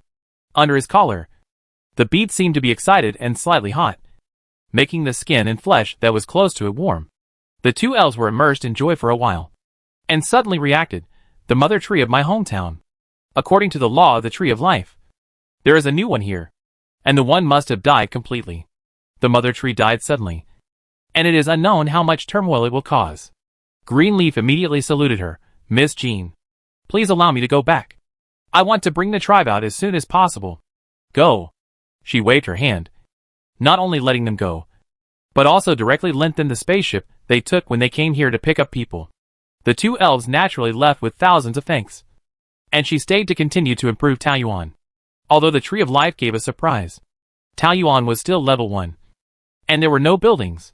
Greenleaf had already carefully considered what kind of buildings were needed, and now she just had to do it. The first thing to build is of course the residential buildings.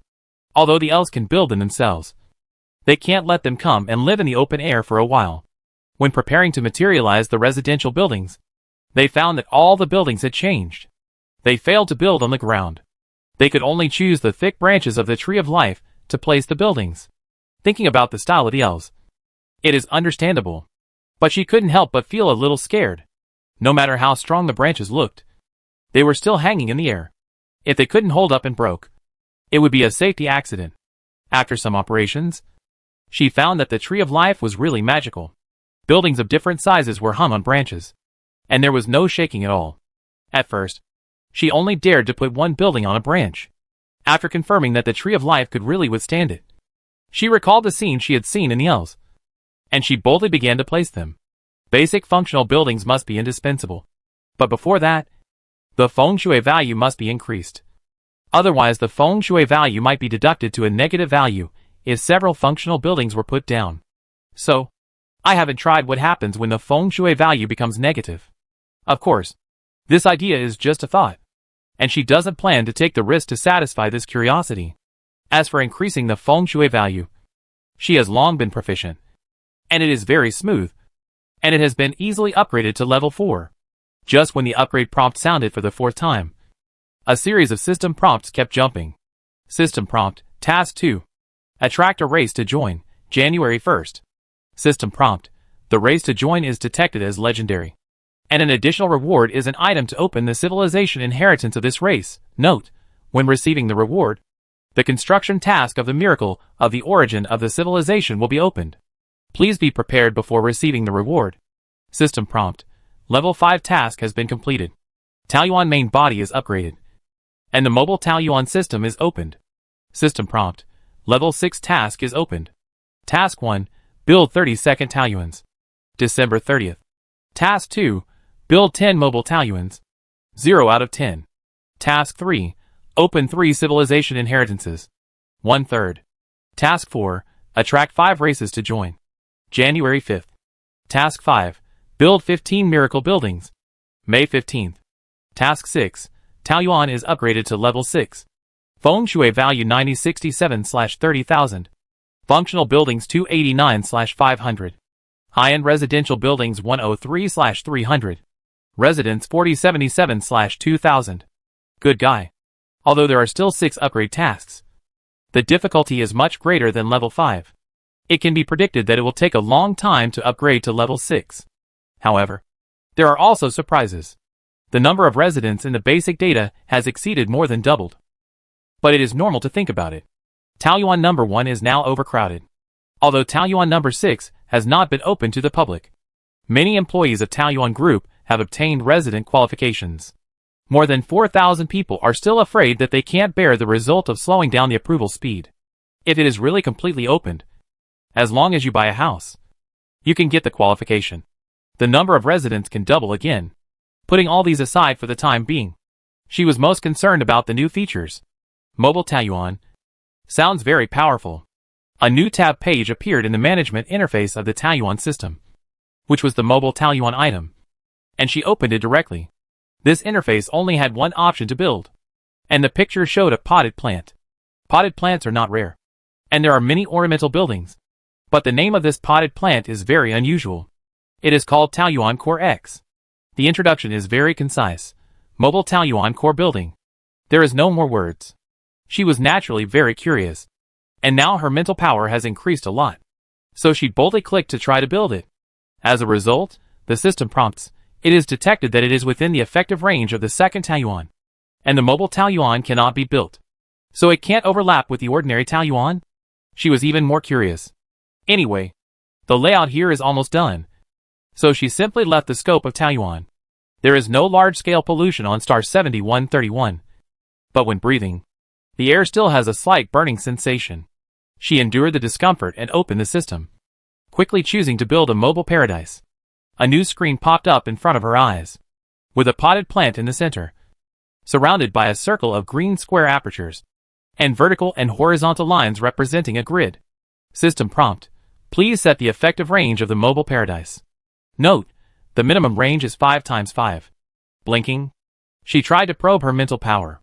The green aperture grew and shrank with the movement of mental power, and it could be clearly felt that the estimated consumption of mental power would double as the aperture expanded one grid outward. She subconsciously gasped. My goodness. Even though the consumption was not large at the beginning, once the range was expanded, the consumption of the mobile paradise could easily catch up with the trading house. With her current mental power level, she could only create a 7 by 7 mobile paradise at most. She took out the snacks she carried with her and stuffed them into her mouth. And then she determined the range. Chapter 246, The 7th Army's Base Selection. The long-lost feeling of mental power being rapidly drained reappeared. And now she could clearly feel that when mental power was rapidly consumed, the cold tentacles hidden somewhere would take the opportunity to explore.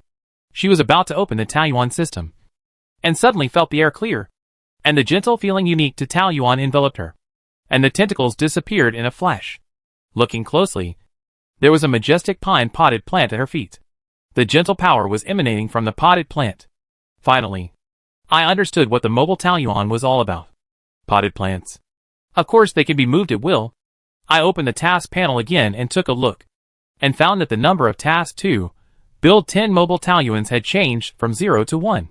She suddenly remembered that the Taiyuan system had prompted that if she wanted to solve the problem of the Wanchi tribe, she had to upgrade it to level 5 first. Now she knew why. The biggest problem in solving the Wanchi tribe problem was originally how to get there. Now it is simple. As long as there is enough mental power, a mobile paradise can be created to cover the spacecraft.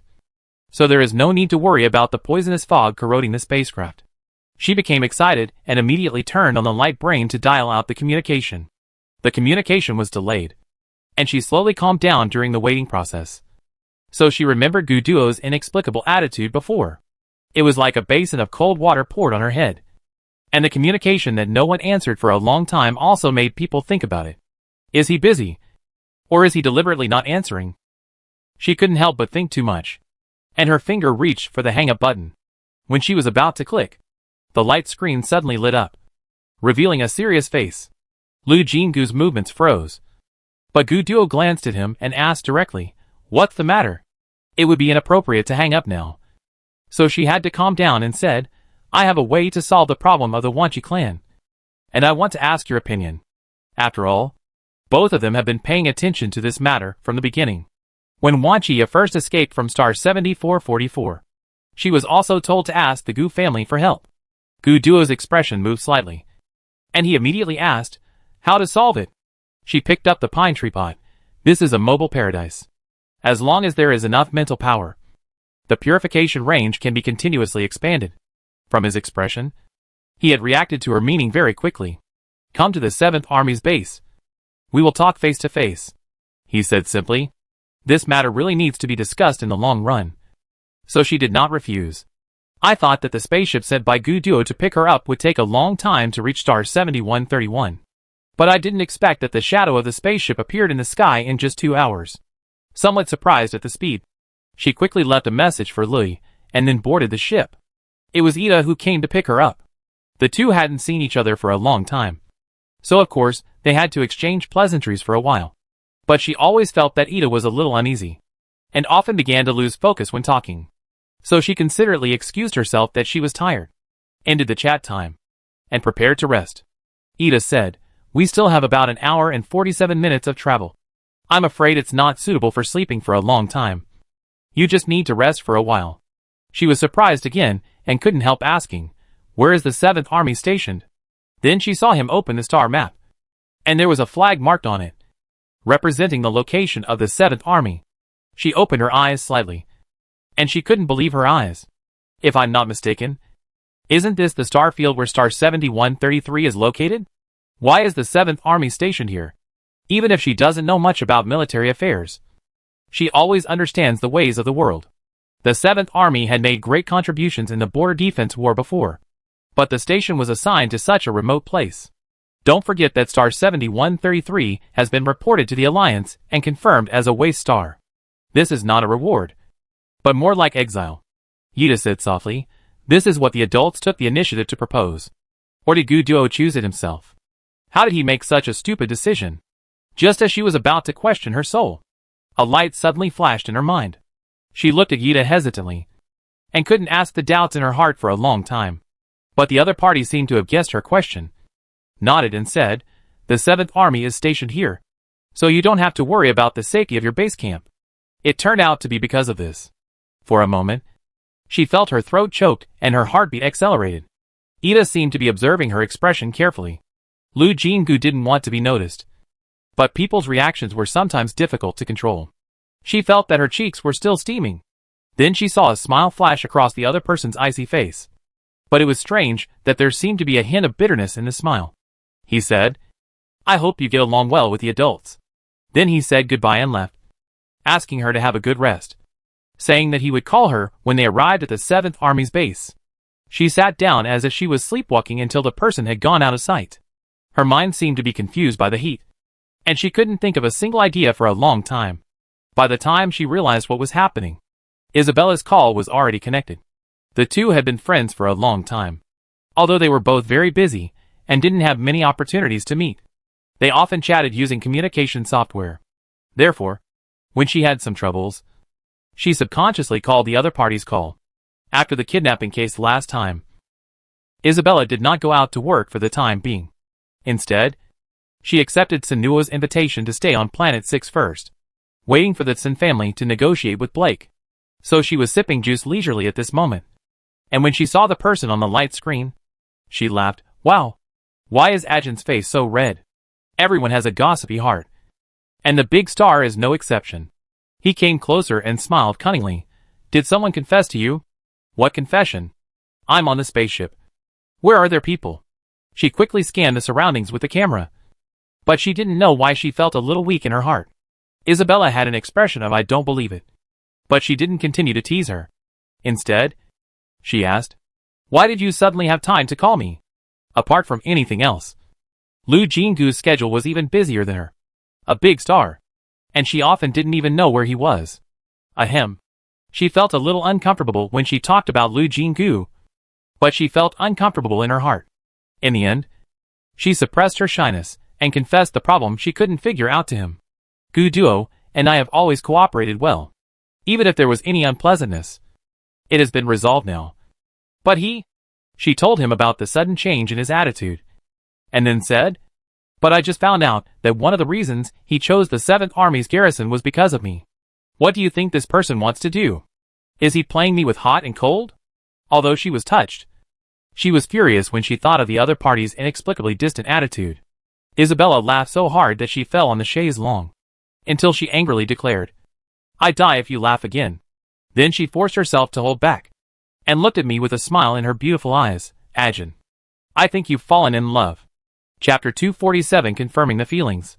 Lu Jingu, who has lived twice, and has lived for nearly 50 years in total, looked confused. "Fall in love?" She murmured and repeated it again. She seemed to finally understand the meaning of these 4 words, and almost jumped up. "I'm serious." "I'm serious too." Isabella was not afraid at all, and her expression became more serious. Although I haven't been in love yet, I have played in many youth idol dramas. The girls who fell in love in them are exactly the same as you now. She wondered, what do I look like now?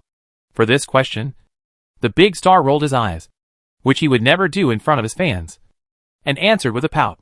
Look in the mirror. I can't bear to look. She didn't believe it, but she couldn't help but really turn on the mirror of the light brain. A face with rosy cheeks and a pair of lively big eyes appeared in the mirror, explaining what it means to be a girl in love with facts.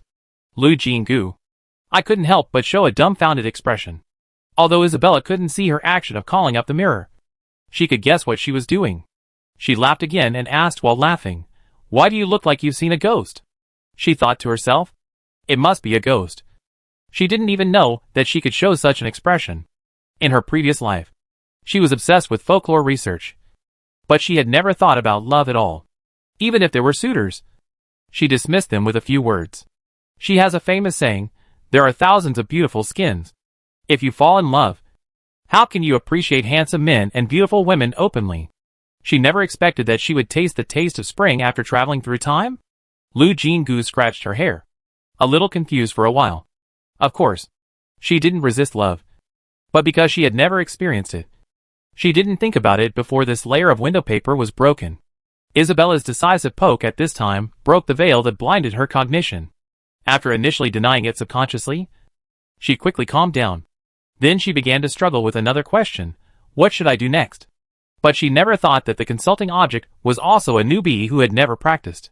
But Isabella thought it was not a big problem. She had filmed many love dramas, and had a rich theoretical knowledge reserve. After thinking for a moment, she said firmly, I think Master Gu must like you too. The person who just admitted that he had a man-woman relationship with Gu Duo was of course happy to hear this, and immediately asked, what do you mean? Isn't there a saying? Don't look at what he says. Look at what he does. How much Mr. Gu has done for you. Don't you know it yourself? Isabella rolled her eyes again.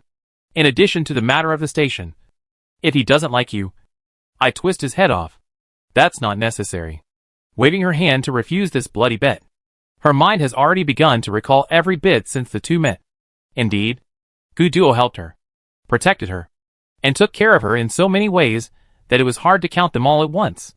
If this represents love, then those suitors in the previous life who always said I can take out my heart and show it to you have all been turned into scum in seconds. Isabella was still chattering and counting 1, 2, 3, for ways a man loves you, and finally concluded, since you like each other, it would be a pity to miss each other. Ajin, go for it. What are you going for? Do you want me to confess my love? Those who have never done such things were shocked. Master Gu is a passive person at first glance. If you don't take the initiative, how can you have a story? But what era is it now? Besides, I've heard an old saying that if a woman chases a man, it's easy to get a sweet love with just one word. What are you still hesitating about? Lu Jingdu always felt that his good friend was a bit of a spectator. But after hanging up the call, he still fell into deep thought. The scene of herself standing in front of Gu Duo and preparing to confess her love appeared in front of her eyes for a while. And then the scene of the two of them having a more intimate contact in the past appeared in front of her eyes. The heat on her face never subsided. Even when Yida came to inform her, we're here, her face was still flushed. Calm down. Lu Jinggu. You have to calm down. After slapping her face with cold water, she followed Yida out of the cabin. There was a hovercraft parked not far away, which was obviously coming to pick them up. She quickly scanned and found that there was only an unfamiliar soldier acting as the driver in the car, and no one else was there. She was a little disappointed, but she quickly cheered up and secretly warned herself not to lose her composure because of Isabella's words. Gu Duo was the commander of the 7th Army and must be very busy. Not to mention that the two of them were just partners. Even if they really became lovers, she could hardly imagine him abandoning all his work for love. There was no conversation along the way, and soon the 7th Army's base appeared in front of them. On the way, Yida seemed to have received several instructions, and a trace of surprise appeared in the depths of her eyes. But she quickly suppressed it, and did not let anyone notice it. Lu Jinggu thought that she would meet Gu Duo when she arrived at the garrison, and had simulated what she was going to say several times in her mind. The most important thing was of course the affairs of the Wanchi tribe. But after that, she planned to talk about a few more private matters. Since she had confirmed her feelings, she did not intend to drag it out at all. However, unexpectedly, Yida handed her over to a Xingshan-level sergeant named Chu Hung. My lord has been very busy recently, and is not in the garrison now. Chu Hung is a trustworthy person. He will accompany you for the next few days. Since this is a military stronghold, you must ask Chu Hung to go out with you to avoid any misunderstandings. Yida's words were reasonable, but she just felt a little awkward and couldn't help asking, "Can't you accompany me?" If you want to say familiarity, apart from Gu Duo, Yida is the closest to her. But the other party just shook his head. "Sorry. I have other tasks too." Well, since he has a task, she certainly can't force it. So she could only shake hands with Chu Hung and say with a smile, "Then I trouble you these few days." Although she accepted this arrangement, she certainly wouldn't tell him directly about the Wanchi tribe. Fortunately, although Gu Duo was busy, he didn't forget the business. Soon Chu Hung took her to see 6 spaceships. These are the spaceships that the adults specially allocated for your use before leaving. Each one is equipped with sufficient firepower. Ordinary civilian planets can be easily captured with just one such spaceship. A warm current flowed through her heart, because Gu Duo's displeasure that he called her here but didn't show up disappeared. Chu Hung said again, "In addition to me and the team I lead, the adults also specially selected 5 other combat teams and told you that if you don't want to wait, you can set off first to perform the mission. Our 6 combat teams will obey your orders and swear to protect your safety." Chapter 248, Borrowing Spiritual Power. It turns out that although he was not there, he had already arranged everything. And Chu Hung introduced that the 6 non-commissioned officers, including him, were all at the Star Flash level. And their spiritual power levels were all at the S level. Now Lu Jinggu had no objection at all, considering that the situation of the Wanchi clan had been delayed for a long time. She didn't want to wait any longer. But now there is a problem. Let alone 6 spaceships. The small 7x7 mobile Taoyuan can't even cover the control room of a spaceship. And considering that there may be various accidents during the flight, the 6 spaceships must maintain a certain formation. So if you want to cover all the spaceships with a mobile Taoyuan, the coverage area must be much larger than the 6 spaceships added together. So the safest way is to place a mobile Taoyuan on each spaceship. And you can also brush the number of tasks by the way. But her spiritual power is not enough to expand the coverage of a single mobile Taoyuan to a spaceship. Suddenly thinking of the 6S level arranged by Gu Duo, he is really worthy of him. It seems that even this has been considered. S level and above can freely lend out spiritual power. Even if the consumption of moving Taoyuan is really high, 6 people taking turns is enough. Lu Jinggu went to find Chu Hung and wanted to borrow his spiritual power on the grounds of skills. The latter looked a little surprised, but soon agreed. There seemed to be a gentle breeze blowing around her, making a few strands of her hair flutter. For some reason, Chu Hung blushed slightly and said embarrassedly, "My spiritual power tends to be wind-oriented, and my skills are also related to wind. Will it make you uncomfortable?" She didn't feel that way. How could such a small breeze make you uncomfortable? So she simply shook her head and smiled and comforted. "It's quite comfortable to have a little wind in such hot weather. Don't worry." Chu Hung was slightly startled, and suddenly laughed out loud. She didn't understand why, so she also laughed a few times. The spiritual power of the two was connected together. Then she understood why the other party asked, "Are you feeling uncomfortable?" Perhaps her mental power had become much stronger. So when the power of others invaded, she actually had a faint sense of resistance. This was in the brain. And of course, she would feel uncomfortable if it was disturbed. Fortunately, she could still control it.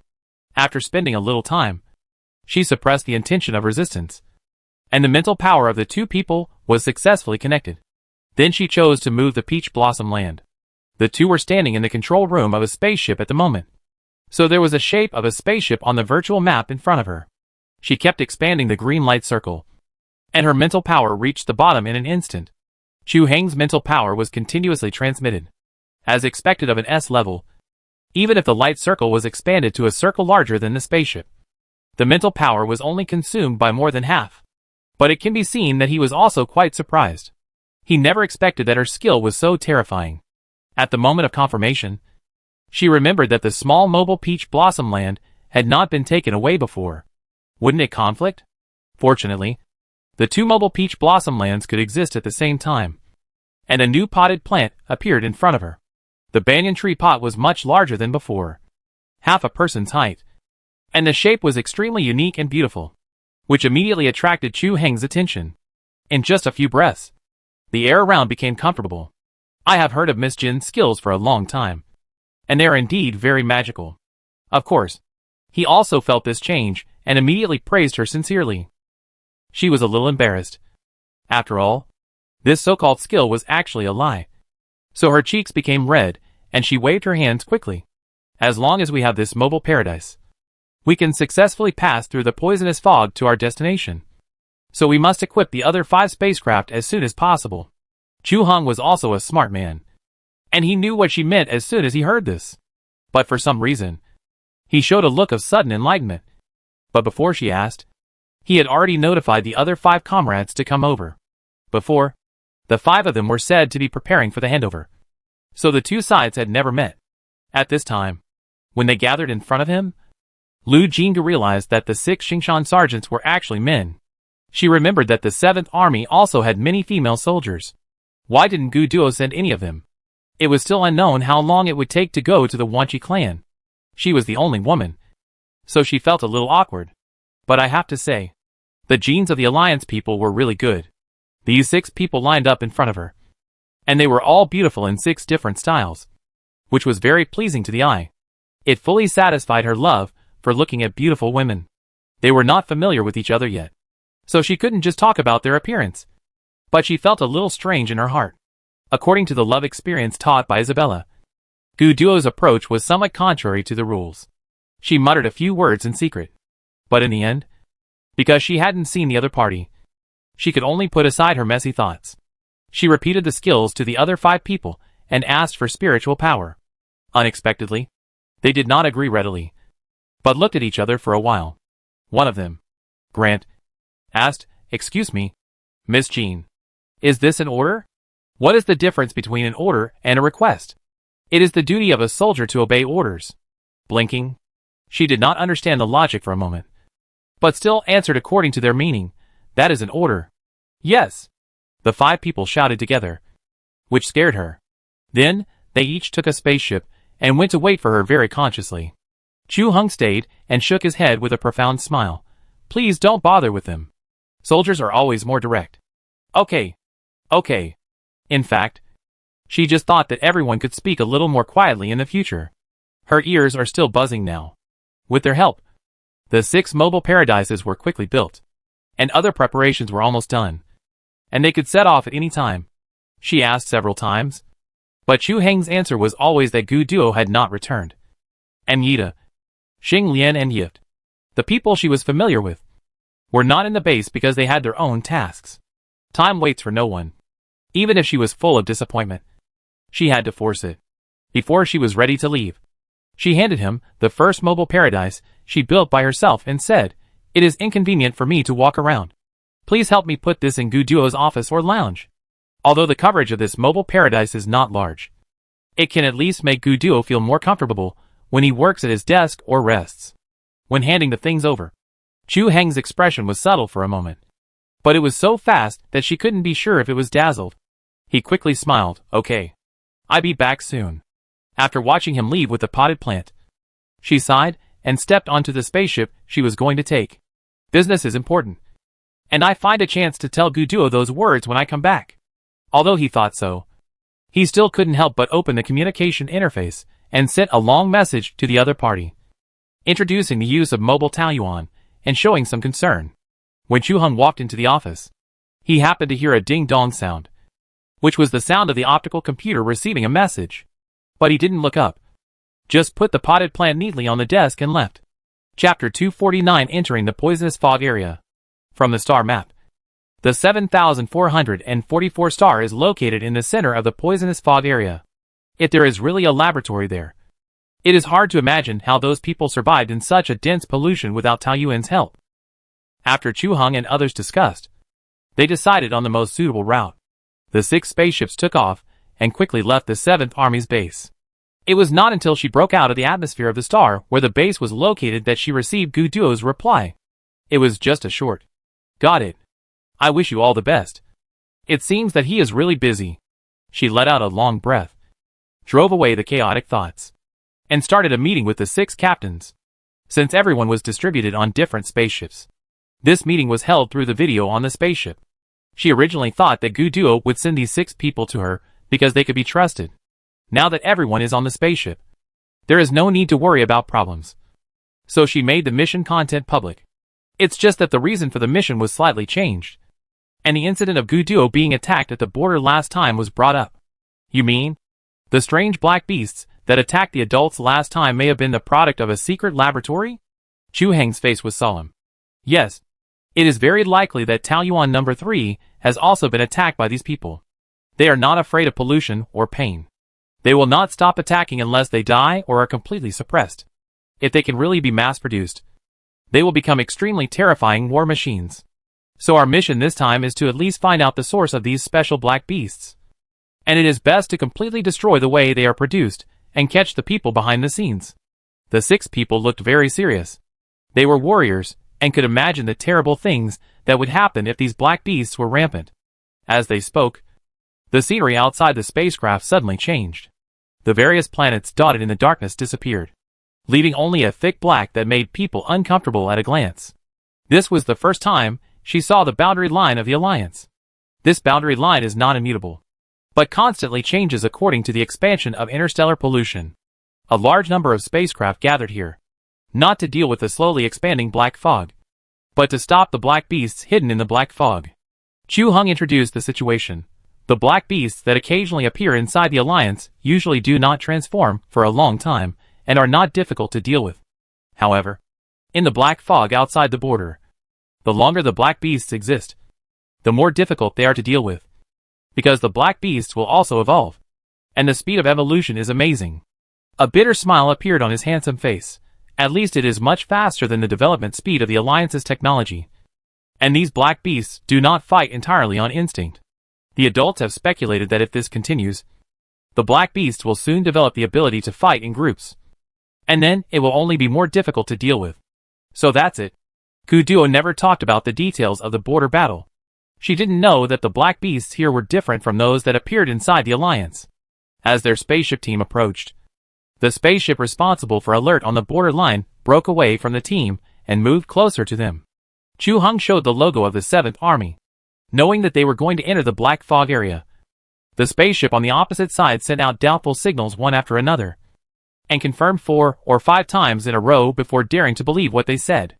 The control room of the spaceship suddenly received a call request.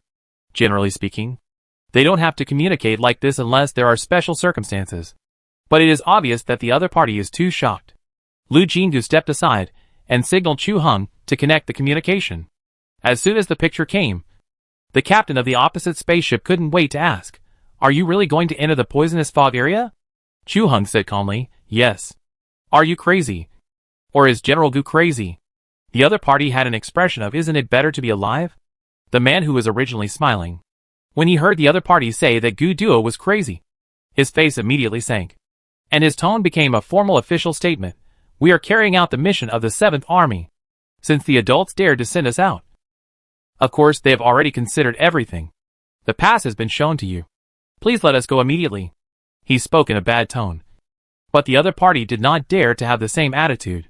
Although he looked offended, he still made way. But from Lu Jinggu's perspective, the other party's last look was clearly "You are dead," obviously believing that they would never return after entering the poisonous fog area. The frigate received the order to retreat to both sides, and they flew out of the gap and quickly rushed into the poisonous fog area. The communication had naturally been cut off long ago, but Chu Heng still looked unhappy. She truly felt the respect that the soldiers of the 7th Army had for Gu Duo, and they could not tolerate anyone saying anything bad about him. She was proud and admired, and she liked Chu Heng more and more. So she kindly patted his arm and comforted him with a smile. "When we go back, we will still walk here. When you take the initiative to contact him, you will definitely see his eyes falling down." Chu Heng was startled, then smiled. "I'm sorry to have worried you." She also smiled and turned her attention to the porthole. Even if Taoyuan wanted to purify the pollution before, she couldn't see anything because the overall area was too large. This time, the coverage of the mobile Taoyuan was only slightly larger than the spacecraft, so some things could be seen more clearly. As soon as the 6 spacecraft entered the poisonous fog area, it was like 6 drops of cold water dropped into boiling oil. And the boiling oil that seemed calm immediately rolled. The black fog that came into contact with the border of the mobile Taoyuan rolled violently. And Chu Heng also ran over, looking a little worried. But after observing for a while, the two found that the black fog seemed to be baring its fangs and claws. But it could not break through the boundary. He exaggeratedly breathed a sigh of relief and said sincerely, "Miss Ajin's skills are really powerful. She can easily resist such thick poisonous fog." His eyes were bright. If such items can be promoted, the losses of the army in future battles due to poisonous fog can be greatly reduced. She had also thought about this problem a long time ago. Once the role of the mobile Taoyuan was made public, it might soon be designated as armaments. The only problem was that her mental strength was not enough. But if the Alliance needed the mobile Taoyuan, it should help her solve this problem. But that was all later. Now she only hoped to successfully find the Wanchi tribe and expose the conspiracy of the Black Beast. Their journey was still long. After all, she had not undergone rigorous training, and physical fatigue was inevitable. She soon went back to her room to rest. But she didn't know that after she left, the 6 captains activated the secret channel and held another meeting. Grant was the first to ask, "Chu Heng, why is the arrangement this time so strange? It's okay to ask us to obey Miss Jin's orders. But what about the mental power?" Others nodded. "Yes. She even borrowed it from the 6 of us. This is too much. She even said it was an order. If you weren't familiar with her, I would have turned hostile to her for insulting her." Chapter 250 The Deep Meaning of the Superior. Chu Heng smiled and listened to everyone's complaints. When his comrades gradually calmed down, he said lightly, "You should know what the appearance of the mobile paradise means. Right? There is no stupidity in people who can reach the level of Xingshan, even if they don't look smart. They are the type of people who are wise but foolish. It's okay that they didn't think of it before. Now that he has given such an obvious hint, others just thought about it and understood what Chu Heng meant. But they still couldn't connect the two things. Chu Heng knew that this was not everyone's fault. After all, the others only received a few instructions to cooperate with Lu Jingu to complete the task, and take her orders as the highest instructions during the task. Only he received a few more instructions, and realized the deep meaning of the superior in the subsequent operations. But this realization cannot be told directly to everyone, especially Grant and others who are more straightforward. Once they know the truth, they can't face Miss Jean normally, which is not good. The commander is so worried about this matter. As subordinates, they are derelict in their duty if they cannot share the worries of the commander. If they still drag their feet, he will lead the army without the commander telling them. Therefore, facing everyone's questions, he just explained, "I inquired from the side and found that Miss Jean did not understand the special nature of the mental connection. Is it possible? Is there anyone in the Alliance who does not know this?" Grant did not believe it. The commander often said that we should not only look at the surface of the problem on the battlefield, but also figure out the enemy's intentions. It seems that you have not kept this in mind. Chu Heng glared at Grant. The other party was still convinced by him, shrinking his neck, but still muttering, "This is not a battlefield, but this is a special mission assigned by the adults. You all know how powerful Miss Jin's mutant skills are, but you have never thought about understanding her background to facilitate getting along with her during the mission. This is someone that the adults value very much. Don't you know what we should do?" Chu Heng deliberately said it very harshly, and also deliberately reminded everyone that the attitude towards Lu Jingu must not be casual. The adults can see her importance, and they, the subordinates, naturally cannot drag their feet. Sure enough, the others realized the problem with their previous attitudes and became serious one by one. Of course, not everyone is like Grant. There are also people who have secretly learned about her information. At this time, he pondered and said, "Miss Ajin was exiled by the family before. It is said that she has never attended a normal school. It is possible that she does not know the special nature of the spiritual connection." Chu Heng nodded, "Yes. So you don't have to think too much. And don't think that Miss Ajin is deliberately humiliating you. She doesn't have to do this. Once the role of the mobile paradise spreads, will there be few people who are willing to actively connect with her spiritually? By then, I'm afraid we won't even be able to line up." Grant suddenly had a brainwave and clapped his hands. "I understand what you mean." Chu Heng looked over and motioned for him to continue. "Your Excellency is far-sighted and must have seen this long ago. So he arranged for us to go on this mission and cultivate feelings with Miss Ajin. Chu Hung. Am I right? I didn't expect this straightforward guy to guess this. He didn't deny it and nodded. I think your excellency meant it. No wonder he picked us. Grant stroked his hair. The 6 of us are famous handsome men in the S level of the 7th Army. Originally, the others were a little disdainful of this inference. But after hearing this, they were a little shaken. Lu Jingu didn't know that the 7th Army was an army after all. And the selection was based on ability rather than appearance. Gu Duo also spent a lot of effort to select these 6 handsome men of fat and thin. They participated in many battles. But it was the first time they faced such a mission. And they were silent for a while. After a while, someone asked unconfidently, "What should we do then?" "Don't feel any burden. And don't need to do anything special," Chu Hung said immediately. Since the master didn't make it clear, he just hopes that everything will go smoothly. We should just pretend that nothing happened. Remember, Miss Jin's safety is the most important thing. And everything else is secondary. Everyone's expression became serious. And they immediately responded. After the meeting, Chu Hung couldn't help rubbing his eyebrows. He didn't want to reveal this matter. But since it was guessed, there was nothing he could do. Now he just hoped that Grant, who was so straightforward, wouldn't make any trouble and make Miss Jean feel disgusted. But the master was a 3S level strongman. And he didn't understand why the master didn't go into battle himself. But he was just a soldier. And he didn't need to question his superior's orders. He just had to obey and do it. Chu Hung shook his head, threw all kinds of questions out of his mind, and patrolled everywhere. After confirming that no place was damaged by the black fog, he returned to the command room. At the same time, Lu Jingu was talking to Wan Chia. She did not hide the purpose of this trip. So the little girl was very excited. But she also knew that this trip was dangerous, and was very worried. "Don't worry. Gu Duo arranged 6 combat teams to act with me. Apart from other things, there will be no problem in rescuing your people." She comforted the little girl. "Sister, you must be careful." Wan Chia's worries could not be appeased by just 1 or 2 words. And she was still nervously shaking in front of the camera. "I know." She smiled faintly. "Tell me about the 7,444 star again." In fact, she had said it several times before. But she wanted to confirm it again. Unfortunately, in order to hide Wan Chia and other children, they had been hiding underground. The only time they rushed to the ground was to escape. So they were not clear about the situation in other places, and could only tell the limited information in detail over and over again.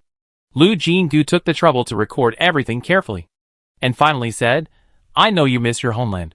But now it's time to evacuate. Xiaoya, will your people be willing to go with me?" Although she asked this question, she had already made a decision in her heart. Even if she had to tie them up, she would take them away. Wan Chia nodded vigorously. The clan leader actually wanted to take everyone away a long time ago. But it was too late to regret. They had no freedom to choose. That's good. Unless necessary.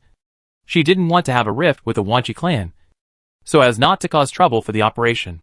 The journey to planet 7444 was not peaceful. Later that day, she saw how terrible the black beasts in the poisonous fog area were. They could actually leave the planet directly and swim in the universe with their flesh. After being attracted by the spaceship team, they launched an attack without hesitation. Then she found a troublesome thing about the mobile paradise. Chapter 251 Arrival at Planet 7444. The edge of Taoyuan will block the poisonous fog, but the black beast can directly break in. But Taoyuan will automatically evolve the black beast. Good guy. That consumes the most feng shui value. There is no such thing as upgrading the mobile Taoyuan. The feng shui value has a fixed value based on the area determined when it was built. What to do with the consumption? Use mental power to replenish it. It doesn't necessarily require her mental power, but she has to build a bridge. In short, her power is the bridge, connecting the mental power supplying the mobile Taoyuan with it. And then she can retire. It's just that she didn't expect this before. Now she has to connect with the mental power of the 6 captains one by one, and then send their mental power to the mobile Taoyuan of their respective spacecrafts.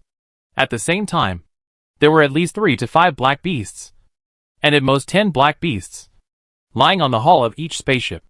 They were originally going to attack the hull, but because of the purification function, they were in great pain. Their huge bodies slapped the spaceship, which did not cause any substantial damage, But the stability of the spaceship was inevitably affected, causing more trouble for the already unskilled operation. Fortunately, the 6 captains cooperated very well, and finally completed the charging before the feng shui value was consumed. It was just hard for Chu Heng and others. It was the first time for them to experience the feeling of having their mental power forcibly drawn away.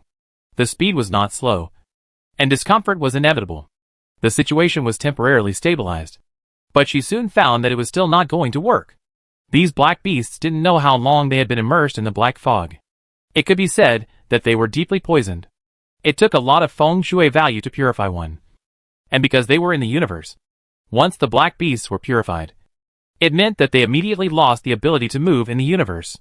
Often, a black beast was just purified and died in less than 3 seconds. After a while, several huge corpses floated past the porthole. She didn't feel sorry for the black beasts, but she felt that after working so hard for so long, she ended up leaving nothing behind. This deal was really not worth it. There was still a long way to go to reach star 7444. And everyone's mental power couldn't be consumed indefinitely. When she was undecided, she asked the system. She looked at the giant tree map expectantly, hoping that the system could give a feasible solution. After waiting for a while, a system prompt finally popped up, which turned out to be a detailed method of combining mental power with the power of Taoyuan. This was different from any answer given by the system before. She looked at the dense words and felt strange. Although the Taoyuan system was already very powerful, wouldn't it be too exaggerated to be so smart? It was even more intelligent than a certain degree. But now was not the time to think. She quickly retracted her thoughts and passed this method to 6 people. This method was different from the existing mental power usage methods of the Alliance. Everyone was very surprised and seemed to want to ask her where she got it from. Before anyone could ask, she said, "This method appeared when I awakened my skill, but I never had the chance to use it before. Okay, let's try it now. If you keep going like this, your mental power will soon be exhausted." Her mutated skill is already shocking enough, so adding something else won't be a problem. Sure enough, after getting this explanation, although everyone was still surprised, they didn't ask any more questions, but each of them followed the method. Not long after, a stream of light suddenly appeared on the outside of each spaceship. Black beasts kept appearing in the black fog, and they couldn't wait to rush towards the spaceship. But they all stopped after this stream of light. They seemed to have seen something extremely disgusting, and they roared one by one, but didn't dare to move forward. But the spaceship would not stop in place. In fact, the 6 spaceships kept moving at high speed, and soon left the black beasts in the black fog. The path they passed through, the position that was purified by the mobile paradise, would immediately be filled with black fog coming from all directions, and the figures hidden in the fog could not be seen at all. This certainly consumed the mental power of Chu Heng and the other 6 people, but it was much less than that required to purify the black beast. With the snack she brought, the recovery speed was even slightly faster. This made everyone feel relieved. At least they didn't have to worry about the 6 captains losing their combat effectiveness in case of an accident. With such protection, the next journey was much calmer and relatively boring. When Lu Jinggu was eating and sleeping and almost lost the concept of time, he finally got a notice that star 7444 was just ahead. Entering the command room, she saw Wanjia's hometown, a dark, dead planet. Chu Heng sighed and called up the original appearance of star 7444 saved in the data. Before it was polluted, the planet had a dreamy light pink color. This pink color is a unique stone on this planet. If you put it in water, the water will turn different shades of pink depending on the time it is placed there. It is said to be an extremely beautiful color that cannot be imitated by any dye. Chu Heng introduced. And after this kind of stone is ground into powder, it can also be used to make drugs that cover up mental power, which was once very expensive. Looking at the dreamy picture and then looking at the planet in front of him, Lu Jinggu felt uncomfortable. Who wants to see beautiful things destroyed? They did not land rashly, but flew around the 7,444 star. Chu Heng was careful and soon found something wrong. On the surface, this was a completely dead planet, but he found several traces of activity. It is not possible to judge whether this is a trace of human or black beast activity, perhaps because of preconceived ideas. She looked at the circled traces and did not agree with the cautious statement of Chu Heng and others, thinking that it was a trace of human activity. Before the spacecraft landed, They made some preparations. This time, she still used everyone's mental power to build 120 miniature mobile paradises in one go. The smallest area is 5 times 5, which can just cover a tall person. After such a mobile paradise is materialized, it is just a small potted plant that can be put in any pocket.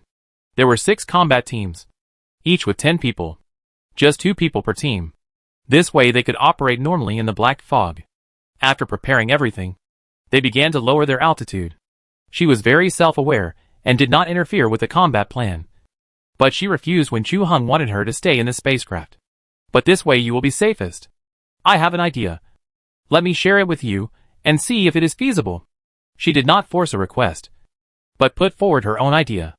After the explanation, the 6 people were silent for a moment. Chu Hung hesitated. Can your mental strength withstand it? It should be no problem.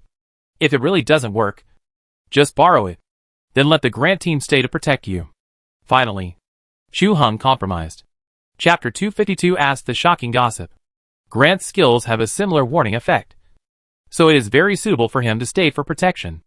Lu Jin-gu did not object. She would not deliberately do things beyond her ability.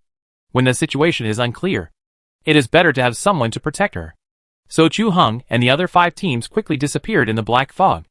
And when the 6th spacecraft landed, the position was specially designed to form a pocket. And the purification effect of the mobile Taoyuan cleared a small area nearby. Lu Jin-gu put on protective equipment with the help of Grant. The other party's voice came from the earphone in the sealed helmet. Miss Jean, this is the top military protective suit. But the pollution concentration here is too high. The protective suit can only support 30 minutes at most. You must pay attention to the time. 30 minutes? As long as the Taoyuan flower branches are planted, they will have a safe zone in 3 minutes. But she received the other party's kindness, so she smiled and nodded.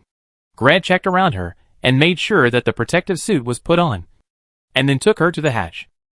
The 9 team members were already prepared, waiting in 2 rows on both sides of the hatch.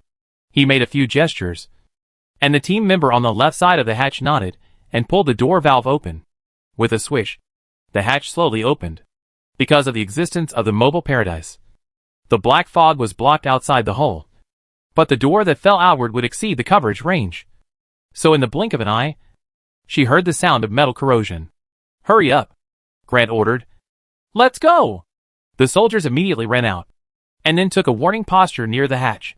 Grant and her went out last, but because the protective suit was very heavy, her movements were inevitably a bit clumsy. Grant reached out and said, "Excuse me," and grabbed her wrist directly. The mental power enveloped and gathered under the feet of the 2 people, as if it had turned into a pair of ice skates and ice track. And the resistance to walking immediately became smaller. Grant pulled hard again, and the 2 slid out of the spaceship. This is one of his skill effects. Short track speed skating. She recalled the information she had seen. It was said that when Grant used this skill at full power, his speed could exceed the speed of sound in a short period of time. After they came out, the hatch was immediately closed. But in such a short period of time, the hatch had been corroded and pitted. Fortunately, the degree of damage did not exceed 50%, and the engineering robot of the spacecraft could quickly repair it. By the time they left, these damages must have been repaired. This thought only turned in her mind, and she quickly focused on the matter at hand. Grant, let's go a little further. The Taoyuan giant tree was very domineering when it grew, and other items within the range would be destroyed. This place was too close to the spacecraft and was not suitable. So Grant led the team to surround her and quickly move forward 700 meters.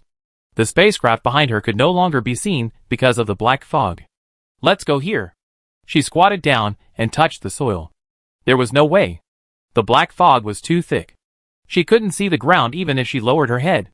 Fortunately, there was still soil on the ground, although it was also as dark as ink. It did not hinder the planting of flowers and branches. She took out a flower branch and inserted it directly into the ground. After a few seconds, a huge tree rose into the sky. Clear spring water gushed out from the roots of the tree, and the surrounding black fog rolled violently. But this struggle was useless. After a moment, their vision became clear within the scope of the first-level peach blossom land.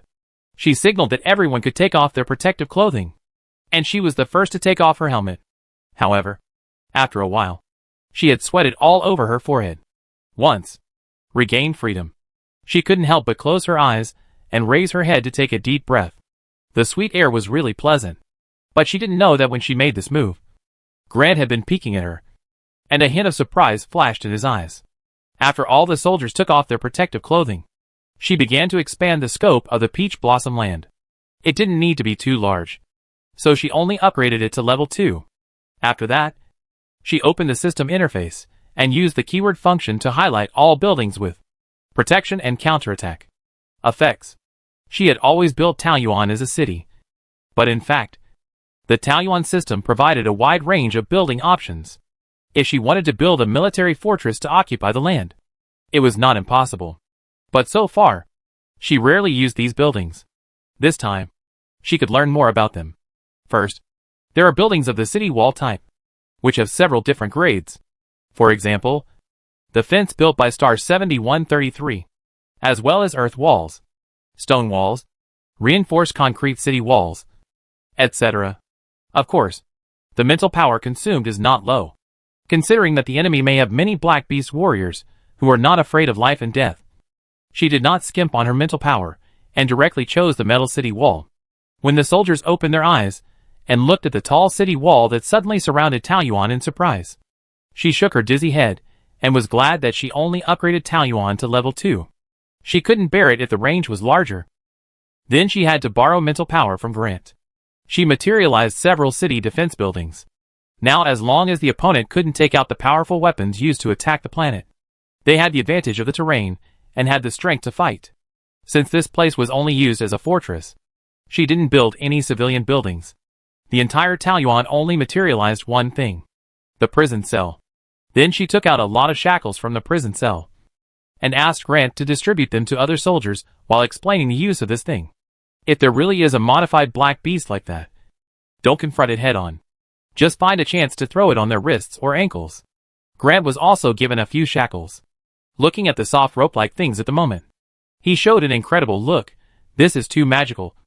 Miss Jean, I only knew that Taoyuan was very powerful before, but now I know that the boss really values you so much for a reason. Lu Jinggu's heart moved. While pretending to check Taoyuan's situation, he asked casually, "Does your boss value me very much?" "Of course not." He smiled. "Otherwise, why would the boss arrange 6 of us to come here to perform the mission?" She continued to ask questions. "What did Guduo tell you?" "The boss said that you are a very important collaborator and the hope of the Alliance to solve the pollution. Let us protect your safety. During the mission, everything is based on your instructions and safety." Important collaborator. I didn't think so before, but now when I heard this title, a trace of disappointment emerged in my heart. But she soon regained her spirits. The two of them had no other relationship, so it was too early to worry about these things now. Grant's personality was direct and simple, so he was the perfect person to ask about Guduo's situation. Why not ask more now? Who would have thought that this question would reveal a shocking piece of gossip? Chapter 253: The Special Significance of the Connection of Mental Power. Is Yif going to confess on Guduo's birthday? She was extremely surprised. Yif likes Guduo. She was not surprised by this. After all, she had noticed that he looked at Guduo differently during the previous times they had been together. And because of Guduo's care for her, he showed a hint of hostility towards her. She was not stupid. How could she not guess his feelings? Just looking at Guduo's performance, he seemed to be unaware of it, and instead acted as if there was no distinction between men and women in the army. Thinking about the day when they just met, he despised her for being weak, and hugged her waist and made a pit. She really believed that in his eyes, comrades in arms might rank higher than men and women. Therefore, she had long guessed that even if Yif had a good impression of Guduo, it should be just a secret love, and she had not made clear her feelings before. So she did not take this matter to heart at all. Besides, she could control everything, but she couldn't control whether others were secretly in love with her. Now, she suddenly heard that Yvette was ready to take action. Did something happen during this period that made the other party feel that the secret love could blossom and bear fruit? It just so happened that she knew about this when she was about to take action, and her brows subconsciously frowned. Grant's mind was not delicate enough to pay attention to these tiny expressions, and he just said excitedly, "Yes. There is a fellow villager of mine in the communication group who secretly told me that they are all helping Yvette to prepare." She didn't know how to react for a while. Before this, She hadn't thought about celebrating Guduo's birthday. But now she calculated the time, and found that there were only a few days left. No matter how fast she was, she couldn't rush back before the other party's birthday. Pursing her lips, she suddenly felt upset. Yvette was close to her. What if Guduo agreed with the mentality of it's okay to talk? She couldn't do such a thing as stealing someone's love. Grant, however, said in a tone that said, "The master is finally happy. Speaking of which, we have been waiting for the master to be with Yvette for a long time. And we never thought that both of them could endure so much. Are you all looking forward to them becoming a couple?" She couldn't help asking. Yes. Yvette is the most beautiful military flower in the 7th Army. She has strong mental strength and is one of the people the master trusts the most. She is a good match for the master in every aspect. What if Guduo doesn't like her? How is that possible? Grant immediately objected. The master is also very good to Yvette. Ordinary female soldiers don't have the opportunity to go on missions alone with the master often. Perhaps he misunderstood her expression as unbelievable, and shrugged. Anyway, we have followed the master for so long, and the only female soldier who can make the master look at her differently is Yvette. He had a heart attack. Lu Jinggu simply turned his head away and refused to continue the topic with his actions. However, Grant was so excited that he accidentally let slip, "Your spiritual power is cold. If it can be connected with Eve's spiritual power, the two can neutralize it. Maybe in the future, everyone will not have to be nervous when seeing your face." In her upset, she still caught a key question. What does the spiritual power connection have to do with this matter? Grant suddenly remembered Chu Heng's instructions and immediately shut up. However, this behavior showed that there was a problem. Why didn't she ask immediately? She didn't say it on purpose. But she suddenly had an idea and directly said this is an order. Soldiers are bound by obedience, although they are not restricted by the rules of Taoyuan barracks.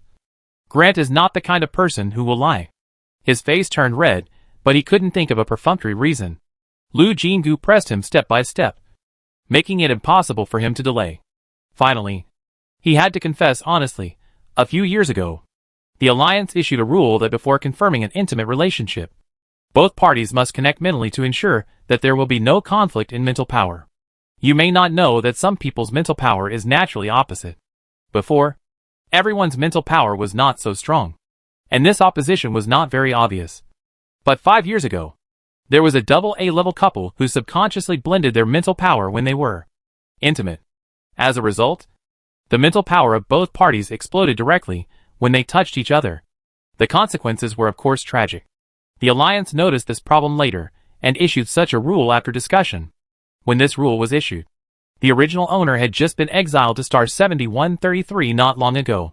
She was exhausted in order to survive, and had no mood to pay attention to the news of the Star Network. After that, she came here and was busy living with dignity. In addition, she never thought about the issue of love and marriage, and she would not take the initiative to pay attention to the news a few years ago. It just so happened that the people I met either had no such thoughts, or thought that it was something everyone knew, and no one had ever mentioned it specifically. This was the first time she knew that the connection of mental power had such a meaning. Grant thought that since he had already explained it, it didn't matter if he said a few more words. So he continued, after the mental power is connected, the strong can take the life of the weaker party in an instant. So generally those who do this are equal in strength. If they are not the most important person to each other, they will not do it easily. But if it is in a blind date agency, there will be special equipment to ensure safety. Therefore, even if young people are in a free love relationship now, they will go to the blind date agency to borrow equipment to try to connect mental power.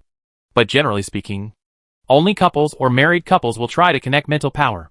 The more she listened, the more she felt something was wrong, and asked again, so the connection of mental power actually has a very unusual meaning for you? Yes. Grant, a grown man, actually showed a shy look, and nodded after a while. To be honest, when you proposed to borrow the mental power of the 6 of us, we really, she suddenly didn't dare to face it. She never expected that she would accidentally do something bad. These iron-blooded men did not turn hostile on the spot, which was enough to show their respect for Guduo. Unable to help but blush, she bowed without hesitation. Sorry, I really didn't know there was such a saying before. No, it doesn't matter. Grant also felt a little nervous for some reason. We figured it out later. It was voluntary. It would have been better if he didn't say this. But once he said it, the atmosphere became even weirder. I go over there and take a look. Lu Jinggu couldn't stand this awkward atmosphere. So he found a random excuse and ran away. So he missed Grant's muttering, "Oh no! Oh no!" Chu Hung said that once Miss Jean knew the truth, she might become estranged from us because of shyness. What should we do now? The person pretending to check the city wall. After the embarrassment settled, his thoughts gradually became clear. If she didn't know about this, how could Guduo not know?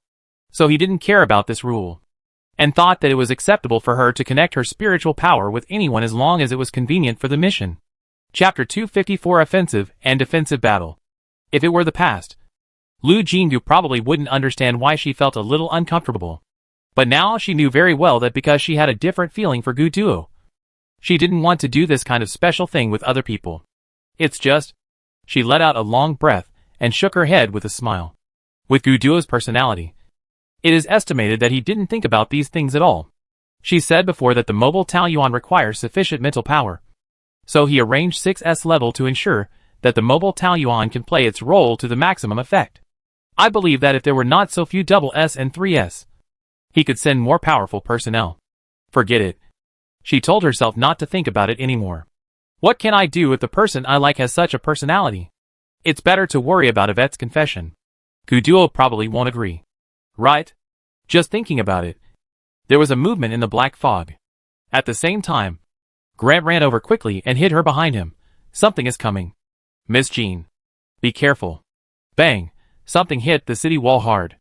The soldiers had already taken their positions. The mechas were high enough to stand on the top of the city wall. As long as they did not leave the range of Taoyuan, the mechas would not be damaged by the poisonous fog, and they would not have to be restrained in the battle. Grant did not participate in the battle, but he also went up the city wall. He put on the dark blue mecha and put Lu Jinggu on his shoulders. The mecha was just one head higher than the city wall. She stood on the mecha's shoulders and could see directly over the city wall. The light of the laser weapon briefly illuminated the outside of the city wall, allowing her to see the invading enemy clearly. His Lu Jinggu took a breath. This was the most disgusting black beast she had ever seen. The huge body seemed to be broken and pieced together casually, which was disgusting. She noticed that these black beasts were not covered by black smoke, which reminded her of the Wanchi people. Their pollution had been completely integrated with their bodies, and even Taoyuan's purification ability could not eliminate it. So when these black beasts hit the city wall, did they show any pain? Fortunately, the walls of Taoyuan are strong enough. Otherwise it would be a tough battle if they broke in. But now the soldiers are fighting comfortably. They have been cooperating with each other all the time. At this time, they don't have to worry about defense. They quickly killed all the black beasts below. If it were other battlefields, even if the black beasts were killed, the disposal of the corpses would be a big problem. If the disposal is slow, a new source of pollution will be created in minutes. And if you deal with the black beasts as soon as they die, you have to guard against sneak attacks from other enemies. In short, cleaning the battlefield is not a safe job on the interstellar battlefield. On the contrary, the casualty rate of this work has always been high. Whether it is contaminated by highly toxic corpses or attacked when collecting corpses, it is easy to cause death. But now, Grant couldn't help but sigh. This is probably the easiest battle I have ever fought in my life. The corpses of the black beasts don't need to be taken care of at all. What if they are piled in the corner? As long as Lu Jinggu is willing, he can upgrade the level of Taoyuan at any time. And these corpses will be completely purified. And not even the dregs will be left. However, just as the war on the ground came to an end, there was another movement in the sky. Grant's eyes narrowed, and he immediately raised the mecha's broad palm. Miss Jean, you should hide first. The city wall can't stop the attack from the sky. The soldiers immediately formed teams of two and looked up at the sky carefully. The black fog above this area had been purified in Taoyuan. So when the huge figure of the flying black beast rushed out of the black fog, everyone could see it very clearly. Lu Jinggu also looked up, but his face was very relaxed. And he said lightly, "Let's see." Grant couldn't help but be anxious. Although the mecha also had the ability to fight in the air, compared with these creatures that were born to fly, the flexibility of the mecha was always at a disadvantage. And he didn't dare to guarantee that the attack from the air could be perfectly blocked. As long as one of them fell near Lu Jinggu, she would. Forget it. No matter what. He must protect this person. This is an order. Grant's mental power quickly released, forming a layer of cold shield around him. The next second, the black beasts in the sky screamed and attacked together. The foul-smelling attacks were overwhelming. Grant shouted, "Everyone, get ready. Operate at maximum power." As soon as he finished speaking, he saw a light green stream of light flashing quickly with the giant tree as the center. Bang, bang, bang. The attacks of the black beasts were all blocked by the translucent shield. Tao Yuan's purification power had no effect on these transformed black beasts. But these attacks, whose main components were toxins, collided with Tao Yuan's power, just like water and oil meeting, and instantly produced an extremely fierce collision. Not long after, those attacks disappeared, and the translucent shield flashed a few times and disappeared from everyone's eyes. This was the first time that Grant had seen Tao Yuan's air defense capabilities. It took him a while to react, and he said, "Your Excellency is really worrying too much. As long as you are given time to use your skills, who can break your defense?" "Thank you," confirming that Tao Yuan can really withstand these attacks. Lu Jinggu was also very happy. "If it weren't for your help, I wouldn't be able to build this place quickly." "Captain, the Black Beast's attacks have changed," a soldier shouted. The two looked up and saw that, as expected, the Black Beasts found that the long-range attack was ineffective, and suddenly rushed into the sky one by one, and then retracted their wings, and fell to the ground like a cannonball. The Black Beasts' bodies are no longer ordinary creatures, and they are extremely hard. Falling from such a height will not hurt bones, but the lethality is not small at all. Grant quickly glanced over and saw something from her calm expression, so he kept his breath and didn't shout. In the blink of an eye, the height of the black beasts was the same as the giant trees. The sound of the system prompt sounded simultaneously. Then came the vines on the giant tree that seemed to suddenly come alive.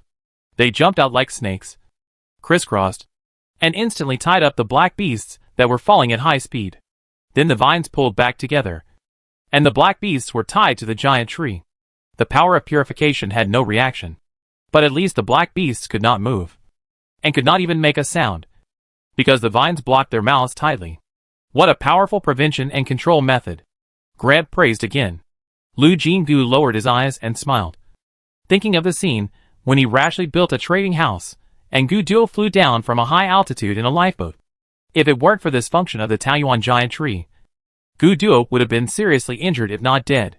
Facts have proved that this function can not only be used to save people, but also to defend against enemies. The attacks from the air and the ground failed, and the black fog returned to calm.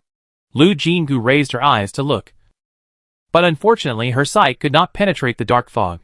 So she said calmly, "Take a break. Maybe there will be another attack later." Chapter 255 Who is coming?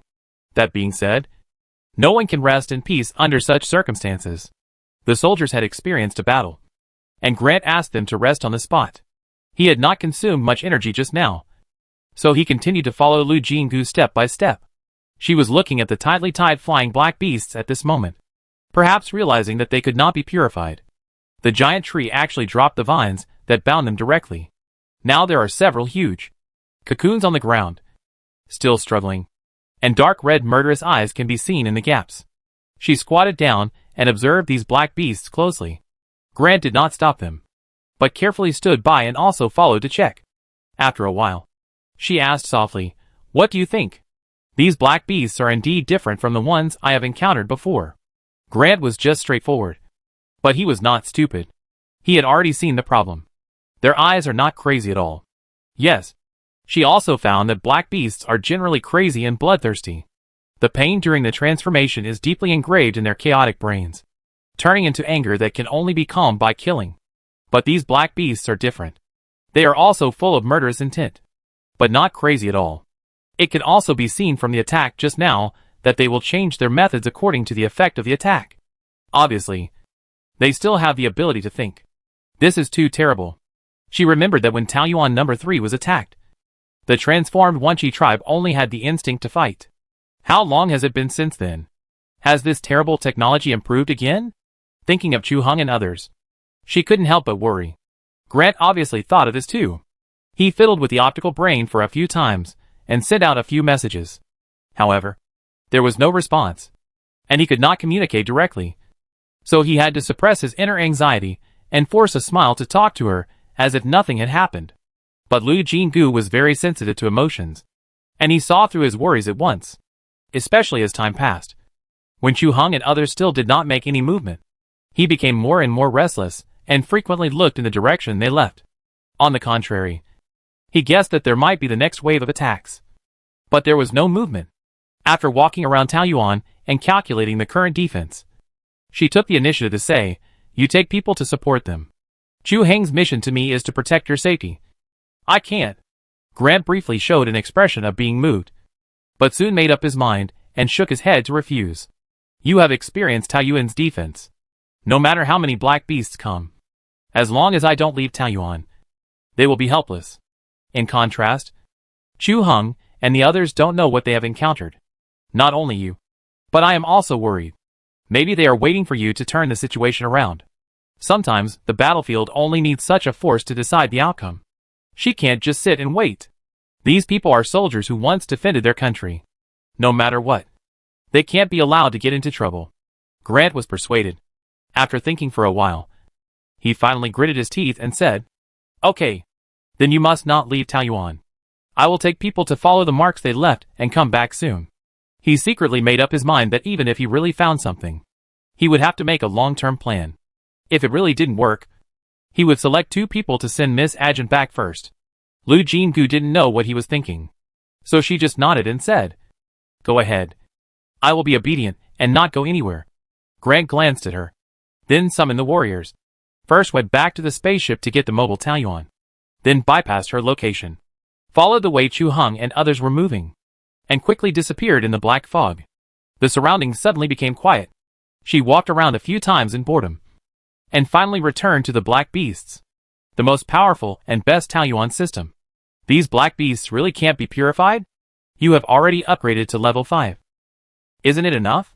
When she faced the Wanchi people before, she also asked the system this question, but didn't get an answer. At this moment, she was just too bored. Rather than expecting an answer, it's better to say that she was talking to herself. Who would have thought that the system would respond this time? The civilization panel lit up. Clicking it, among the many civilizations that looked like stars, there were only a few marked by the light ring. The names were all weird, like Sulati Civilization, Soul Supreme Civilization, 3 Second Civilization, etc. Anyway, she had never heard of them. Obviously, the system meant that if they could reproduce these civilization systems, they would have a way to deal with these transformed black beasts. The problem was that she had no idea how to revive these civilization systems. Moreover, not all civilizations were kind and peaceful. Some were like alien species with no natural enemies. Once introduced, they could cause terrible consequences. She would not forget the situation when the carp from the flower planting family became a disaster after going to the United States. This is different from the elves. Although the Alliance generally thinks that they are a legendary race, they are actually the original inhabitants of the universe. But they have been in seclusion for too long. After looking at all the circled civilizations, she sighed, "Alas, this method is not very practical. Can't my most awesome Taoyuan system think of another way?" She started to play the emotional card again. You can see that the Wanchi tribe is so miserable. Everyone thought that they were exterminated because they were pedantic and unwilling to leave their hometown. As a result, they were locked up for inhumane experiments.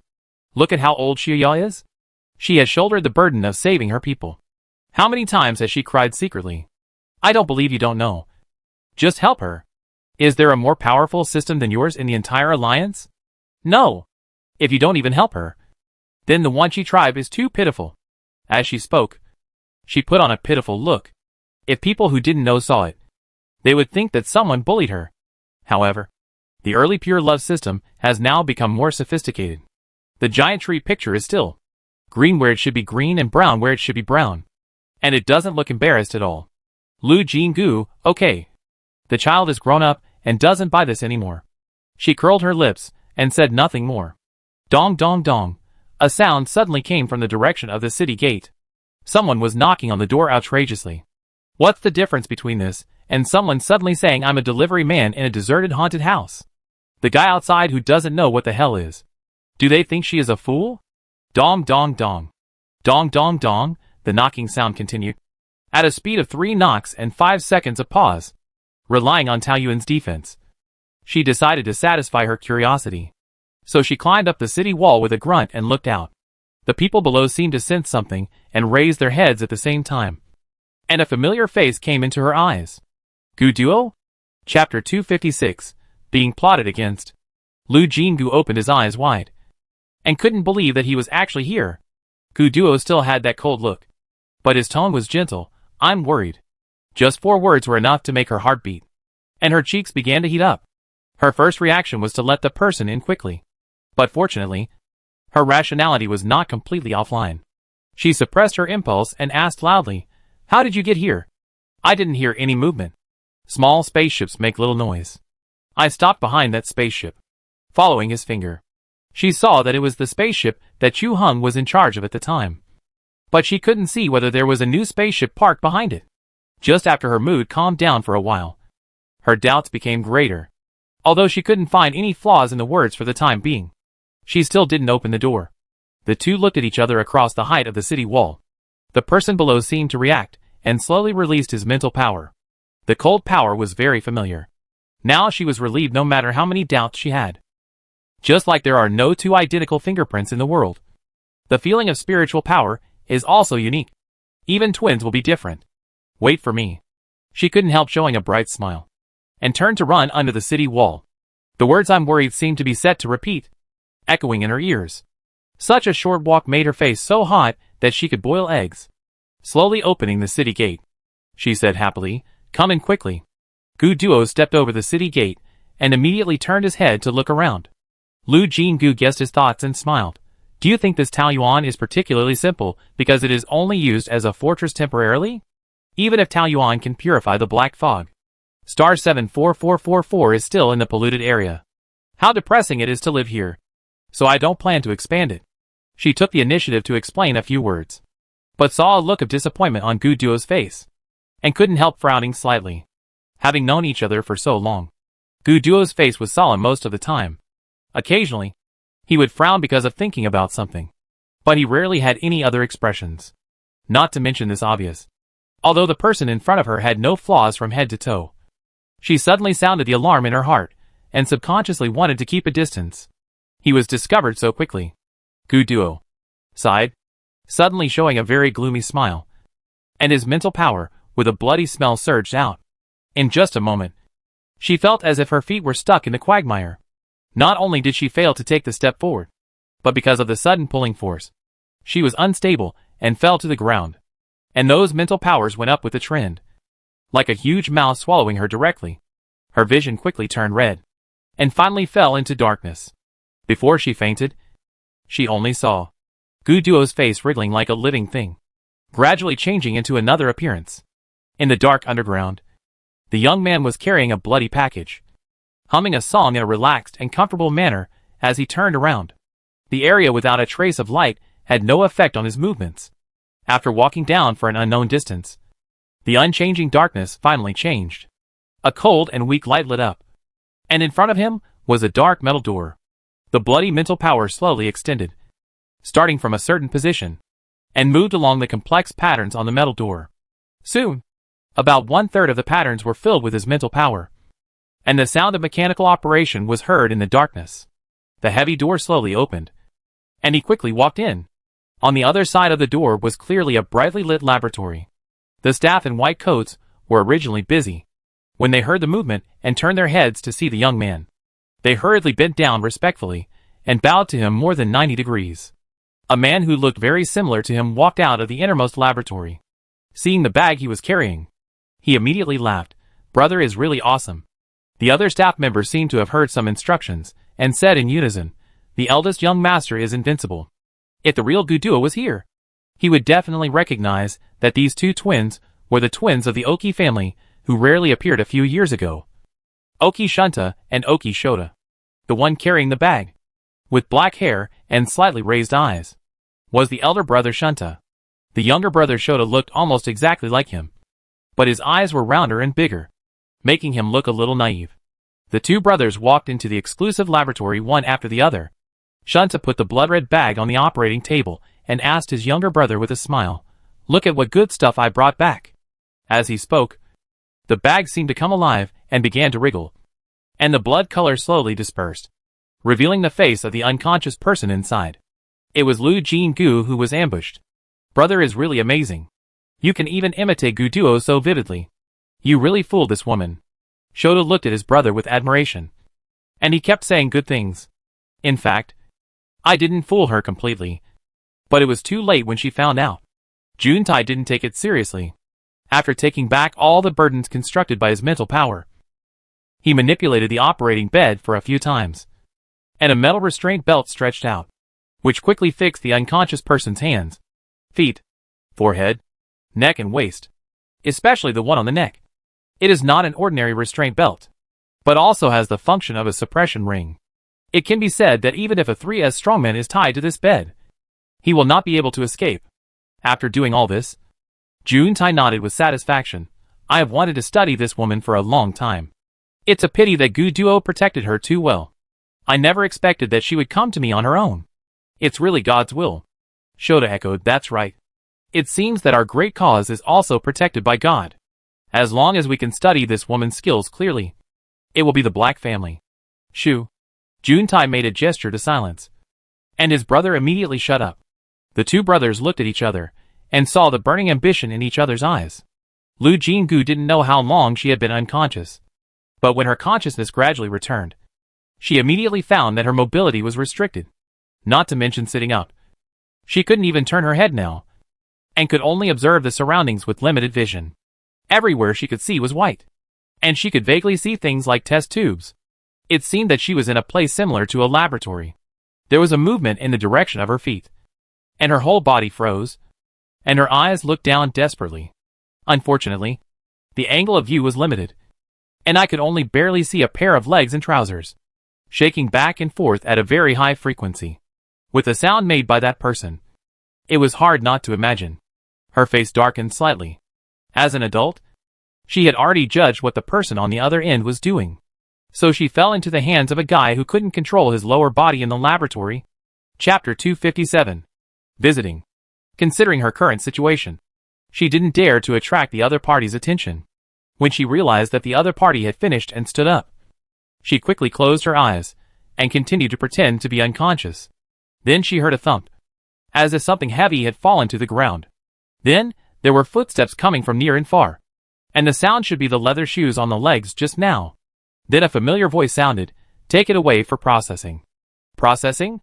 Processing what? Is it not going to deal with her?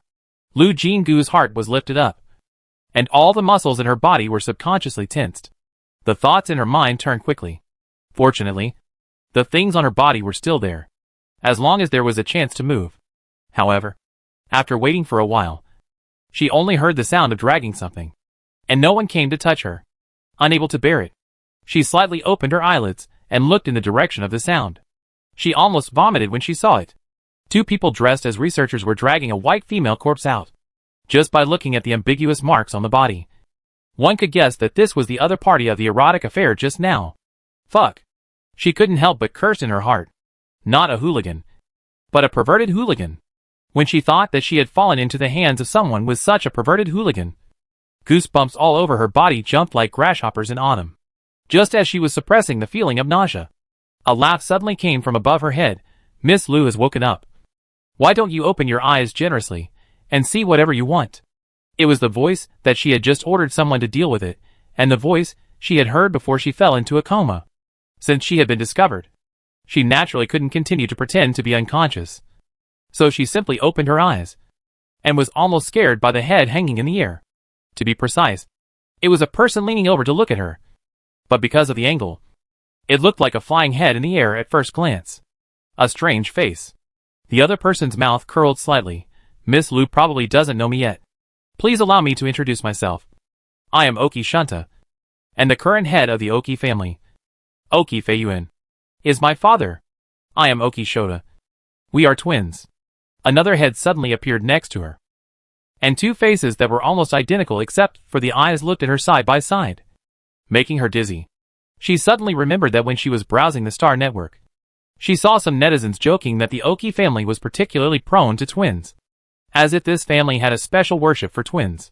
It's just that the traditional culture of the Oki family is different from the mainstream of the alliance. And even in marriage choices, they never choose the most popular Sia family girl. So it is always shrouded in a veil of mystery. But now seeing the twins, she thinks that the netizen speculation may be accurate, because she just realized that the two people who handled the female corpse also looked very similar. Assuming this is the secret laboratory of the Oki family, it is understandable that there are many twins.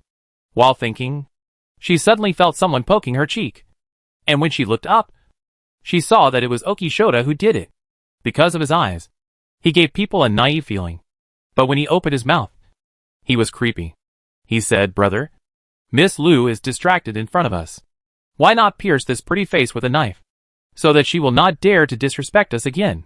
The terrible words and innocent look double the horror index. Lu Jinggu felt that his body temperature dropped by 1 degree because of fear from the skin he touched. Dachi Shunta smiled and grabbed his brother's fingers. "Shota, Miss Lu is our important guest. Don't scare her." His tone was very gentle. If he hadn't happened to catch the other party's perverted behavior, he might have been fooled. The two brothers walked to the left and right sides of the operating table and looked at her with the eyes of a little white mouse.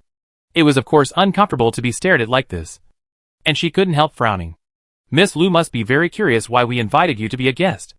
Is there such a way to invite people to be guests?" She showed a sarcastic look.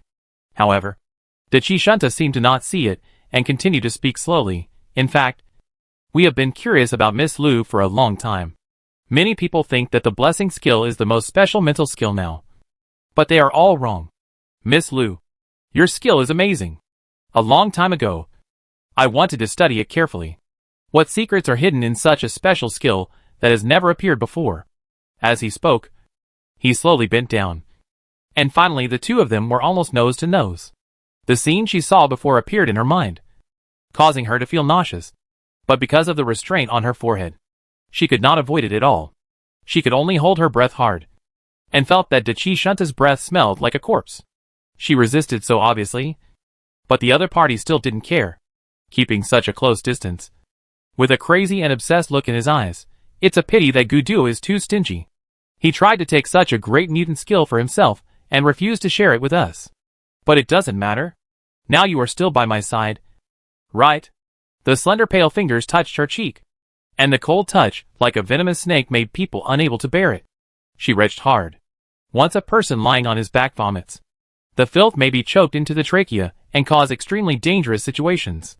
Dachi Shunta's face changed, and he quickly pressed it beside him. Lu Jinggu felt that the restraint on his forehead was loosened, and he quickly turned his head to the side. But her body could not move after all, and the filth still stained her hair and the operating table. Dachi Shunta, who just looked like he didn't care about anything, had quickly retreated to the door.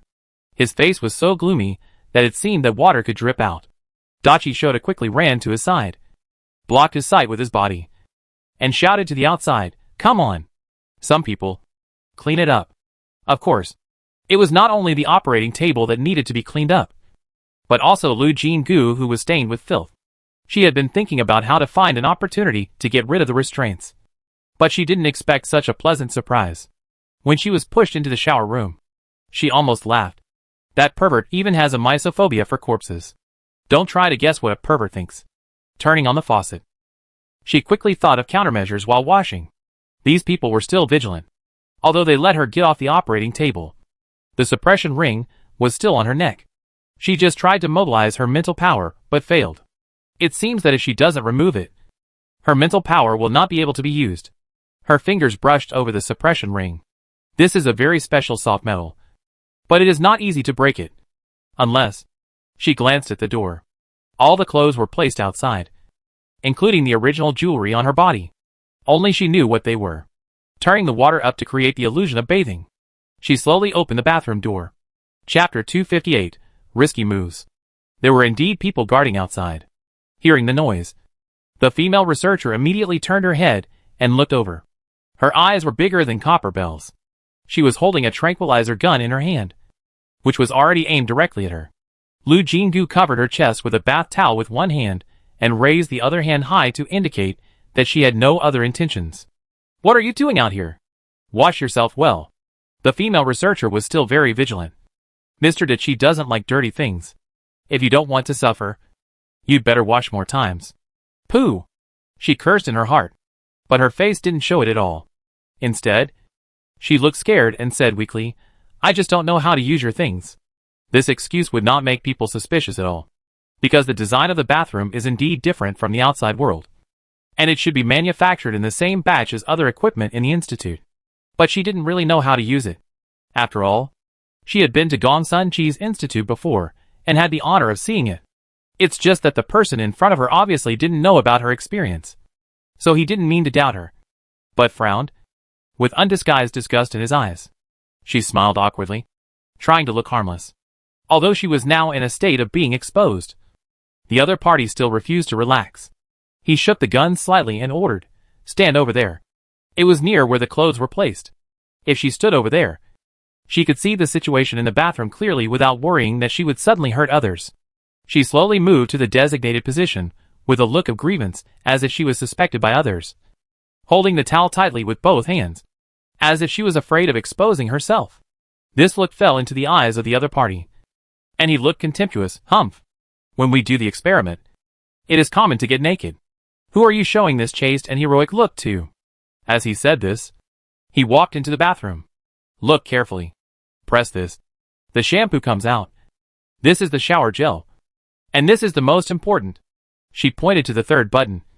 This is a disinfectant that is harmless to the human body. You must use this to wash your whole body thoroughly, at least 3 times. Otherwise, if you anger Mr. Dachi, you will suffer. After saying that, he stared at her and asked bluntly, Do you understand? I understand. She nodded quickly. So the other party came out first, stood in a safe position, and then motioned her to go in and take a shower. She still held the bath towel tightly, stared at the other party's contemptuous eyes, and walked into the bathroom. After closing the door, she deliberately sobbed in shame and anger, playing the image of a woman who was forced to expose herself vividly. As expected, there was no doubt outside, and there was a loud sneer. Standing under the water, throwing the bath towel aside, she suddenly had a necklace in her hand. The rope woven with the elf's hair shone a faint green light in the water, and the cute pistol looked more like a bath toy. But there is a third thing hanging on it. It is also cute in shape, and looks more like an ornament than a pistol. She hung it on when she armed herself with jewelry last time, but she has never used it. The main reason is that she knows her own business. She only knows a few anti-wolf skills learned in her previous life in close combat, and she will only suffer losses when she meets a real master. But now she is very fortunate that she hung this beautiful weapon on the rope at that time. She pressed hard on the cylinder that was only the length of her little finger, and a gap appeared in the middle of the cylinder. Then she pulled it along, and a small sharp blade appeared in her hand. She carefully lifted the suppression ring with her left hand, and the sharp blade entered along her fingers, and then slashed it outward with force. The restraint on her neck loosened, and there was a useless suppression ring on her fingertips. She breathed a sigh of relief. Fortunately, this set of cute weapons never disappoints people. Without the suppression of the suppression ring, she can mobilize her mental power at will. After a few quick rinses, she wrapped herself in a bath towel again, and then carefully moved the broken end of the suppression ring to the side and back, so that it looked like it was still fixed on her neck. And then she pushed open the bathroom door. You finished washing so quickly? The female researcher was clearly unconvinced. Let me check. If there is any part of your body that has not been disinfected, you have to wash it all over again. She pursed her lips and continued to show her acting skills, so as not to arouse the other party's suspicion at the last minute. The other party approached with a tranquilizer gun and ordered lightly, Put down the bath towel. She slowly let go, and in a flash, the mental power that was ready to go rushed out. Having personally experienced how Guduo used mental power to attack, she also followed suit, binding her mental power into a needle shape and stabbing it fiercely at the other party's temple. This attack method can only be used effectively by people above level A, because only those above this level can easily invade their brains. The female researcher reacted very quickly, sneered and was about to pull the trigger, while at the same time spreading her mental power outward, intending to use a two-pronged approach to directly subdue the disobedient person. However, an extremely cold feeling appeared along with her mental power. As soon as it came into contact with the opponent's mental power, It immediately went upstream, like a thorn in the flesh, and began to devour the opponent's power. Gu Duo, who was in a rage at the time, could not resist Huan's mental power. Not to mention that the female researcher in front of him was only a level. In just a blink of an eye, she fell down with her head covered. The terrible pain brought by the mental power being eaten alive made her unable to even shout. She could only faint and wake up repeatedly. It was no exaggeration to describe her feelings at the moment as dying.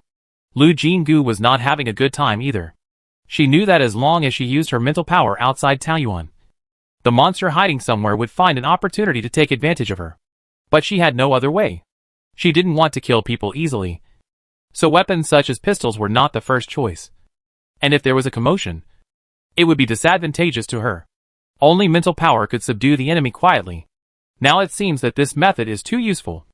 And the side effects are of course equally powerful. She can still try her best to maintain a trace of clarity, which is already a manifestation of resistance. After finally holding on until the female researcher finally stopped moving, she hurriedly called the Taoyuan system. The moment the system interface popped up, she seemed to hear a roar from deep in her mind. And then the cold feeling that even her thoughts were somewhat out of control disappeared instantly. Fortunately, she had something to restrain the other party. After standing for a while, she quickly put on her clothes, took off the researcher's white coat and put it aside, then used a knife to cut her clothes into strips to make ropes, tied the person tightly, and finally stuffed the person into the bathroom, turned on the water, pretending that someone was taking a shower, and she slipped away while no one was around. There couldn't be no cameras in the institute, but fortunately the Taoyuan system was very powerful in this regard, and could easily invade the other party's network and block the footage of her. By the way, Lu Jinggu also asked, "Can you copy all the information of the institute?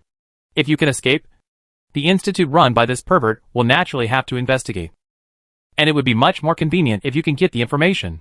But will the Taoyuan system be willing to help?" Chapter 259 Verify Identity. Considering that this system is always particularly negative when it comes to work that is not related to its main job, she hurriedly said, "This research institute is obviously problematic. It may be related to those black beasts that you cannot purify. Don't you want to analyze the other party's technology and make targeted updates to change this helpless situation?" The Taoyuan system was silent. She continued, "Now you are not an omnipotent system. You must work harder." Speaking earnestly, she was sure that the giant tree image of the Taoyuan system shook for a moment, and then quickly wilted. "Very good. It doesn't work to listen to too many compliments. So let's change to a hate iron and fail to make steel version. I don't believe that there is no one that can control you." After a few seconds, the system prompt appeared. "Data is being transmitted. Please do not leave the network range." She smiled secretly, but her face was full of satisfaction. "I know that our Taoyuan system is the best, invincible and unbeatable. I look forward to your update. You must save those poor creatures." The leaves of the giant tree picture shook, as if someone was nodding with a fist. Anyway, she saw the meaning of firm.jpg. While communicating with the Taoyuan system, she did not delay her from finding a way out in the research institute. Suddenly, footsteps came from the front. She looked around and flashed into a room marked as a utility room. At first glance, there were rows of shelves here, and there were indeed all kinds of sundries on them, from cleaning tools to spare tables and chairs. After a quick look, she quickly turned her attention to the door. The footsteps came from left to right, from near to far. She waited for a while, and was about to stick her head out to see. But someone suddenly covered her mouth. "Miss Jean." "It's me." Chu Heng's voice followed, relaxing her tense body. The other party walked in front of her, confirmed that she saw his face, and then slowly let go of his hand. However, the next second, a toy gun was pressed against his heart. Chu Heng looked down and smiled bitterly. "Miss Jean, if I am really an enemy, this kind of thing can't hurt people. Prove that you are not." Without much explanation, she just stared at the other party's eyes. This is because she was scared by Da Chi Shunta's skills. Chu Heng was helpless. "How do you want me to prove it?" She frowned. "Yes, that pervert can imitate people's appearance.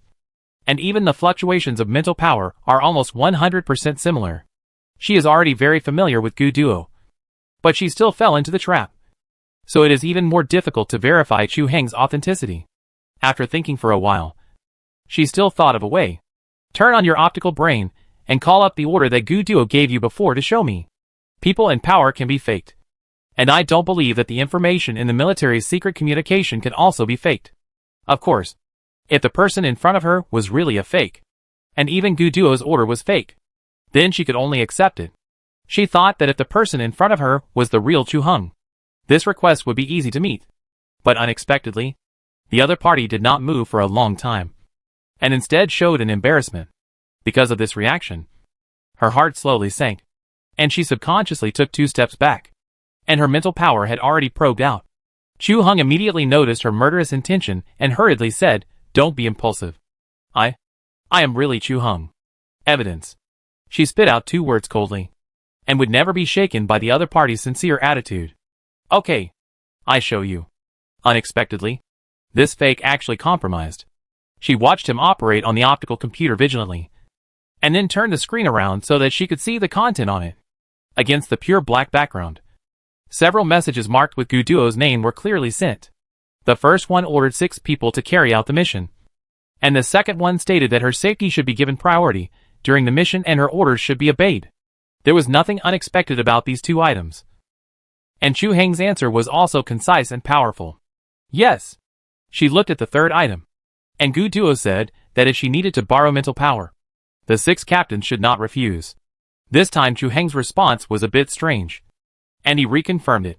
Only after the other party gave a second affirmative answer did he take on the task. Now she knew that mental power connection had a special meaning for the alliance members. And of course she would not find Chu Heng's hesitation strange. But she was more concerned about the authenticity of this order. However, after checking again and again, she really couldn't find any flaws.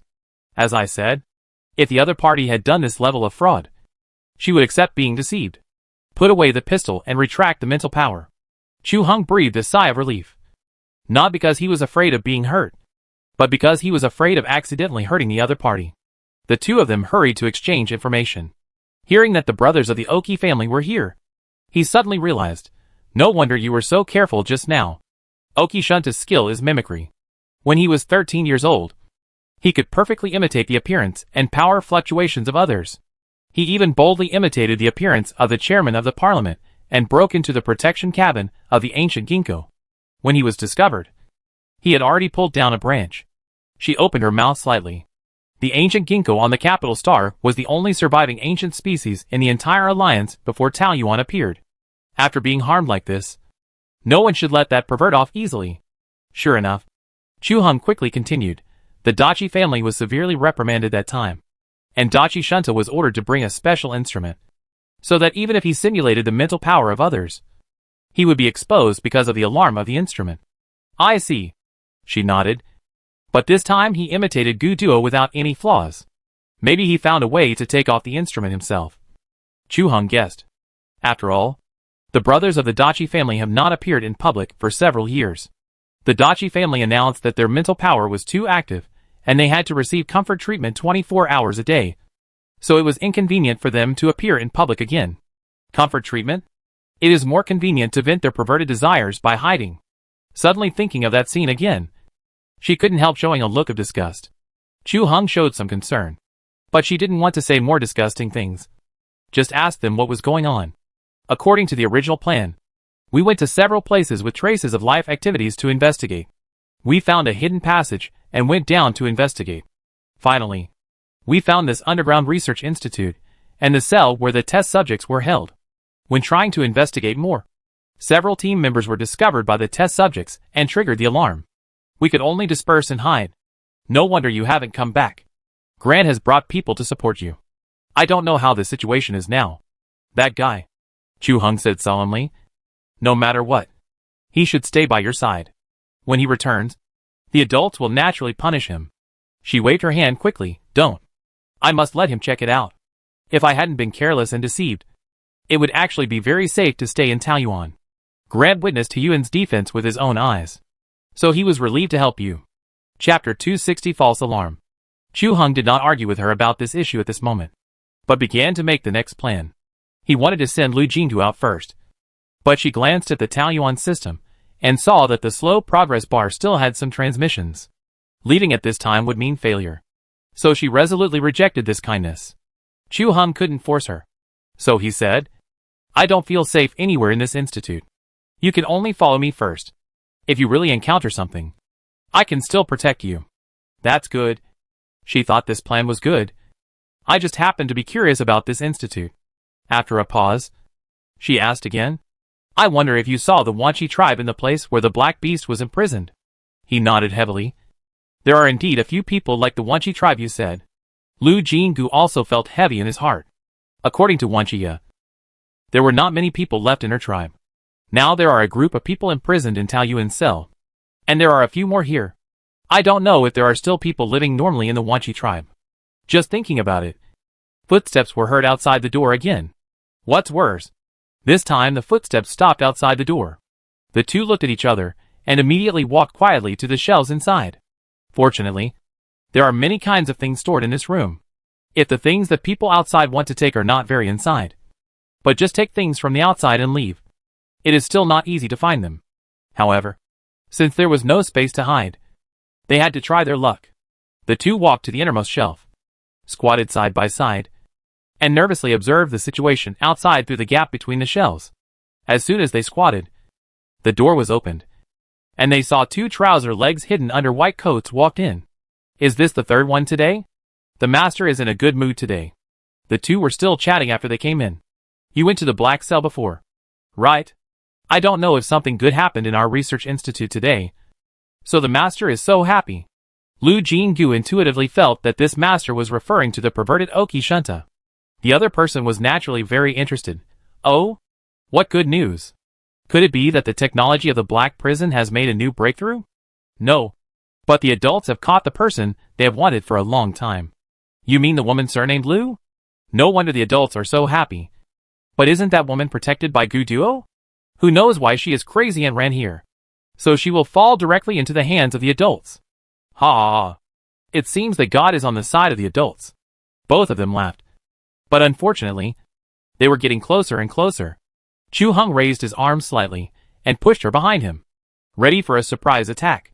But the two stopped in front of the last shelf, picked up something on the third layer from the ground, and walked away chatting again. After waiting for a while, they slowly stood up. Lu Jinggu touched his chest and smiled. I was so nervous just now that my heart almost stopped. As he spoke, he casually flipped through the things they took away, curious about what they were. As soon as he touched them, he was stopped by Chu Hung. Don't look at it. It's not a good thing. He said that. She became more curious, although she didn't insist on continuing to look, but asked, What is this? She looked directly at the shelf. It was neatly stacked, and she didn't know if it was a bag or something else. Seeing her curious eyes fall on it from time to time, Chu Hung was silent for a while, but still answered, It's a body bag. Very good. Now she not only knows what this is, but also what it is used for. Thinking of what the two people just said. Good mood. She couldn't help it for a while. Turned her head and vomited. Fortunately, she hadn't eaten for a while. Otherwise she would definitely vomit again. Let's go. Not wanting to recall those things again, she took the initiative to speak. Chu Hung nodded and took her out of the utility room cautiously. When they separated from their teammates, they had already decided on their respective tasks. He was going to the data room of the research institute to steal data and place bombs at the same time. When the agreed time came, he would use the explosion to create chaos, so that the other teammates could steal the test products in the cells. As a result, Lu Jingyu told him, Don't worry about the data. We will get it soon. He looked confused, but finally believed her words, and the two turned to place bombs. Just after one was placed, the whole laboratory suddenly sounded alarms. She had a flash of inspiration and whispered, It should be that they found that I was missing. She was quite surprised. This time was much longer than she expected. The security of this research institute was not very good. She didn't know that this secret research institute had existed for more than 10 years. Because it was in a contaminated area, there was no need to worry about someone breaking in and making trouble. If it weren't for Oki Shunta's eagerness to use her for research, they might have discovered the problem half a day later. Now that the alarm has sounded, the real search has not been effectively organized. The Oki brothers looked at their subordinates, who were nervous but still at a loss. And their faces were gloomy. Oki Shota's round eyes were full of murderous intent. And he said in a vicious voice, She dared to escape. Brother, Let me go and be caught. You go? Oki Shunta was obviously very hesitant. The latter knew what his brother was thinking and immediately promised, I will definitely catch her alive. Oki Shunta pondered for a long time and finally nodded, okay. But you have to remember that the dead have no research value. Her mutant skills are extremely important to us. You must control yourself no matter what. Brother, I will obey your words even if I die. Go. Wait for your good news. Oki Shota left in the fearful eyes of others. At this moment, Lu Jingu and Chu Heng didn't know that one of the twins had already been dispatched. But the alarm had already sounded. So they naturally became more cautious. As a result, they didn't see the patrol team for a long time. People who were used to staying in the strict discipline of the 7th Army were very confused. They looked as if it was a false alarm. For the sake of caution, the two of them hid when they heard the alarm. But they wasted some time. Now they quietly went to the next target. However, at this moment, a strong and explosive mental power suddenly swept across the entire research institute. When two mental power masters meet, if one of them suddenly releases his power, the other will subconsciously mobilize his body protection chi. That is, his mental power to resist. Just like those peerless masters in martial arts novels. Chu Heng was in such a state at the moment. He was S-level. When he encountered such a terrifying and undisguised hostile mental power, he instinctively mobilized his power to resist. The next second, the sweeping power instantly pointed to a clear direction and tightly wrapped around him. Chu Heng's face changed. No. I've been discovered. Chapter 261 Mental Bomb. Ajin. Run. Chu Heng pushed her. Just now, when this mental power was just scattered aimlessly, he felt that he could still fight. But when they were clearly targeting him, he found that he was wrong. This mental power was violent, restless, and full of murderous intent. Just locking him like this made him tremble all over and almost lose the power to resist. So he could only let Lu Jingu run fast. She was not locked yet, which meant that she was not exposed to this terrible mental power and had hope of escaping. And he, Chu Heng, had made up his mind to drag this terrifying enemy no matter what. The person he pushed away just stared at his eyes. What he didn't know was that when people realize that death is about to come, they always have some instincts. And now, she saw the will to die in the other person's eyes. So although she was not locked by that mental power, she still made a judgment. The newcomer was very strong. So that before the two sides fought, Chu Heng had already made up his mind to die. If it were before, she might have left without hesitation and asked for help as quickly as possible. This was a judgment based on her own strength. But now she has the strength to fight. But the sequelae are too severe. But she asked herself, can she give up Chu Heng's life because of the sequelae? The answer is no. So she did not retreat but advanced, standing side by side with him in Chu Heng's stunned eyes, and said quickly, if I have something wrong later, don't try to do anything with mental power. Just knock me out and take me back to the paradise as quickly as possible. What? Chu Heng looked puzzled. But there was no time for him to ask more questions. A figure walked out from the corner in front. Oik Shota's face, which always had a naive feeling, was now filled with a cruel smile. He said in a tone like a child finding a new toy, oh, look what I found. A little mouse? A new toy for running away with his brother. Lu Jingu felt a chill, and felt that the brothers were not normal. She couldn't help but shudder because of the fear of abnormal people. This action was misunderstood by Chu Heng. He moved slightly, hiding the person behind him, and made a gesture of running away with his hand behind his back. The next second, Oki Shota's mental power rushed over violently. Different from any power she had ever seen. His mental power suddenly dispersed into countless balls before it touched them. Each one was the size of a volleyball and flew directly towards them. Chu Heng's face changed, and he suddenly remembered a sentence that Gu Duo had mentioned inadvertently. Oki Shota's mental power skills have been concealed very well, but it seems to be related to the explosion. He poured out his mental power without hesitation, forming an extremely thick barrier in front of him, and started the mecha at the same time. The collision of the forces of both sides and the protection of the graceful mecha almost happened at the same time.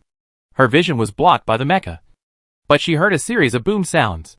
It was as if a large number of bombs exploded behind the mecha at the same time. The resulting force made the mecha vibrate constantly. She subconsciously looked up, but found that she could not see Chu Heng's face through the mecha. But she felt that even if she was protected, She could feel the fluctuations of the explosion. Even with the protection of the mecha, Chu Hung must be very uncomfortable. The explosion seemed to never stop. The huge and heavy mecha actually began to slowly retreat because of the impact. She seemed to hear a muffled groan coming from the mecha. Chu Hung must be injured. It's not okay to passively take a beating like this. Her eyes sank, and she quickly opened the Taoyuan system, silently saying in her mind, Almighty system, if I lose consciousness later, can you automatically pop up the interface? The system was silent. Generally speaking, this means can't or rejection. Well, she was too greedy. Okishota's voice came, why don't you move? Maybe you are a turtle, and you will only hide in your shell when you encounter danger? As if he thought he had told a great joke. He laughed and said, but it's useless. Even if you hide in the turtle shell. The voice suddenly became fierce. I can blow it up. The terrible pressure came. Lu Jingu couldn't help but look out. And the picture made her eyes shrink. Okishota's mental power was compressing at a high speed. And a blood-colored mental power sphere appeared between the two sides. The diameter was estimated to be more than 50 centimeters. And it was still getting bigger. You can imagine how terrible the power would be once it exploded. We really can't delay any longer. Chu Hung noticed her movement of looking out, and was about to press her back. But suddenly his movement froze. A chilly feeling came from her bosom, and quickly attached to the mecha. At this time, Lu Jingu still had her sanity. She gritted her teeth and fought with those cold tentacles for control of her mental power, forcing them to bypass the mecha in front of her and rush towards the red mental bomb ball that had grown several times larger. Fortunately, compared to Chu Hung, who had already consumed most of his energy, Okishota's power was a real feast for Huan's mental power. Therefore, as soon as the two sides came into contact, she didn't need to continue to control it at all. The chilly power couldn't wait to pounce on it. If you look closely, you will find that the blood-colored ball suddenly seems to be covered with a layer of gray gauze. And the color suddenly dims. Okishota had been laughing pervertedly. But the sound stopped at this moment. And he said in shock and anger, what are you doing? The ice froze in her eyes, and slowly climbed up her eyes. Although Chu Heng's mecha still maintained the posture of encircling her in his arms. In fact, the two of them had already separated by a small distance. Chu Hung looked down in doubt. But he was in the mecha, and the size difference made him only see the top of Lu Jingu's head. But the feeling was not wrong. Miss Jean at this moment made him feel extremely dangerous. If it were not for the creed that soldiers obey orders, he might have been unable to resist attacking her at this moment. Lu Jingu felt very uncomfortable. Of course, no matter who it was, if there was an octopus in their brain, they would not feel good when they were rampaging. What's more, this octopus was constantly fighting with her for control of consciousness. As time passed, the power of the octopus continued to increase, and she began to lose her perception for a short time. Then she suddenly woke up. Just like when a person is extremely sleepy, but can't sleep peacefully, causing the heart to palpitate uncomfortably, and the whole person is in a trance. But she had to persist. Once she completely lost control, she would really not distinguish between friend and foe. She suddenly bit the tip of her tongue hard, in order to stay awake temporarily. She didn't hold back at all this time, and immediately tasted the taste of rust in her mouth.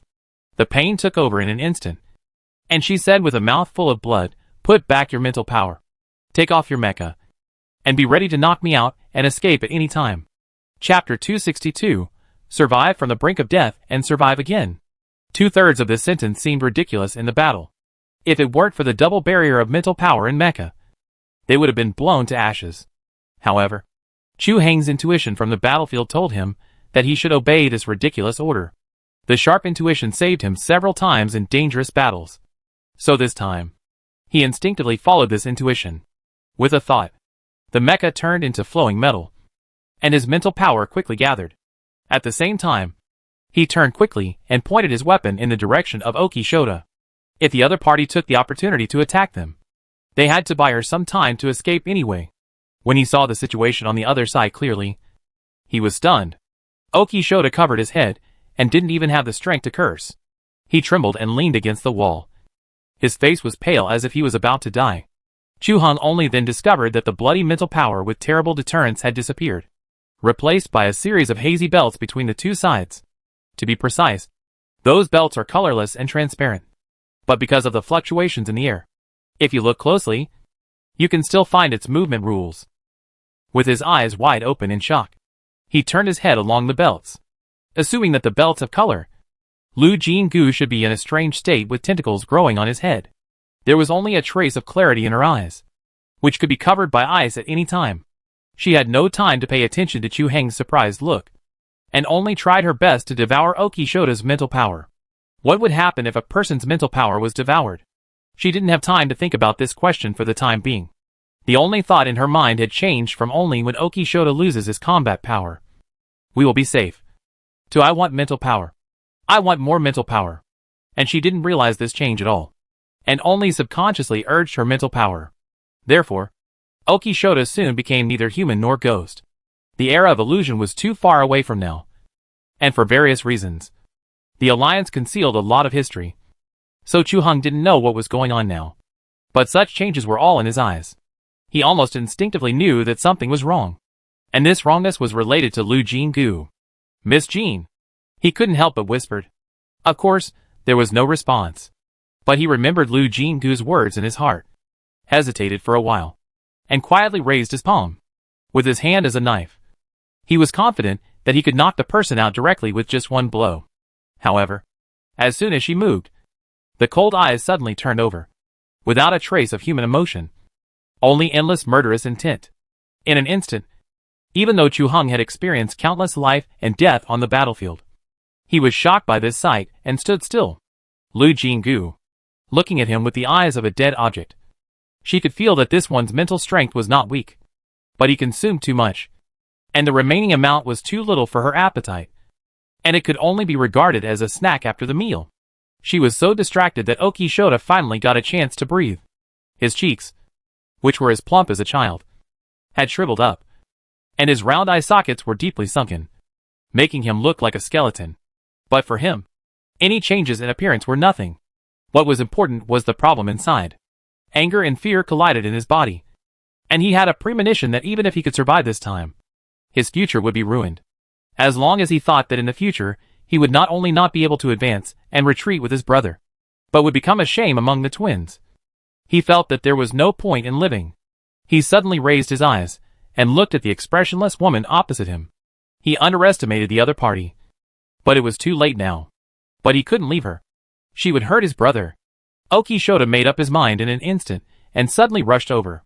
The distance between the two sides was not far, so in a blink of an eye, the three of them had gathered together.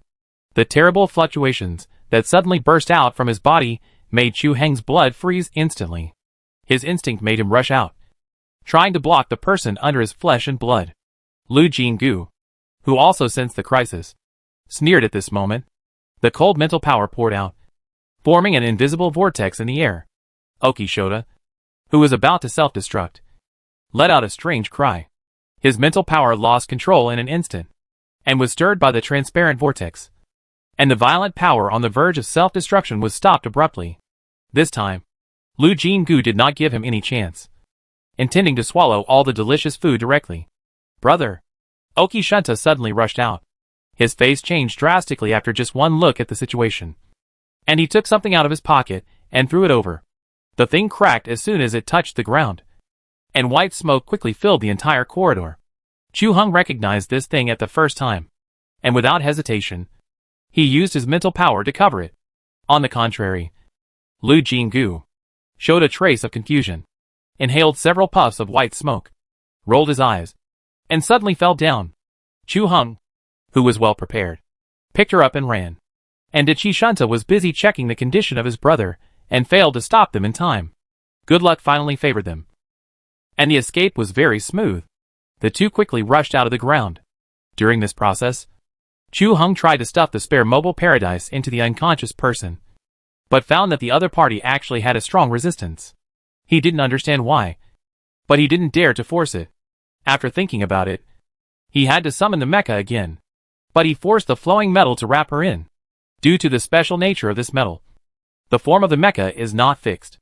It is also allowed to cover comrades in arms when necessary, but this will affect the combat effectiveness of the mecha.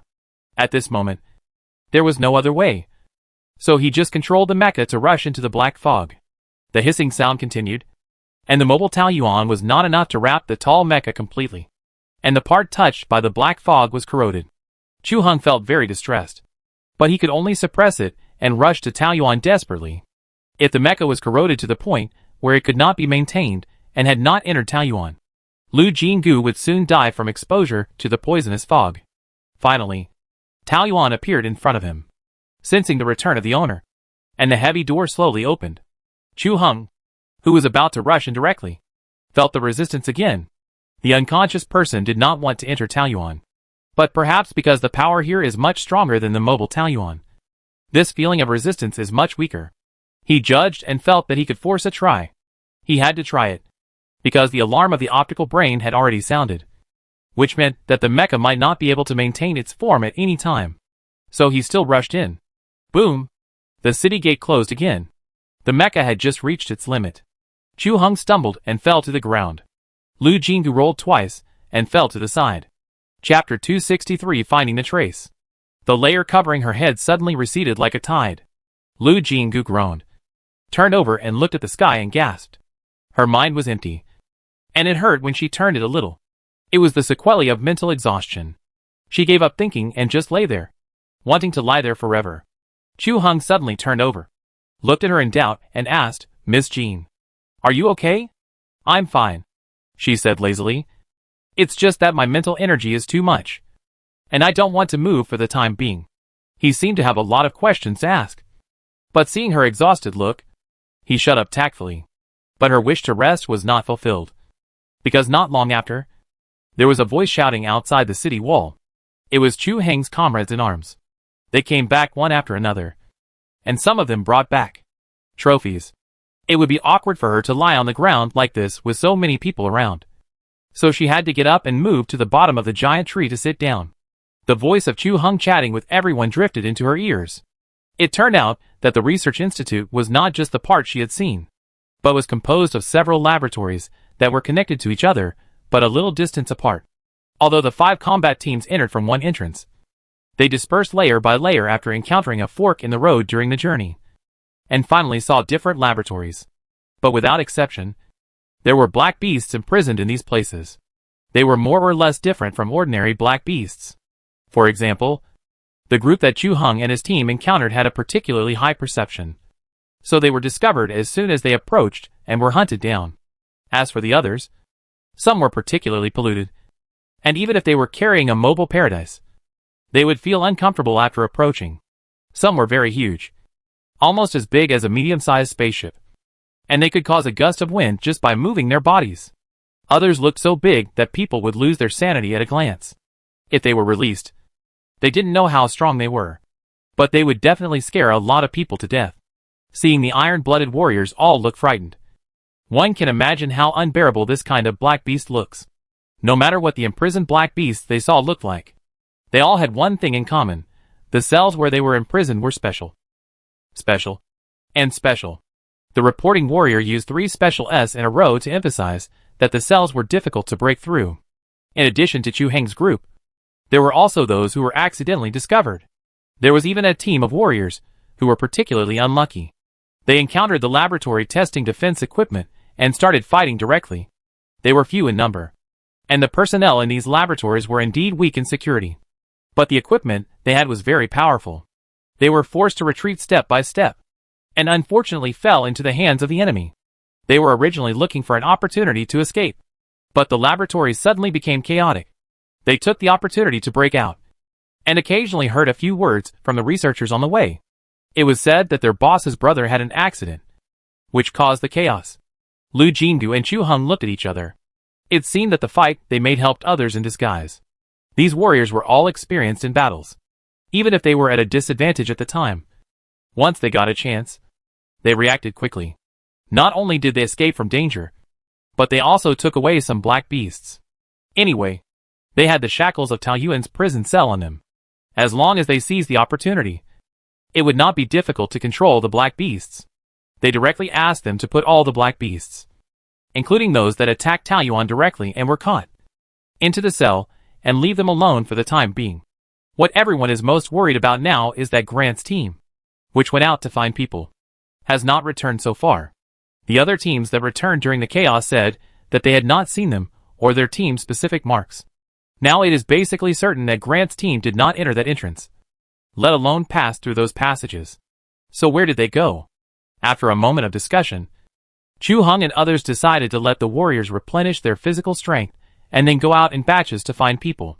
But no matter what, Taoyuan must leave a team here, and there must be no more unexpected situations that will put her in danger. After the discussion, everyone rested on the spot. In 10 minutes, the two teams would set out to search for people. But before they took action, a man from Grant's team suddenly returned.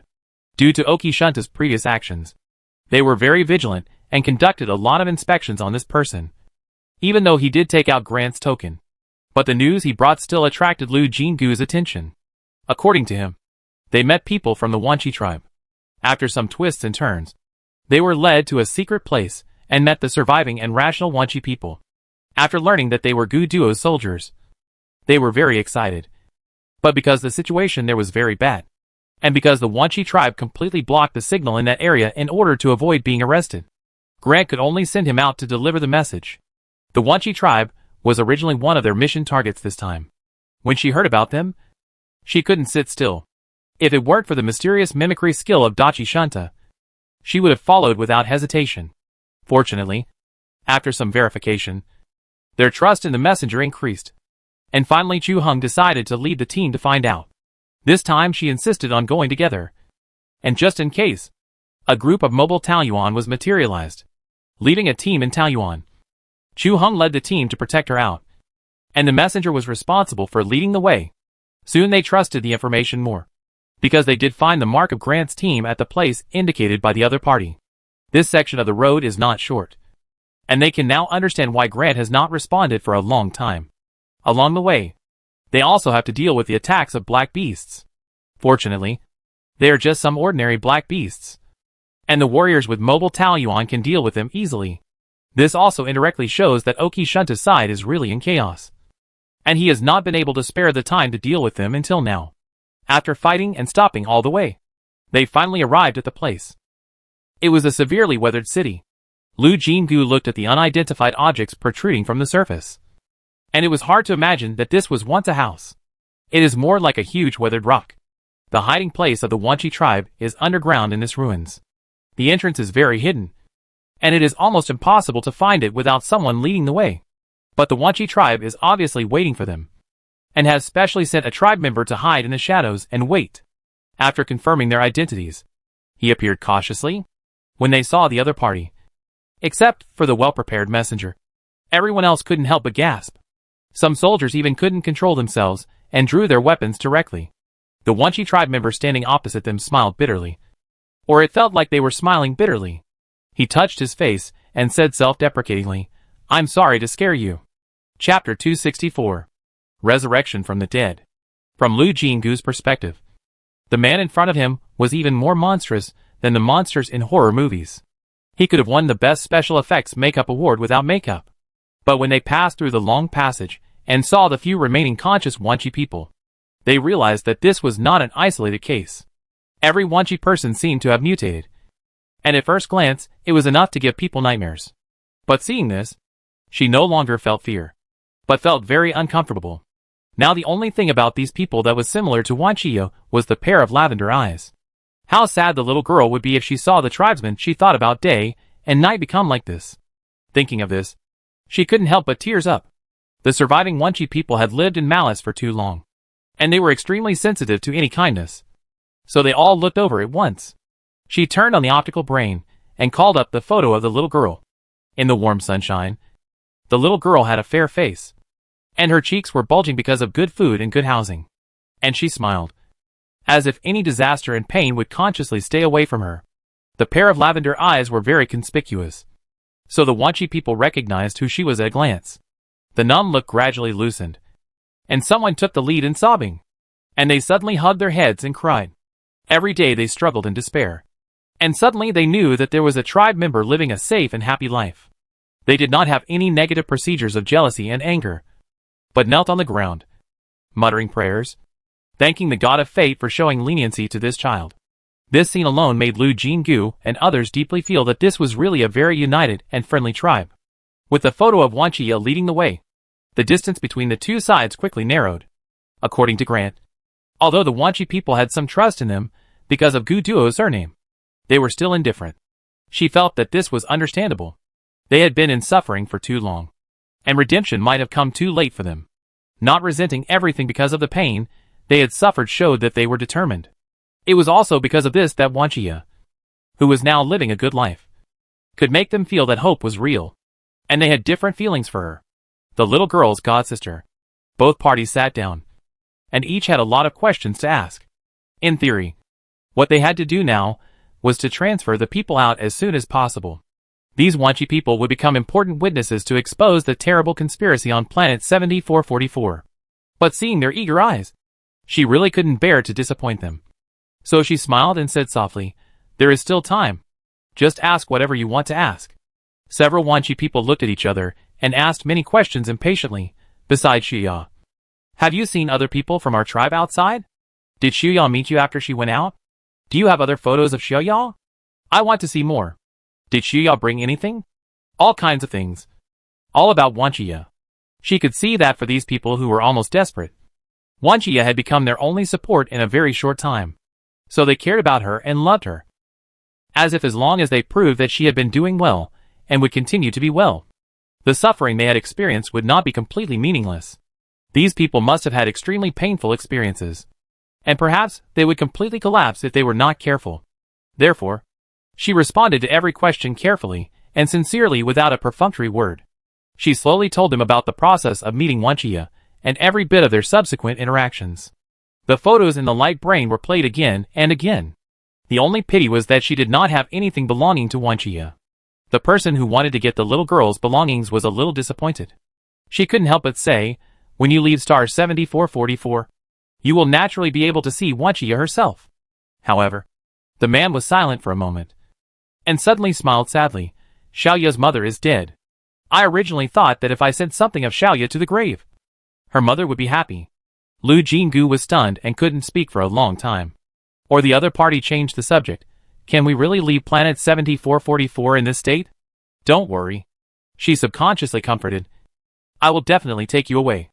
"And your face? Is it the result of poisonous fog erosion? After the toxins in the body are eliminated, maybe it will get better." However, they just looked at each other, smiled bitterly, and shook their heads. "We all escaped from the laboratory. I'm afraid there is no chance to recover." She was shocked to find that they had actually entered the laboratory, and asked quickly, "How did you escape? What about the others?" When they slowly explained their experiences, she realized what escape meant. In fact, they did not escape by themselves, but were thrown away by the laboratory. The transformation of black beasts requires the injection of a drug, which has a certain chance of failure, and they happened to be failed works. After the extreme pain, they did not survive. After confirming the death, the Institute will gather these black beasts that failed to be transformed together, but probably in order to save energy. They will not deal with the corpses every time, but will deal with them uniformly after accumulating a certain number. And they were thrown there. After being in the cave, he woke up again. Although his body had mutated, he was still rational, and his various indicators of being alive were normal.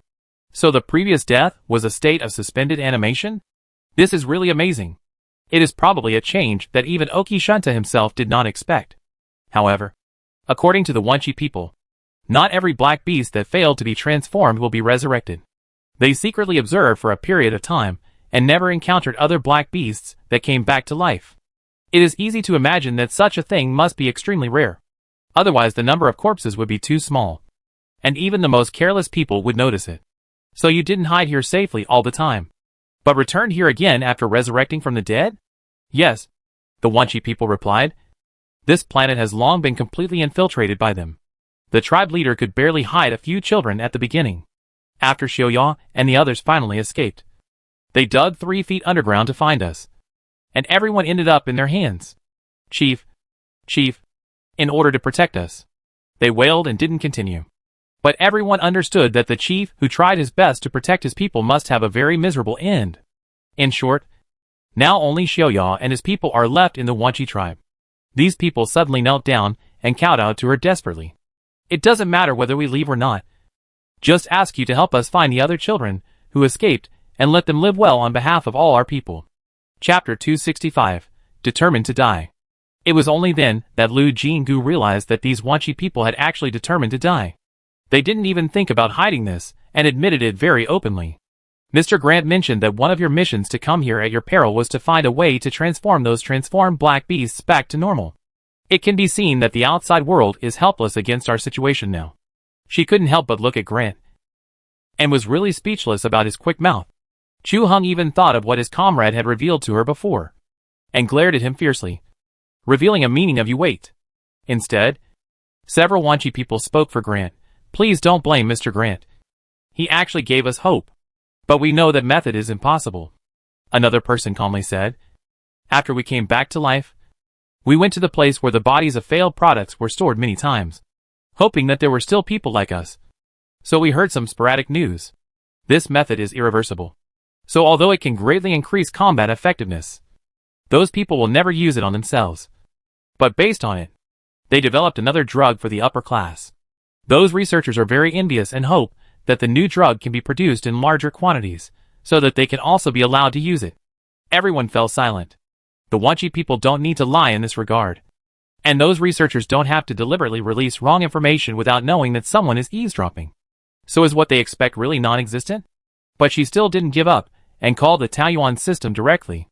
Fortunately, before she was forcibly taken away from the research center, the data had been downloaded. System. Are there any methods to transform the black beast and restore it in those materials? After a short silence, the system prompt popped up. No. The sequelae of the previous mental exhaustion had not completely disappeared. Under such a blow, she could not control her body, and shook for a while, almost sliding off the chair. Chu Hung immediately supported her, and asked worriedly, Miss Ajin, are you okay? You don't have to be sad for us. The Wanchi people looked at her calmly. We have long been prepared to face death. The reason why we are lingering is that the tribe leader once said that no matter how painful it is, we hope that someone can stay. In case the children who escaped have news, at least tell them to live well. They showed a relieved smile. Fortunately, we have completed the tribe leader's instructions, and really waited for the news of the children. A very uncomfortable atmosphere spread, and everyone could see that the vitality of these Wanchi people was rapidly declining.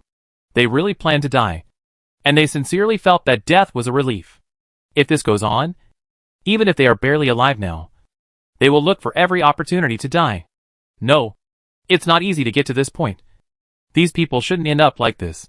The expression of Wanchia every time she mentioned her clan members flashed before her eyes. Lu Jingu clenched her fists tightly, and suddenly said, You are wrong. Things are not over yet. And you can't die. Several Wanchi clan members looked at her indifferently, but didn't respond, fearing that they would suddenly commit suicide. She quickly said, Don't say that only Wanchia is living safely now. You leave these things to me. Why should I agree? The atmosphere tensed up in an instant. The bodies of several Wanchi clan members, which had originally softened, suddenly tensed up, and their strange faces flashed with surprise. It can be seen that they really haven't thought about this problem. She was with the army commanded by the Gu family, and came here at the risk of danger. So they subconsciously felt that this was someone who could be trusted. But now? She asked. Why? After being stunned, they were at a loss again, muttering, But you are a good person. She interrupted him directly, Because I am a good person. Should I suffer a loss? This time, not only the Wanchi people, but also the warriors secretly looked over. She had no time to pay attention to the various meanings in their eyes, and her voice became colder. I am still a businessman. A large group of people are waiting for me to pay wages and support me. To be honest, even if it is Wanchia, she only got a place to live by working for me. Didn't you hear me just now? I bought her as a slave. You don't think that a slave will be raised by me like a little princess? The Wanchi people were dumbfounded. She did mention the process of discovering the little girl just now, but because Wanchia didn't look bitter in those photos, they subconsciously skipped this point. Lu Jingu sneered at their reaction. You just asked me to continue looking for other children, but you didn't mention anything about compensation. Do I look like a philanthropist? But you. Several Wanchi people were confused, and they kept saying you for a long time without saying a complete sentence. Some warriors were not good at hiding their emotions, and their eyes were full of anger and contempt. But she also felt a different gaze, and it was Chu Hung who looked out of the corner of her eye. His gaze was as gentle as water. And he smiled slightly when he noticed that she was peeking at him. Fearing that this expression would attract the attention of the Wanchi people and make all her efforts go to waste, she immediately looked away and continued to put on a cold face. Anyway, it's impossible to do a loss-making business here. If you want me to find children and let me take them in, that's fine. I pay you. She crossed her legs, spread one hand in front of her, and shook it twice with her palm facing up, as if she was asking for a debt.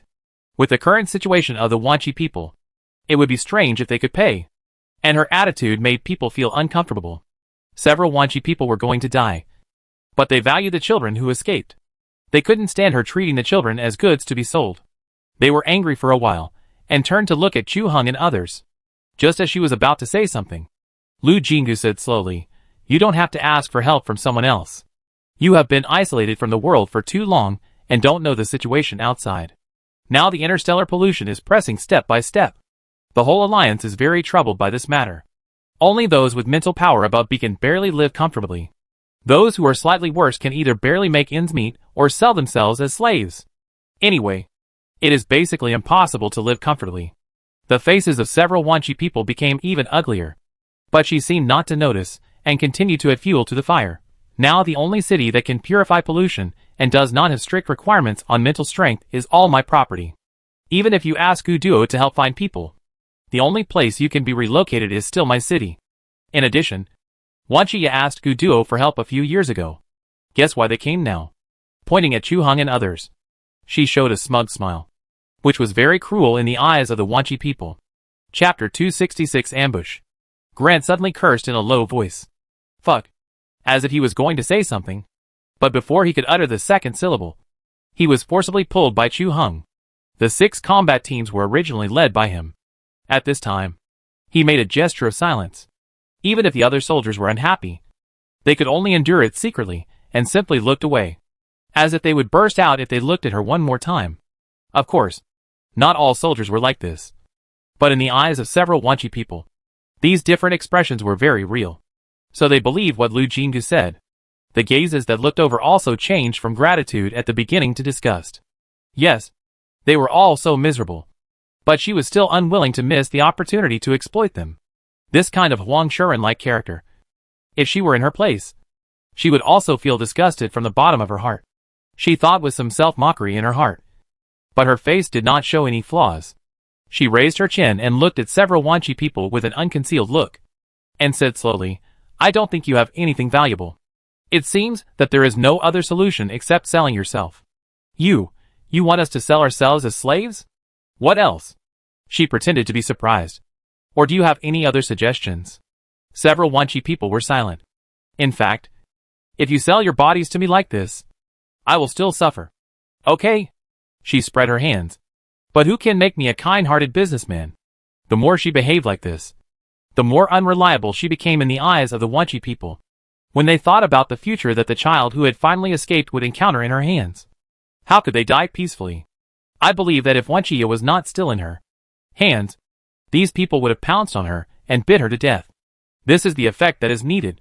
She raised her eyebrows and asked impatiently, "Have you thought about it? I make millions every minute, so I don't have time to waste with you." Sure enough, several Wanchi people gritted their teeth and said, "We agree to sell ourselves." She looked at them suspiciously for several times and muttered, "You agreed so easily. Are you trying to trick me?" Before they got angry, she asked Chu Hung to take out the shackles. After all, they were afraid that if the truth was revealed, these people would lose the motivation to live again, while the cells in Taoyuan could guarantee that they would not even have the chance to die. But in the eyes of others, this was a real insult. But Chu Hung suppressed the noisy warriors again, took out a few shackles, and took the initiative to help. So he was also baptized by the angry eyes of the Wanchi people. Some people even dared to curse. Scum. Grant showed an angry and helpless expression. If his good comrade was insulted at other times, he would have jumped up and fought back. But now Chu Hung, aiding the evil, he felt it was unreasonable to get angry. The person involved was very calm. He carefully put shackles on several Wanchi people, and didn't even frown at their anger. As soon as the shackles were put on, their names appeared on the management interface of the cell. She quickly set them one by one, temporarily setting the sentence to life imprisonment, and specially noted that self-mutilation, suicide and other behaviors were absolutely not allowed, and other rules for controlling behaviors were suspended. In this way, unless they hurt themselves, the cell would not have any restrictions on them. After doing all this, she breathed a sigh of relief, nodded gratefully to Chu Hung, stood up and said, "Let's go." I don't know if Dachi Shunta has taken any action. Due to Guduo's order, the soldiers performed the task reluctantly and still protected her in the middle. But the atmosphere was completely different from when they came. The situation of no communication was instantly broken when they left the underground. The leading soldiers noticed something was wrong almost as soon as they showed their heads, and they quickly dispersed to find shelter while whistling warnings. However, they were in the process of climbing out of the underground cave, so they naturally lost the opportunity. She only heard a sound of "Bye," and the person who was walking in front of her and had just climbed out halfway suddenly stopped moving, feeling something was wrong. She subconsciously wanted to pull the person in front of her, but Chu Hung pushed her aside and shouted, "Don't look." She felt even more panicked, and she instinctively turned her head, but she still saw the person who was pulled into the passage out of the corner of her eye. In other words, only half of the body was left, and the soldier disappeared from the chest up. Trembling all over, she bit her lips desperately and managed not to vomit on the spot. The people who had already gone out had no time to come back, so Chu Hung could only loudly command the rest of the people to retreat. The situation was too unfavorable for them. The passage was narrow, and there was heavy firepower outside. If the enemy attacked recklessly, they might be buried alive. In order to let everyone know the tension of the situation, he directly said this situation. Lu Jinggu's hands and feet suddenly became cold. In her previous life, when she was buried by a landslide, she had a brief moment of clarity, although she died and traveled through time in an instant. The terrible feeling was deeply engraved in her bones. She felt difficulty breathing whenever she thought about it. But now, she was facing such a situation again. She subconsciously took a deep breath and tried to comfort herself. The situation is not that bad. But the effect was not good. She began to feel stiff hands and feet. There was the sound of exchange of fire outside the cave, and screams were heard from time to time. Chu Hung and others looked very ugly. Everyone understood that the possibility of survival of the comrades who went out first was very small. But they could not be impulsive, and could only suppress the pain and continue to retreat. Only by bringing the enemy in could they occupy the advantage of the terrain, destroy the opponent's heavy firepower weapons, and strike the opponent. Grant retreated while contacting the people who stayed in Taoyuan, but learned that a tide of black beasts had occurred there. The modified black beasts gathered those ordinary black beasts by some unknown means. Now Taoyuan and the 6 spaceships were submerged by a large number of black beasts. Although the remaining combat team was not in danger with Taoyuan as their base, they could not rush out to support. After Dachi Shunta reacted, he was indeed very difficult to deal with. Faced with this situation, Chu Hung and others had no other choice but to retreat to the hiding place of the Wanchi tribe. At least the place here is large enough and has been specially reinforced. In fact, the Wanchi tribe told them that there are several other passages here, but since they were swept by the Research Institute, most of the passages have been abandoned, and they have to be cleaned up before they can use them. And they obviously don't have time. Not to mention that Dachi Shunta may not deploy defenses in other places. Rather than gambling on luck, it is better to fight with your back to the wall. Chu Hung and others calmly commanded everyone to deploy defenses temporarily, and the Wanchi tribe members took the initiative to join them. They had a lot of opinions about Lu Jinggu and Chu Hung, but they were still grateful to the other warriors. After all, they had been transformed. Although they were failed products, their strength was actually extraordinary. At least their strength was several times greater than that of ordinary people. With their help, we managed to set up a defensive structure before the enemy rushed in. Chapter 267 The Purpose of the 7th Army. Lu Jinggu never expected that the one who led the ambush was actually Dachi Shunta himself.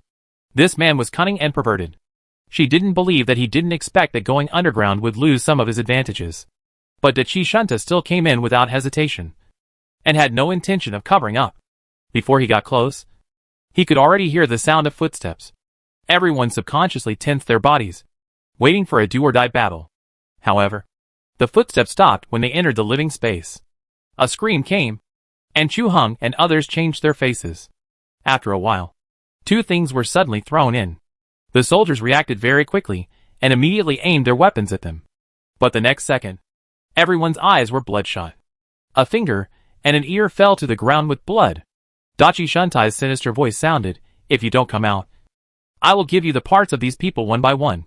Followed by a shout, "Captain, leave us alone." There was no movement after just one shout. But there were clear sounds of punching and kicking, which must have been suppressed by violence. The comrades who rushed out first were still alive, which made the soldiers feel a little relieved. But when they thought of the situation they were facing now, they clenched their fists again. Dachi Shuntai was talking again.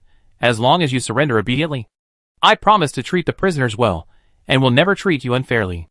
Of course, if you are willing to be loyal to me, I will treat you as guests of honor." Bah! Don't believe a word of what this pervert said. Lu Jingu couldn't help but whispered. Others naturally knew that Dachi Shuntai was not a qualified trading partner. Not to mention that they were the 7th Army, which honored loyalty. And they would never choose to surrender to the enemy even if they died. It's just... After 5 minutes of suffocating silence, Dachi Shuntai sneered, "It seems that you don't understand my sincerity enough." Everyone felt something was wrong. But before they could say anything, another suppressed groan came. 2 fingers were thrown in next. All the soldiers' eyes were red, and they all stared at Chu Hung.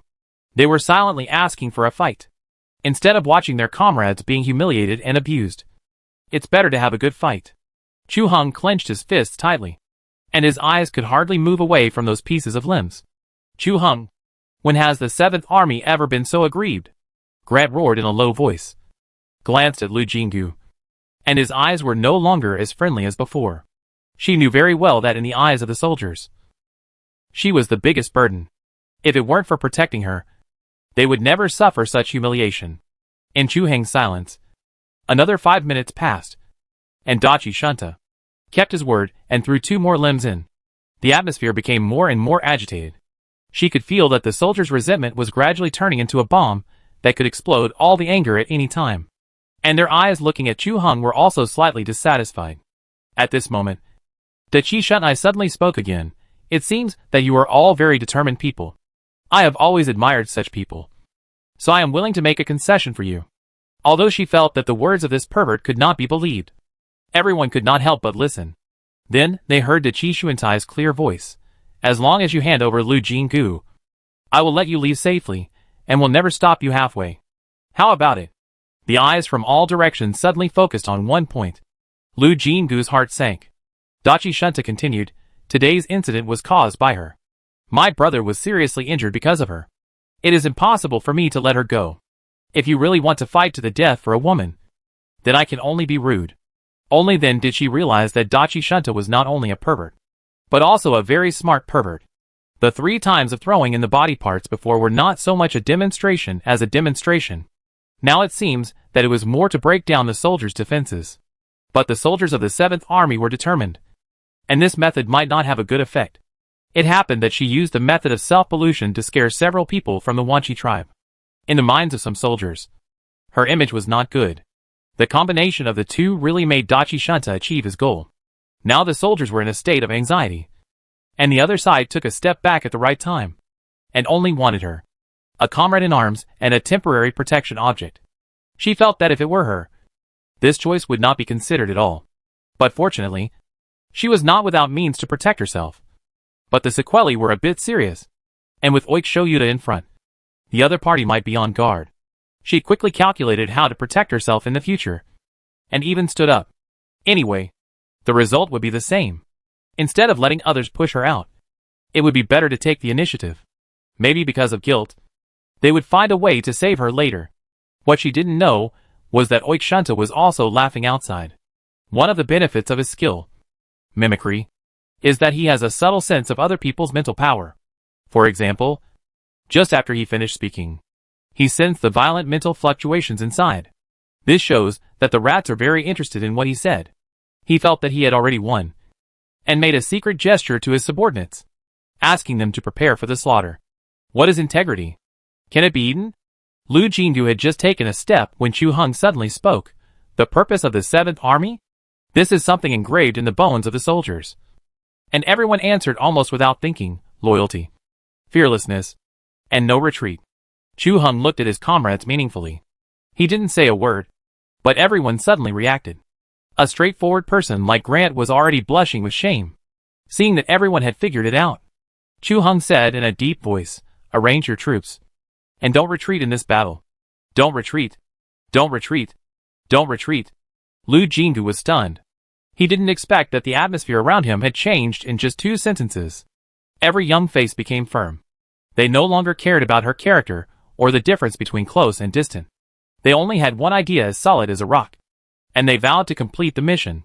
Chu Hung looked at her. "Miss Jean, please rest assured that no one can hurt you before we all die." She pursed her lips, feeling a mixture of emotions, and was speechless for a while. Several Wanchi people looked at each other, and suddenly walked to the front. Originally, Chu Hung did not arrange them to lead the front. Although their combat effectiveness was not weak, the soldiers would not let the people lead the front. But now they took the initiative to offer help. Although they didn't like Lu Jinggu, they knew very well that if she got into trouble, Wanchi would really lose the last shelter. But in the blink of an eye, a wall of people appeared in front of her, all trying to protect her. When she originally planned to walk out by herself, she was still calm in her heart, and did not think that there was anything surprising about the choice of human nature. But now she couldn't hold it anymore. Looking at the backs of each person, her lips trembled slightly, and she couldn't bear the thought of possible sacrifices. Chapter 268 Talk about a deal. The noises from their side were naturally heard clearly by Dachi Shunta. His smile froze on his face. His mouth twitched slightly, and his eyes were filled with a ferocious light that wished to eat human flesh alive. If he didn't want to capture the woman alive, he would have asked his subordinates to destroy this place directly. At this time, Lu Jinggu was brainstorming. It was definitely not okay to let the soldiers charge to death. One had already been sacrificed, and she really couldn't bear more lives to be lost because of her. She ran to Chu Hung in 2 steps, grabbed him, and whispered, "Wait." Chu Hung looked over in confusion. Wait, there must be another way. As if she was trying to convince the other party, and also to convince herself. She held Chu Heng's wrist tightly, and frantically called the Taoyuan system in her mind. She had a rough outline of a plan, but whether it would work or not depended on whether the system would cooperate. System, if I plant a flower branch now, can you control the purification effect of Taoyuan not to take effect first? After patiently waiting for a moment, a system prompt lit up, with only 4 words, Mobile Taoyuan. But she had been working with the Taoyuan system for so long that she immediately realized what it meant. Mobile Taoyuan and Taoyuan conflict with each other. In the Taoyuan category, Mobile Taoyuan cannot be built. But if you already have a Mobile Taoyuan and then build a Taoyuan, then the person with the Mobile Taoyuan cannot receive the blessing of Taoyuan. You must put the Mobile Taoyuan outside the Taoyuan category first, and then re-enter it to feel the power of Taoyuan. Taking out the last flower branch from the bag, she went over the plan in her mind again. When she felt that there was nothing missing, she pulled Chu Hung and several other team leaders together, and whispered about the plan. The more everyone listened, the more they felt that it was very feasible. After starting from the tactical aspect and adding some details, Lu Jinggu urgently made a mobile Taoyuan, borrowed Chu Heng's mental power, and made its range very large, at least covering all of Oki Shunta. After knowing that they were not ready to surrender, Oki Shunta looked at the captives with a fierce look on his face. There were a total of 4 soldiers who rushed out. One of them was killed because he tried to self-destruct, and the other 3 lost their resistance due to his mental shock. Among these 3, there was one of the only 2 female soldiers in the 6 combat teams. At this time, he was looking at the other party with the eyes of looking at prey. The female soldier had an ominous premonition, but she was not surprised. Women are indeed easy to be treated as soft persimmons at certain times. It's just that she didn't know Oki Shunta's perverted preferences. If she knew about this, she would never be able to calmly plan how to end everything in case she couldn't bear the humiliation. When Oki Shunta was thinking about whether to take another strong medicine, suddenly 2 figures came out one after the other. The one walking in front was Chu Hung with a vigilant face, and following closely was of course Lu Jinggu. However, Oki Shunta could also see that there were still many people in the shadows behind her, and he immediately realized that if he tried to snatch the person now, the soldiers behind him would immediately do it. Feeling the sharp gaze piercing him, Lu Jinggu looked back calmly. Chu Hung spoke as planned, "Mr. Oki, let's talk about a deal." Although he knew that they would never hand over Lu Jinggu, Oki Shunta still deliberately asked, "Oh? It seems that you have figured it out, and are willing to hand over the person I want to me. That's impossible. Mr. Oki.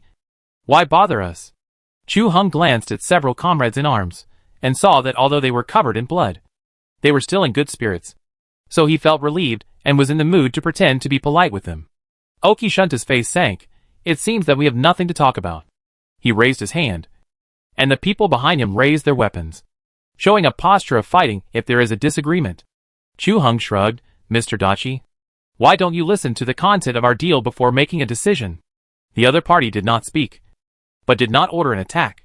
Lu Jingu spoke at the right time. I know that Mr. Dachi is very interested in my skills. I am willing to use a skill product to exchange hostages with you. Skill product? 7444 is a heavily polluted planet. But this time we came here. Soldiers, spaceships, mechas, can come and go freely in the poisonous fog.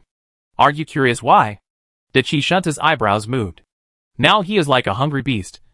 But a fragrant bait is thrown in front of him. Knowing that there is a trap, he can't bear not to eat it. But he is still a man with deep scheming after all. He controlled his expression and said lightly, as long as I take you back to the Institute, I can naturally have these things.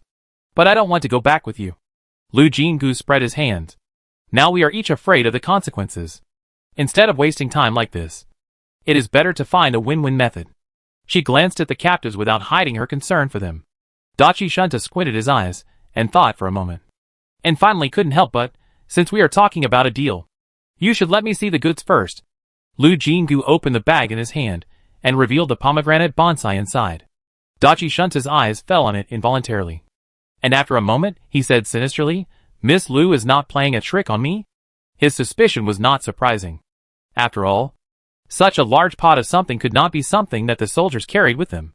Lu Jingu was prepared and explained lightly, this is a byproduct of Taoyuan, called mobile Taoyuan. The size varies depending on the size of the purification range. In order to show my sincerity, I took out the largest mobile Taoyuan, not the one used by the soldiers. Chong Xiuhing gestured, and the other party took out the small potted plant he carried with him. It was only the size of a palm, and it was completely fine to put it in your pocket. Dachi Shunta reacted quickly, and immediately had the three captives searched. He played with one of the mobile peach gardens, and smiled cunningly. Since I already have this thing, why should I trade with you?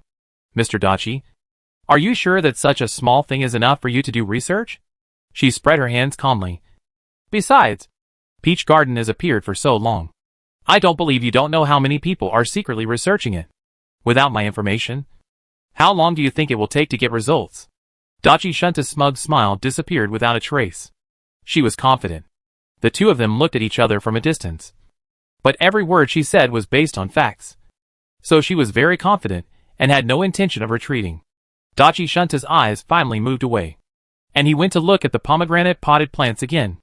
Sensing that the other party was wavering, she immediately took advantage of the situation and said, if you are willing to proceed with this transaction, I could also give you the detailed data of this mobile paradise. As she spoke, she took out a piece of paper from her pocket and shook it. There were some words written on it, but she quickly put the paper back. So Oki Shunta only saw a few words that flashed by. Scope and Precautions. Chapter 269 Escape Plan. Lu Jingu looked at Dachi Shunta calmly, and she was already 70% to 80% sure in her heart. She was not bragging. The entire Taoyuan group was indeed too mysterious, and worth studying for the outside world. She fully believed that if there really was such a group, all forces would have tried their best to infiltrate, steal, and seize. Fortunately, the Taoyuan group was just a smokescreen for the outside world, and she was the only one who really mastered all the key technologies. But before this, she had never thought of sending Taoyuan to anyone for research. This was the first time, since Dachi Shunta was a researcher. She didn't believe that he could resist this temptation. Facts proved that she guessed right. But this was also because, even if they exchanged the hostages, they still had no way to get out. From the other party's fearless posture, those abandoned passages were most likely guarded by people. Fortunately, they did not try to dig a passage to leave. The two sides reached a verbal agreement. In order to make the transaction seem real, Chu Hung emphasized many details of the exchange.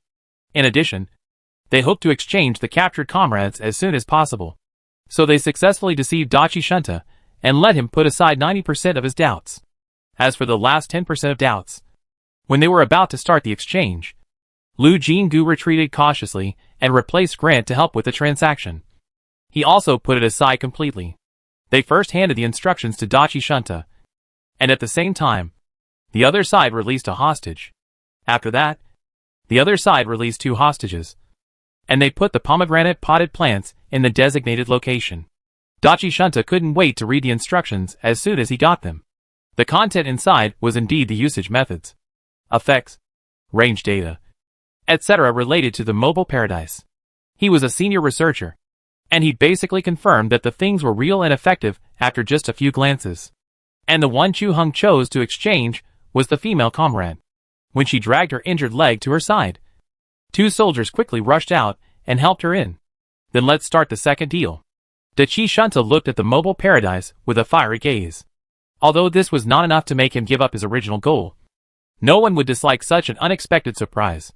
According to the agreement, Chu Hung moved the potted plant to a certain position extending vertically to the left from the center point of the distance between the 2 sides. This place is far enough from the people on both sides. But before setting off, in front of Dachi Shunta, Grant took out a military micro-explosive that was originally intended to be used in the research institute, turned on the remote control switch, and buried it in the potted soil. What do you 2 mean by this? Although he asked this question, Dachi Shunta's expression was very calm, and he obviously had reacted to what they wanted to do. Chu Hung smiled. Potted plants are easy to move, and Mr. Dachi's subordinates are numerous and powerful, so we have to take more precautions. Dachi Shunta sneered and waved his hand.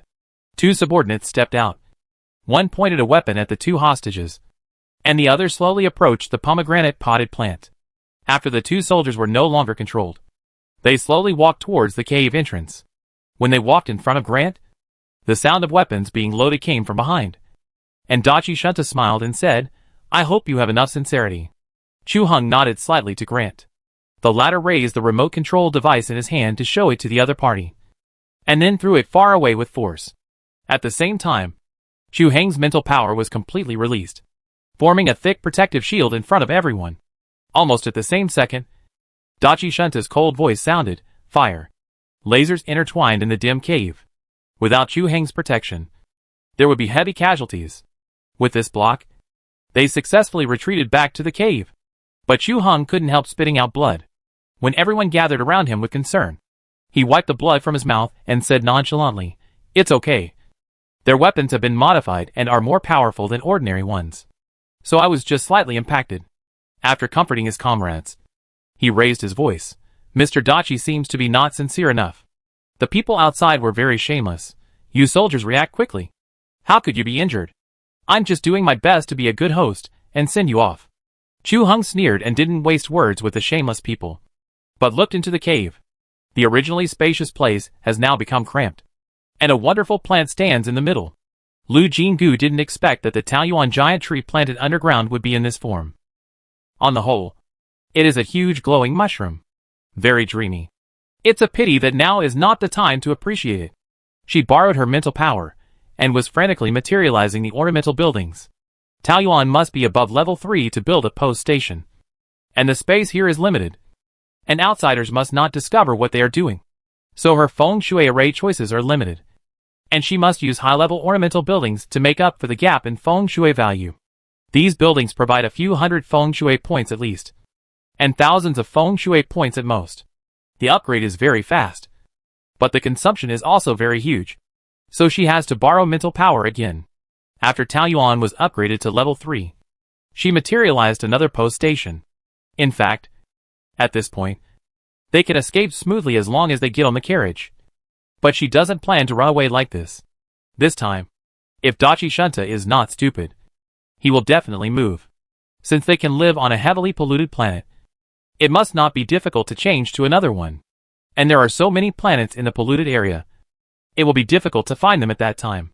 The post station landed quickly, and she quickly set up the only one-way route, and set up 2 departure times with a difference of only 5 minutes. After doing all this, she took a deep breath and turned around to signal everyone to get on the car. Chu Hung said, "You get on first, and we will perform the rest of the play." Knowing that he was worried that Dachi Shunta would go crazy and hurt people when he rushed in, she did not refuse and got into the carriage. Chu Hung and Grant stayed outside the carriage. When there were still 30 seconds left before departure, Grant deliberately bumped into the carriage and let out a suppressed cry of pain. Chu Hung immediately said, "Keep your voice down." Then he said in an even lower voice, "Go." The next second, Dachi Shunta's question came from outside. "What are you doing?" The two of them got into the carriage flexibly. Grant deliberately closed the door with extra force, and then laughed gruffly, "Ha ha. The grandfathers are not waiting for you." Dachi Shunta certainly noticed something was wrong and immediately had someone rush in. The carriage happened to start, and when he appeared amid the screams of his subordinates, he saw the carriage disappear into the archway. Damn it! Dachi Shunta's face was extremely ugly, but it was too late to stop him. He could only let his subordinates look around to see if they could find anything valuable. The train that was about to leave in more than 4 minutes was naturally noticed quickly. "Sir, should we chase them?" Dachi Shunta was fooled, and he was furious. He stared at the carriage for a long time, and suddenly smiled. "Chase? What if it's a trap? They are also carrying those Wanchi people, so it's not convenient to go directly to a crowded place. Otherwise, the evidence may not be in anyone's favor. Those are Gu family soldiers, and they will consider this." He thought clearly, and became more confident about the pursuit. He opened the carriage to take a look, and took the lead to get in. Chapter 270 Go and Return. 10 minutes later, Lu Jinggu and his team quickly got out of the carriage. Chu Hung and others took a closer look and found that this was not any Taoyuan they had seen. That was natural, because they came to the Taoyuan body. Lu Jinggu's secret base. 7,133 stars. "Hurry.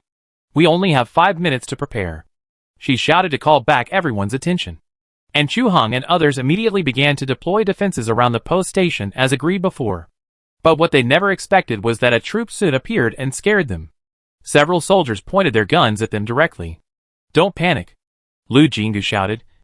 "This is the Taoyuan army." Chu Hung, several S-levels looked very vicious, and immediately saw that this army was extremely powerful, and they were very confused for a while. "I don't know why there are such people, and she still has to borrow people from the 7th Army. This question is not easy to explain. Probably because the Taoyuan system is not the same as the hegemony one. The Taoyuan army is subject to many restrictions. For example, the organized troops cannot leave the Taoyuan area. The previous practice of selecting a few people as personal guards does not count. If you really want to pull a combat team out, it will be 100% impossible. Moreover, the equipment they carry is all distributed by the Taoyuan barracks, which is somewhat different from the equipment used by the Alliance army. If it is really exposed on a large scale, it will cause a storm. In short, if the enemy attacks Taoyuan, she is sure to make the other party drink a pot. But if she wants to lead the team out to sweep the world, sorry, the system does not agree.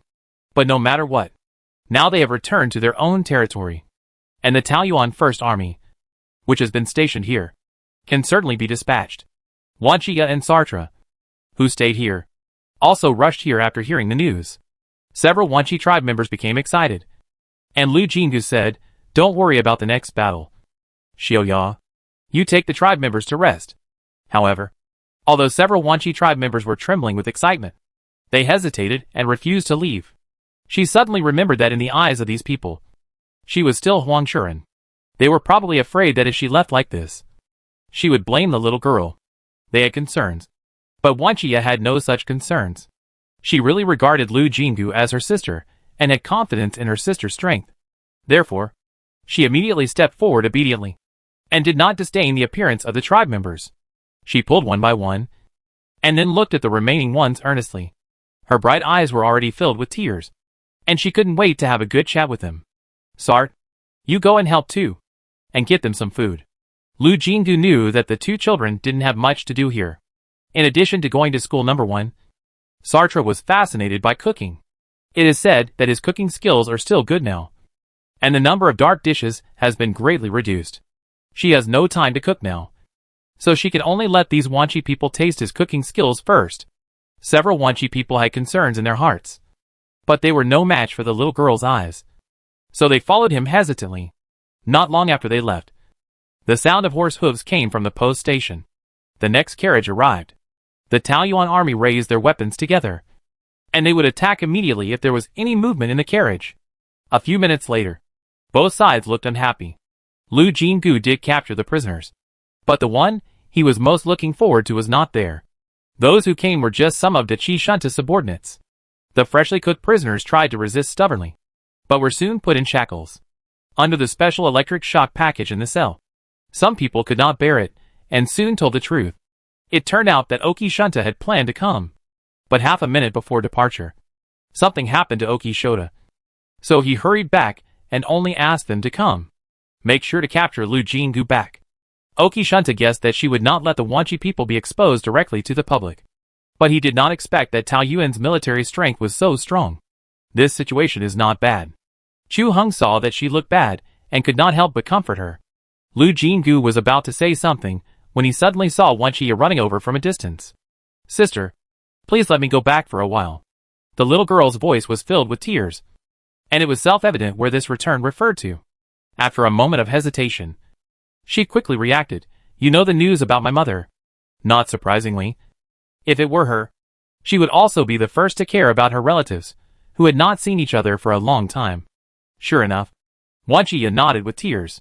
Her mother had died a while ago, and she was extremely sad that she had not been able to see her mother for the last time. If she was not allowed to go to pay respects, she would definitely not be able to sleep at night. Coincidentally, Lu Jinggu also wanted to go back. You still want to go back? Chu Heng and others were surprised. De Qi Shunta is one of the researchers who transformed the Black Beast. If we don't arrest him now, and wait until they are all moved to another place, do we have to search for them planet by planet in the contaminated area? She was determined to accomplish her goal in one fell swoop. Chu Heng and the others could not persuade her, so they had to follow, considering that they might need a power bank again. She did not refuse. Returning to planet 7444 from the post station, Chu Heng and the others were still very cautious for fear of an ambush outside. But it turned out that Oki Shunta had not made it in time. Maybe someone was sent over, but they went and came back too quickly, and any arrangements were obviously not in time. She got out of the carriage, and the first thing she did was to materialize the barracks. With the barracks, the Taoyuan army can be mobilized at will in a very short time. What's even better is that since there is another Taoyuan on this planet without a barracks and post stations, as long as they order the Taoyuan army to move there, they can temporarily leave the scope of Taoyuan. But they still cannot actively attack other forces, except for self-defense counterattacks. So she was thinking all the way about how to achieve the conditions of self-defense counterattack. The group left this underground Taoyuan in a mighty manner. Instead of taking the only passage, they relied on their large numbers to dig an abandoned passage. I don't know if the situation on Oki Shota's side was really urgent, and the people guarding outside the abandoned passage did not receive the order to withdraw. So when the Taoyuan army showed up, the problem she was worried about was solved directly. System prompt detected that the Taoyuan army was under attack. Counterattack allowed. Counterattack allowed. The Taoyuan army, which had an advantage in both numbers and equipment, ended the battle in one round of exchange of fire. Oki Shunta's men died or were injured. In addition, several people escaped. Those people were specially ordered by Lu Jinggu to be let go when they could no longer be seen in the black fog. She said in her mind, System, you also saw that someone escaped and reported the news. If I don't take the initiative to attack while the other party is not ready, they have the advantage of time and place, and I am afraid I can't resist. The picture of the giant tree in the Taoyuan system shook for a while, inexplicably conveying a kind of "you are teasing the atmosphere." She pretended not to see it and continued, You have heard of cutting the grass at its roots, right? Anyway, it is impossible for me to sit there and wait for death, since it is a self-defense counterattack. It was just self-defense just now, and the counterattack has just begun.